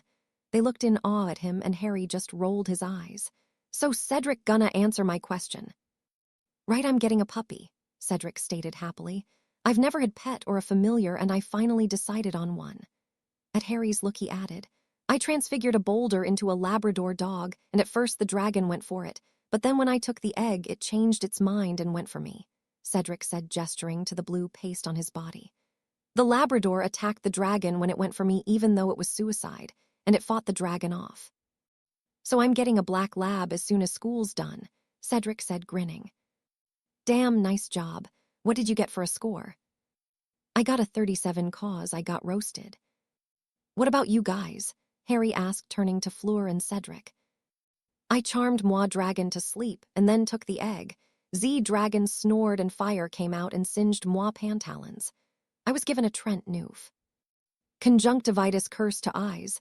I got 40, Victor said, glancing every so often at Hermione. "You got a 41, in case you're wondering," Blaise spoke up. "So let's open this bitch," Harry said, and undid the clasp just as Fleur, Victor, Cedric, and Madame Pomfrey screamed, "No." As Harry opened, a loud screeching wailing was let loose from the egg. Harry dropped the egg as he covered his ears. The others were cringing as they covered their ears. Harry kicked the egg shut, and at once the screeching stopped. The only thing Harry could think of to compare the screeching to was when one of his primary school teachers scrapped their nails across the chalkboard to get everyone's attention. "What the hell kind of a clue is that?" Harry exclaimed. The others shrugged. The Great Hall had been transformed into a dueling platform, with stands lining the sides of the hall. Today was the first dueling competition between Beauxbatons Academy and Durmstrang Institute. Everyone from Durmstrang and Beauxbatons turned out to watch, as did the majority of Hogwarts. There was also a stand reserved for parents and visitors who wanted to watch the competition. Harry was sitting in the stands on the bench right above Daphne, who was sitting with the Hogwarts dueling team. On either side of the Hogwarts team sat Flitwick and Severus. Next to Harry on his right sat Hermione, Susan, and Hannah. On his left sat Astoria, Ginny, and Aoife.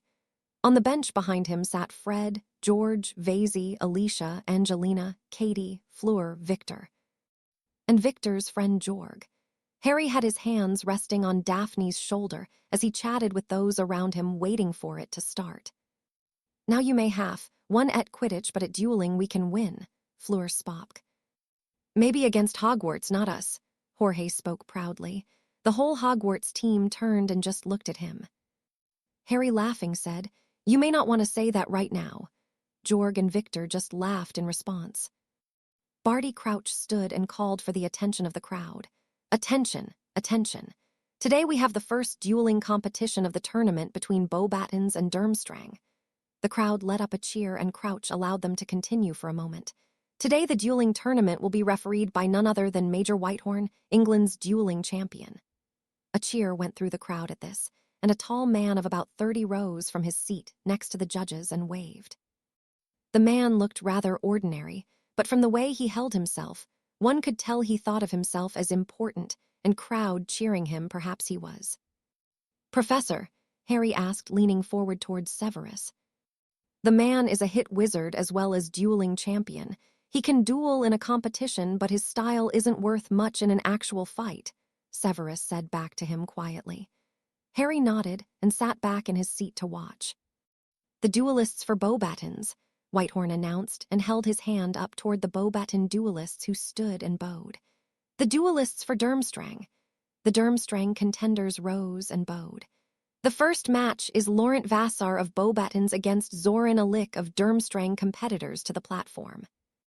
A tall black boy with dreadlocks in a uniform, similar to Fleur's from the first task, except without the jacket, came to the platform for Beauxbatons, while a tall, stocky, blonde-haired boy with a buzz cut walked to the platform with a long stride. He was dressed in the usual Durmstrang uniform, except the cape that they typically wore draped over one shoulder. Whitehorn moved to an observation deck off to the side of the middle of the platform. "No spells that are lethal. The first to disarm their opponent wins. Begin," Whitehorn called. Zoran immediately shot a barrage of spells at his opponent, forcing him on the defensive. Laurent's shield was holding, but he couldn't attack through it. Zoran wasn't letting up. He mixed verbal and non-verbal spells so that he was always casting. Harry recognized the Defindo, Reducto, and Bombarda hexes being thrown by Zoran. Harry now recognized the Durmstrang boy's strategy. He was throwing simple but powerful spells at the shield, with Laurent not dodging and relying on a shield. Sooner or later the shield would falter. And falter it did on a powerful Bombarda. Part of the spell made it through and struck Laurent on the chest. A wound opened across Laurent's chest, and blood seeped into the padded protector he was wearing, showing just how powerful the spell was. Laurent seemed surprised, but quickly fired back a silent, stunning spell. Harry could tell by the color. Zoran ducked out of the way and fired back, this time aloud. "Sagitto!" A barrage of arrows shot forth out his wand, and Laurent conjured a wooden wall to take the arrows. Zoran, though, had shot another Bombarda out after it. It struck the wood and blew it to pieces. Zoran immediately banished them at the French boy, who didn't react fast enough, and several pieces struck him, some embedding into his skin. One large chunk of wood struck him in the head, dazing him. "Expelliarmus!" Zoran shouted, and Laurent's wand flew into his outstretched hand. "Match!" Whitehorn shouted out, and Madame Pomfrey rushed to aid the fallen French boy. The next matches were closer than the first and well-fought, though Harry didn't pick up any new spells. It seemed Durmstrang competitors had more actual dueling experience than Beauxbatons, but the Beauxbatons contingent had a greater variety of spells at use. Durmstrang won by one match. "Hagrid, we need a way to keep them calm," Harry shouted to his professor from where he was ducking behind a large stone. His blast-ended Esquerret and the rest of the classes were currently rebelling against their hibernation. The damn things had grown and were now about as tall as Harry, and their flames were reaching out about 5 feet, and Harry was predicting Hagrid wouldn't have a house if this kept up. "Draco, Daphne, take a bag, run up to the castle and get some sleeping potions and calming drafts from Madame Pomfrey," Harry shouted out. The whole class was going to get scorched at this rate. Daphne and Draco left their robes and sprinted to the castle. Hagrid was the only one who could handle the Esquerets at this point, with his giant skin that was more durable than theirs. Harry swatted at a beetle that was around him, and it left just as Daphne and Draco returned. Most of the class fled into the cabin, while Harry, Theo, Blaise, Neville, and Hannah remained. Draco and Daphne came to a stop from behind where they were hiding. "Hagrid, get out of the way," Harry shouted, and Hagrid moved. "Aim for the mouths." As Hagrid moved away, the remaining blast-ended Esquirrets started to fight amongst themselves, leaving them open to the assault of potions. They took aim and fired the potions off. Draco, Harry, Blaise, and Daphne's potions hit their targets and the Esquirrets swallowed them. Neville and Theo hit with their next throw. Hannah decided to just feed them the potions. Harry, Draco, Daphne, and Blaise hit their next throws also. The 10 remaining Esquirrets had now been dosed with potions and Harry, and the others were waiting, hoping they would take effect at all. After a minute, they did start to calm, and Harry and the others helped Hagrid to corral them into their cages. As they did so, Rita Skeeter in an obnoxious fur collar and her greenhorn-rimmed glasses and crocodile bag turned up, leaning against Hagrid's cabin. Well, doesn't this look like fun?" Rita announced from her spot. Hagrid turned to her from where he was getting a Esquirret in its cage. "Hooray, you!" Rita looked a tad insulted. "Rita Skeeter, Daily Prophet reporter," she announced. Theo snorted. "Reporter, more like storyteller, couldn't even get Harry's age right." Rita looked slighted, but it was Hagrid that spoke next. "Didn't Dumbledore ban you from the castle?" Rita ignored that comment. "What are these fascinating creatures called?" "Blast-ended Esquirrets," Hagrid said. "Really never heard of them. Where are they from?" Hagrid looked around, trying to avoid the question, when Daphne spoke up. "They're very interesting, aren't they, Harry?" She turned and winked at Hagrid, who smiled at her appreciatively. "Yes, very interesting creatures," Harry said with a wiry smile. "Oh, you're here, Harry," Rita preened. "So you like care of a magical creatures, do you? One of your favorite lessons?" "Yes, definitely." Harry spoke with conviction and a glare at Rita. "Lovely. Been teaching long, have you?" Rita said, turning to Hagrid and looking around at the students. Harry did so too, and noticed Theo had a rather deep scratch across his face. Daphne's skirt was burnt. He and Draco had some burnt fingers, and Neville had some cuts on his arms. The rest of the class had their noses pressed to the window of Hagrid's cabin, waiting to see if the coast was clear. "Me second year own I," Hagrid said. "Well, how about an interview? The Prophet has a zoology column. I'm sure people would be interested in these lovely creatures." Sure, I guess that'll rig. Class dismissed." "I'll see you Friday night then, Hagrid," Rita announced as she left. The students left as she did too. "She gonna twist everything he says," Neville said as they walked away. "Yeah, but hopefully he doesn't say anything about where he got those Esquirrets or anything else that's unwittingly illegal," Hannah replied. "Yeah, so hospital wing," Harry said, looking at his hands and the others. "Yep," they all sighed out. "Well, I expected to see you all back here after Mr. Malfoy and Miss Greengrass's impromptu raid on the potions cabinet," Madame Pomfrey said as they all trudged into hospital wing. "I told you to ask," Harry said, looking at them. They shrugged.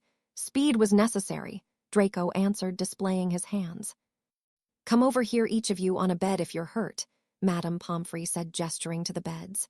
"All right, Mr. Malfoy, Harry not too bad on the burns, little bit of burn paste, and you should be fine tomorrow."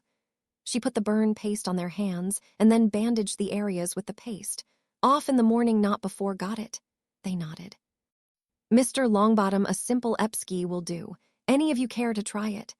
Hannah volunteered and fixed his scratches without problems. "Mr. Knott, yours is a little worse off than the others." She muttered a healing spell, and Theo's face slowly healed the deep cut, leaving behind a bruise. "Here you go, Mr. Knott," she said, handing him in a minor pain potion. "It might be uncomfortable for the next day or so." "Thank you, Madame Pomfrey," Hadrian said. Madame Pomfrey nodded to him and then said, "You owe me 8 calming potions and 2 sleeping drafts." "Yes, ma'am," they groaned as they left the hospital wing. They were in herbology Thursday morning, working with Flutterby bushes. The bushes would quiver and shake as they were pruning them. Theo almost cut his finger off when he went to snip one leaf, and it flittered out of the way.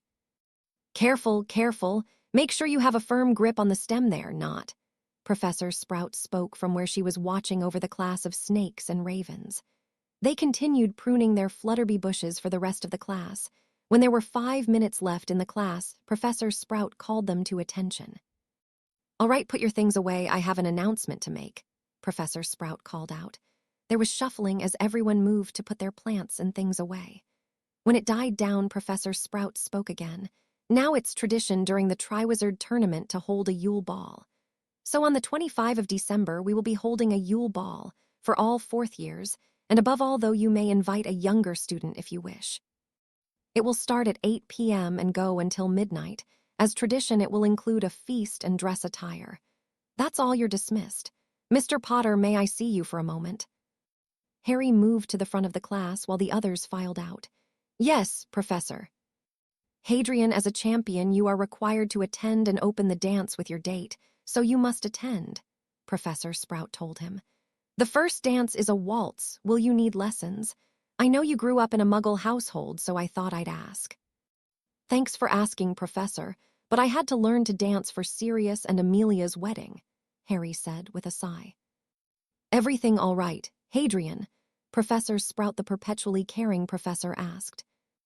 Yeah, it's just I had planned something for Daphne for Christmas. I'll have to figure out how to change it now.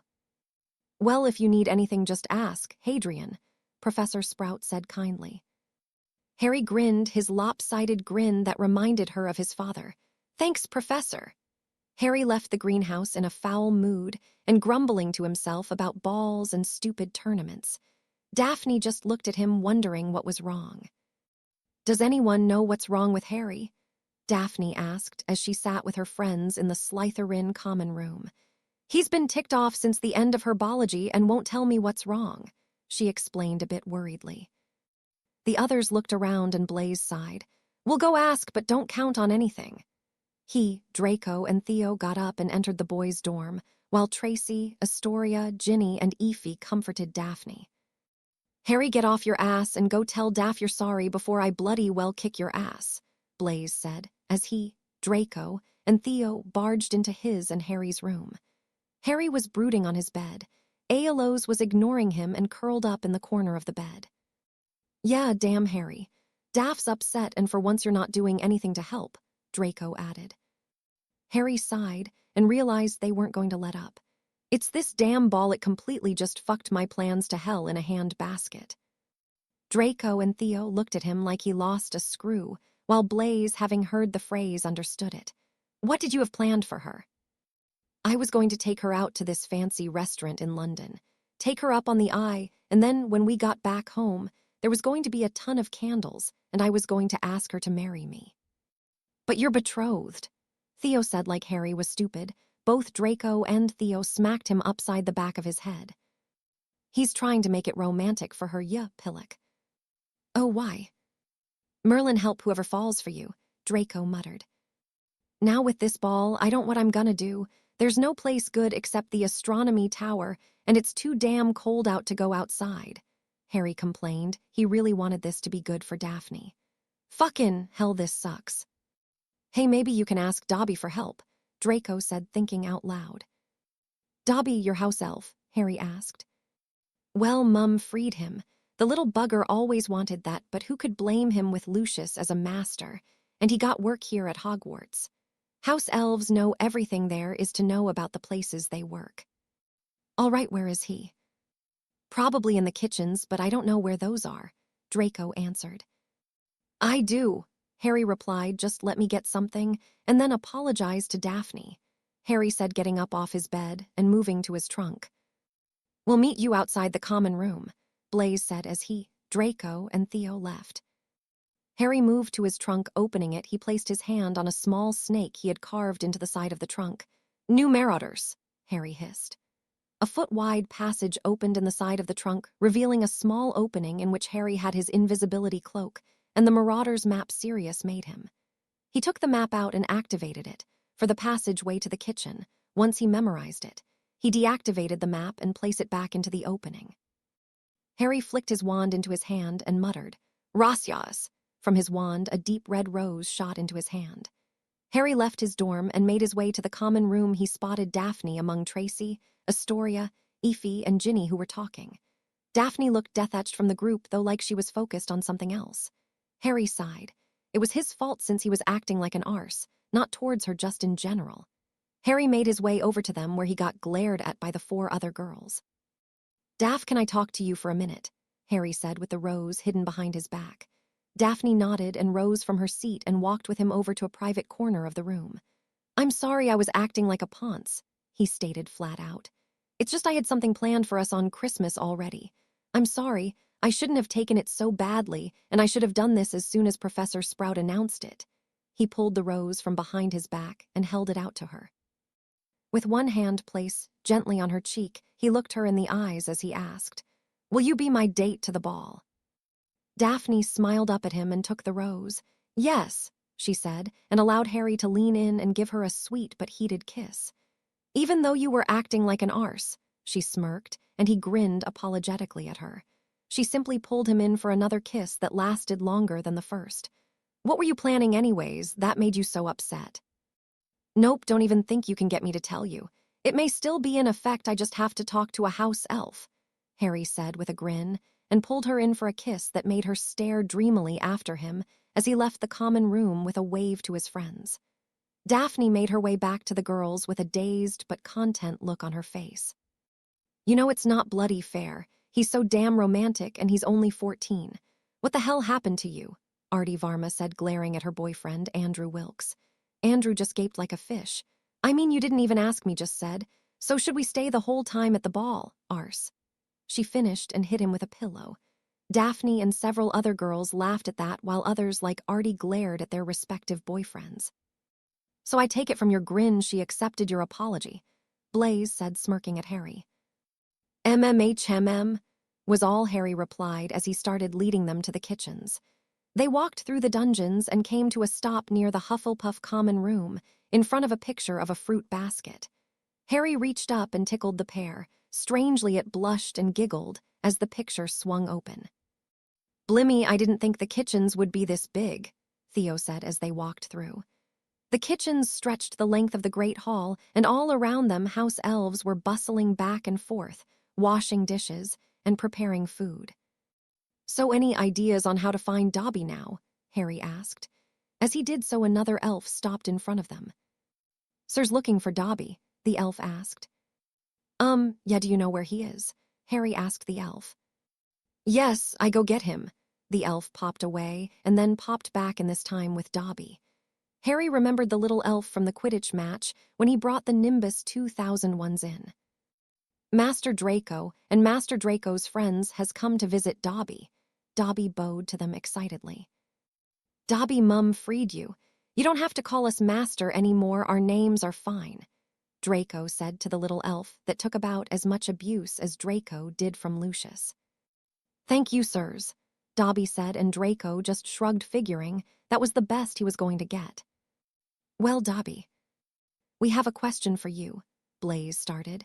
"You see, Harry here had a nice romantic Christmas planned for his girlfriend and was going to propose to her, but now with the Yule Ball his plans are down the shitter. Do you know any place in the castle where Harry could take her for a romantic setting that's private after the ball?" The little elf had a look of concentration on his face, and then he started bouncing rapidly on his feet. Dobby knows, the come-and-go room," the little elf stated proudly.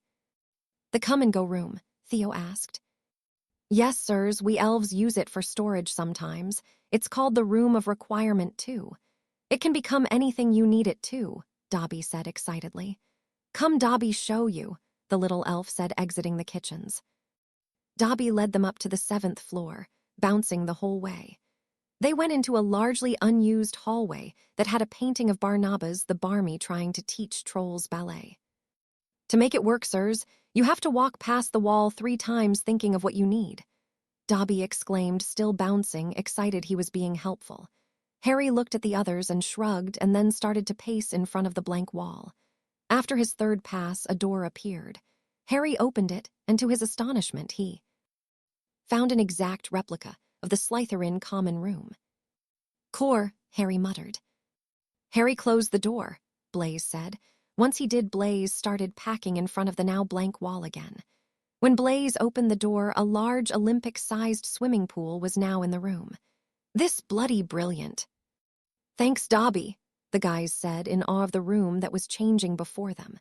Dobby beamed proudly and popped back out. They assumed to the kitchens, and they started to head back to the common room. Harry stopped suddenly and looked like the proverbial light bulb went off in his head. He resumed walking as the guys looked back at him and just shook his head, smiling. "All right, Harry, what was so important that we needed to talk to Professor Snape now? I was working on my transfiguration," Hermione complained. Harry smirked at her. "You'll see." He and the rest of the new marauders were outside Professor Snape's office door waiting for him to allow them entrance. After about 5 minutes, the door opened. "My apologies for the wait, I was finishing a potion," Severus spoke as he opened the door to allow them in. "What can I do for you all?" They all looked to Harry, who smirked. "I think I know where the portrait of the founders is." They all gasped and started at him except for Blaze. "Of course, a room of hidden things," Blaze exclaimed. "Would one of you care to enlighten the rest of us?" Severus asked with a raised eyebrow. "I need to ask a house elf for help planning something, and the elf suggested the come and go room or the room of requirement. It's on the 7th floor across from Barnabas the Barmy. It's a hidden room that can become whatever you want it to be. I bet someone hid the painting in there," Harry explained. "It's gonna take all of us, though. I mean, can you imagine how much stuff's been hidden over the past 1,000 years by someone who needed to get rid of something quick?" Blaze added. "All right, so tomorrow we search for the room of hidden things. Meet me in the 7th floor corridor at 9 o'clock, Severus said to all of them. Chapter 24, The Yule Ball. There's a lemon at the end, so fair warning. Harry was packing in front of the wall as the others arrived. "I need the room of hidden things," Harry repeated as he paced in front of the door. Harry was dressed in a pair of ripped jeans, a dirty pair of chucks that he wore in the stables, an old t-shirt that read, "People like you are the reason people like me need medication." Blaze laughed until he couldn't breathe at that one and said something about wearing it the next time he went to a family reunion. As the doors appeared in the wall, Daphne came up to him and wrapped an arm around his waist as they moved into the room. "All right," Severus spoke as they moved into the enormous room that was lined with junk piled high up into the air. It looked like a city of junk.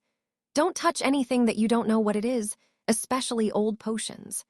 Severus pointed out several old congealed potions that were strewn about in their general vicinity. Harry noticed some empty sherry bottles near the door. Harry snickered. "So anyone knows who drinks sherry," Harry said, lifting up one of the many empty bottles. Severus just shook his head. "If you find it or something you want me to look at, send up red sparks with your wand. The incantation is periculum. Spread out, everyone take an aisle." "Damn, I wonder what poor idiot was on the other side of that," Neville said, pointing to a bloody axe that was rested up against some furniture, as he moved down into his aisles of stuff. Harry moved down his aisle looking around for the painting. He passed loads of busted-up furniture that seemed to make up the majority of the junk. "What the hell?" Harry thought as he came across a life-sized stuffed troll. Harry was halfway through the aisle when he came upon something he had seen in Borgin and Burke's. It was a tall black cabinet that had gold markings on it, the same markings as the one in Borgin and Burke's. "Periculum," Harry said, raising his wand into the air and firing off the red sparks. He waited for a minute or two before Severus showed up, as did Daphne, Tracy, and Hermione. After another minute, Neville came in from the opposite side, carrying a rather wicked-looking plant that was moving around and seemed to be sniffing things. Finally, Blaze came tumbling down a pile of junk to Harry's left. They stared at him. "What, it was shorter than walking around on in the last aisle," Blaze shrugged. "Oh, I found this." Blaze was holding a polished black case with gold castings. Inside were 3 books Blaze had found. True History of the Founders by Ivanhoe, grandson of Helga Hufflepuff, Runes of the Viking Battle Mages by Harold Sigurdsson, and The Thief's Spell Book by Roger Godberd. "Where did you find the one on the Founders?" Severus asked. "It was just thrown with some other stuff. I looked all around, the painting isn't there," Blaze answered. "Hadrian, why the sparks?" Severus asked. "This cabinet, I seen it before in Borgin and Burke's, the exact one," Harry explained, gesturing to the cabinet. Severus ran his hand over the cabinet before he opened it. There was nothing in it, and Severus closed it and tapped it, muttering a spell with his wand held to the cabinet. It glowed gold. "It's a vanishing cabinet. Are you sure the exact copy was at Borgin and Burke's?" Severus said. "Yes, sir, I remember the designs," Harry answered. "Back up," Severus said to them. They did as he said, and Severus held up his wand, Reducto Maxima. The cabinet exploded into a shower of slithers and dust. "Twin vanishing cabinets can be used as passageways. I'm not taking the chance of this one being used if its twin is at Borgin and Burke's. Keep searching, it's almost lunch." They spread back out, and Harry wandered down his aisles again. "This is going to take forever," he thought to himself, and pulled out his mirror. "Padfoot," he spoke into it. About a minute later, Sirius's face appeared. "What do you need, pup?" Sirius asked with a smile. "Are you at the manor?" Sirius nodded. "Can you tell Sirius and Godric we're looking for the painting, and we need them to make as much noise as they can?" "Will do, hold on." Sirius disappeared. Harry conjured his Patronus and sent it off to his friends and professor with a message to be quiet and listen for them. "All right, pup, message delivered, good luck," Sirius said, nodding into the mirror. "Thanks, Padfoot," Harry replied and slipped the mirror back into his pocket. Harry listened. The giant room was silent, which made it a bit eerie in Harry's opinion. He started moving towards the back. As Harry was moving, he could hear muffled yelling. It was soft, and he couldn't pinpoint it. Thinking fast, Harry transformed into Bay and perked his ears straight as he listened. He heard it to his left farther down. He took off running towards his name being called. As he was running, he let out a howl. Daphne transformed into Snow at the howl and was still for a moment before she heard their names being called and started towards it. The others moved towards the sound of the howl, only Severs thinking to transform into his raven. Severus flew above them, and Snow and Bay ran to where they heard it. Bay reached the area first. He could hear them now perfectly. In fact, they were too loud, so he transformed back. Harry started to move furniture out from the area he could hear them. "Sal, Godric, can you hear me?" Harry said loudly. "Yes, Harry, we're here. There's something covering the painting." Just as Salazar spoke, Snow appeared next to him and transformed into Daphne, and a raven dropped out of the air, transforming into Severus before he even stopped flying. "Daphne, put your wand away. Magic may interfere. We'll have to move everything by hand," Severus spoke, moving to help Harry move furniture. Tracy and Hermione arrived next, followed by Susan and Neville, who were toting bags, and Blaise, who now had another bag of stuff. Daphne just shook her head. "Drop the bags, we have to do it by hand," Daphne said, as she and Hermione moved a desk out of the way. "Ah, damn," Neville said, as he jerked his hand away from a chair that he had touched. It was burned. "Kick it out of the way," Severus said, studying the chair. Neville did so, and noticed that his shoe was burnt on the side that had touched it. "Who curses a chair?" "Maybe it was a prank," Blaise said with a shrug as he tossed a chest full of clothes out of the way. "Like one of those shock things you put on your hand when you shake someone else's hand," Hermione suggested, when Neville still looked at the chair like it was a fascinating plant. "Forget the chair and get us out of here," a woman's voice sounded. "Ro, they are coming, calm down," Godric's voice answered. "Oh, a damn, Ro, that hurt," they heard Godric say. They started laughing as they were clearing junk. Finally, they came to a blacked-out case that had a large combination lock on it that you would find on a safe. "Blaise, let me see that thief's book," Severus said, holding his hand out for it. Blaise handed it over to the professor. Severus flipped through it and came to a stop on one of the pages. "Aperui numeri." Above the dial where his wand was 3 purple numbers appeared like smoke: 7, 13, 9. Severus put the combination in and the dial clicked open, and Severus pulled the latch and opened the blacked-out container. Inside was a painting of the 4 founders. Salazar and Godric were now easily recognizable to the teens and their professor. The painting was about 4 feet tall and 8 feet wide. They were able to identify Rowena Ravenclaw, as Godric was hiding behind the other woman in the painting. Rowena Ravenclaw was a beautiful woman who looked to be around 30 or so at the time of painting. She looked regal and screamed elegance.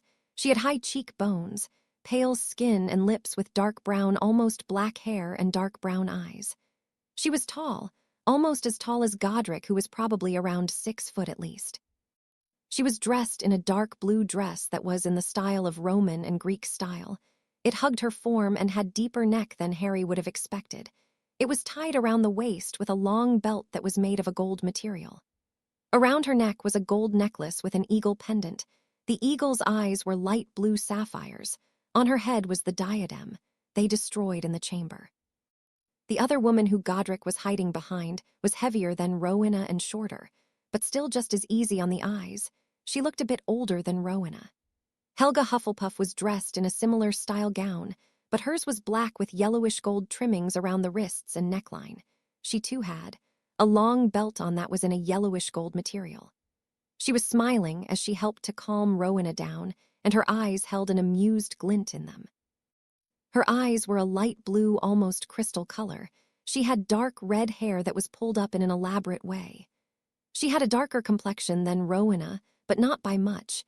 She had rosy cheeks and reminded Harry of the archetype for a mother. She had a sense of home and caring about her even in a painting. Helga also wore a matching cloak that was held together by a badger brooch. HMM. Severus cleared his throat to get the occupants of the painting's attention. As interesting as it would be to see you turn Godric into a teapot or something, perhaps you could wait until we get you out of this room. They all turned to the onlooking teens and professor in surprise. HMPH, only one of each of our students. Helga, should we be worried? Rowena asked, amused, as she studied the group. Hey, Hermione counts for like 4 Ravenclaws, and same with Sue, Blaise said, speaking up for his friends. And if you would notice, there's only one of mine too, Godric said. Well, one of them is your heir, so he counts for 2, Rowena said. They're like an old married couple, Neville said under his breath to his friends. Rowena and Godric both glared at him. What you are? Fascinating. Hadrian, did you bring your invisibility cloak? Severus asked. Yes, Harry replied, bringing it out as Severus cast a detection spell around the painting. Finding nothing, he levitated the painting out of the case. I'm going to take this painting down to my office. Do you all want to stay and search for something? It is a weekend, Severus asked them. Yeah, I'd like to look around more, Hadrian said, looking towards Daphne and the others, who nodded. All right, call for Dobby if you're not sure. They nodded, and Harry threw the invisibility cloak over the painting, and Severus started to walk out. So where do you guys want to start? Harry asked. Well, I pretty much got through my aisle of stuff. Other than this stuff, it was furniture and nasty congealed potions, Blaise said. Same with mine, Susan said. I got some jewelry that was in buried. Other than that, there was just junk like fanged frisbees and other prank stuff. I got halfway through mine. I don't think there was anything else worth anything except the plant. All right, so let's work from Neville's aisles on down, Hermione said. Susan, Blaise, and I will take the rest of Neville's. And Harry, Tracy, Daphne, and Neville can take the one I was in, and we'll see what time it is when we finish, seeing if we can get the other aisles. Sounds good, Tracy said, and they moved off to their aisles. They ended up getting through Neville's, Hermione's, and Harry's aisles by dinner, and only had to call Dobby twice, thanks to Tracy's knowledge on items. They still had to come back and do Daphne's and Tracy's. They ended up with more books, all with promising battle art spells, and to Blaise's amazement, Tracy found a book titled An Illusionist's Manifesto by Trent Bally. They found a silver arrow broomstick that was in near-perfect condition, which would fetch about 500 galleons at auction, maybe more. They decided since Susan was the one to recognize it, she could get the profits. Harry found Sirius's Christmas present, a perfectly intact bottle of 1937 rare collection Glenfiddich bottle of whiskey. Harry stared at the bottle for about 5 minutes before Daphne snapped him out of it. They found a case of herbs that were at one point used as medicinal herbs, but in concentration were lethal. Daphne identified a few like false or white hellebores. Hermione, though, found a book which she kept to herself, only stating they would find out later what it was. She was going to give it to Harry as Christmas present. It was a diary entitled an accounting of the infamous pranks of Messrs. Mooney, Padfoot, Prongs, and Wormtail. One of them must have gotten caught with it and ditched it in the room. Term had finally ended yesterday, and Harry was all for it. So far he had been followed around from class to class, meal to meal, and even to the dungeons by girls from Hogwarts, Beauxbatons, and even 2 out of the 5 Durmstrang girls. It seemed they all wanted him to escort them to the ball, and no matter how many times he or Daphne made it clear, he already had a date more kept popping up. The most persistent of his admirers was Cho Chang, the 5th-year Ravenclaw seeker who had 2 years earlier tried to knock him off his broom. Really did she think she had even a snowball's chance in hell, especially after last year. Daphne had launched her signature dung bomb prank assault on the older girl, but then Harry guessed it wasn't quite as effective if they still didn't know who had done it. The girl had cornered Harry at one point when he was on his way back from the bathroom to rejoin his friends in the library. She had on an outfit that made her look like a cheap hooker and had practically forced herself on him when she was thrown violently to the other end of the hall by Daphne's banishing charm. Daphne almost laughed at Harry's frightened look, but managed to keep her face in her ice mask, as her friends had labeled it. "Go near my boyfriend again, and I promise you won't show your face in public for a month. Got it?" Daphne said calmly to the older girl, who just huffed and stormed off. "Daph, I tried to get her off," Harry rapidly fired out once the other girl was gone. Daphne turned and looked at Harry, who was pale as ghost and had the same expression as a 5-year-old who had just seen the movie Alien for the first time, completely, utterly horrified. She lost it and almost fell over, she was laughing so hard. "You," she gasped, trying to speak through her laughter, "should see your face right now." Harry just glared at her but couldn't help grinning as he watched her continue to struggle with her laughter. "All right, come on, Chuckles. We need to get back to the others." That incident had happened 2 days ago, and so far Cho was heeding the warning. Well, that and Harry was using the Marauder's map to avoid the girl. She made him feel like he was a piece meat about to be served to one of Marge's bulldogs when she stared at him. "Hey, let's go for a swim in the room of requirement. There's nothing else to do, and Harry can avoid the swarm of females in heat," Blaise said to Daphne, Tracy, and Harry, who were staring about the common room trying to think of something to do. They had ruled out the usual, and Daphne and Harry both didn't feel like going outside in the blizzard. "All right, let's go," Daphne said, getting up off the couch and holding her hand out to Harry. They asked Draco and Theo plus Astoria, Ginny, and Aoife if they wanted to go too. Draco, Theo, and Astoria decided to join them. Ginny and Aoife were working on their Ancient Runes project so they could get it out of the way. The group of Slytherins got to the room of requirement and were joined by Susan, Hannah, Cedric, and Ernie Macmillan. As those 4 were still the only sane ones in Hufflepuff, they stuck together. Neville, Hermione, and surprisingly Victor and Fleur, who were in the library with Hermione when they called her on the mirror. Harry was packing in front of the room, and the door appeared just as Hermione, Victor, and Fleur arrived. They entered and saw a nice-size pool for all of them and a hot tub in one corner. On the left side was a door that said boys, and on the right a door that said girls. "There should be suits in the locker rooms," Harry said to the group as they filed in. The doors shut and sealed themselves as the room was in use. The guys made it out of the locker rooms first, so surprised there really. They were all dressed in swim trunks. Harry, though, kept one of his muscle shirts on. He was fine with Daphne seeing his scars, but that was it for right now. As it was, the others could still see some of the scars on his arms left by Vernon or Dudley, and the scars surrounding his ankle and part of his left leg, thanks to Ripper. Some of the guys looked curious, but Blaise and Neville gave them all a look that said ask and die, so none of them said anything. Suddenly, Cedric grinned a bit wickedly for a Hufflepuff and caught Victor's eye and nodded towards Harry with a smirk. Victor returned the smirk, and they subtly walked over behind Harry. "How's the water?" Harry asked Blaise, who had just put his toes in. "Let's find out," Cedric said, and at once he and Victor picked Harry up and tossed him in the pool. Harry came up spitting water and glaring. "Bloody wankers," Harry muttered. "Well, how is it?" Cedric asked. "I don't know, why don't you find out?" Harry said and smirked as he saw Blaise and Neville come up behind his to sneak attackers and push them in the pool. Both Victor and Cedric came up out of the water, but didn't have time to say anything as Draco, Theo, Blaze, and Neville cannonballed into the pool right in front of them.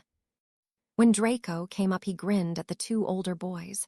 "Do something to one snake, it's gonna get returned tenfold." "Slytherins," Cedric said with a grin, and splashed them back, starting a splash war that lasted until the girls came out. All of them except for Fleur, Astoria, and Hermione were dressed in bikinis. Not that the one pieces weren't flattering, they were, and all the boys present gulped as one. "So how is the water?" Fleur asked. They all looked at each other and grinned. "That's become a dangerous question," Draco snickered. "What did you do?" Daphne, Tracy, Hermione, and Susan asked at the same time, earning another round of snickers from the boys. "The water's great, perfect actually," Harry answered the question, seeing the look on Daphne and Astoria's faces that was normally on Evelyn's face whenever they were about to get it for some prank. The girls nodded, and Fleur, Hermione, Hannah, and Tracy moved to the ladder to enter, while Daphne, Astoria, and Susan just jumped into the pool. Harry was looking oddly at Fleur when Daphne swam over. "What's up?" Daphne asked quietly. "Look around, none of the guys are making an arse out of themselves in front of Fleur. And if I lower my shields, there's no pull like usual." "Harry, think about it in terms of wand cores," Daphne suggested. It took a minute, but it dawned on him Fleur was wearing a swim cap. "Their hair's what gives off the allure," Harry said questioningly. "Yep, at least for those who are half-blooded or less," Daphne replied. "We asked her." Daphne shrugged and then ducked Harry under. Harry returned the favor. They ended up dragging everyone into another splash battle for about 10 minutes, and then a net appeared over part of the pool along with volleyball. They split up into teams, girls versus guys. The girls won, unsurprisingly. For some reason, the guys kept getting distracted. They swam around and played various games for about another 2 hours before some of them got changed and left. Victor and Fleur both had to get back to their school contingents.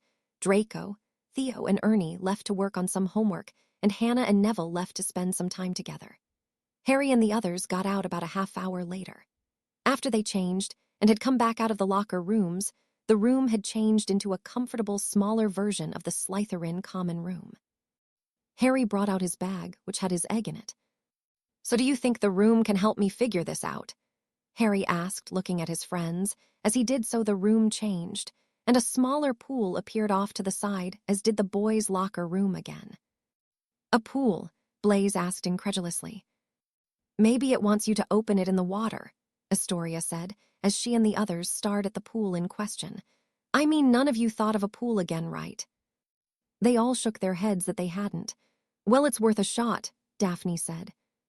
"Fine," Harry sighed and went back into the locker room to change again.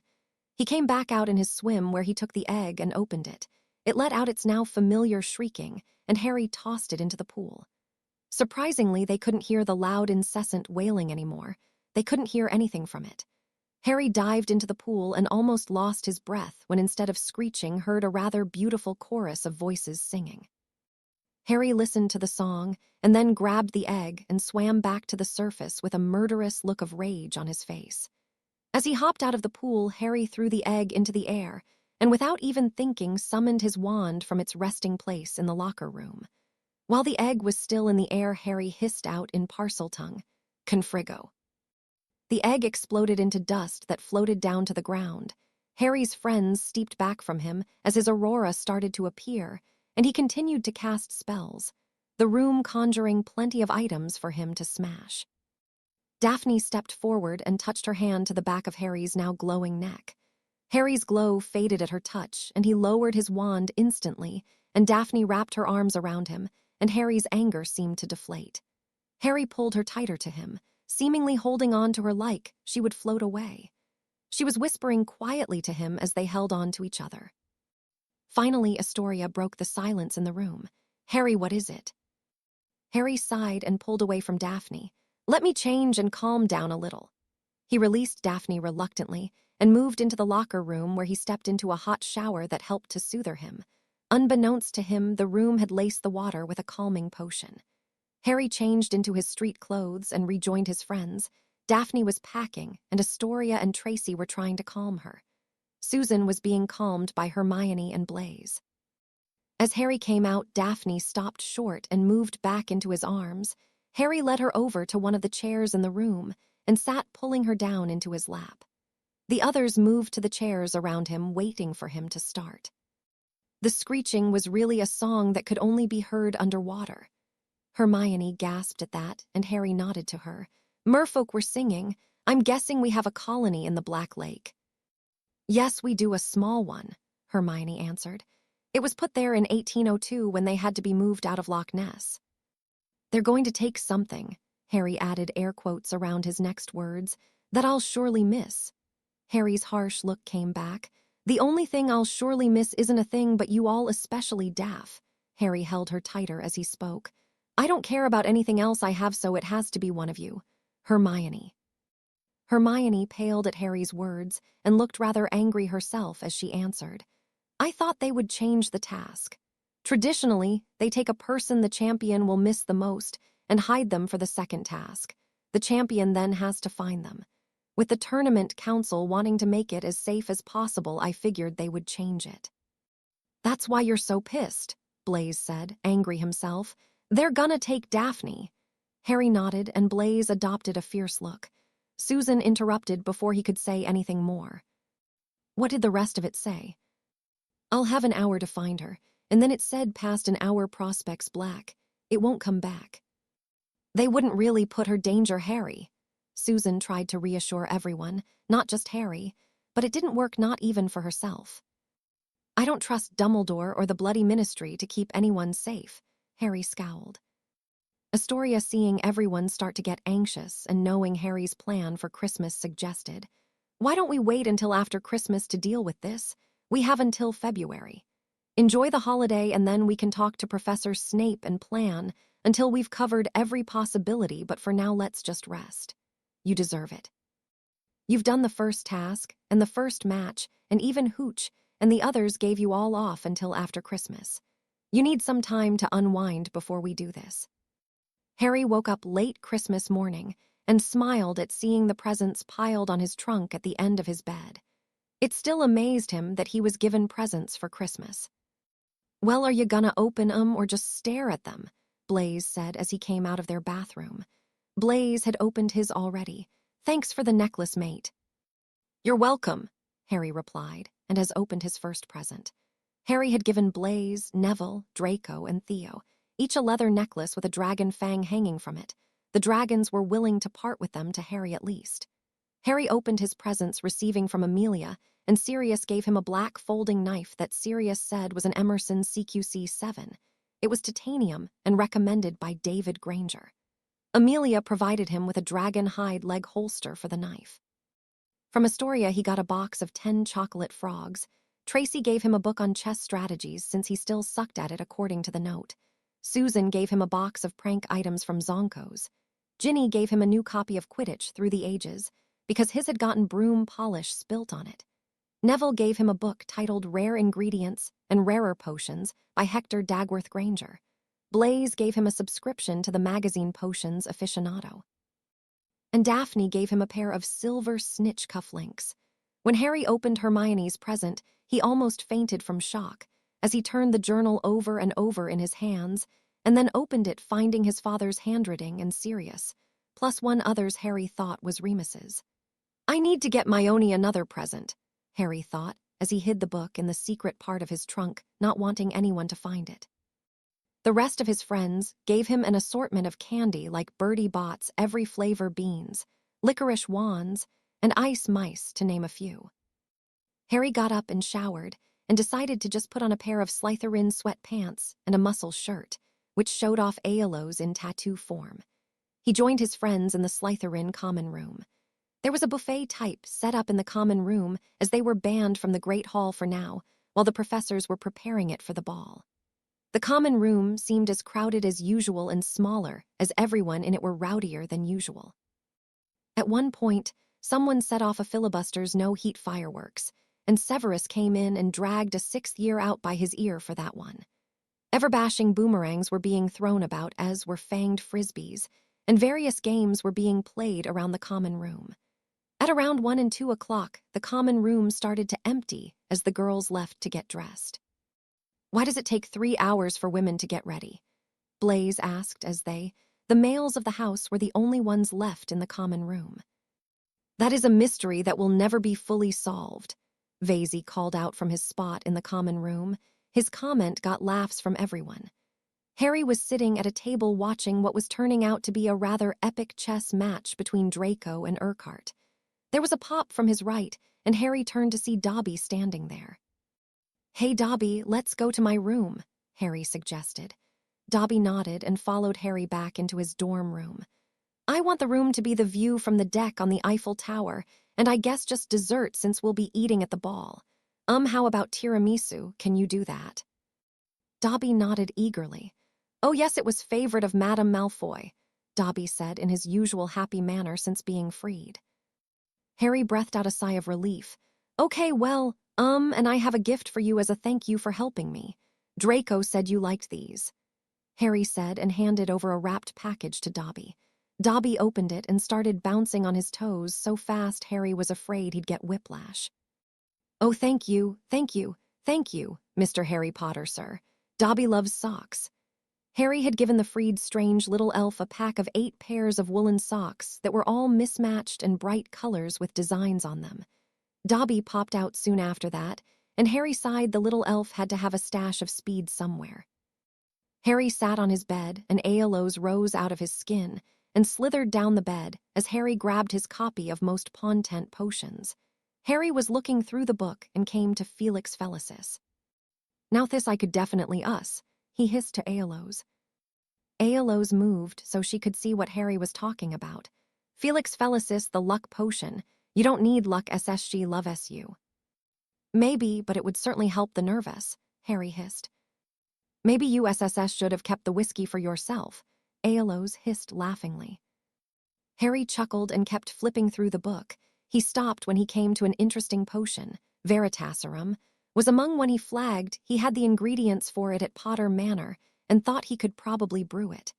He also saw one that was labeled Dragon's Breath, supposedly allowed the drinker to breath fire up to 20 feet. Finally, Blaze came in about 2 hours later. "Harry better start getting ready, mate," Blaze said. Harry nodded and turned to Aeolus. "Are you going to come with me tonight?"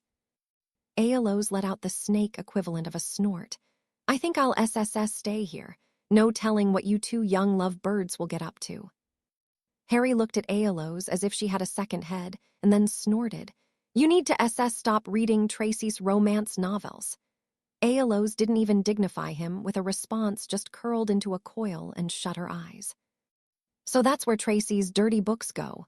Blaze asked, looking like he was trying to figure out how a snake could read. "Yep, and don't ask how. All I know is one day I came here, and she had one of the books propped up." Blaze laughed, but Harry looked kind of disturbed by his familiar's choice of reading material.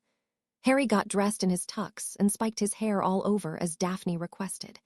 He put his new silver cuff links in and made his way out to common room, conjuring a corsage as he did. It was 7:30, and the common room had some people moving about waiting for their dates. Blaze came out and waved to Harry as he left. Blaze was dressed in traditional dress robes that were all black. Blaze's date was Padma Patil from Ravenclaw, and Blaze was headed to the Ravenclaw common room to meet her. Tracy came out of the Slytherin girls' dorm, dressed in a red wrap dress that was strapless, and hugged her upper body before flaring out. "Hey, handsome," Tracy said in greeting to Harry. "You don't look too bad yourself," Harry said to Tracy, giving her a hug as Theo came over to claim her hand. "Oh, you better do better than that with Daph," Tracy laughing said as she waved goodbye. Draco and Harry were the only fourth-year boys left in the common room. "You know if you hurt her or make her cry, I'll kill you, right?" Harry said, turning to Draco, was about to laugh, but saw Harry was serious and nodded. Harry smirked and then slapped him on the back as Astoria came out in a pretty dark purple dress and fur stole. Draco looked like he swallowed his tongue. Harry pushed him forward and he managed to talk. "You look lovely," Draco said squeakily. Astoria blushed a bit and took his hand, and they left the common room. Finally, Daphne came out and Harry's mouth dropped open. Daphne looked stunning. She had on a navy blue dress that was over one shoulder and hugged her upper body but flared not as wide as Tracy's. It also had a silver pattern that ran along the side of the dress and twisted up towards her covered shoulder. "Daph, you look beautiful," Harry said, looking stunned. Daphne smiled at him. "Thank you," she said softly. "Here, this is for you," Harry said, placing the corsage on her wrist. He conjured it to be a navy blue rose and baby's breath. Daphne smiled at him and reached up and gave him a soft kiss. "Come on, we need to go," Harry said, pulling back a little, wishing they didn't have to go to the ball. Harry offered her his arm, and they left the common room, making their way to the Great Hall. "Oh, good, you've arrived," Professor McGonagall said in a tartan red gown. Harry shot Daphne a look, and she just laughed. "All right, over here, please," McGonagall said, ushering them over to the other champions. Harry and Daphne both smiled widely at the other champions. Fleur had somehow gotten Bill Weasley here as he was standing there in dress robes of a dark forest green, and Fleur was wearing a stunning silver dress. Victor was like Harry, dressed in a tux. His was all black, including the vest, but his tie matched Hermione's periwinkle blue dress. Hermione looked amazing and had the brightest smile Harry had ever seen on her face. Her eyes were sparkling as much as her dress. Cedric was in traditional wizard dress robes. His looked like a traditional black and white tux, but with a robe. His date was a seventh-year Hufflepuff, known for being one of the beauties of the school, Melissa Bennett, who was dressed in a white Grecian-style gown. "The others will be forming a receiving line. You will walk past and take your seats at the head table. You'll be next to the judges. After the meal, the Weird Sisters will take the stage and play a waltz which you will open.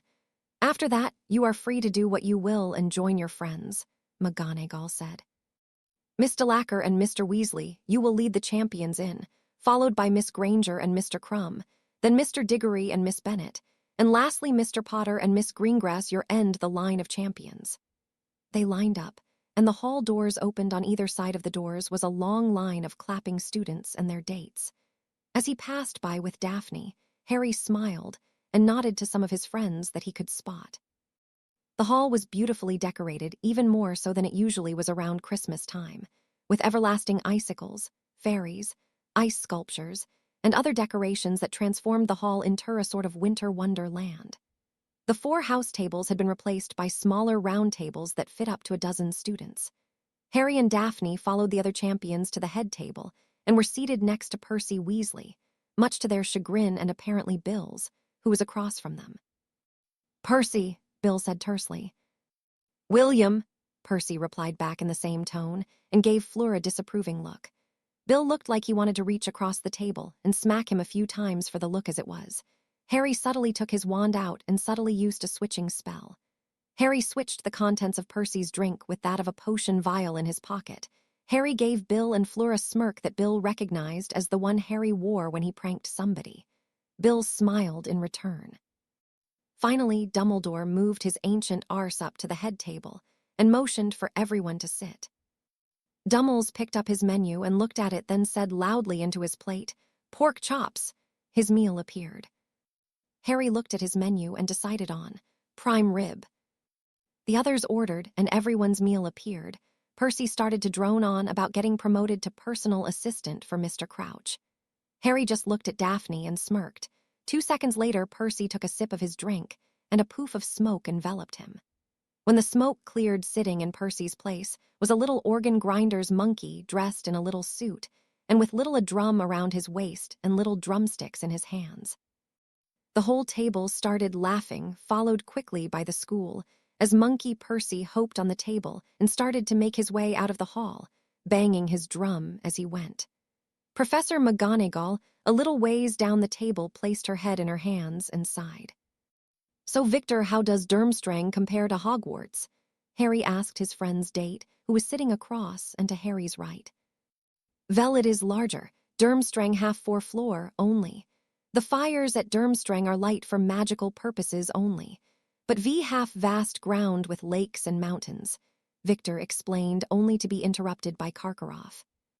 "Come now, Victor, don't be giving away all our secrets," Igor said, silencing Victor and getting drawn into a conversation with Dumbledore over the magical school's secrecy. "Why do you not allow Muggleborns?" Hermione asked, not so much accusingly, but curious.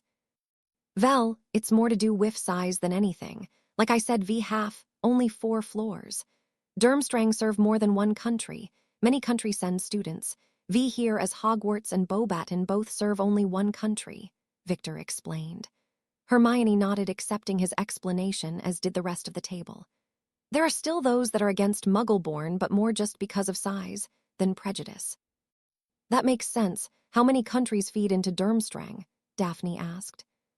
It was Karkaroff that answered this time. Right now we have students from 10 countries. What about Beauxbaton's Fleur? You said it looked like the French palace. Anything else? Hermione asked. Well, we don't ave OWLs or any WTs as you call them. We sit exams after 6 years. Then if you choose to, you can go for mastery. So technically I'm a 6th-year student by your system. Where do you live in France? Bill asked his date. My family home is in Bordeaux. The champions and their dates talked quietly, sometimes to just each other and sometimes to the others. Harry and Daphne were enjoying the meal now that Percy was gone. So how long until the potion wears off? Daphne whispered to Harry. 2 days, Harry smirked. When are we going to prank Skeeter? I finished the potion 2 days ago. I was hoping she'd be here tonight so I could use it, but I don't see it. Does she have to drink it? No, this one just has to have skin contact, but it's fine if she drinks it. You'd think she'd be here, Daphne said, scanning the room. As the dinner finished, Dumbledore stood before the whole school, in his red and green Christmas robes that made him look even more like an escaped loon. Your attention, please, Dumbledore spoke in a loud voice with his hands up for silence. Before I introduce our musical guests, I have a few announcements. First, the next Quidditch match will be January 10th, Beauxbatons versus Durmstrang, and the next dueling competition will be February 6th, Durmstrang versus Hogwarts. A cheer went up at these announcements. Also, for those of you wanting pictures of tonight, a photographer is stationed in the fairy grotto outside the main doors. And now, without further ado, I give you the Weird Sisters. Another cheer went up as Dumbledore introduced them. As Dumbledore had been talking, McGonagall had moved the champions to the dance floor. The Weird Sisters came out and started gathering their instruments. Harry took Daphne's waist as the music started playing. Harry and Daphne twirled around the floor with the other champions. Harry was blocking out the crowd that had gathered to watch the opening dance and was focusing his attention solely on Daphne's eyes. The ice blue orbs were hypnotic to Harry as they moved around the dance floor. Daphne was staring back into his eyes with a look of adoration as Harry spun her. When the song ended, the crowd applauded the champions and those who had joined them on the dance floor. Harry was startled a bit by the applause and looked around to see that the heads of all 3 schools, Ludo Bagman and his wife, and some of the other students and professors had joined them on the dance floor for the first dance. Are you ready to rock? HOGWRTS? The lead singer of the Weird Sisters announced, to which a mass of students rushed the stage and cheered. The Weird Sisters broke into their newest single, and the students started dancing. Harry offered Daphne his hand, and they made their way over to their group of friends and started dancing. After about a half hour of straight dancing, switching off partners with each other, they made their way to a table. Anyone want some punch? Harry asked. More than a few of his friends nodded, so he, Blaise, Neville, and Victor left to get drinks. So how's it going with Padma? Good, she's almost as smart as Myone, and she's a great dancer, Blaise answered as they waited to get punch. Yes, Hermione, very smart, Victor added. Harry chuckled. Just call her Myone if it's easier, she won't mind. Miney, Victor tried it out, that I can say. They got the punch and brought it back to the girls, who were giggling about something, more than likely having to do with him, since Daphne was blushing bright. After they finished their punch, Neville, Hannah, Susan and her date Ernie, Padma, Blaise, Hermione and Victor went back dancing while Harry held Daphne back. You want to get our picture taken? The line was relatively short. Daphne nodded, and Harry took Harry's hand, and together they walked to the fairy grotto that had been set up. It was amazingly down, with roses in bloom among the ice bushes and fairies lighting up the small area. There were only a few couples in front of them, so they waited in line. Daphne moved in front of him and had Harry wrap his arms around her. They stood waiting for their turn with Daphne's back to Harry's front, Daphne wrapped in his arms, his head resting on her shoulder. When it was their turn, they adopted the same pose, but Harry leaned down and whispered in Daphne's ear. "I love you," and he kissed her right under her ear, smiling at the camera. Daphne's smile could have lit up the darkest black hole as Harry whispered it to her. "That was the best picture I've taken all night," the photographer said. "Your picture will come all posted in the next week." "Thank you, sir," Harry said, and gave the man a galleon tip. As they were moving back into the castle, Daphne went to speak, but was interrupted by shouting. They moved quickly to the shouting and found Ronald Weasley, Seamus, and Dean all with their dates, mocking out Ginny and her date Michael Corner. Ginny had her wand drawn as did Corner, but they had yet to cast a spell. Ginny, for her part, was doing rather well, showing her indifference to her brother's comments about slimy, rotten snakes. "Go get Bill. I think he'll want to know about this," Harry said to Daphne, who nodded and left. Harry drew his wand and came quietly up behind the group. He raised his wand and nodded to Ginny. As when they cast Ginny out loud Harry silently. Harry fired out 2 silent Petrificus Totalis. He hit Dean and Seamus. Ginny had fired aloud. "Chiroptera mucosa." She hit Ron, who immediately clutched at his face. Their dates, Wells Seamus's and Dean's, Lavender Brown and Parvati Patil, turned and fired, Lavender at Harry and Parvati at Ginny. "Petrificus Totalis." Corner got off before Parvati could get her spell off. Ginny had bound her brother, who was now screaming as bats came out of his nose, but unable to do anything.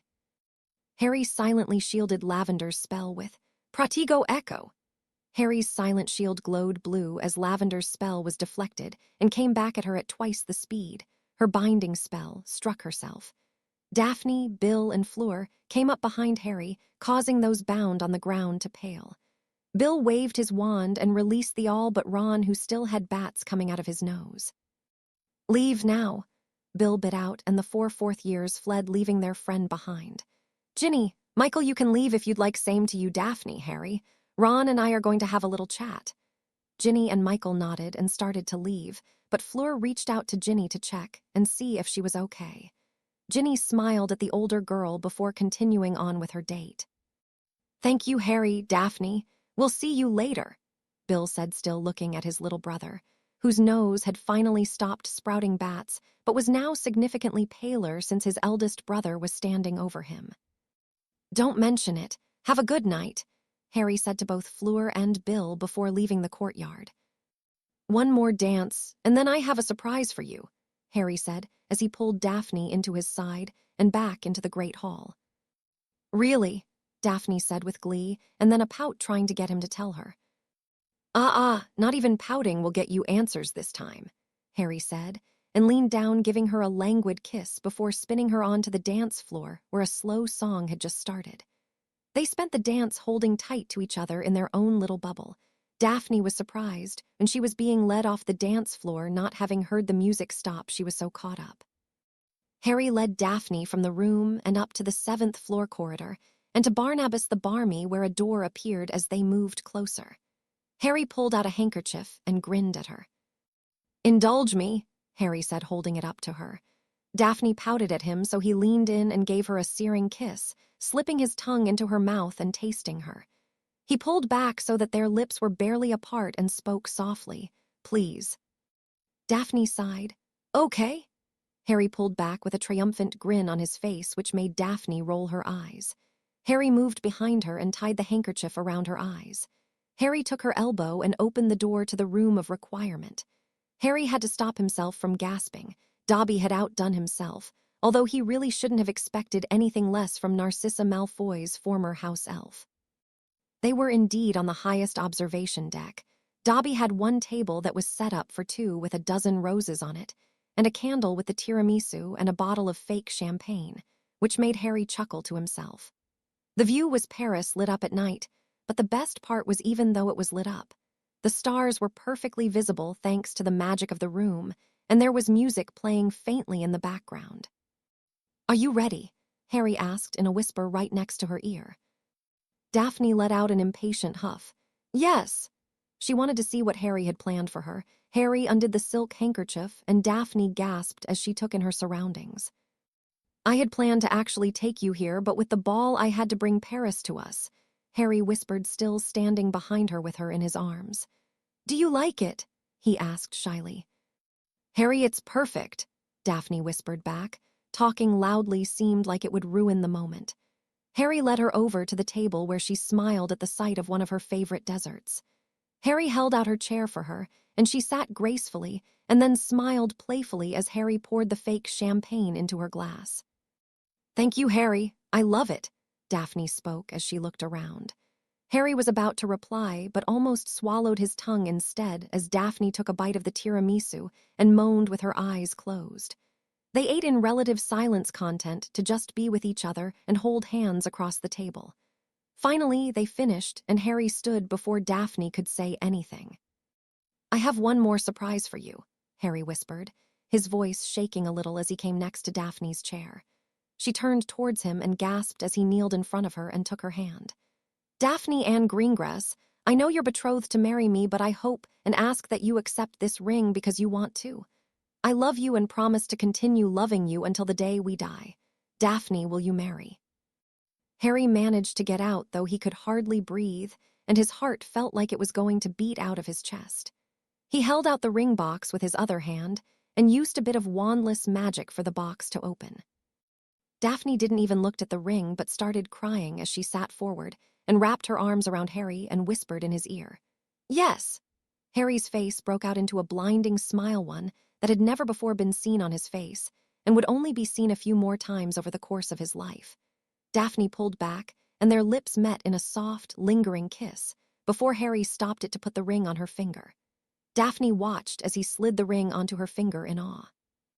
The ring was a platinum band with a 2-carat princess-cut diamond that had a smaller pear-cut icy sapphire stone on either side. Do you like it? Harry asked uncertainly and babbled.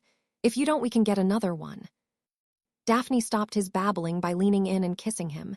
She slipped her tongue into his mouth and proceeded to explore his mouth for the next 2 minutes. When they parted, they were both breathing hard. Harry had a goofy smile on his face. I love it, Daphne said, and pulled him up so they were both standing. Harry leaned in and gave her what started out as a sweet, soft kiss, but turned heated within seconds. Daphne had her hands buried in his hair, while Harry's was tracing patterns down Daphne's back to her bum where he cupped it. She moaned and raked her nails down Harry's back and moved her hands to push his jacket off. Harry moved from Daphne's lips down to her neck. Daphne's hands moved to strip Harry of his tie, but fumbled with the knot. Daphne brandished her wand and banished the tie completely, which made Harry pull back and smirk at her. Shut up, Daphne muttered quietly and pulled Harry back in for another heated kiss. Harry, Daphne decided, had an immensely talented tongue. Harry's tongue caressed hers as she undid the buttons on his shirt and threw it off of him.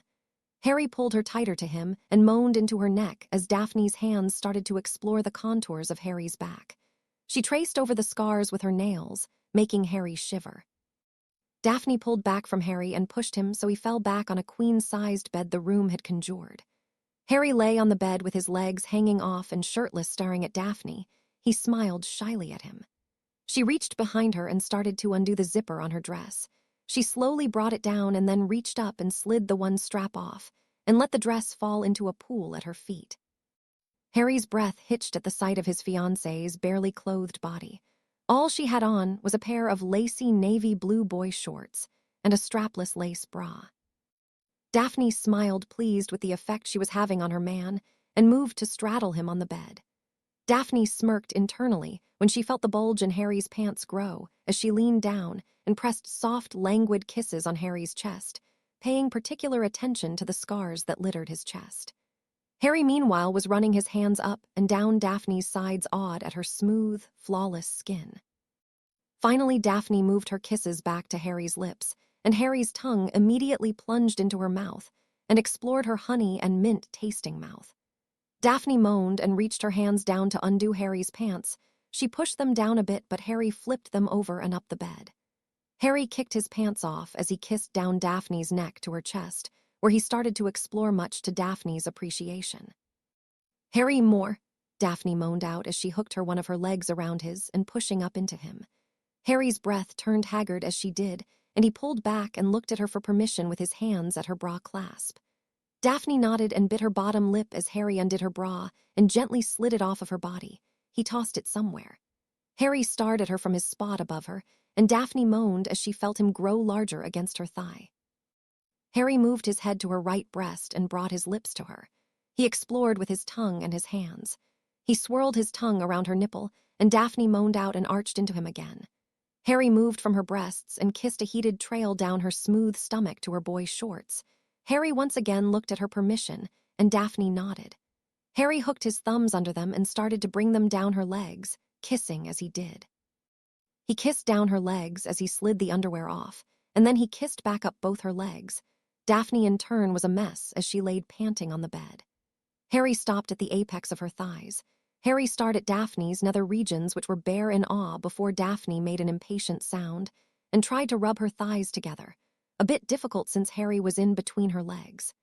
Harry started to explore Daphne's folds, with his fingers paying attention to what made her arch and moan. As Daphne became wetter, Harry became bolder with his actions and slipped a finger into her. Daphne moaned the loudest yet, and Harry increased the speed of his finger and added another one. Daphne was a mess of quivering limbs as Harry's fingers brought her higher, and then he curled them up in her, and she let out a scream as she climaxed. Daphne's orgasm flooded Harry's fingers, and he pulled them out. Harry curiously looked at his fingers and brought them to his mouth. His tongue came out and licked them. Daphne moaned at the sight and Harry at the taste. Just as Daphne was coming down from her high, Harry gave her folds a lick. Daphne arched into him.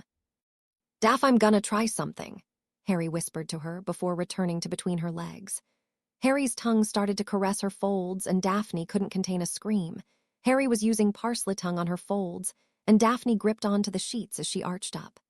Harry was fully enjoying the unique taste Daphne, and the way she was moaning and arching, and it was all because of him.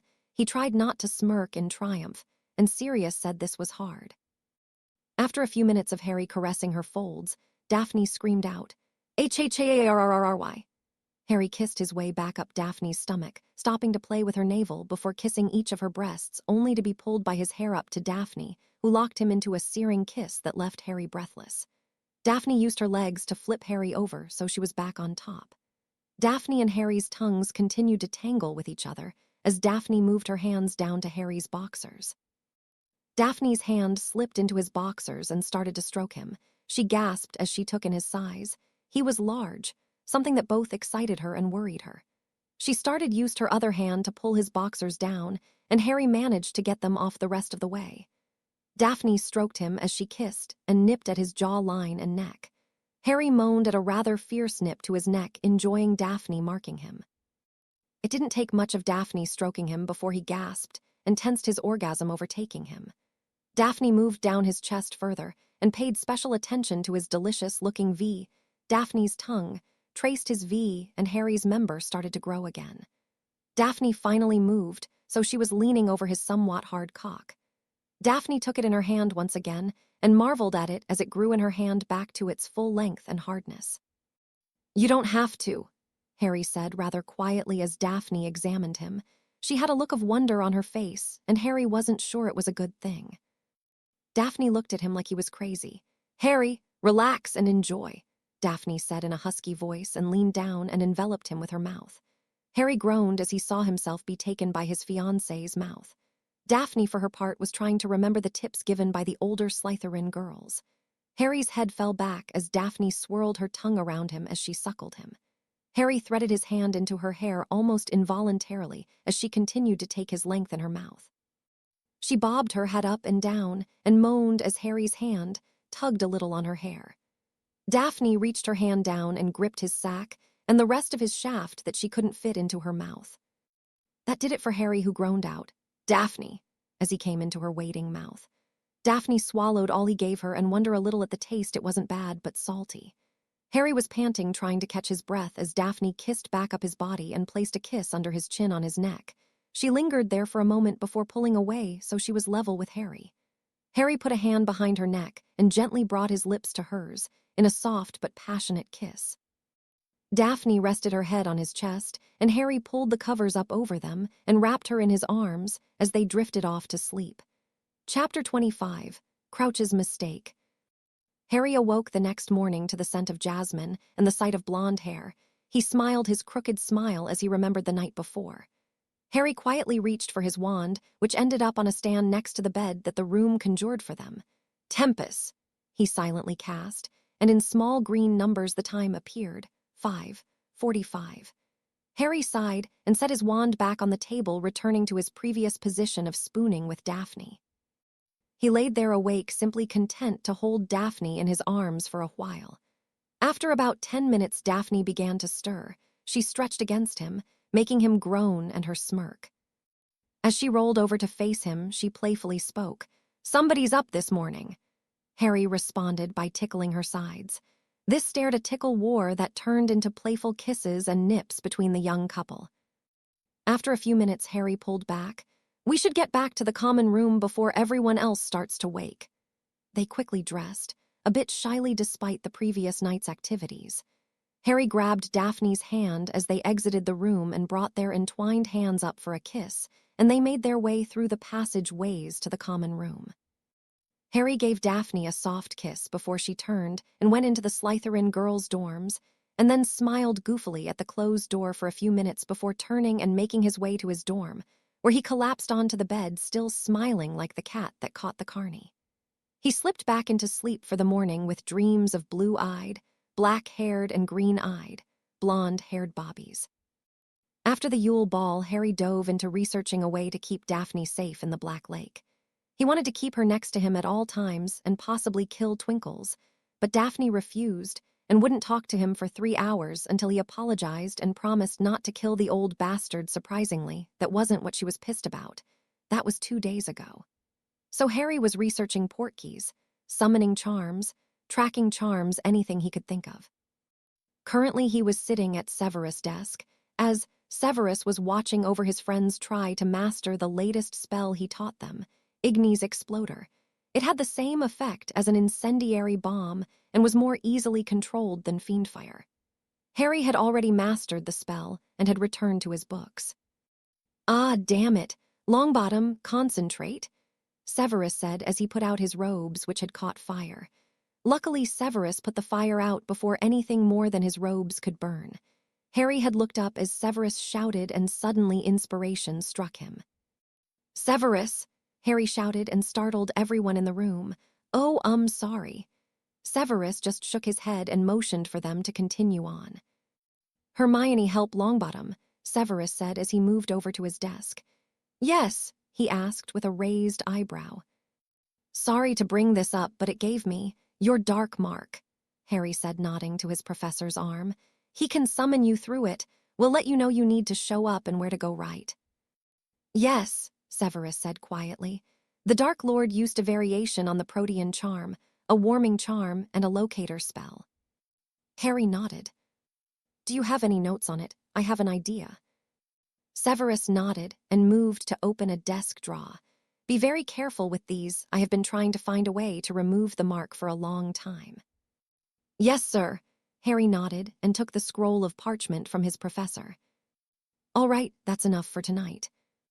"Do you think it'll work?" Harry asked Hermione, who had been reviewing his and Professor Snape's notes. Tomorrow was the start of term, and Harry had spent the rest of break buried in the notes. Daphne was irritated and amazed at the same time. Irritated because Harry wasn't paying very much attention to her or anyone, really. Aeolus was irritated too, and amazed that he cared this much. "It should work, although you should have Professor Snape look over it," Hermione announced from their table in the library. Their table could actually only fit Hermione and Harry, as they both had stacks upon stacks of books they were pulling from for Harry's idea. Severus had allowed them to have access to the restricted section. The rest of the new marauders were sitting at another table to the side of them, working on their last-minute assignments for the new term.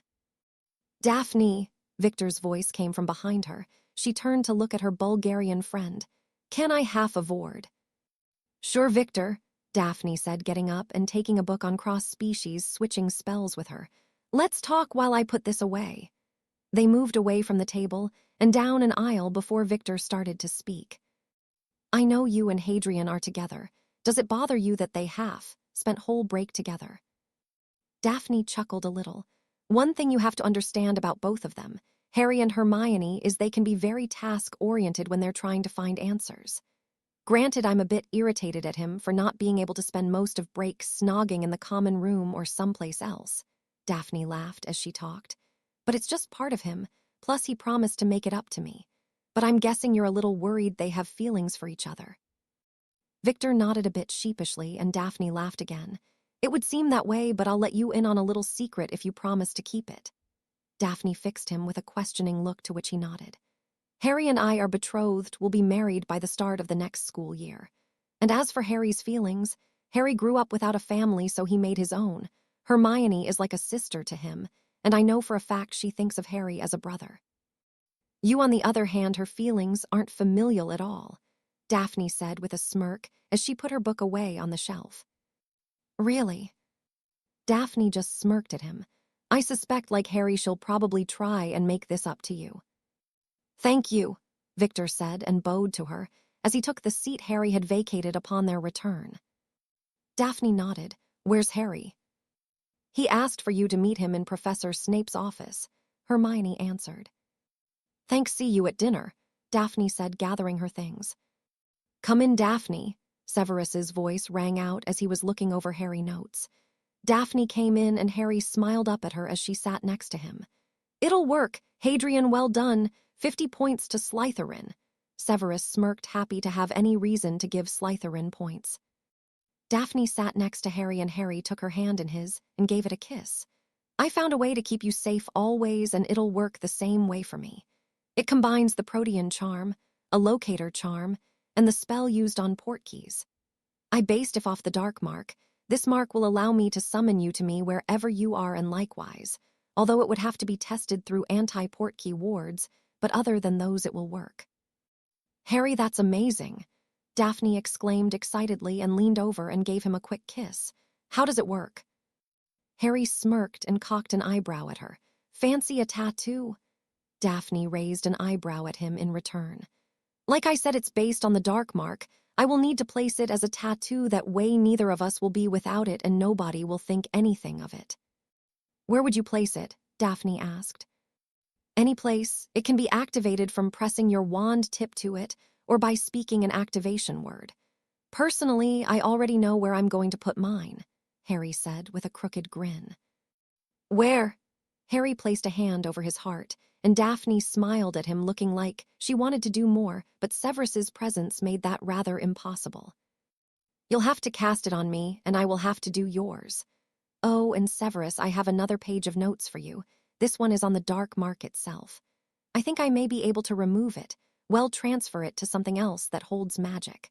I think the part you were missing was it can only be removed by the caster either dying or removing it. Because of my residual connection, I may be able to. You would have to ask Bill for sure, though.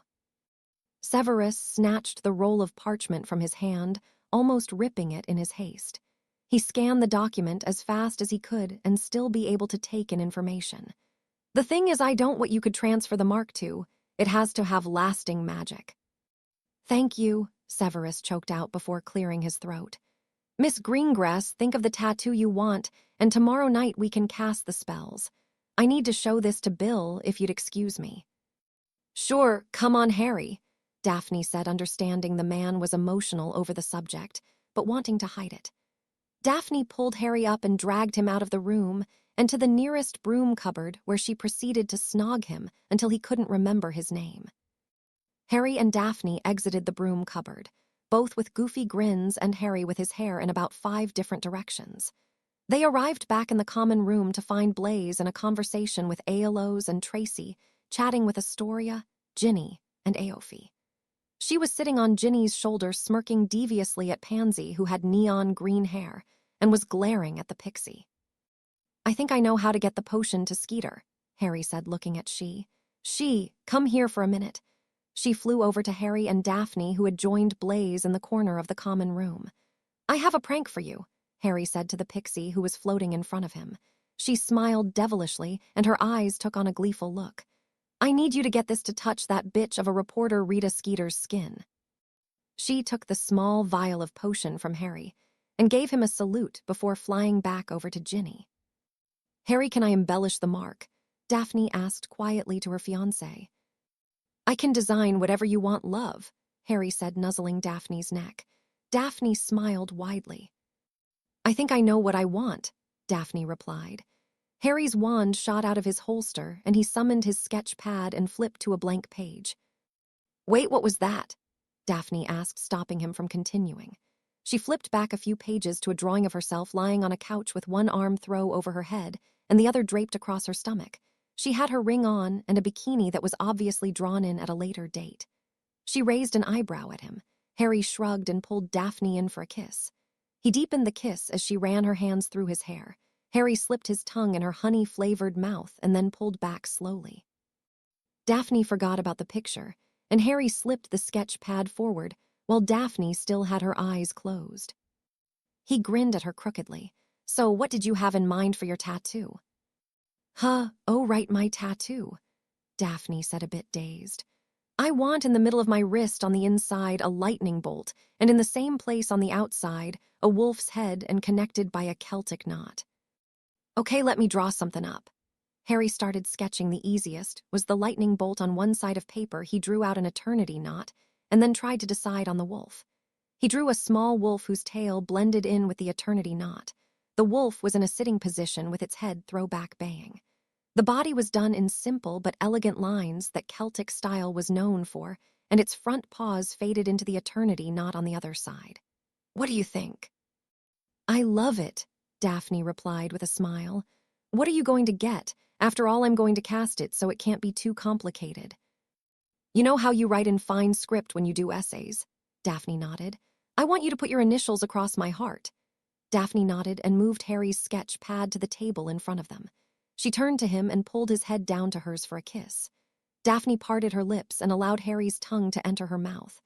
Daphne moaned quietly and shivered as Harry's tongue traced her own and played in her mouth. Damn, he was good at that.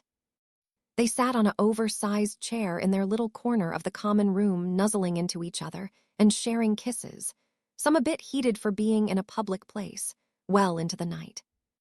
Everyone had vacated the common room except Harry, Daphne, and Aeolus.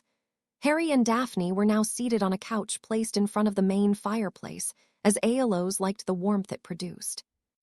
"Daph, I was wondering," Harry started quietly and turned her so she was looking into his eyes, "if you would consider wearing your ring on your necklace until this task is over." As Harry spoke, a deep look of sadness and regret came over his face as he tried to convey how much he hated asking this of her. Daphne's face fell a bit, but she continued to search his eyes and found only love and worry present. "I don't want Dumbledore to know of it, why he has the chance to place a spell on you even with Severus being present."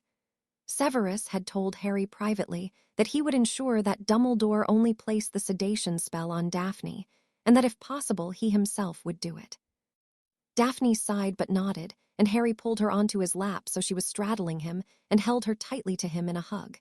He whispered into her ear, "I'm sorry to ask, and believe me, I want everyone to know you're mine." He growled the last part out a bit, "But I do not trust that ancient codger with your life." Daphne smiled into his neck and rewarded Harry with a well-placed wiggle that made him groan. Harry and Daphne lost themselves in a heated embrace until Aeolus hissed out, "Damn human hormoness, I'm in the room, ya toss spots." Daphne pulled away, a bit surprised at the volume of Aeolus's hissing. Usually she was fairly quiet. Harry, though, pulled back laughing. "Your language has certainly got more colorful, but I suppose we should go to bed as classes resume tomorrow." Harry turned to Daphne and said, "Apparently she would prefer we not snog in front of her." Daphne giggled into Harry's shoulder and then sighed, looking at the clock above the fireplace. "I think we need to go to sleep, after all we have escorts in the morning." They stood and shared one more kiss before Aeolus slither up onto Harry's shoulders, and they parted ways at the dorm entrances. Harry woke up the first day of term ready to get back to classes and practices. He met up with Blaise, Daphne, and Tracy, and together they walked to the great hall for breakfast, along the way meeting with Susan and Hannah. Susan elected to sit with her pseudo-brother, as did Hannah, when Neville came over to join them. By now, Slytherin was used to having visitors at their table. In fact, the only table as of yet to open to the other houses was Gryffindor, though the odd Gryffindor could be spotted amongst the houses.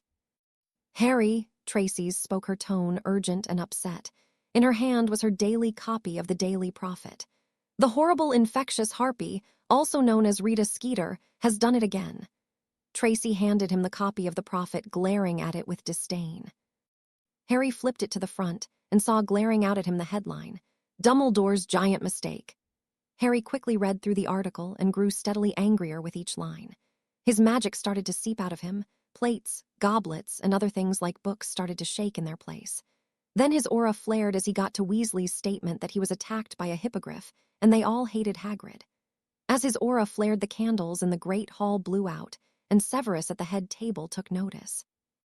As Severus made his way to the Slytherin table as quickly as he could without running, Harry's aura flared, and this time a steady green pulsing stayed present around Harry as he finished the article. He stood ready to draw his wand and curse the offending weasel, since Skeeter wasn't there, when Severus reached him and pulled him into a half-Nelson lock. "Miss Greengrass, come with me," Severus said, as he pulled Harry from the Great Hall, with Daphne following and others looking on in awe and concern. By some small fortune, Dumbledore was luckily absent from the Great Hall that morning, to preoccupied with a new batch of lemon drops. Severus still hadn't released Harry, though Harry wasn't fighting, as he dragged him out to the Forbidden Forest. Daphne was looking on concerned and was just about to ask when Severus abruptly stopped about 20 yards into the forest. "I believe no one will mind if you happen to cull some of these trees." Harry turned and started casting spells at the trees around him, his magic starting to settle as his anger settled. Severus moved over to where Daphne was standing a little ways behind Harry and whispered to her, "I'm excusing you two from your first class, as Hadrian is most likely to kill Weasley. Take him for a run in the forest when he settles."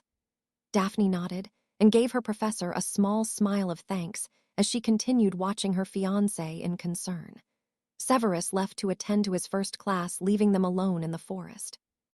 Daphne was startled when Harry yelled out, "That fucking bitch!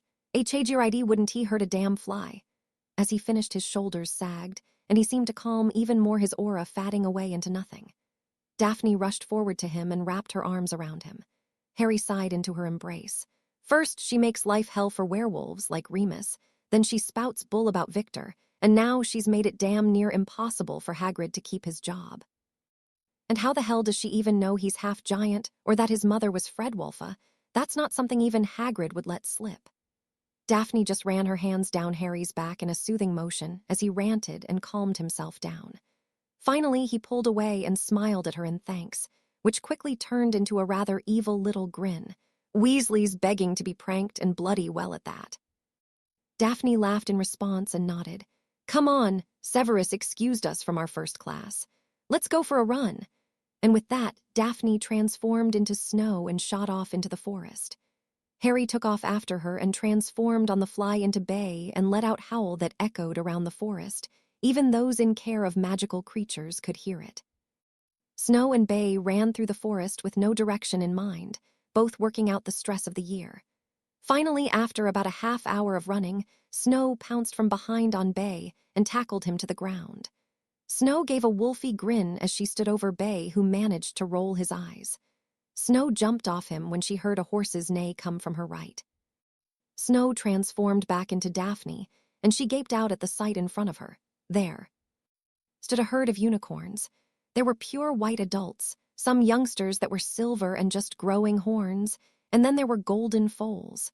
Some of the younger ones came closer to them and allowed Daphne to pet them. Harry came up behind Daphne, and some of the silver ones scattered back to their herd. The younger ones stayed and even allowed Harry to pet them. Suddenly, a gust of fire appeared, and Fox appeared and landed on Harry's shoulder and trilled to the unicorns. Upon seeing the phoenix, all the unicorns came around to Harry and Daphne. One unicorn had to be helped over by two of the other unicorns. Fox took off from his shoulder and flew around the unicorn, singing as he did. The unicorn seemed to pick up strength and came to rest at Harry and Daphne's feet. Slowly, they moved to pet the unicorn at their feet. As they were gently petting the ailing unicorn, he moved his front hoof to his horn, and amazing Daphne and Harry, the horn fell off. The unicorn moved the horn to Harry with his nose. Harry stared at in awe before gently picking it up and putting an enlargement charm on his pocket and setting it in there, carefully. Then another unicorn came over and made a small cut with its horn on the downed unicorn. A small trickle of blood started, and some other unicorns plus Fox nodded towards the wound, and Daphne quickly conjured a glass and placed it by the wound to collect the blood. Then Fox dropped a tear over the wound, which sealed itself, and then Fox dropped some tears into the glass Daphne held. Fox then landed on Harry and Daphne's shoulders, and in a swirl of flames they disappeared from the forest, and the unicorns went back to grazing. Harry and Daphne appeared in the potions lab just as the tone chimed, signaling the end of class. Harry got his bearings first and yelled out, "SIR, we need an unbreakable vial now." Severus was annoyed at the tone, but complied and pulled out a vial with the necessary charms on it. Harry summoned it to him, which earned him a scowl, but Harry ignored it and transferred the contents of the glass Daphne was holding to the unbreakable vial. It was then that Severus took note of the slivery substance. His look turned curious as he noted the substance. "Hadrian, an explanation now," Severus said, eyeing the substance. "Is that what I think it is?" Harry had finished and looked up and finally noticed his professor's annoyed look. He looked sheepishly at Severus. "Sorry, sir. When you left us, we went for a run in the forest. We ended up in a clearing with unicorns, and long story short, Fox showed up. They came over and an old one gave us its horn and blood willingly, and then Fox dropped some tears into the blood." Harry pointed to the vial. "That is probably the most potent healing substance on Earth." Harry then pulled the horn out of his pocket to show Severus. "Come into my office, and I'll get something for you to store it in," Severus said as soon as Harry finished his explanation. Severus pulled out a cherry wood box, and Harry set the horn in the box. "Severus," Salazar prompted from his spot in the painting of the four founders, as they saw him, Harry, and Daphne come into the office like a bat out of hell. "Hold on." Severus then got out a small box that had runes carved in it and set the vial of blood and tears in it. "Harry, run your hand over the runes. It will prick your hand." Harry complied, and the runes did indeed prick his hand and then glowed green. "The box will only open for you now. Take care of it." "Yes, sir." "Now, since you're here, would like to perform the mark. You both have a free period now, I believe." "You ready, Daph?" Harry asked softly, as Severus explained to the founders what was just given to Harry. Daphne smiled at him. "Yep, you go first, though," she said, holding out her wrist to Harry. Harry nodded and took out his wand and placed it to her skin with Severus watching over them. "Proteus macula." Harry's wand glowed after the last word, and he traced with his wand the drawing he had down earlier. Once he had finished tracing the design on Daphne's wrist, he continued the spell, "Portus arcesso me amor." As Harry finished the spell, Daphne's tattoo glowed a deep emerald green, and in a flash it felt to her that it sealed itself to her wrist. Daphne looked at the tattoo in awe. It was the exact shade of Harry's eyes and his aura. Now it was time for Daphne to cast the spell and mark Harry. Harry took of his robe and shirt, folding them as he took a seat.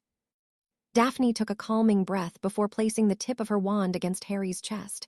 "Proteus macula," she spoke, and the wand tip glowed as it had with Harry's spell. She slowly traced out her initials on his chest in her fine script before finishing the spell, "Portus arcesso me amor."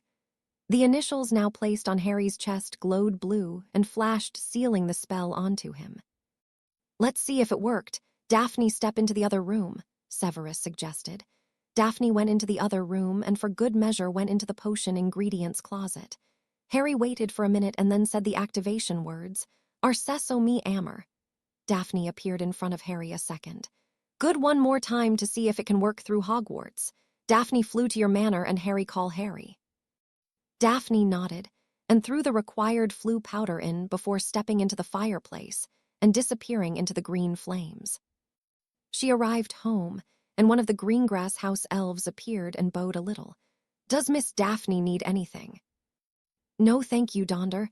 I'm just testing something out for a second, then I'll be back at Hogwarts."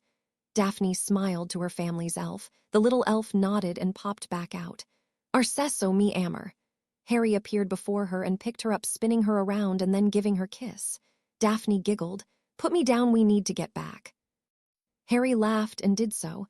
How about I flew back and then summon you? Harry asked, giving Daphne a quick kiss. Daphne nodded and groaned a little when Harry pulled back from the kiss and flew back to Severus's office. Harry arrived back and stepped out of the flue. It worked arcesso me amor. Daphne appeared in Severus's office once again. How come it worked through Hogwarts? Harry asked as they gathered their things. While you utilize the port key spell, it's not completely a port key, therefore the wards aren't guarding against it. Now off with you. You have classes, and then both of you have practice. Harry was bundled in a black winter cloak that was lined with fur as he sat next to his team, and Madame Hooch for the Durmstrang vs. Beauxbatons Quidditch match. It was only the third day of the new term, and so far it was shaping up to be a cold January. Right now, it was currently snowing on the pitch as they waited for the two teams to be announced. Lee was still going to be announcing, and Victor had said it was one of the things he was looking forward to. Apparently, Lee's sometimes off-the-wall commentary was more interesting than the professional announcers, especially when McGonagall would stop him mid-sentence. Hadrian, Cedric, Ginny pay attention to Crumb's movements, especially when he dives. He enjoys fainting as much as Hadrian does, Hooch said from her spot. Hadrian, I want you to try and figure out if there are any tells to Crumb when he faints. Do you have the recording omniculars? Yes, ma'am, Hadrian replied, as did Ginny and Draco. Ginny had been appointed to watch the game through the recording omniculars, as had Draco. Now you all know who to watch. Pay attention to their chasers. They are the best coming out of school I've ever seen. That combined with Crumb being their seeker makes them the likely winner of this match. As Hooch finished her statement, Jordan announced, and here comes the Beauxbatons team. Led by Abnai, then Delhomme, Giscard, Isaac, and Leon Rousseau, Beidou, and Barrett. The Beauxbatons team flew out to scattered applause and cheers. And for the first time, the Durmstrang team. As chasers, sixth-year cousins Dmitry Petrov, Armand Putin, and Anastasia Petrov. As beaters, fifth-year Maxim Shapko and seventh-year Alexander Vasiliev and keeper sixth-year Misha Shevchenko. And AT Seeker, the one, the only, Viktorkrum. A huge, deafening roar went through the gathered crowd. Hermione had joined the crowd in their enthusiastic embrace of Victor Krum. Damn, Myoni, you don't even get this wee Harry plays, Theo said from his seat next to her. Hermione had a V on one cheek and K on the other and was wearing a Victor Krum jersey. Sush you, Hermione said, and went back to cheering. Harry and the team laughed from their spots in front of Harry's friends. She, Ginny called, and she came over from where she was playing with Draco's hair, thoroughly annoying the proper Slytherin. Rita Skeeter is in the visitor box, the bimbo in the acid green cloak, Ginny said to she. She got an evil smile on her pixie face and flew off. Harry grinned from his spot and then laughed at Hooch's next comment. I didn't hear a thing, Madame Hooch said as she watched the teams warm up. Einwaller calls the captains to the middle of pitch. They shake and mount their brooms. And the bludgers are up, followed by the golden snitch, and Einwaller takes his broom and tosses the quaffle up. Durmstrang grabs the quaffle first. Petrov races down the pitch, passes Anna, who passes back to Armand, pass to Dmitry Scores. Durmstrang 10 to Beauxbatons 0. Leon takes it down the pitch, passes, intercepted by Armand.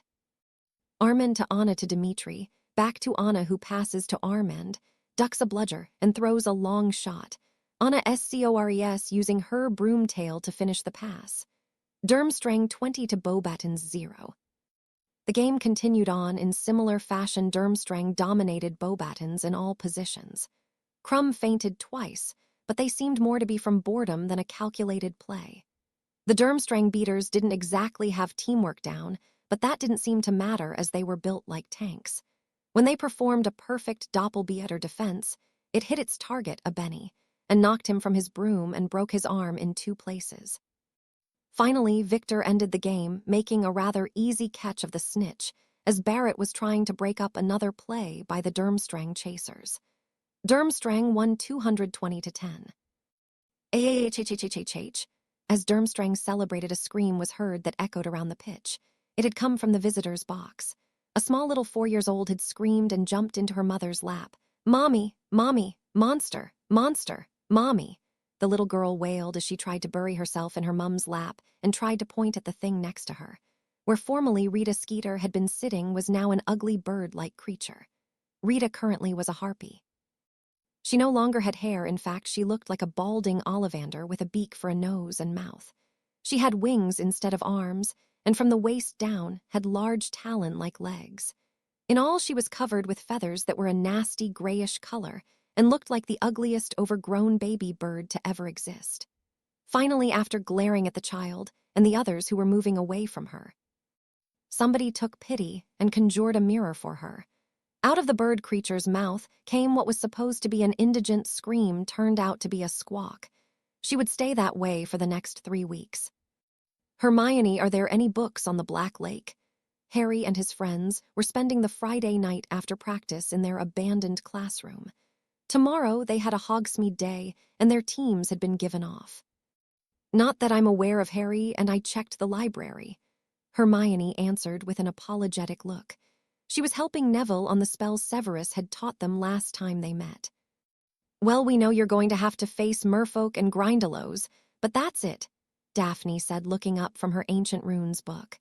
They were told to expect a quiz next week on Norse runes. Don't forget the giant squid. Blaise spoke up from his spot, lounging on a couch they had placed in the room. He was reviewing his charms notes. Yeah, but the giant squid likes Harry. Remember that time Harry fed it some toast and stopped the first years from throwing things at it, Susan added. The squid is more likely to help Harry than hinder him. Harry nodded. He was looking through a book on freshwater creatures. So far, the only other dangerous thing Harry could think of was a kelpie. There wasn't a kelpie in the Black Lake, and unless they took the one from Loch Ness, there wasn't going to be one anytime soon now. He found in a book on merfolk that they used lobelugs as weapons. The little things were poisons if they stung you. Then there were plimpies, which served as sort of a warning of merfolk. So the main problem Harry could see was finding the merviliage. For breathing underwater, he already decided to use gillyweed. It was in the book Neville had given him for Christmas. He ordered it from Slugs and Jiggers and hoped to get it by Sunday so he could start checking out the lake. So where to first? Harry asked Daphne, who was tucked into his side, and he had his arm around her shoulders. They were walking with Victor and Hermione, who were holding hands next to them. Tracy and Susan were walking on the other side of Hermione and Victor. Blaise had left with Padma earlier, and Neville was in detention along with Draco. Draco had punched the weasel in care of magical creatures after a comment about Hagrid, and then Seamus sucker punched Draco.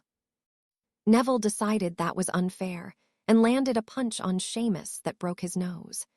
Neville and Draco were serving detention, with McGonagall and Weasley and Finnegan were serving detention with Severus. How about Dervish and Banges? Tracy suggested. They always have interesting stuff. Sounds good to me. Victor, you ever been to Hogsmeade before? Harry asked. No, but Miney Half told me stories, Victor replied.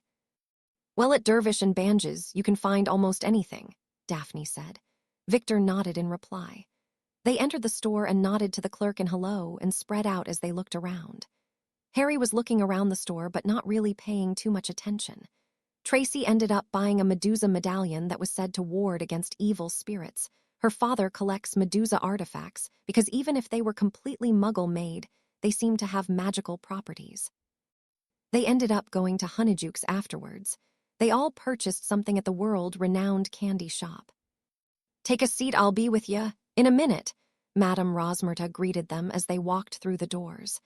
They sat down in a booth in the corner of the 3 broomsticks. As they waited, Bill Weasley and Fleur de Lacquer came in and took a seat with them. Sorry about the wait, and congrats so far, Harry, you're doing a brilliant job. You too as well. Now what can I get you? Madame Rosmerta finally got to them just as Fleur and Bill joined them.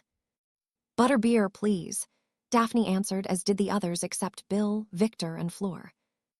Guinness, Bill said with a smile towards Rosmerta. Meads, thank you, Victor ordered. Tea, s'il-vous plate. All right, it'll just be a minute. Madame Rosmerta disappeared and came back about 2 minutes later with a tray following her that had their drinks on it. So, Harry, how long is that prank on Skeeter going to last? Bill asked, laughing into his drink at the surprised look on the others' faces. 3 weeks, Harry smirked. How'd you know it was me? I was watching the game, and I saw she right before it happened. Ginny isn't that good at potions, Bill said with a shrug. Well, I for one thank you. I have never been subjected to worse reporting, Victor said. Well, for some reason her reporting seems to run unchecked.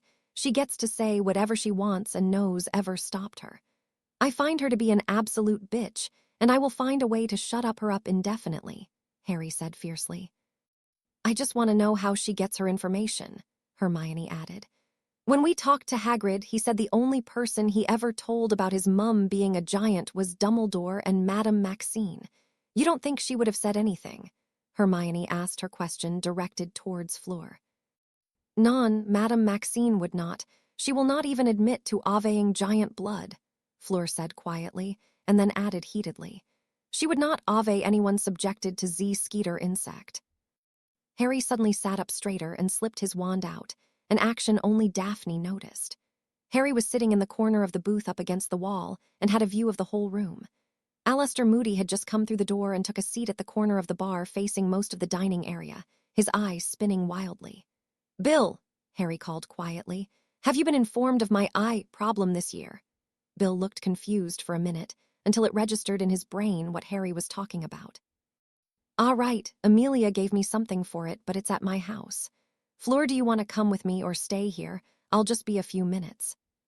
I'll go. I would like to see your house, Fleur answered, standing with Bill. All right, we'll be back with aid in a few minutes, Bill said, giving Fleur his hand, and together they left the pub, Bill spotting Mad-Eye as they walked out. About 5 minutes later, he returned with not only Fleur, but also Sirius and Amelia. Look who we found roaming Hogsmeade, apparently in search of you, Harry, Bill said as they came in. Amelia looked around and spotted Mad-Eye sitting in his corner, one eye roving the room. Excuse me for a moment. I see Alastor and need to talk to him about some Auror business, Amelia said, and turned and made her way to Alastor, who sat up straighter and took a drink of his flask. As Amelia moved towards him, both eyes became fixed to the director of the DMLE. Have you made any progress on my godson's entry into the tournament, Veteran Moody? Amelia asked, using his formal title as a training officer, something she never did. Moody had saved her life once before she became director, ever since they had been on a first-name basis. A powerful Confundus charm was placed on the cup, Madam Director, Alastor growled out in his gravelly voice. It had to have been an adult. Everyone in the castle is cleared. My money's on Karkaroff, but we can't touch him as a visiting headmaster. While he was talking still with both eyes fixed on Amelia and her movements, a shabbily dressed man approached Madame Rosmerta next to Moody on the other side. Amelia sighed. Karkaroff should have never been given a deal. At that, the man talking to Rosmerta turned abruptly and grabbed Moody up in a full Nelson headlock. Alastor's I never even had time to swirl around as the shabby man didn't reach for a weapon. As soon as he was in the headlock, Amelia flicked her wand out and fired a silent binding cures on Mad-Eye, and then stunned him for good measure. Well done, trainee Tonks, Amelia said to the shabbily dressed man, who morphed into the familiar visage of Nymphadora Tonks, pink hair and all. Thanks, boss, Tonks replied with a wink. Sirius moved over with Harry following him. Auror business, go back to your drinks, Sirius barked out in an unusually serious and commanding tone. The crowd listened, but kept eyeing them and whispering until they escorted the stunned and bound body of Mad-Eye Moody out of the bar. Sorry about the disturbance, Rosmerta. Rosmerta just sighed and waved him off, one of the drawbacks of owning a pub. Sirius and the others joined Amelia and Nymphadora outside the back of the 3 broomsticks. We're going to portkey him in and throw him in a cell for him to change back. If anybody asks, just say it has to do with the incident from this summer, all right? Amelia said, looking at the gathered teens plus Bill. They all nodded in response. Hopefully this will get through to Cornelius, but don't count on it, he's growing more paranoid by the minute. With that, they portkeyed away from Hogsmeade. Harry, look at this, Tracy said from across the Slytherin table, handing Harry the paper. Harry flipped it so both he and Daphne could read. Mix up ATHOGWRTS, STUDNTS taught by Death Eater. On Saturday, January 16th, Madam Black, the director of Department of Magical Law Enforcement, herself went to Hogsmeade and arrested veteran Auror Alastair, Mad-Eye Moody. Alastair Moody has been on the books as this year's defense against the dark arts professor at Hogwarts. However, in an astonishing twist, Alastair Moody has never taught a day at Hogwarts. An hour after arriving in a ministry holding cell in the Auror department, Alastair, Mad-Eye, Moody morphed into none other than Bartimus Crouch Jr., the supposed dead inmate of Azkaban prison. Crouch Jr. was famously convicted for the taking part in the torture of Aurors Frank and Alice Longbottom to life in Azkaban prison by none other than his father Bartimus Crouch Sr., former head of Department of Magical Law Enforcement and current head of the Department of International Cooperation. Bartimus Crouch Jr. was interrogated, much of which remains classified information, by Madam Black, Auror First Class Kingsley Shacklebolt, and observed by Reserve Auror Sirius Black and Auror Trainee Nymphadora Tonks. What we can release to you is below. It should be noted that at the Daily Prophet we cleaned up his language and pieced it together to be more coherent. Q. How did you escape Azkaban? A. My mother convinced my father to help me. When she was dying, they came to visit. We used the Polyjuice potion to switch places. She died while still polyjuiced, making you idiots think I was dead. Q. What happened after your escape from Azkaban? A. My father kept me under the Imperious Curse to control me for over 10 years. He was no match for my master, though, who freed me, his faithful. Q. How did you come to impersonate Alastair Moody? A. My master came across information that he would be teaching at Hogwarts. I was sent along with another. We overwhelmed him. I took his place and came to Hogwarts. Q. Why Hogwarts? A. Harry Potter is there. My master has plans for the boy. I entered him in the tournament as per my master's orders. Q. What are your master's plans? A. I have not been told yet. He does not want them discovered if I was captured. Someone else will take my place. Q. Where is Alastair Moody? A. Locked in his trunk. That is all of the interview that has not been classified as a state secret by the ministry. Alastair Moody was retrieved over the weekend and will take up his post as defense against the dark arts professor, as his contract says. Moody will remain throughout the year and then return to training Aurors. As for Bartimus Crouch Jr., he was given the kiss by an Azkaban Dementor as soon as Minister Fudge was notified of his escape and capture. Currently, the minister has issued a decree that Bartimus Crouch Jr. was insane from prolonged exposure to the Imperious, and that Bartimus Crouch Sr. is to be captured for questioning on site. Currently, the wayward head of the Department of International Cooperation is missing. No one is currently aware of what has happened to Crouch Sr. He had been reported as sick and home on leave, acting through his subordinates. When a search of his home was completed, he was found to be absent. A search is underway, but nothing has turned up. So now the question is where Crouch Sr. is dead, serving this same mysterious master, or simply running from his actions. Article by Raymond Peakes. Harry put the article down with a sigh. Fudge is going to bury this. My thoughts too, Tracy answered, and Daphne nodded. I don't get it. Why is Fudge trying to discount this instead of prepare? Hermione asked. Myoni, that's a question you need to ask Sirius or Amelia, or hell anybody who lived through the First War, Blaise answered. It was a complete different atmosphere, one of terror that was never seen in Great Britain before. Nobody wants to go back to that. He's right. Even with Grindelwald and World War II, Britain wasn't invaded. Grindelwald was focused more on the continent, and though Hitler bombed our country, he never came close to invading. He turned to Russia instead, Tracy added. Hermione nodded but still wanted to talk with Sirius or Amelia further. Chapter 26, The Second Task. Ulrig, everyone settle down, Hagrid said. He decided to take Harry and his friend's advice and come back to class. Hagrid was thoroughly impressed that a Malfoy had defended him and decided he owed it to the students to come back. We're going to keep on Wit, the unicorn's fur now, Hagrid announced, and the entire class sighed in relief. Hagrid, can I talk you after dinner tonight? Harry asked as the class ended, and the others were gathering their stuff. "Sure, Harry, Juice, come on down," Hagrid replied to him with a wave as they started to walk off. "Hey guys," Hermione, Tracy, and Susan called to them as they came in from care of magical creatures. "How was Hagrid's first class back?" "Great, he didn't bring back the Scroots, so that was good," Daphne answered. Good, so we've got charms, come on." "She's like a drill instructor sometimes," Blaise murmured to Harry, who snickered, earning both boys a slap upside the back of their heads. Severus, who was walking past, laughed aloud, causing a first-year watching to faint from shock and another to gape openly at the bat from the dungeon. Severus sneered, 5 points from Ravenclaw for fainting. The Slytherin fourth years laughed while Hermione sighed and rolled her eyes. That night Harry went to sleep rather early, his thoughts still on Crouch Jr. and Voldemort. The new Marauders had been called down to Severus's office to discuss what Crouch had revealed that wasn't in the paper. The master he spoke of was indeed Voldemort, and the other servant who helped with Moody's capture was Wormtail. Moody had been released, debriefed, and given a large bottle of fire whiskey. Harry was more focused on the fact that Voldemort didn't tell Crouch Jr.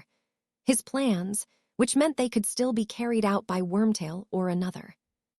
"Welcome to the next dueling competition between BAUBXDONS and HOGWARTS," announced Bagman, who had taken over the whole tournament in Crouch Sr.'s place, who had yet to be found. Amelia and the others were convinced he was most likely dead, killed by Voldemort. She was working on convincing Fudge to act, but it was proving to be extremely difficult. The minister and his undersecretary were refusing to believe anything other than Barty Crouch Jr. was insane. "Today's matchups promise to be thrilling," Bagman announced with glee. "The first matchup will be Olivier Lefevre of Beauxbatons against Blaise Zabini of Hogwarts." A cheer rang out through the crowds as the duelists made their way to the dueling platform. Blaise bowed to his opponent, only slightly tipping his head forward, whereas Olivier gave a deep sweeping bow. Blaise had to stop himself from snorting. As the French teen came up from his bow, Bagman shouted to begin the match, and Blaise fired off a silent spell as soon as the word, "begin," left Bagman's mouth. The silent Defindo shot out of Blaise's wand at lightning speed. The French 7th year ducked the silver spell with surprise, not expecting it from the 4th year. Blaise cast a reducto at the French teen's feet as soon as the boy ducked his first spell. Olivier was thrown from his feet and quickly cast a bright red shield that quickly proved useful as several of Blaise's spells impacted it. Olivier scrambled to his feet and started casting back while dodging Blaise's spells. Blaise dodged a reducto thrown at him and cast back with a Defodio. He overpowered it, and it slammed through Olivier's shield and left him no time to dodge.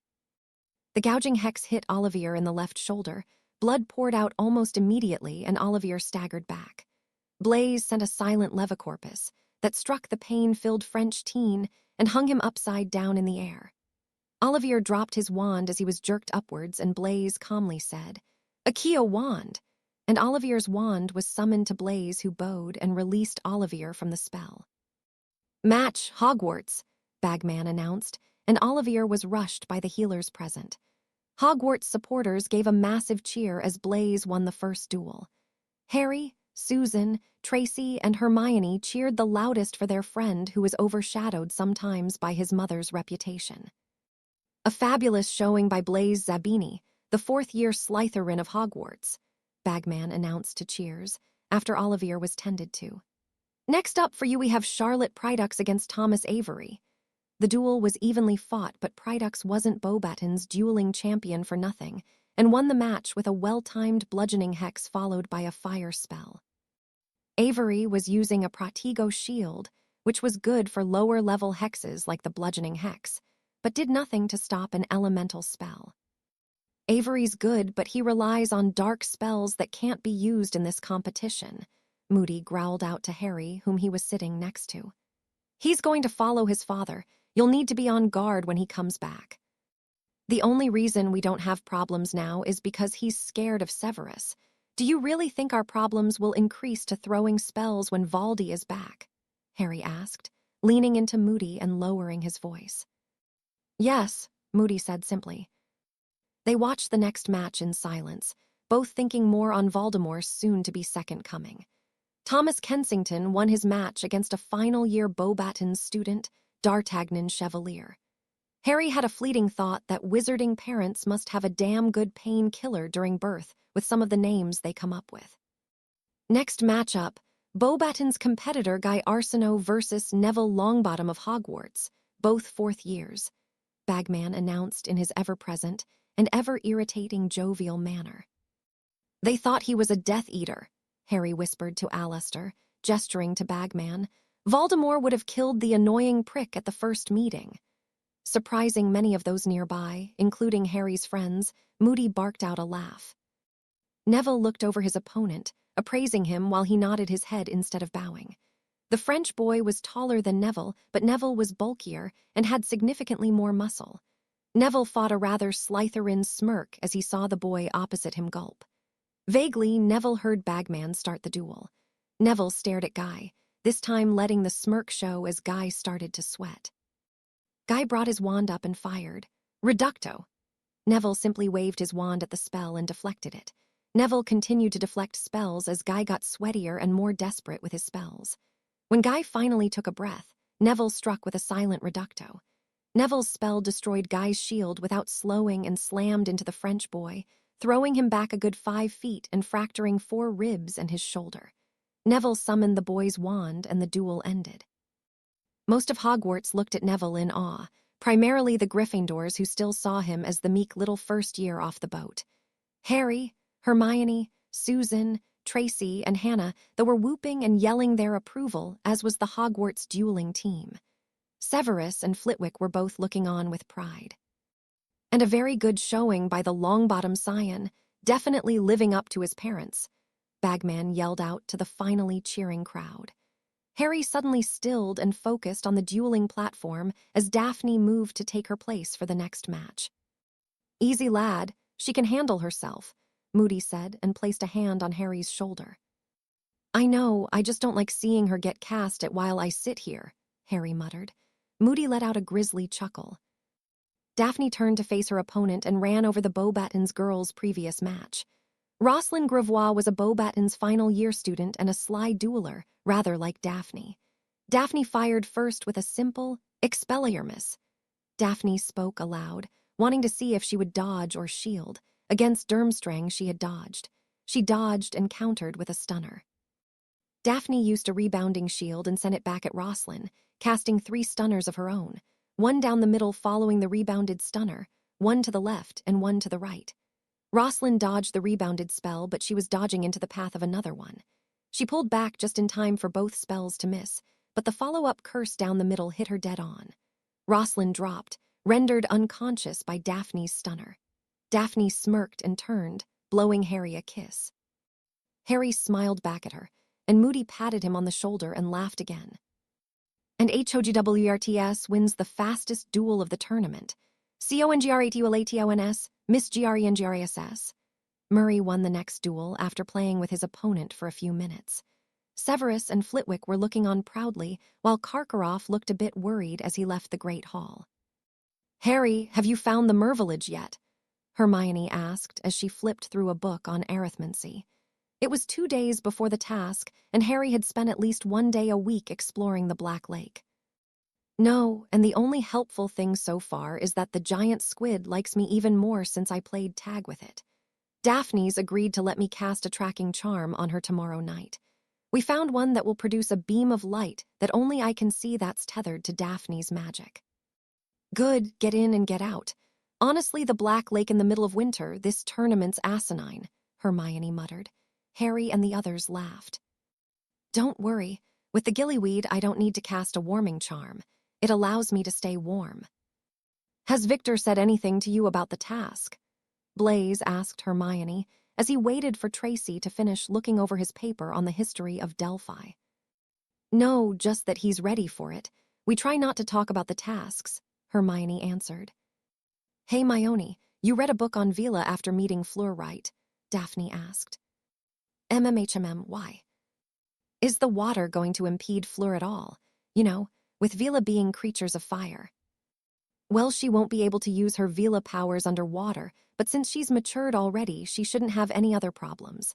Vila that haven't matured yet, though, have to watch the time they spend immersed in water.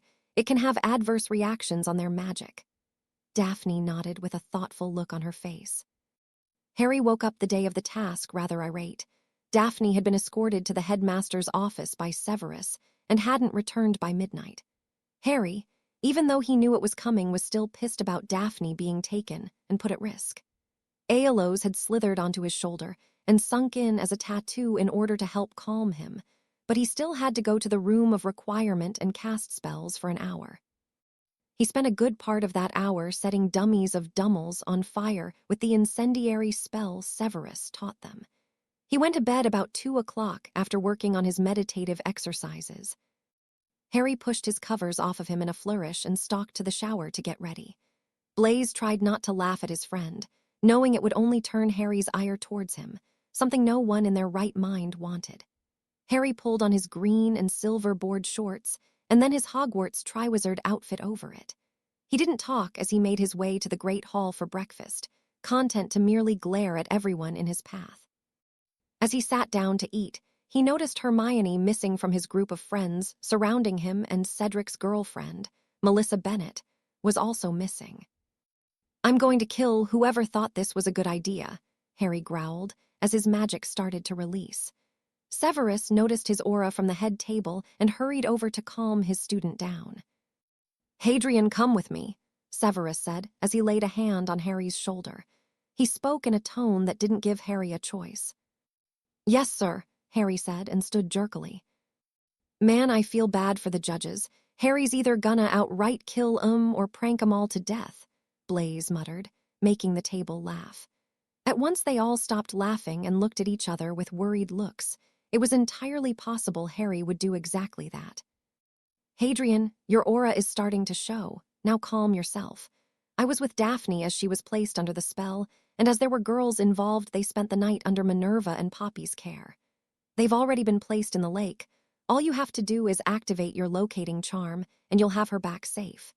Use some of your meditative exercises. You're acting like a bloody Gryffindor.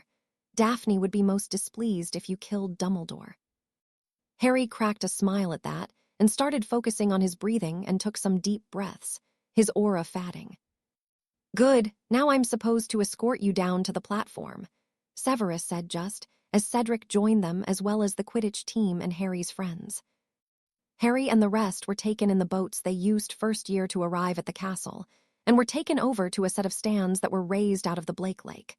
There were stands surrounding the platform that Cedric, Harry, Neville, Blaise, Tracy, and Susan were taken to. The Quidditch team plus Hannah, Aoife, and Astoria went up a little ways to the stands. "How are they even going to see?" Harry asked, motioning to the murky lake that aptly earned its name. "A charm has been placed around the Mervillage, similar to the one at the Quidditch World Cup," Severus answered and gestured to where workers were placing the finishing touches on a screen a little ways off. As they talked, Victor and a few of his friends plus Karkaroff came over to the platform on the boats. Karkaroff and Severus had a stare down that Severus one when Karkaroff flinched away. "Bloody coward," Severus muttered, and Harry, being the only one to hear, smirked. Cedric nodded to Victor, who returned it, but Harry moved over to the Bulgarian, who was quite a bit bigger than him, and pulled him off to the side. "Just to let you know," Harry started, "if you don't bring Hermione back unharmed, I'll kill you," Harry finished in a deadly tone. Victor simply nodded to Harry before moving away. Swatting at a nearby bug, the rest of the school came out, as did the judges, but they were still waiting on Fleur to arrive. Madame Maxime had already arrived and was looking rather put out. When Fleur finally arrived riding a boat with 2 friends from Beauxbatons, Harry immediately noticed she was a nervous wreck. Fleur's hair was all over the place and her eyes were red. One of her friends was whispering to her in French, while the other was rubbing her arms and shoulders. Tracy and Susan moved over to her, Susan asking in French what was wrong. Fleur was too upset to try and speak English. Susan and Tracy gasped, Tracy staying by Fleur, but Susan moved over to where Harry and the boys stood watching. "They took Gabrielle as Fleur's hostage," Susan spoke softly, but with urgency in her tone. "Bloody hell, our ministry is full of idiots," Harry said fiercely and turned to Severus. "How long have they been underwater?" "About 3 hours now," Severus answered, looking confused before it dawned on him. "Why the hell didn't Maxime say anything? We can't communicate with the merfolk until the task is over due to a spell." "Ask Fleur how long Gabrielle can be underwater," Harry said to Susan. Susan nodded and moved over to Fleur, who looked even more panicked than before. "She doesn't know, and she's panicking even more. The cold water is worse than warm water for Gabai's magic." "Damn, if Fleur can't continue in the task, message me with you, Patronus. If I leave Gabai down there, Bill will kill me. So will Ginny." Severus nodded his approval as the three heads came over with Bagman and Monroe Clegg, the new head of the International Department of Magical Cooperation. Severus leveled a glare on Maxime and the other judges. They shrunk back at the ex-Death Eater's glaze. Dumbledore cleared his throat, and the students around them snickered as they saw the adults flinching under the glare they had learned to live with by 3rd year at the most.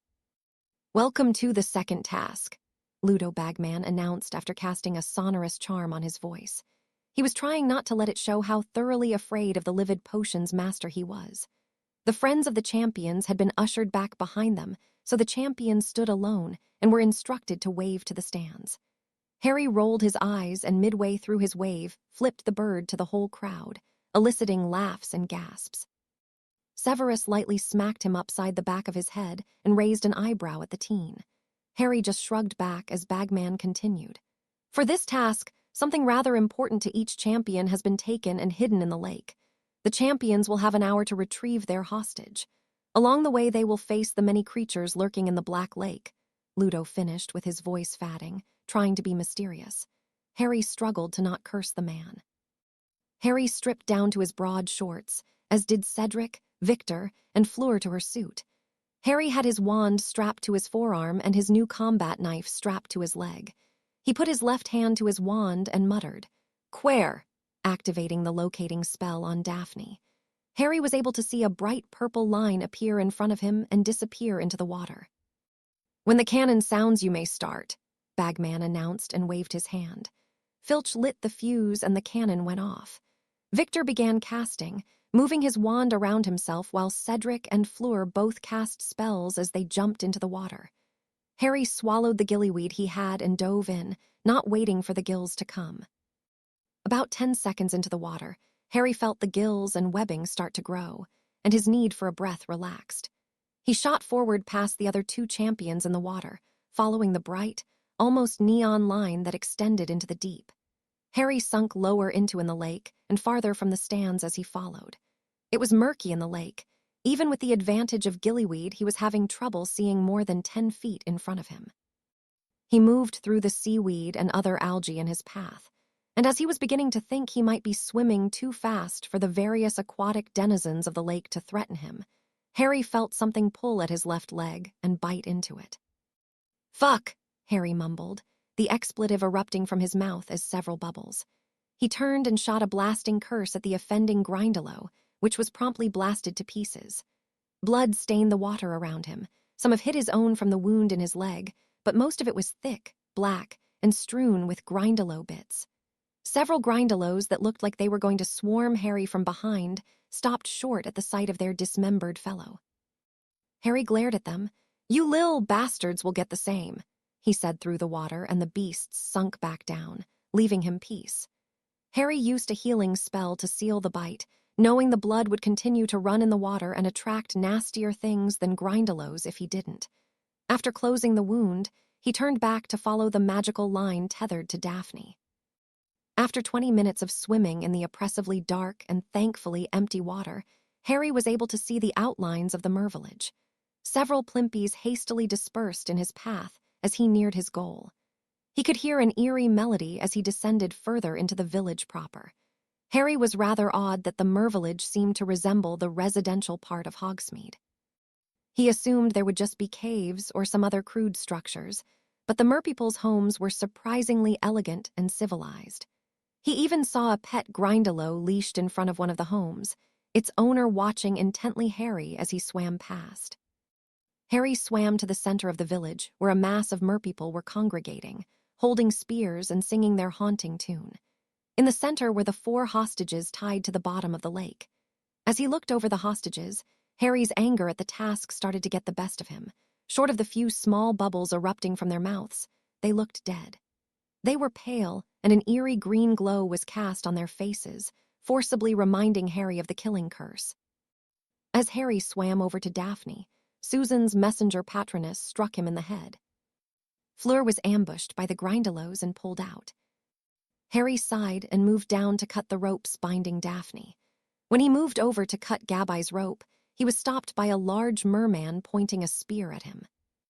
"Only one," the merman hissed out and jabbed the spear forward a bit to make his point. Harry, who was already pissed, let his aura flare and placed his knife back in the ankle holder, drawing his wand instead. "Get out of my way," Harry said. The venom in his voice was mottled by the water, but the tip of his wand glowing an angry red seemed to get his point across just the same. The merman took the hint and backed off fearfully, as did the others. Harry used his wand this time to cut Gabby's rope. He grabbed the small girl under the arm and swam over to Daphne. He gathered her up as well and started kicking. He made his way slowly out of the mervillage and saw Cedric swim by giving him an odd look at the 2 hostages he had. Then Harry had to separate himself with a jerk from Gabby to move both of them out of the way of a shark man thing. Before he lashed out with a spell, he noticed the swim trunks on the lower half of it, indicating it was Crumb. Grumbling to himself, he caught Gabby's arm again and started up. He swam much slower with the 2 girls and was quickly growing frustrated at the enormous distance he still had to cover to the surface. He felt a disturbance in the water behind him and knew he was about to be attacked again. He turned and caught a fleeting glimpse of a long, pale appendage shooting towards him before he was struck hard in the back, propelling him and the 2 girls all the way up and out of the water a few feet. As they landed back down, both Gabby and Daphne spluttered as they woke to bone-chilling water soaking them. Gabby, not one for water and feeling lightheaded, started panicking and latched onto Harry while rapidly speaking French. Daphne swam the couple feet she was separated from them and started to speak to Gabby as Harry and her started back to the platform and the cheering crowd about 20 feet away. "SHH, Gabby, it's okay. Harry's got you and we're going to get you out of the water." Daphne murmured the words over and over in an effort to calm the understandably frightened little Vila. Harry, with Daphne's help, got Gabby back to the platform with just a bit of difficulty. Fleur pulled her sister up and off Harry and wrapped her in a large, fluffy blanket and pulled her in for a hug, casting warming charms and drying charms over and over again on the shivering girl. Daphne was helped from the water by Blaze and Neville, and then given a fluffy towel by Susan, as Tracy cast a drying charm on her friend. "You've got about 5 minutes left, Hadrian," Severus spoke, as he looked down to where Harry was still in the water due to the gills. Harry nodded and kept his neck where the gills were under the water, though he held onto the platform. Daphne came over to the edge so she could talk to him, as did his friends. "Nice job, Harry. You're the first one out," Susan congratulated him. Daphne was smiling at him and looked to be waiting impatiently for him to get out of the water. Fleur, Harry noticed, was fussing over Gabby and ignoring Madame Pomfrey, who was trying to look over both girls. Fleur, though she was cut up and still bleeding from the Grindylow assault, refused treatment until Pomfrey was finished with Gabrielle. Madame Pomfrey ran her wand over Gabrielle, who was looking pale and woozy. "Severus, I need a pepper-up potion," Madame Pomfrey said. Severus pulled a potion out of his robe pocket and handed it over. Madame Pomfrey got Gabrielle to swallow the potion, and the usual steam came out, but the girl's condition didn't look to be improving. While Pomfrey continued to wave her wand over Gabrielle, Cedric surfaced with his hostage. "I need to take her to the hospital wing," Madame Pomfrey said, giving the judges a glare. "Severus, can you handle the others for me?" Severus nodded in reply, and Madame Pomfrey ushered Fleur and Gabrielle into a boat and made for the castle, Gabby wrapped in Fleur's arms. Harry felt the effects of the gillyweed fatting just as Cedric and Melissa made it to the platform. Cedric and Melissa were helped up by Blaze and Neville, while Harry swung himself up onto the platform. They were immediately hit with drying and warming charms and given thick, fluffy towels like the others. Severus checked all 3 over for injuries and found them all fine, though both Harry and Cedric had a couple marks left over from the grindelows. Daphne launched herself at Harry and grabbed him by his hair, pulling him down into a heated kiss. Severus and the other adults cleared their throats before the kiss could go very far, though. When they separated, neither looked the least bit ashamed or sorry, and they could hear wolf whistles from the crowd. Melissa looked like she would have liked to be doing the same to Cedric if it weren't for the surroundings. "Nice job, Harry. What did you use?" Cedric asked, but was interrupted by the crowd giving another loud cheer. Victor and Hermione surfaced. Victor canceling his spell and his head reforming made for an odd sight. Hermione hugged Victor before they swam over to the platform. They were helped out of the water by the others and given the same treatment, though Victor required a healing spell and pain-numbing potion from Severus. "Merman stabbed me," Victor said, gesturing to his shoulder. "Vaught I vas a real shark, damn fish." Victor's shoulder had a stab wound about an inch deep, but Severus was able to close it easily. "Thank you." Severus nodded and turned to make sure Hermione was all right.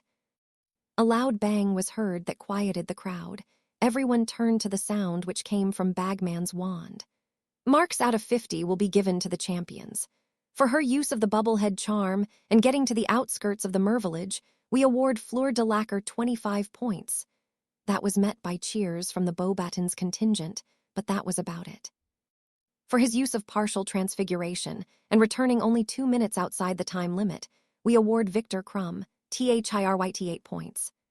Again cheers went up, louder than the ones for Fleur.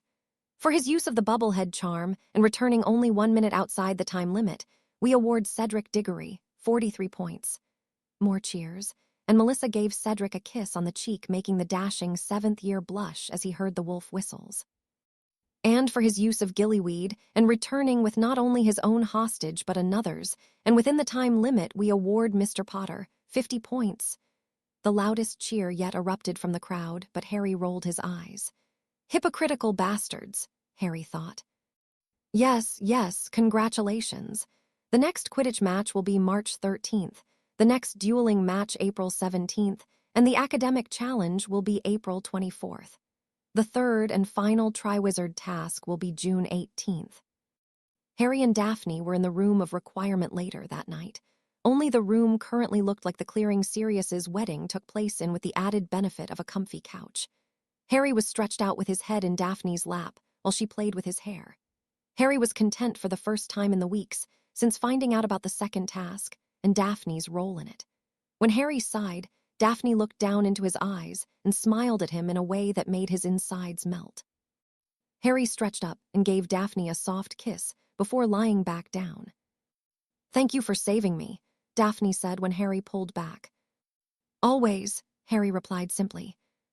Daphne smiled and then started snickering as she thought of the aftermath of the task. Harry gave her a look. "I was just thinking about Madame Pomfrey completely tearing all the heads and judges a new one." Harry's crooked grin was in full force as he laughed in agreement. Once everyone had gotten back to the castle, Madame Pomfrey had insisted on seeing the contestants as well as the judges. The champions she wanted to look over for herself and see if anything needed healing outside Severus's expertise. The judges and heads of the 3 schools were almost reduced to tears of shame and stupidity. Bagman actually was, as Madame Pomfrey ripped them to shreds over Gabrielle's condition. Ultimately, Gabby would be fine, but for the next few days, she was going to need to be kept inside and near a fire to help her magic rebound from the exposure to the icy lake. Seeing Madame Pomfrey's tirade was the only thing that kept Harry from finding out which judge's idea the second task was, and giving them a swift kick in the balls. "Yeah, that was pretty good," Harry chuckled. "What do you think Draco and his mum are going to do?" Draco and Narcissa had been trying to decide if they were going to keep Malfoy Manor. It held no real ties for Narcissa, but for Draco it was home. The problem was, Voldemort had access to it and would expect Draco and Narcissa's help. "I doubt Draco will destroy it or sell it," Daphne said, "despite that fact that he says he wants to and Narcissa wants it destroyed.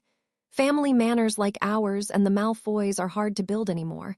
There just simply isn't the space, and Muggles populate too much of the land." Harry looked at her questioningly, and Daphne rolled her eyes. "Most family manors have vast grounds for 2 purposes: It keeps muggles away, and because of the magic in the manor, magical beings, plant life, and so forth are attracted to it. They're probably just going to empty it of everything they want and close it up until Voldemort is good and dead. Harry just nodded. Sirius wants to clean out his parents' home. He finally decided. I think he's going to offer it to Narcissa. Harry sat up and pulled Daphne into his side with his arms wrapped around her. Daphne sighed contentedly and laid her head on his chest. Where is Sirius's home? The Blacks sold their manor a few centuries ago, if I remember correctly. It's in London, and apparently needs a lot of work. Sirius wants to redo the whole house, said he hates the damn place. Why? It reminds him of his mother, Harry said, laughing. Daphne giggled and then reached her hands up behind Harry's neck and brought his lips down to hers. "Enough talking," Daphne murmured against his lips and then pressed hers to his. Harry pulled Daphne onto his lap so she was straddling him. Daphne deepened the kiss and slipped her tongue into Harry's mouth, taking control. Daphne's tongue played in Harry's mouth for a minute or so before she moved her mouth down to his neck. Harry moaned as Daphne kissed and licked on his neck before moving her hands down to his shirt. Harry lifted his arms and Daphne pulled his t-shirt up over his head. Daphne leaned back and looked her fiancé over with appreciation. "Like what you see?" Harry asked, waggling his eyebrows. Daphne licked her lips, making Harry groan. She smirked and kissed her way around Harry's chest, tracing the scars littering his body. Harry would suck in a breath every time she hit a scar, growing harder each time. Harry pulled her head back to his and immediately claimed her lips in a harsh kiss. Daphne moaned into Harry's mouth as his tongue dominated hers. Daphne rolled her hips into his and they both moaned louder. Harry moved his hands down to the hem of Daphne's shirt and ran his hands over the skin of her hips, making her buck into him again, before he lifted her shirt over her head. Daphne pulled back from Harry and bucked her hips again, getting his attention, and Harry looked up into her eyes. Daphne smiled and reached behind her, undoing her bra, and let it slip to the floor. Harry pulled her back into him and kissed her lips, then slowly brought his lips down Daphne's neck, stopping to amuse himself with the spot behind her ear as he thrust his hips into her. Daphne was slowly melting as Harry continued to kiss and suck his way down her neck and to her breasts. Daphne and Harry were moving in sync, thrusting and pushing against each other as Harry moved his mouth to her breasts. Harry's mouth closed around her left nipple as he brought his hand up to massage her other breast. "Oh God, Harry," Daphne moaned as her head fell onto his shoulder and she kissed his collarbone. Harry moved his mouth to her other breast and repeated his treatment with his mouth and tongue. Daphne was bucking widely into Harry as she moved closer to her climax. She was moaning and panting as she felt it building within her as they moved. She raked her nails down Harry's back and rolled her hips into him as she screamed out, "Harry!" At the same, Harry thrust up and groaned out his own climax. Harry slowly stopped his ministrations and moved his kisses back up her neck and to her lips. Their kissing was now short and sweet as Harry moved them, so they were lying down on the couch. Harry absently waved his hand, cleaning the mess in his pants as he wrapped his arms around Daphne as they lay facing each other. The room conjured a blanket, and it draped across them as they drifted to sleep. Chapter 27. Quidditch Championship. It was Saturday after the second task, and a Hogsmeade weekend, but Harry, Draco, Blaise, and Severus would not be going to Hogsmeade. They were going to Malfoy Manor to help pack up the manor. Draco had decided to just pack up what they wanted away from the Dark Lord and otherwise close up the manor. They were also going to leave a few surprises for the Dark Lord and his followers should they seek shelter at Malfoy Manor. Sirius, Amelia, Remus, Narcissa, Bill, Andromeda, and Ted Tonks would be meeting them there. The rest were going to Hogsmeade, though Daphne wanted to go with them, but Severus said Malfoy Manor was too dangerous. The only reason Harry and Blaise were going because of their ability to sense the Dark Lord's magic. "Are you all ready?" Severus asked as the three boys walked into his office. Draco nodded, looking paler than normal. Harry and Blaise both looked determined as they nodded. "The flu address for Malfoy Manor is Serpentine Manor," Draco said, and picked up the flu powder, tossing it in and repeating the address as he stepped into the green flames and disappeared. The others following Severus, casting, locking charms on his office when he left. "Welcome to Malfoy Manor," Draco said with a flourish. Narcissa shook her head and also greeted the newcomers. Harry looked around the entrance hall and noticed it was similar to Potter Manor but smaller and darker in color. It was done in black and white marble, and the walls had green accents. Narcissa clapped her hands, gathering everyone's attention. "Okay, Dobby, our house elf," she said, nodding toward Draco. "With the help of Mips, Dips, and Nips, are going to be packing away the clothes and furniture we want to bring with us. Ted, Andy, and myself are going to go through the library and sort through the books. Most can be left, but we'll be taking the darker books, rare books, and Malfoy family books. Bill, I would like you to go with Draco and show him how to put the paintings and statues into stasis, and then the ones that can't be moved place under protective wards." Bill nodded. "Severus and Sirius are going to take Hadrian and Blaze into the hidden room. You two can box up those items in there and either have an elf take them to Gringotts or you can destroy them. You can join us in the library when you're finished." They all nodded and moved to their areas around the house. Draco and Bill headed outside first to start in the gardens. Severus took Sirius, Harry, and Blaze to the Malfoy family drawing room. He banished a tapestry on the floor and moved his wand over in a complicated motion, chanting in Latin. Runes glowed on the floor after a minute, and a door appeared and slid open across the floor, revealing a staircase. They moved down the stairs and into a large underground cellar that housed a variety of objects. "It would be something belonging to the founders, if my research is correct," Severus observed. "Try not to touch anything without getting an okay from myself or Sirius." Harry and Blaze nodded and moved to separate sides of the large cellar. Sirius went with Harry and Severus with Blaze. Blaze and Harry stretched out their magic, trying to sense Voldemort's eerie and revolting magic. It was complicated by the many dark objects in the room, but as they moved throughout the room, not one object held Voldemort's aura. "Nothing," Harry and Blaze said in unison. "All right," Severus sighed. "Use your wand to move the smaller objects like the necklaces, rings, and pendants into some of these trunks Narcissa provided. Sirius and I will go through the larger items." It took about an hour to go through the objects in the cellar. Some were just borderline that many people frowned upon but were not illegal. Others were flat out illegal, not to mention murderous in some cases. There were poisons and more poisons. Severus wondered what exactly Lucius was planning on doing with them. Enchanted daggers, which stole magic from the one stabbed, and daggers that had bleeding runes inlaid in them, one nick and the victim would bleed out. Dark tomes that had blood rituals of the worst kind, something Voldemort would no doubt want. Severus even recognized a few that Voldemort had performed. The best find, though, was a ledger of sorts from Borgin and Burke's that dated back to when the Voldemort worked there. "Some of these need to be destroyed," Sirius spoke as they collect the things they were keeping.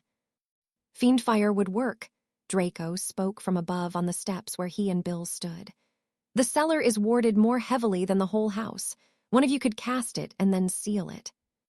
"Are you sure, Dragon?"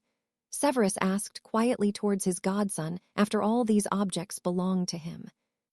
"Yes, I don't want it, and I can't imagine any of my descendants needing these," Draco said, and then added quietly, "At least I would hope so."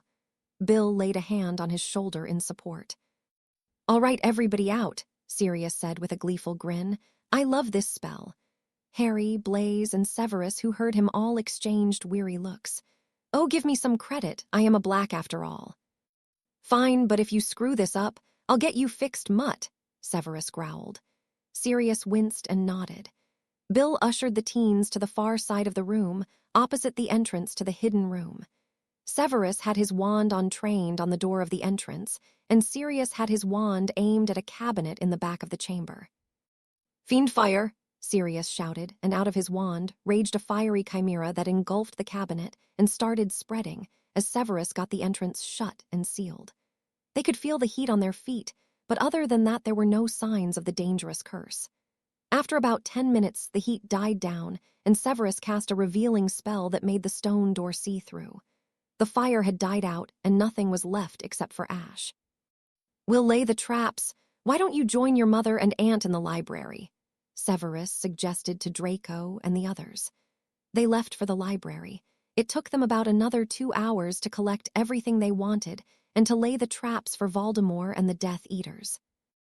They arrived back at Hogwarts at 6 that night after eating with Narcissa, Andromeda, and Ted. They arrived back at Hogwarts smiling at a joke Sirius told right before they left, but the smiles faded as soon as they saw Daphne, Tracy, Susan, Neville, Hannah, and Padma Patil. Daphne had a split lip and Tracy had her wrist wrapped. The others had looks that ranged from anger, worry, and numerousness. Harry took one look at Daphne and his smile melted from his face and was replaced with cold, hard visage that had Hannah and Padma flinching, never having seen him like that. Harry calmly, eerily over to Daphne and tenderly took her chin in his hand, looking at her lip and then in her eyes. "Are you okay?" Daphne nodded. "Good," Harry replied tenderly before his voice turned to ice. What happened? Everyone but Daphne flinched away as his magic flared and wrapped around Daphne. Daphne felt comforted by the magic as it healed her lip and spoke.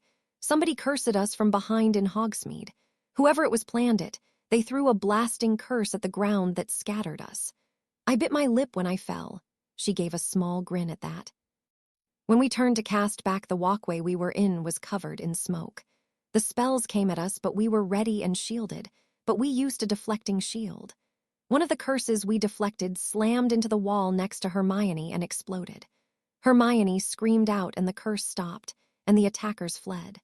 One of them yelped, though, having gotten hit with Victor's bone-exploding curse. Hermione's in the hospital wing. One of the fragments from the building hit her in the throat. She lost a lot of blood.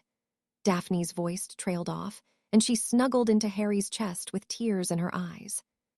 She was cut up by the fragments badly. Some of them were embedded. Madame Pomfrey's furious, Neville finished where Daphne left off. So far no one has showed up to the hospital wing with any other injuries. Victor's with her right now. Padma has some interesting information. Neville was shaking, trying to contain his rage, and Hannah placed her hand in his, trying to settle him. Padma wrung her hands as she looked at the faces of Professor Snape, Blaise, Draco, and Harry in worry. Their faces were blank, but their jaws were clenched in anger. "I think one of the attackers might have been Malachi Edgecombe." "Edgecombe? Why him? He's a raven like Maione," Neville said. "Yes, but he's also Death Eater material," Severus spoke. Padma nodded. "And he's been one of the angriest that Hermione, a Muggle-born 4th year, beat out pureblood 5th, 6th, and 7th years. There's been whisper around the Ravenclaw common room about it." "Why hasn't she told us?" Blaise asked. "Hermione doesn't spend a lot of time in the common room. She's usually with you guys in the library or with Victor lately. She hasn't heard it. I only did a couple nights ago, and I don't think I was supposed to." "Thanks, Padma," Blaise said and gave her a quick kiss as she stood to leave. "Hermione's a friend," Padma replied with a shrug. "A loss," Harry hissed out, and the snake rose out of his arm and slithered out of his t-shirt. "I will be able to SSS smell them out if you take me to the alleyway." Aeolus hissed back in response to his thoughts she had heard before she came out of her tattoo form. "Daphne and I are going to go to the alley with Aeolus. She's going to try and get the scent of the attackers, and we can try in our wolf form." "Do you think anyone will show up at the hospital wing?" Susan asked. "Yes, but they will most likely claim it happened falling from a broom or some other way," Severus answered. "I'll go talk with Phileas to see what is being done by Dumbledore." "Regardless, this is personal. We will deal with them," Harry said fiercely, and the others nodded. Severus smirked. "I expect nothing less." They relaxed slightly at Severus's answer, and then Blaise spoke. "We're going to sit with Hermione while you guys check it out." Harry and Daphne made their way out of the castle using the secret passageway to Honeydukes. They slipped into the store using the invisibility cloak and through the town. "We were over here. Rita Skeeter was out, so we were going to slip into the 3 broomsticks using the back door," Daphne said, pointing out the alleyway. "They must have been following you," Harry said as they entered. Aeolus slithered down from around Harry's waist and started examining the alleyway, tongue flicking in and out. Harry cast a notice me not charm on the alley, and Snow and Bay joined Aeolus, sniffing around. Harry almost immediately started growling at one side of the alley. Snow came over to him and started growling as she recognized 2 scents. They often came across in the Slytherin common room after runs, Warrington and his girlfriend Jasmine Gibbons.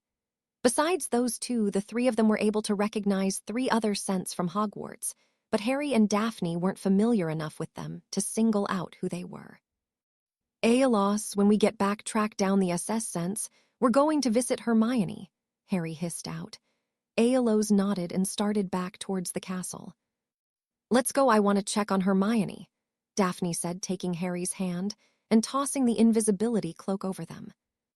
Harry and Daphne walked into the hospital wing to find the others gathered around Hermione's bed, with Victor holding her hand. "Hey, Hermione, how you doing?" Daphne asked as they came up to her bed. Harry summoned to more chairs over and they sat. "Well enough, thank you. Madame Pomfrey said I can leave in the morning. She wants to keep me overnight for observation because of blood loss. Any ideas on who attacked us?" Harry glanced around and cast the Muffalato charm, protecting the area. "We know 2 of them, Warrington and his girlfriend Gibbons. Padma thinks one of them might have been Malachi Edgecombe. Aelos is tracking the 3 other scents, so we'll know for sure in a little bit." "VHO is Vis Aelos?" Victor asked. "Sorry, Victor, Aelos is my familiar. She's a king cobra," Harry said with pride in his voice. "You have a venomous snake for a familiar?" Victor asked curiously. Harry looked at Hermione, who nodded, so he answered, "I'm a Parselmouth. I freed Aelos from a zoo when I was 10. Victor nodded with a slight smile on his face at the image of a 10-year-old Harry breaking his snake out of a zoo. Harry's own smirk turned cold after a few seconds. "Hermione, we will get vengeance on them, but it's your choice ultimately whether we prank them or truly teach them a lesson as we've been taught. We all know Dumbledore will not do anything except maybe detention or loss of points." Hermione looked thoughtful, but Victor looked outraged. "That," Victor shouted, showing his temper. The Hogwarts students nodded wearily. Dumbledore's favorite thing is to offer second chances. "The idiot Weasley boy, you know, the one that stares at you?" Blaise asked. Victor nodded. "He tried to throw a firework into one of our potions, and it could have killed half the class if Harry hadn't stopped it. Dumbledore took away house points and gave him detention for 3 weeks. "That's absurd. At Durmstrang, Vive would be expelled at once," Victor spoke. "Tell me about the secondary school in my district has a zero-tolerance policy. You even do something like shoulder check another student, and it's an automatic 3-day suspension," Hermione added. Harry snorted. "Could have used that at my primary school." "I think we should teach them a lesson," Hermione spoke softly. She was more of the academic fight as a last resort type. "Normally, I would say pranking would work, but they intended to hurt us, me in particularly. I won't be a target or have my family targeted if I can help it. Hopefully, this will head some of it off." As Hermione finished, and the others took in her statement, Aelos slithered into the hospital wing. HHH, Mr. Potter, what have I said about letting Aelos wander in here unannounced?" Madame Pomfrey's voice rang out from her office. Harry and the others snickered. Madame Pomfrey was not a fan of snakes, though she was learning to tolerate Aelos. "Sorry, Madame Pomfrey," Harry called out, trying not to laugh. "MMMHMM, sure you are. You have 10 minutes before I want Miss Granger to rest," she called back. Aelos slithered on over to Harry, and Victor's eyes widened at the sight of the very large cobra. He was expecting a smaller snake, but really, when had Harry ever done anything little? The serpent slithered across Harry and Daphne and extended on to the bed near Hermione. Aelos bumped Hermione's hand with her mouth. She flicked her tongue against Hermione, making the girl giggle. Aelos hissed something and Harry translated. She said she hopes you heal fast. "Thank you," Hermione replied to the snake and pat her on the head like she would Crookshanks, who was currently sleeping at the foot of Hermione's bed. Aelos turned and started hissing to Harry. Harry translated to the group. She tracked 2 of the scents to Ravenclaw dorms where they were the strongest. It's Malachi and his sister Marietta.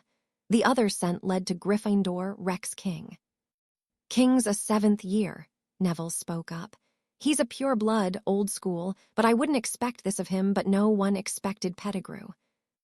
"Old school?" Hermione asked. "The family is steeped in tradition. Contracts of all kinds are made only by the head of the family, house elves," rituals, a seat on the Wizen maggot, but as far as I know, no one in the family was even accused of being a Death Eater sympathizer.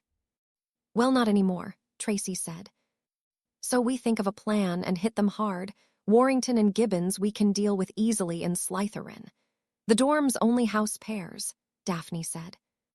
King will have to be on his own somehow, Neville said with a furrowed brow. Since this isn't going to be a prank, we can't chance the other 3 7th years up.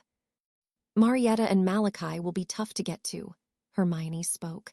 Marietta and Cho are practically the same person in Malachi. She hesitated. Is definitely a Ravenclaw, but he would have made a good Slytherin. So we study the map, learn their patterns, and strike when we know they're alone, Harry said with finality. A week had passed, and the new Marauders had developed their plan of attack. Warrington and Gibbons would be taken care of by Harry and Blaise and Daphne and Tracy, respectively, during the night in the dorms. Most likely their subsequent injuries would go unnoticed, as it wasn't uncommon for Slytherins to deal with disputes in-house. Neville had watched Rex King for the week and learned his routine. Getting to him would be relatively simple as he kept to himself. Teaching him a lesson would be a bit more difficult as King was no slouch with magic, specifically charms. Malachi and Marietta, on the other hand, took more planning as they often were with at least one other person. Malachi was skilled magically, in all areas, whereas Marietta could barely hex her way out of paper bag. Her strength lied in theory and research. They were weary, though even Lockhart proved adept at one type of magic. Hermione was able to narrow down an opportunity to get to Marietta. The girl was in the library every Sunday night until curfew, by herself. Malachi, they decided they would just have to wait until he was alone on the map. Harry and Blaise made their way out of their dorm room and down the hall to the 7th-year hallway. They slipped into Warrington's room. He shared with Timothy Winchcombe. Harry silently cast a Muffalato charm on Winchcombe's bed, and Blaise cast a sticking charm on his curtains. They then turned to the walls and cast silencing charms. Harry had found out an interesting tidbit about Warrington from Aeolus. He was scared of snakes. His heart rate increased, and Aeolus could sense it from the future Death Eater. Harry cast the Serpensortia charm 4 times, and out of his wand came 4 large green anacondas. Bind him to the bed, don't let him move, Harry hissed to the 4 snakes. The snakes complied, and one wrapped around each leg and arms and then to the bedposts. The snakes started constricting and binding him tighter, waking Warrington up. Warrington woke and tried to stretch and looked around. He let out a scream worthy of a 5-year-old just denied candy. Harry and Blaise chuckled, drawing Warrington's attention. Warrington made to shout, but Blaise silenced him.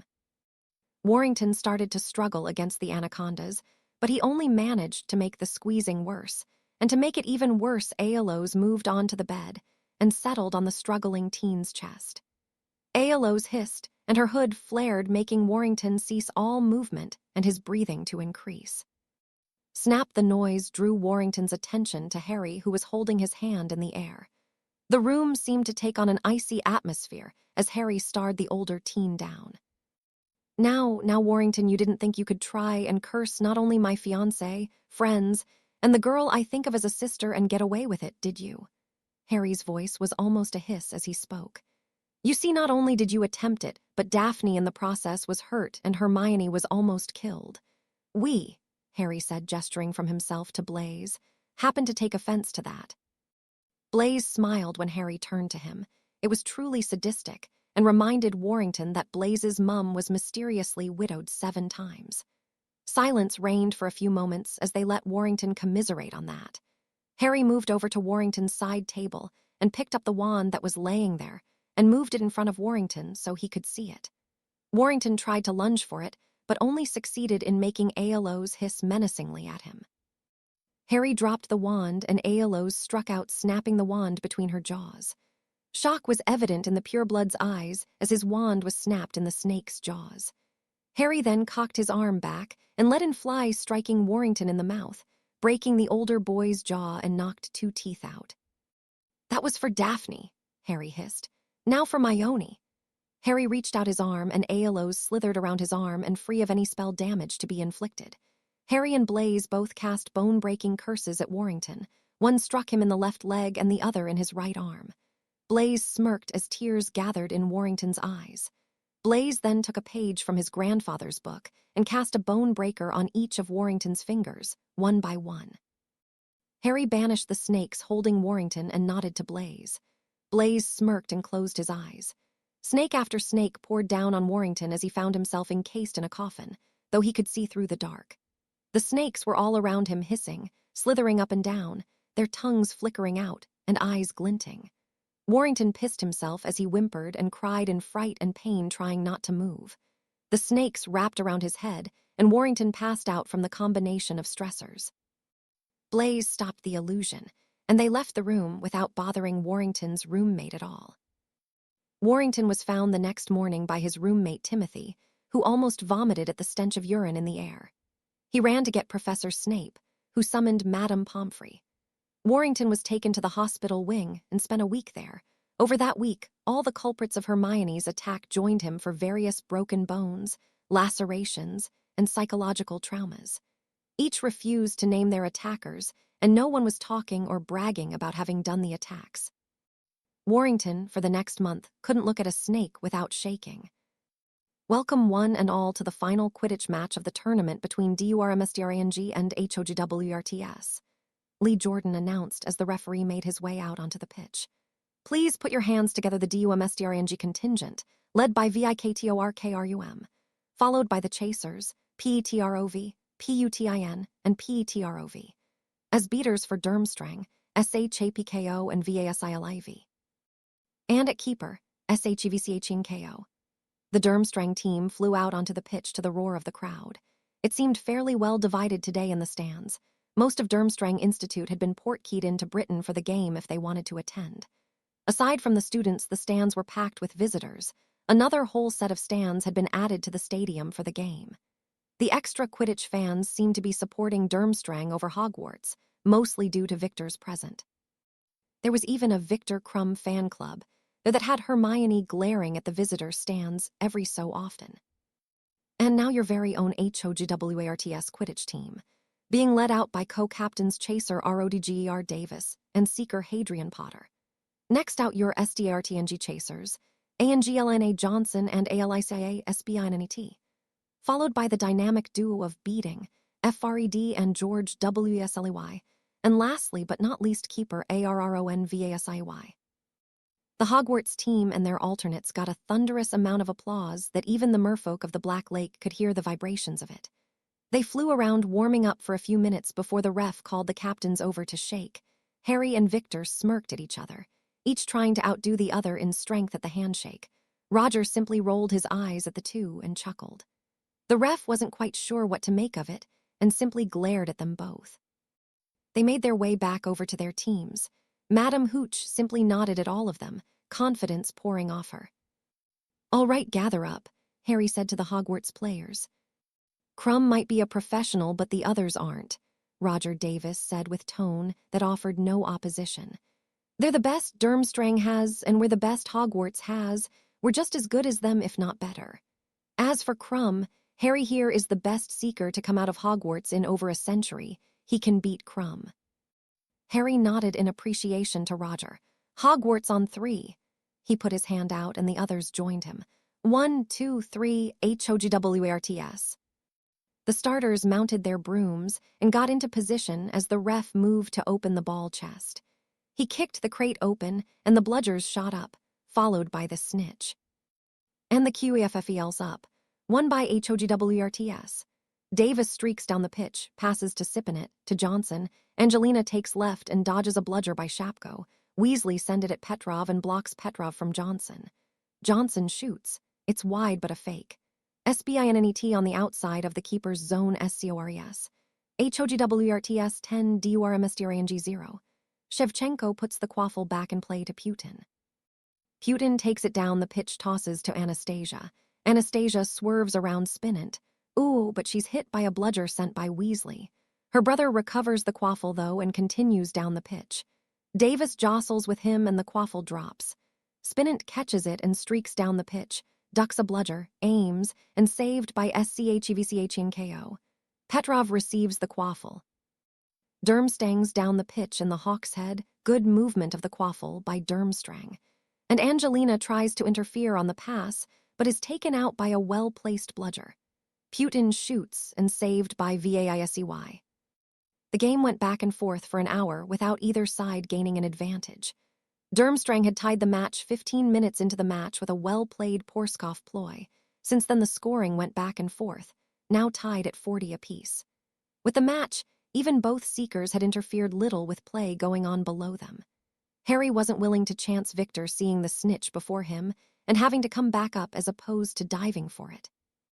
Victor, on the other hand, was weary of Harry. Though not a professional player, Harry had natural talent and instinct practically oozed from him once he was on a broom.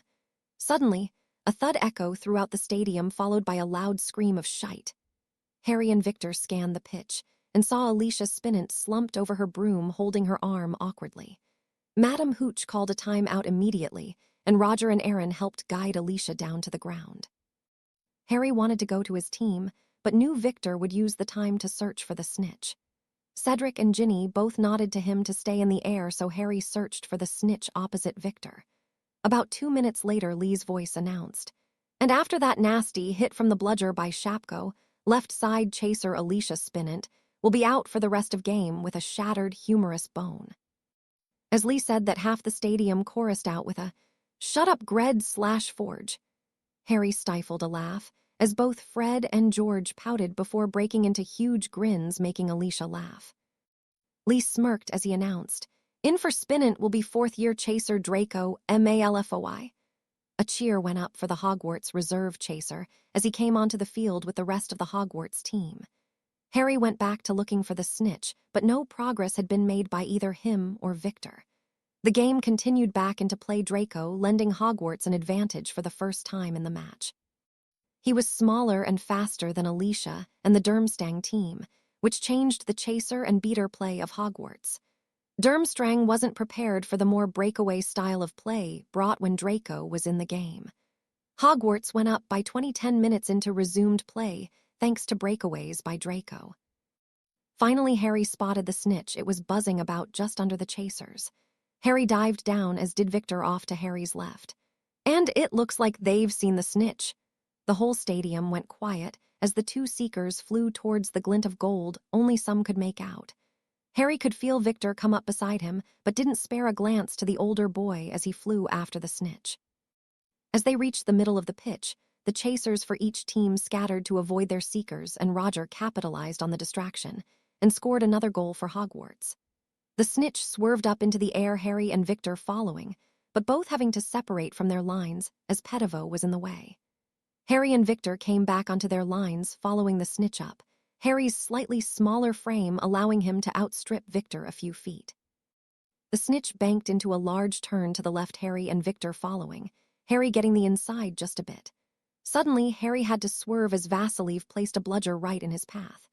Harry pulled back and lost sight of the snitch, but luck was with him as the bludger sailed into Victor, whose view of it had been blocked by Harry's body. The bludger hit Victor in the chest, winding him. Harry turned his pull back into a roll and shot off the other way and caught sight of the snitch and took off after it. Victor blinked a couple of times and shook his head to clear his thoughts and caught the golden glint off to the side and took off after it.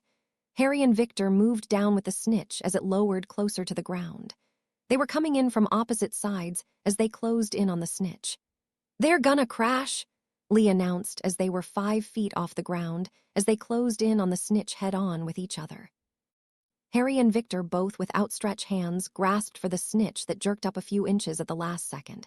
Harry, whose reflexes were faster, jerked his broom up with it. As his hand clasped around the snitch, Harry's broom clipped Victor's shoulder. Victor plowed into the pitch, but managed to get his hands up to guard his face, while Harry was sent flying over top of Victor and slammed hard into the pitch, though he managed to roll with it, lessening the impact. The crowd gasped as one and then flinched as one as the two seekers collided. As they hit the ground and stopped moving, the crowd was silent until Harry regained some of his senses and held up his fist, showing the snitch. "Hadrian Potter has caught the snitch. Hogwarts wins the Quidditch tournament." The supporters for Hogwarts let out deafening roar of approval as they moved to rush the pitch. Madame Pomfrey and the Durmstrang healer rushed the pitch with speed that should be impossible for women their age and attended to the two downed seekers. Harry was already getting to his feet when Madame Pomfrey reached him. "Hadrian James Potter, stop right there." Madame Pomfrey's voice managed to cut clear through the din of the crowd. Harry had been trying to subtly sneak behind his teammates in hopes of avoiding Pomfrey. Harry stopped and turned and smiled sheepishly at her. Madame Pomfrey just glared and cast a diagnostic charm as she stopped in front of him with Alicia grinning and the rest of the team grinning beside her. "A pisky," Madame Pomfrey said, and his nose stopped bleeding. There was that so difficult. "Maybe," Harry said with a crooked simile before he and the rest of the team were swarmed and hoisted into the air. Later that night, Harry was sitting comfortably in a corner of the Slytherin common room, just taking in the atmosphere of the after-party going on with Aeolus resting around his neck. After the celebration on the pitch and the Quidditch team cleaned up, there was impromptu party in the Great Hall for the Hogwarts students. Nobody knew who organized, but Harry saw a few house elves beaming with pride at the Hogwarts Quidditch players. All the houses partied in the Great Hall until Dumbledore shut it down at 11. From there, the party continued in the house common rooms, with a few students participating in parties at a common room other than their own. For instance, Alicia was present in the Slytherin common room, currently enjoying herself from her spot on Aaron's lap. The new marauders were present surrounding Harry or dancing in a cleared or of the common room. Hermione, though, was absent, something that made Harry snicker since he knew she wasn't in the Ravenclaw common room. "What are you smirking at?" Daphne said, as she came over after dancing with Tracy and Susan. Daphne came to stop in front of Harry, who was sitting with his legs open. Harry closed them around Daphne, making her stumble forward, and Harry caught her, pulling her down so she was sitting on his lap. Daphne gave Aeolus a pat before making herself comfortable on Harry's lap with a smirk of her own. Harry groaned before he answered her. "Oh, I just noticed Hermione's been suspiciously missing since the end of the match." Harry waggled his eyebrows at Daphne, who giggled.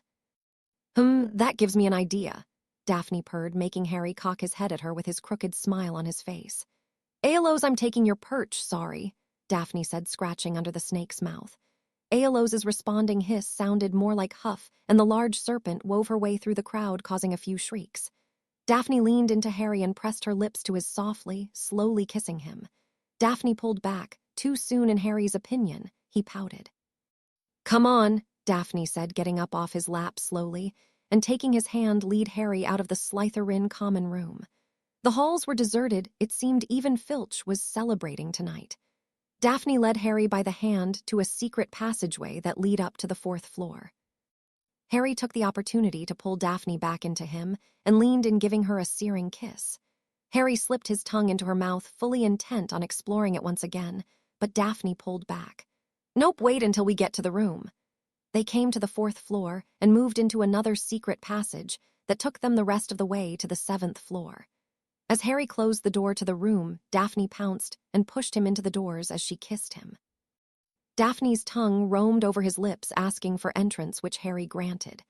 Their tongues battled and caressed each other as their hands started to remove clothing. Harry reversed their positions and kissed down Daphne's neck, enjoying the feel of her skin against his lips. His hands went to the hem of her shirt, and she raised her arms. Harry flung the shirt away. Harry's hands traced lightly up and down Daphne's bare sides, making her shiver against him. Harry's shirt came off next, followed by Daphne's bra. Harry moved his mouth down to Daphne's breast, placing feather-light kisses over them, until Daphne pushed off the door and brought Harry's lips back to hers, backing Harry up to the bed. When Harry's legs hit the bed, Daphne pushed him back onto the bed. Daphne leaned over and kissed her way down his chest to his pants. Daphne looked up coyly at him and smirked as she undid his pants and pushed his pants and boxers off. "Tonight is about you," she said as she lowered her mouth to him.